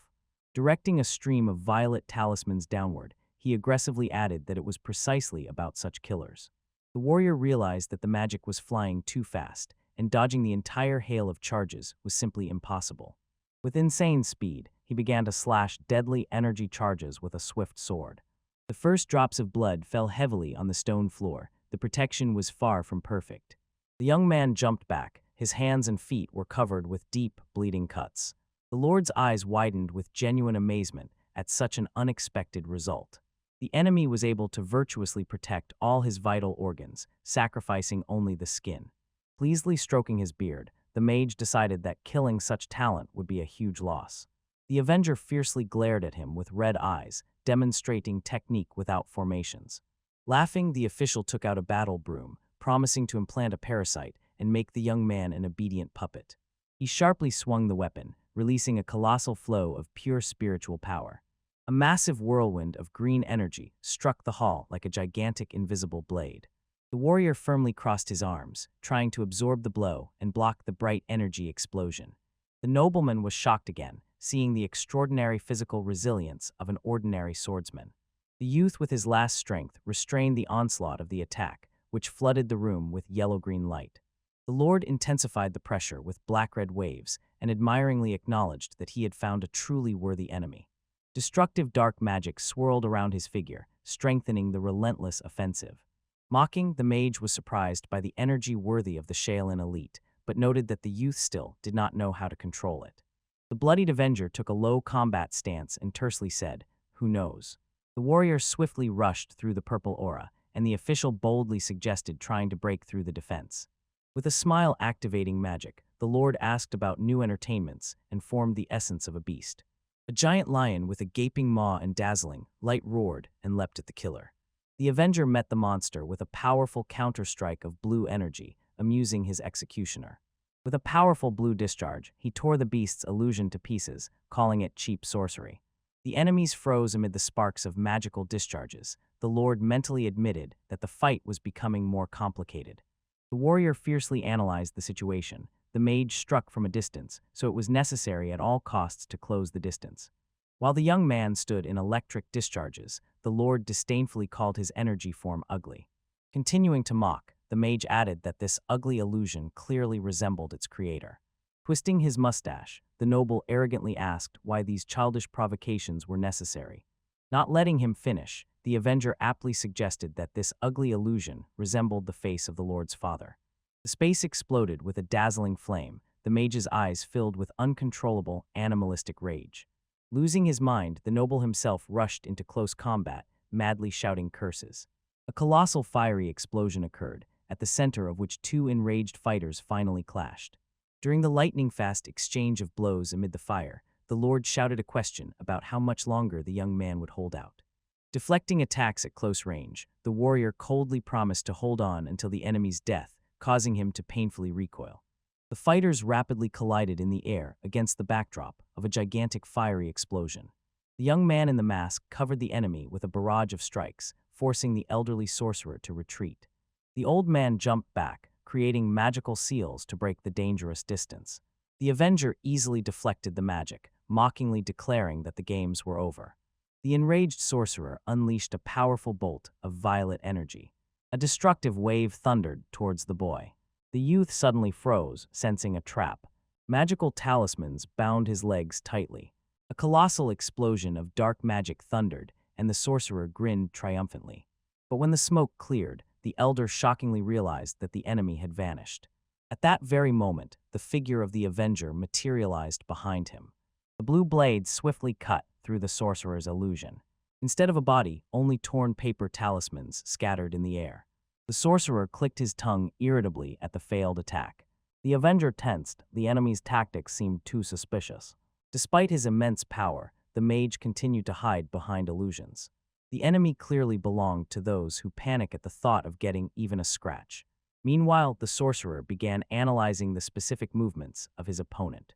He concluded that the boy was a member of the Order of Demon Destruction. The elder arrogantly asked who exactly dared to send an assassin to him. The youth ignored the interrogation until suddenly the sorcerer felt a threat from behind. The elder panicked and turned around, waving a battle whisk. The true Avenger had already raised his dagger, mocking the enemy's fear. A powerful blade strike unleashed a blinding blue flash. Suddenly, the elder's face twisted into a mad, triumphant smile. A magical purple hand tightly gripped the boy's wrist. The sorcerer laughed. He had long since figured out this primitive trick. Concentrating a devastating aura, the elder decided to end the game of hide and seek. A massive blow shattered the mask to pieces, revealing a young face. The youth was thrown backward, covered in bruises from the powerful explosion. The sorcerer delivered another powerful strike, gloating over the shadowless. Fragments of the mask scattered, and the beaten boy barely stayed on his feet. In memories, the mentor taught the youth that even a second of weakness decides the course of the battle. The secret technique was intended precisely to create such a gap in the enemy's defense. In reality, the enraged elder continued his relentless assault. Such insidious illusions were never welcomed in the world of Muram. Suddenly, the mage realized with horror that his devastating blow passed through the illusion. The main rule of the technique was simple. A true youth with burning eyes materialized right behind the enemy's back. Make sure your strike hits the target. The sword swiftly cut through the space, with a bright blue arc near the mage's very face. The elderly man desperately jumped back, escaping inevitable death. He grabbed his injured shoulder, trembling from sharp pain. The young man focused intently on the enemy, who barely managed to dodge. The old man looked at the bruises and dirt on his hands with horror. The expression on his face twisted with wild rage. He hated taking damage. The warrior quickly closed the distance, sarcastically asking if he hoped to come out of the fight unscathed. The mage's face contorted with anger, and he shouted furiously. The sorcerer unleashed a fiery strike on the arrogant boy, but he easily blocked it. The young man advised the elder to forget about pride while they fiercely measured their strength. Blue and golden energies collided, and the panicked mage prepared a destructive spell. Wrapped in a blue aura, the boy decisively rushed into hand-to-hand combat. Their fists met in the air, tearing the space with a dazzling flash of magic. Concentric waves of energy swept away everything around the epicenter of the collision. The old man panicked. The battle turned into a dirty brawl where magic lost its advantage. His bruised shoulder throbbed with unbearable pain, restricting his movements. The sorcerer grimaced painfully, losing concentration. Without giving a break, the youth kicked mid-jump, mockingly reminding of the enemy's age. The old man watched in despair as the inevitable blow approached. A powerful kick threw the sorcerer far back in a fiery flash. The defeated mage's face filled with helpless hatred. The sorcerer surrounded himself with a magical shield, but the boy shattered it with one move. The next blow landed right in the face, leaving deep abrasions and dirt. Wrapped in a blue aura, the young warrior saw a perfect gap in the defense. A decisive palm strike to the chest caused a dazzling blue explosion, putting an end to this fight. A powerful pillar of azure energy thundered down on the sorcerer, causing him to bleed profusely. The youth swung his fist, mentally acknowledging that he finally understood the fear of the fortress of the Bloody Wolves' leader before this monster. Suddenly, the boy's eye widened in shock. Something went wrong. The elderly mage unexpectedly delivered a devastating fiery kick, tossing the Avenger into the air. The youth's face contorted in pain. He groaned hoarsely, trying to withstand the blow. Wiping blood from his lips, the mage arrogantly admitted that the boy was stronger than all the previous trash and promised to fight seriously. The old man took a fighting stance, concentrating powerful swirling streams of green energy around himself. The warrior mentally noted that the enemy had changed the energy flow and abandoned the idea of capturing him alive.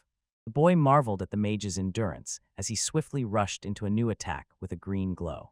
The green tornado sucked in the Avenger. He crashed to the ground with a roar, stunned by this destructive force. The old man's eyes flashed with demonic light, and he, wrapped in a bright aura, rushed to finish off the opponent. A furious exchange of blows began. The boy barely managed to block the continuous hail of attacks. The sorcerer jumped and struck devastatingly with a leg wrapped in lightning, shattering the floor. Thrown back by the shockwave, the warrior groaned in pain at the epicenter of the energy explosion. The old man's pink energy fist relentlessly approached the youth's face. The mage continued his merciless assault, delivering powerful blows to the Avenger's block. Under colossal pressure, the boy's invisible protective barrier began to crack loudly. The warrior lost balance and helplessly spun in the air from another powerful flash. At tremendous speed, he crashed into the ground, creating a deep crater amid dust and debris. The boy's blue eyes shone. He realized these were the deadly techniques of the fire worshipper's cult. Holding the block, the boy realized his barrier barely contained the damage, and the building would soon collapse. The mansion's walls began to crumble from magical vibrations. The fight had to end immediately. The elder sharply turned around with a contorted face, enraged by the enemy's teleportation behind his back. The Avenger truly materialized behind the mage, and with a victorious shout, swung to strike. The youth's hand, like a bloody blade, pierced the sorcerer's figure through and through. However, the enemy dissipated, revealing himself as another clone, and the boy realized his mistake with horror. The real mage appeared behind his back, mocking the fact that the youth fell for the same trick twice. A new wave of energy knocked the warrior off his feet, forcing him to desperately regroup. The boy looked around feverishly, not understanding where to expect the next deadly blow. Suddenly, the Avenger found himself upside down over the elder, noticing that he was too focused on the rear. The mage's face twisted with fear as he realized his critical miscalculation. The elder hastily created a dense blue shield, desperately trying to block the attack from above. The youth's eye flashed with blue light, filled with determination to crush the enemy. A devastating strike of blue energy shattered the sorcerer's protective barrier into small fragments with a crack. A look of anxiety suddenly flashed across the boy's face. He noticed that the enemy was preparing a counterattack. The old man's face spread into a wide, almost mad smile of a victor. The mage unleashed a hail of blows on the youth, triumphantly declaring that fate itself was on his side today. The warrior fought back with all his might, barely withstanding the incredible pressure of the enemy attacks. A colossal beam of violet energy burst forth from below, sweeping away everything in its path. The youth could not hold on and spat out a stream of blood after a direct hit.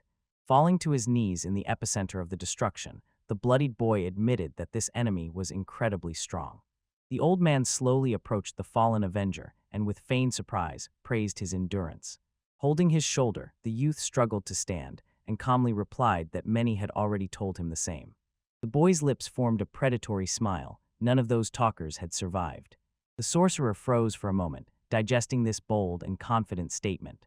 The next moment, the old man snarled fiercely and laughed shortly and mockingly. His eyes flashed again with demonic light. He ordered the young man to stop pretending to be cool. The mage instantly released a powerful burst of violet energy, throwing the boy backward. A continuous stream of energy attacks flew at the warrior, while the elder mockingly asked about the limits of his impudence. Deflecting the blows, the young man guessed that the enemy also had internal damage and decided to return to the original plan. The fight moved to a distance. The boy confidently searched for a gap in the magical defense. A sinister smile appeared again on the elder's face, and he offered to give the young man one piece of advice. The boy suddenly screamed in pain. The enemy hit him with a completely unknown technique. Directing violet magic, the mage mockingly asked if the young man thought that losing his weapon would deprive him of power. The boy's face filled with rage. He had no choice but to take this destructive blow upon himself. A huge explosion of golden and violet energy filled the room during the decisive clash. The Avenger recognized the familiar power and understood that now he had to act with maximum caution. The elder's profile in violet glow looked demonic as he called the young man's hopes futile. Releasing a pillar of dark energy, the mage mocked the boy's pitiful endurance. A bright flash tore through space with a dazzling yellow fiery light and a terrible roar. Enduring the blow, the youth noticed with hope that the opponent's strength was finally beginning to wane. The sinister old man shouted that possessing righteous energy does not make the boy invincible, since he does not know how to control it at all. The youth desperately tried to tame the dazzling golden light, not understanding how to concentrate this wild energy. The apostle in red struck with violet magic, whistling as he threw the hero backward. Two colossal forces collided in a grand explosion. The sorcerer threw his hands forward, releasing a powerful beam of dark energy. The youth stood calmly in the golden flame, watching as the enemy attack gradually dissipated. His eyes squinted. He regretted not having more time to prepare. Suddenly came the realization. He had finally made the foreign power completely his own. That which belonged to one irreversibly passed to another. In memories, the gray-haired elder in golden radiance continued his instruction. Then the perplexed youth admitted that he did not understand this method at all. The mentor explained, everything has its own path, power cannot be forcibly appropriated. The hero already had everything, but at the same time possessed nothing. The youth's eyes opened wide. The moment of absolute enlightenment had come. The sorcerer recoiled in shock, feeling a fundamental change in the opponent. The Avenger's body exploded with a dazzling golden pillar, causing the apostle to scream from unbearable pressure. The enemy barely stayed on his feet, desperately not understanding what was happening. The sorcerer's face was distorted by animal fear. His hands began to tremble uncontrollably against the backdrop of his own dark aura. The highest apostle of the cult felt primal terror for the first time in his life. Overcome with panic, he screamed hysterically, demanding explanations for such power. The hero stood unflinchingly, ignoring the pitiful cries of his executioner. His face radiated absolute calm. He finally understood the words of the elder. Power did not need to be conquered, it simply existed. The young man slightly raised his shining hand. With a smooth movement, he allowed the golden energy to flow freely along its course. The light formed a giant blade, and the swordsman cold-bloodedly declared the end of the battle. The sorcerer fiercely gritted his teeth, offended by the contemptuous silence. He raised his hands, concentrating all his deadly purple aura. The apostle shouted that their cult had been preparing for this moment for centuries. Gathering a giant sphere of energy, he promised to destroy the young man with the power of a demonic god. The sorcerer unleashed a colossal, demon-binding wave directly at the unflinching hero. The young man's lips curled. He quietly and contemptuously asked again, "Power." His fist clenched tightly, accumulating absolute golden power. The swordsman made a mighty swing with the giant blade, cutting through space. The clash of absolutes created a flash that engulfed the entire residence. The apostle found himself at the epicenter of merciless light, horrified to realize his inevitable defeat. Cutting through the darkness, the hero declared that the demonic curse would be completely eradicated. The colossal explosion finally shattered the magnificent building into pieces. The guard commander sharply turned around, shocked by the apocalyptic scale of destruction. The guards panicked and scattered from the falling debris. The huge residence collapsed with a rumble, raising a giant pillar of dust. The soldiers looked back in horror at the consequences of the catastrophic battle. The sentries froze, drenched in cold sweat from what they saw. The enraged officer ordered the smoking rubble to be cleared immediately. Looking at the ruins, he realized with horror the building was cut in half with a single blow. The commander gritted his teeth, refusing to believe in the reality of such a monster. A desperate slap sharply brought one of the guards to his senses. The beaten soldier fell to his knees, begging to believe his words. The official clenched his teeth, convincing himself that Lord Qi definitely survived this hell. Suddenly, a breathless guard burst into the room with terrible news. The messenger fell to his knees, unable to finish telling the truth about his master. The face of the high-ranking official turned pale from absolute shock. The bloodied and beaten Lord Qi hung unconscious in the air. The mutilated apostle of the cult was hung like a rag doll in front of the city gate. One of the officials present helplessly fell to his knees before this spectacle. The crowd recognized in him the crushed commander of the Eastern Bureau, Chan. Gray General Kanvan at the head of the detachment grimly stated that the coup was over. The frightened official panicked and ran away. The fugitive stumbled and fell, hysterically warding off the guard. His desperate scream echoed through the empty streets.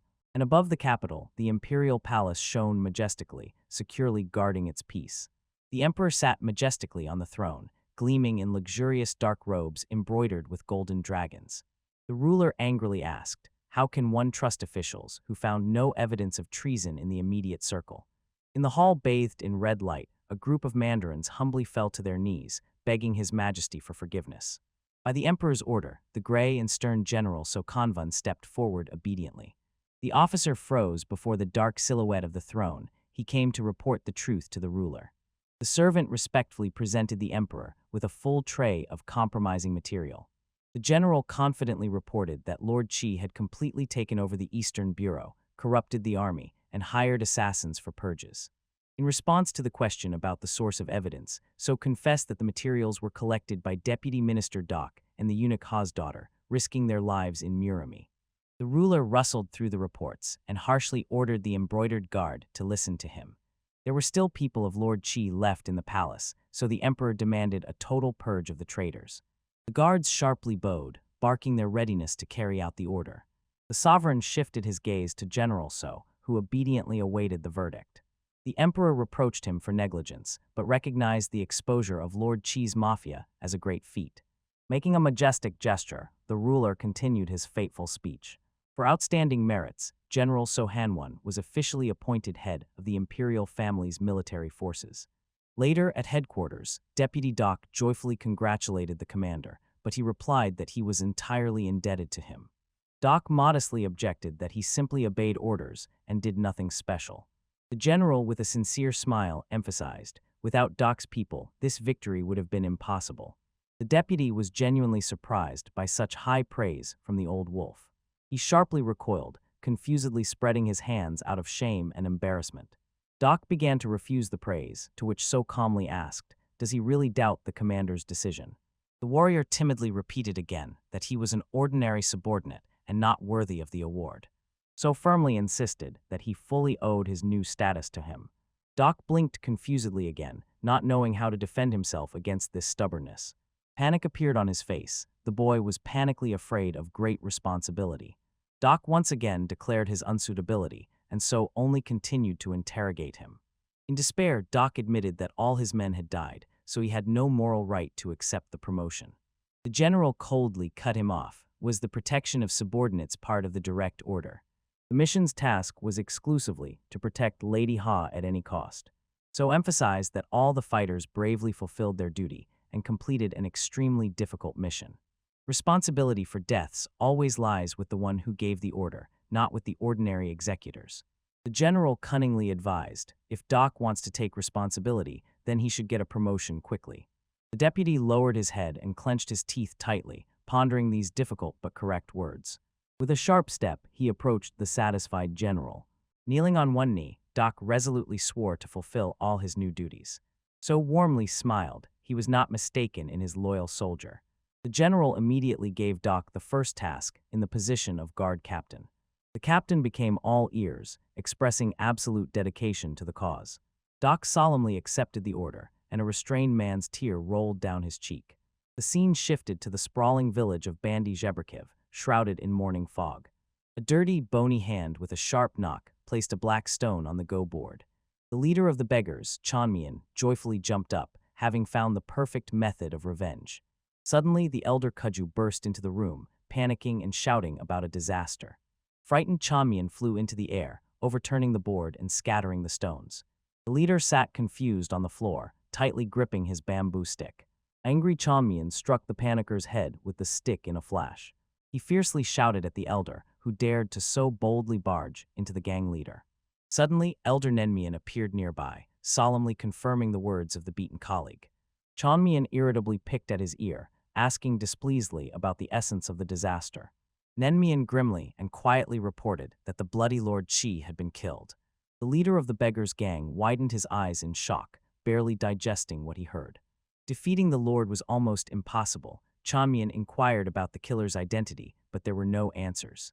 Nenmian added the worst. The elder Phantom Mask was somehow involved in this. Recently, an unknown person arrived in the capital with a security badge personally issued to him by Phantom Mask. Chanmian doubted whether to suspect the uncle, so Nenmian decided to start an investigation. But the Phantom Mask imposed the strictest restrictions on gathering information about this killer. Chanmian nervously swallowed saliva, horrified to realize what big trouble they had gotten into.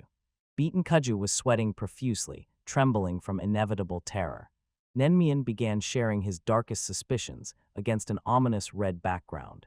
Chanmian tightly hugged himself, recalling the demonic silhouette of the Phantom Mask. He was terrified of him to death.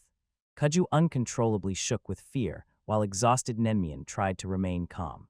The gray-haired elder seriously warned that the unknown killer was under the protection of the Phantom Mask himself, who strictly forbade any disclosure. A foot in a black boot pushed off a branch with a sharp sound, if this person really killed Mr. Chi. Hayek Musin in blue and white attire gracefully and swiftly flew through the bright bamboo forest. Bamboo branches whistled past, swaying from the powerful gust of wind. The young man softly landed on the ground, quickly continuing his run. He headed to the traditional gazebo, where the patriarch sat motionless at the table. A figure in a tall hat slowly and calmly took a sip of hot tea. The messenger stopped by the stairs, respectfully bowed his head, and greeted the ruler. The patriarch asked displeased and sternly whether he had forbidden disturbing him during tea time. The wind lightly swayed the bamboo leaves against the stern profile of the irritated lord. Nervously swallowing saliva, the subordinate apologized while reporting the outrageous event. The patriarch's eyes suddenly filled with a bloody light. A sinister aura flared around him with a crack. Drenched in cold sweat, the servant fearfully reported the fate of Lord Chi in the capital. Was killed, the messenger quietly finished amid the rustling bamboo.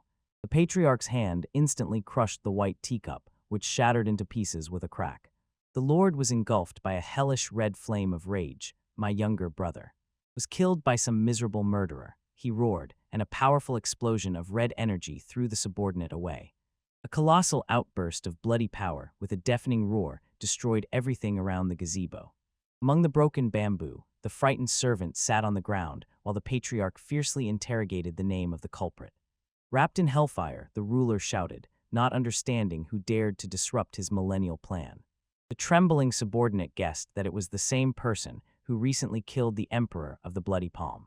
The lord clenched his fist in the dark flame, hating the one who twice stood in his way.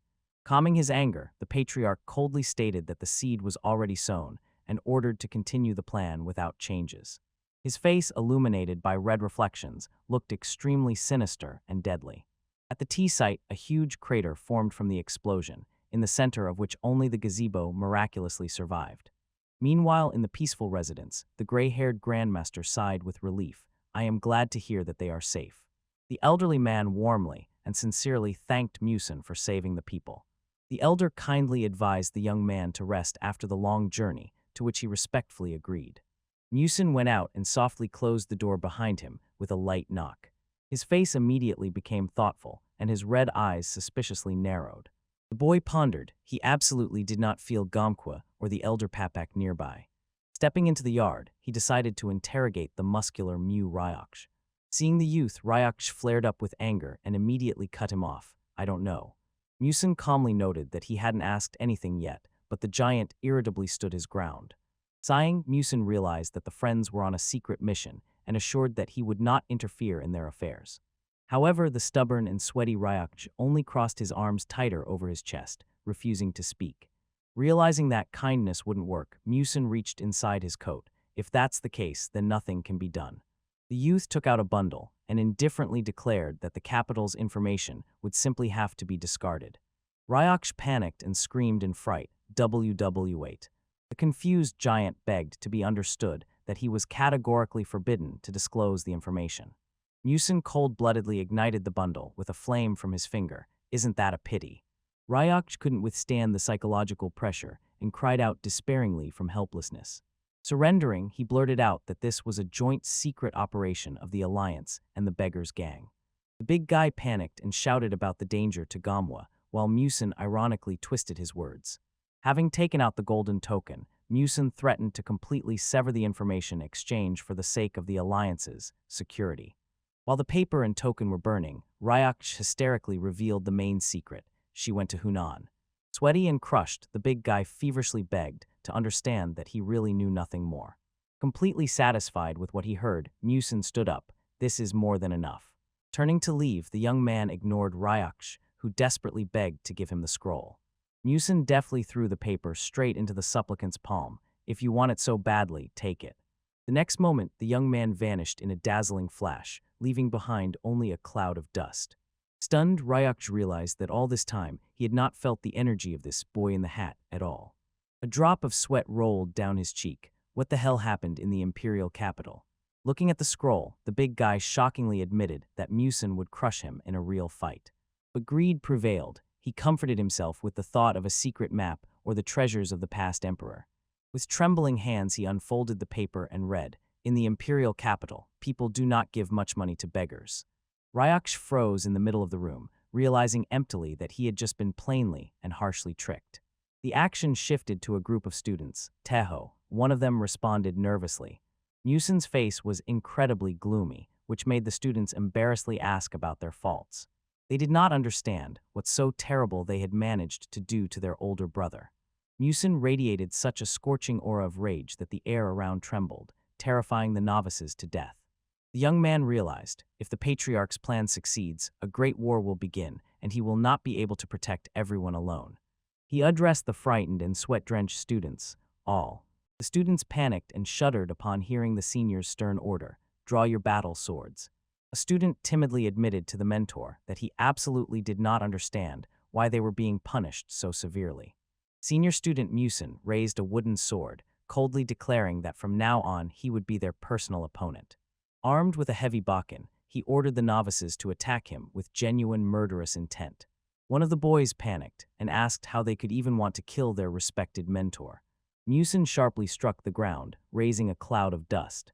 His eyes flashed with orange fire. He promised to personally help them find that murderous intent. With a powerful swing, Musin scattered several opponents across the training ground. The students flew apart with a scream, having no chance to resist such power.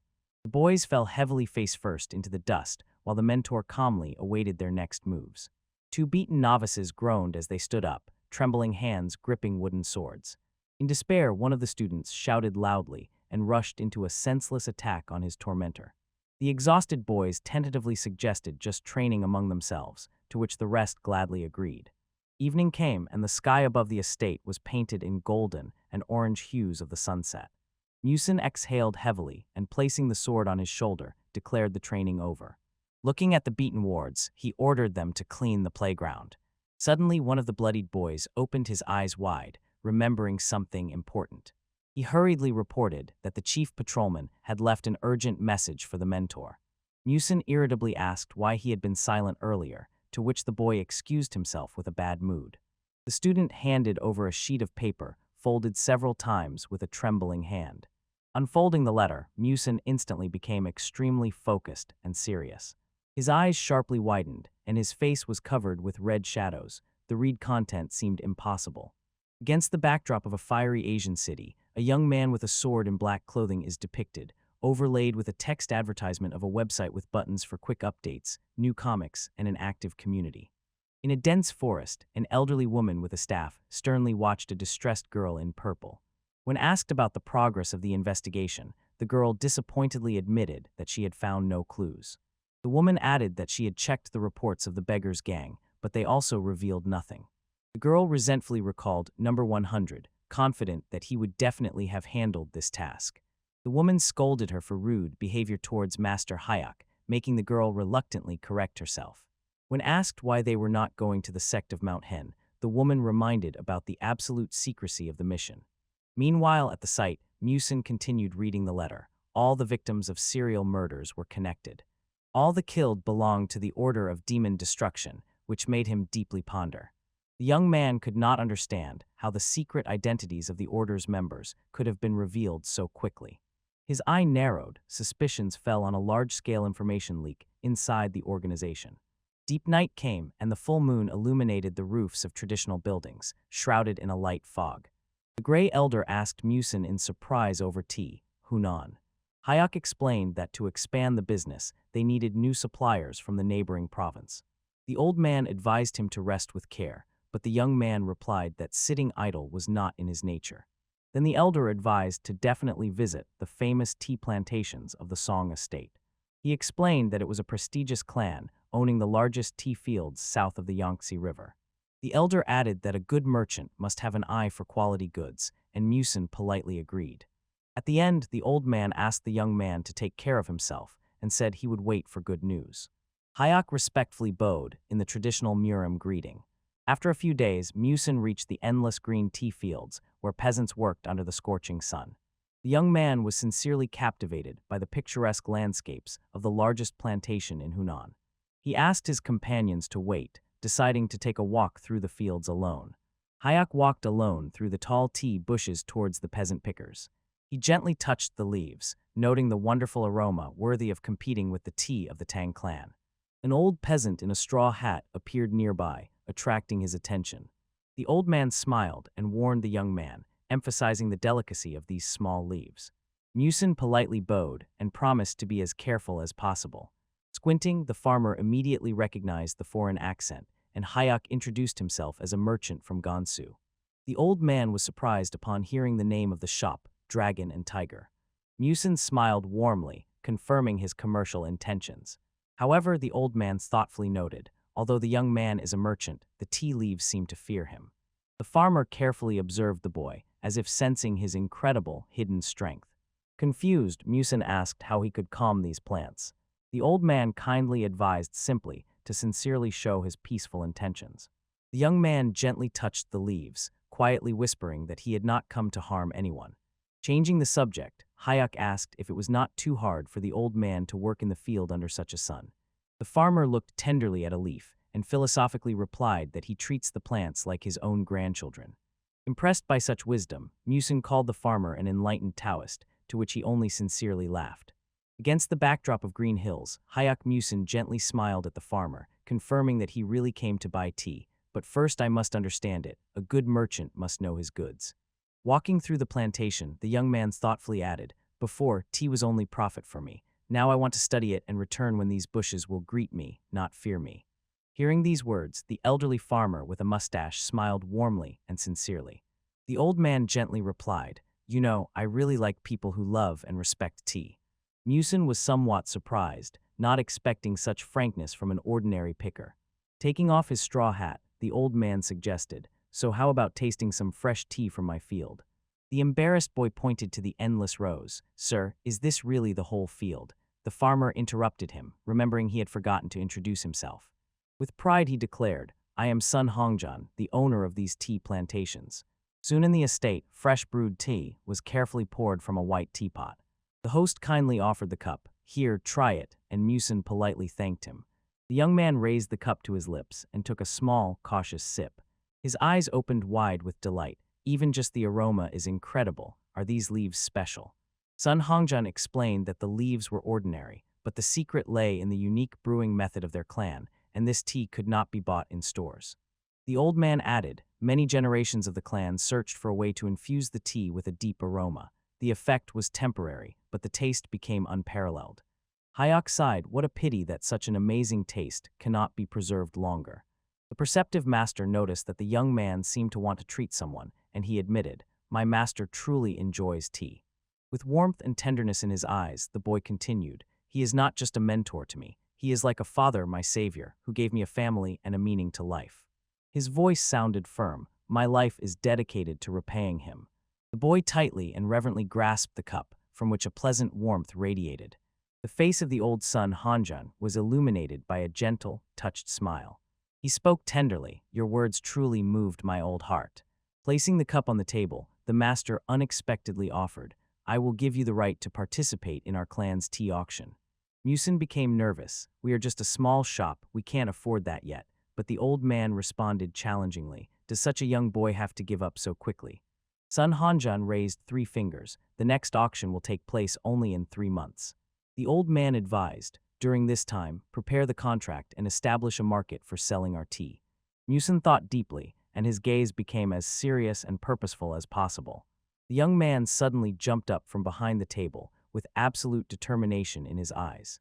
He bowed low and confidently declared, it would be wrong to give up when you have shown such kindness and given this chance. Standing in a bow, he promised, I will definitely return when our shop can make a worthy deal with you. Meanwhile outside, the assistants were already waiting for Musin, holding his horse. The servant respectfully greeted the master, and the young man apologized with a smile for the delay. The subordinate inquired about the excursion, to which Hayok exhaled with satisfaction.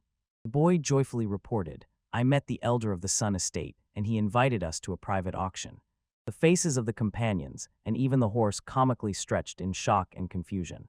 The servants panicked and bombarded him with questions. How did he manage to meet Sun himself and get an invitation? Musin just awkwardly scratched the back of his head. It's nothing special.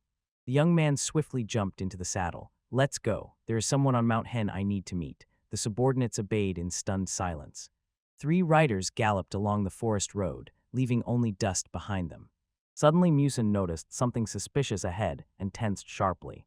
He strictly ordered to reduce the speed, which immediately alarmed the servant.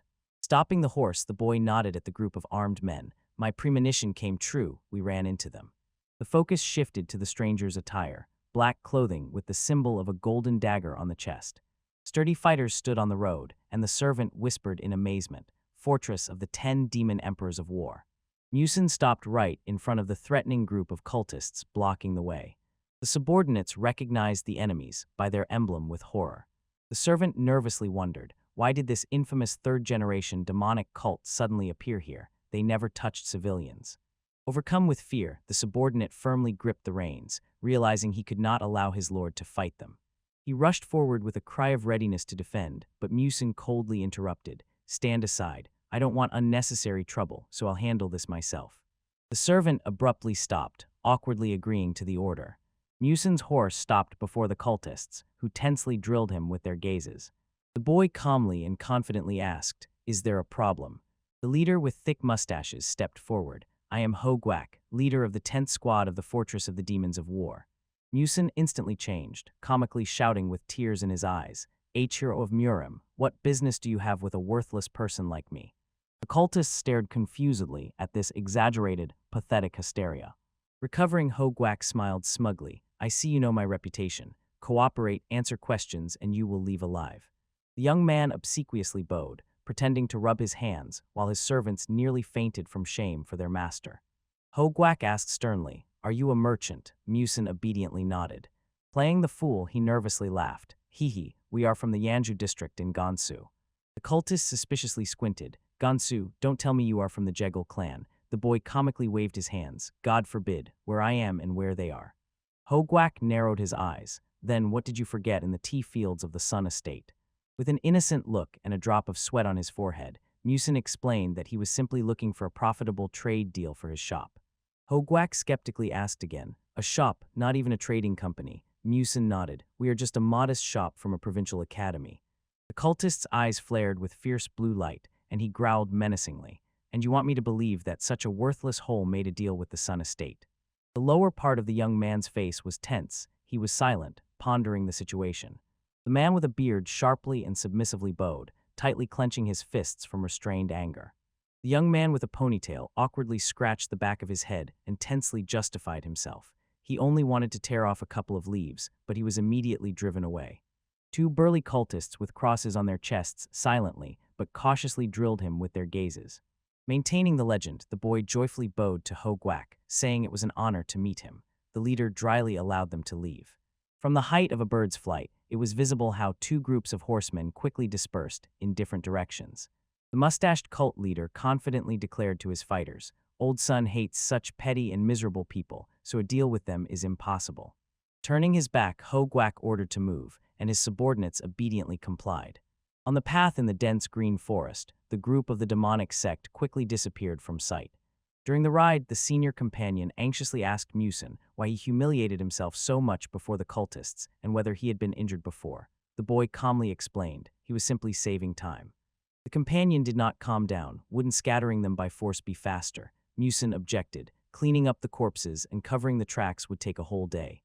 After thinking a little, the older man noted, "The fortress of the demon war is surprisingly interested in tea." The young man agreed. The cultists probably watched the Sun estate and saw his visit. The interlocutor turned pale, and with horror stated that they would not be able to compete in business with such an influential sect. The young leader smiled confidently. They were lucky to get a chance from Sun, so they just needed to quickly expand the business to the required scale. Riding through the forest, Musin added, if they could not compete in business matters, they would compete in something else. This greatly surprised the senior companion. The youth's face suddenly darkened, his eyes eerily flashed red, and he decisively cut off, by force. At such a sudden, ominous change of mood, the companion shuddered and stared fearfully at his master. The tension instantly disappeared. Musin smiled carefree again, happily hoping to see the sectarians again soon, which completely confused his companion. The riders quickly galloped past the high rocky walls of the deep gorge. Suddenly, the youth's gaze sharply focused on an inconspicuous scratch on a stone boulder. With the exclamation, "This is," he pulled the reins hard, stopping the horse. The horse reared and neighed loudly. The boy immediately ordered Master Choi to go to the beggar's gang branch and wait there. Jumping to the ground, Musin rushed into the thicket, shouting to his surprised companions that this was an emergency and he would explain everything later. The youth disappeared into the forest with incredible speed, leaving behind only a trail of disturbed air. Master Choi and the servant looked after in confusion, not understanding the reasons for such panic. Musin was swiftly jumping along the branches of massive trees, quickly approaching the target. Meanwhile, in another part of the forest, an elderly woman shouted to the girl ahead, asking the reason for such sudden haste. The girl with the purple braid explained while running. During the war, the Order of Demon Destruction had secret signs, and she had just noticed one of them. The older woman tried to stop her. It was clearly a trap to exterminate the remnants of the Order. In panic, she shouted that they needed to call for reinforcements immediately. But the young warrior firmly cut in. The sign was left for someone else, and if they did not hurry, the person would die. With a loud rustle of leaves, they noticed a bright light in the clearing ahead. The women quickly ran out of the thicket into an open, illuminated area of the forest.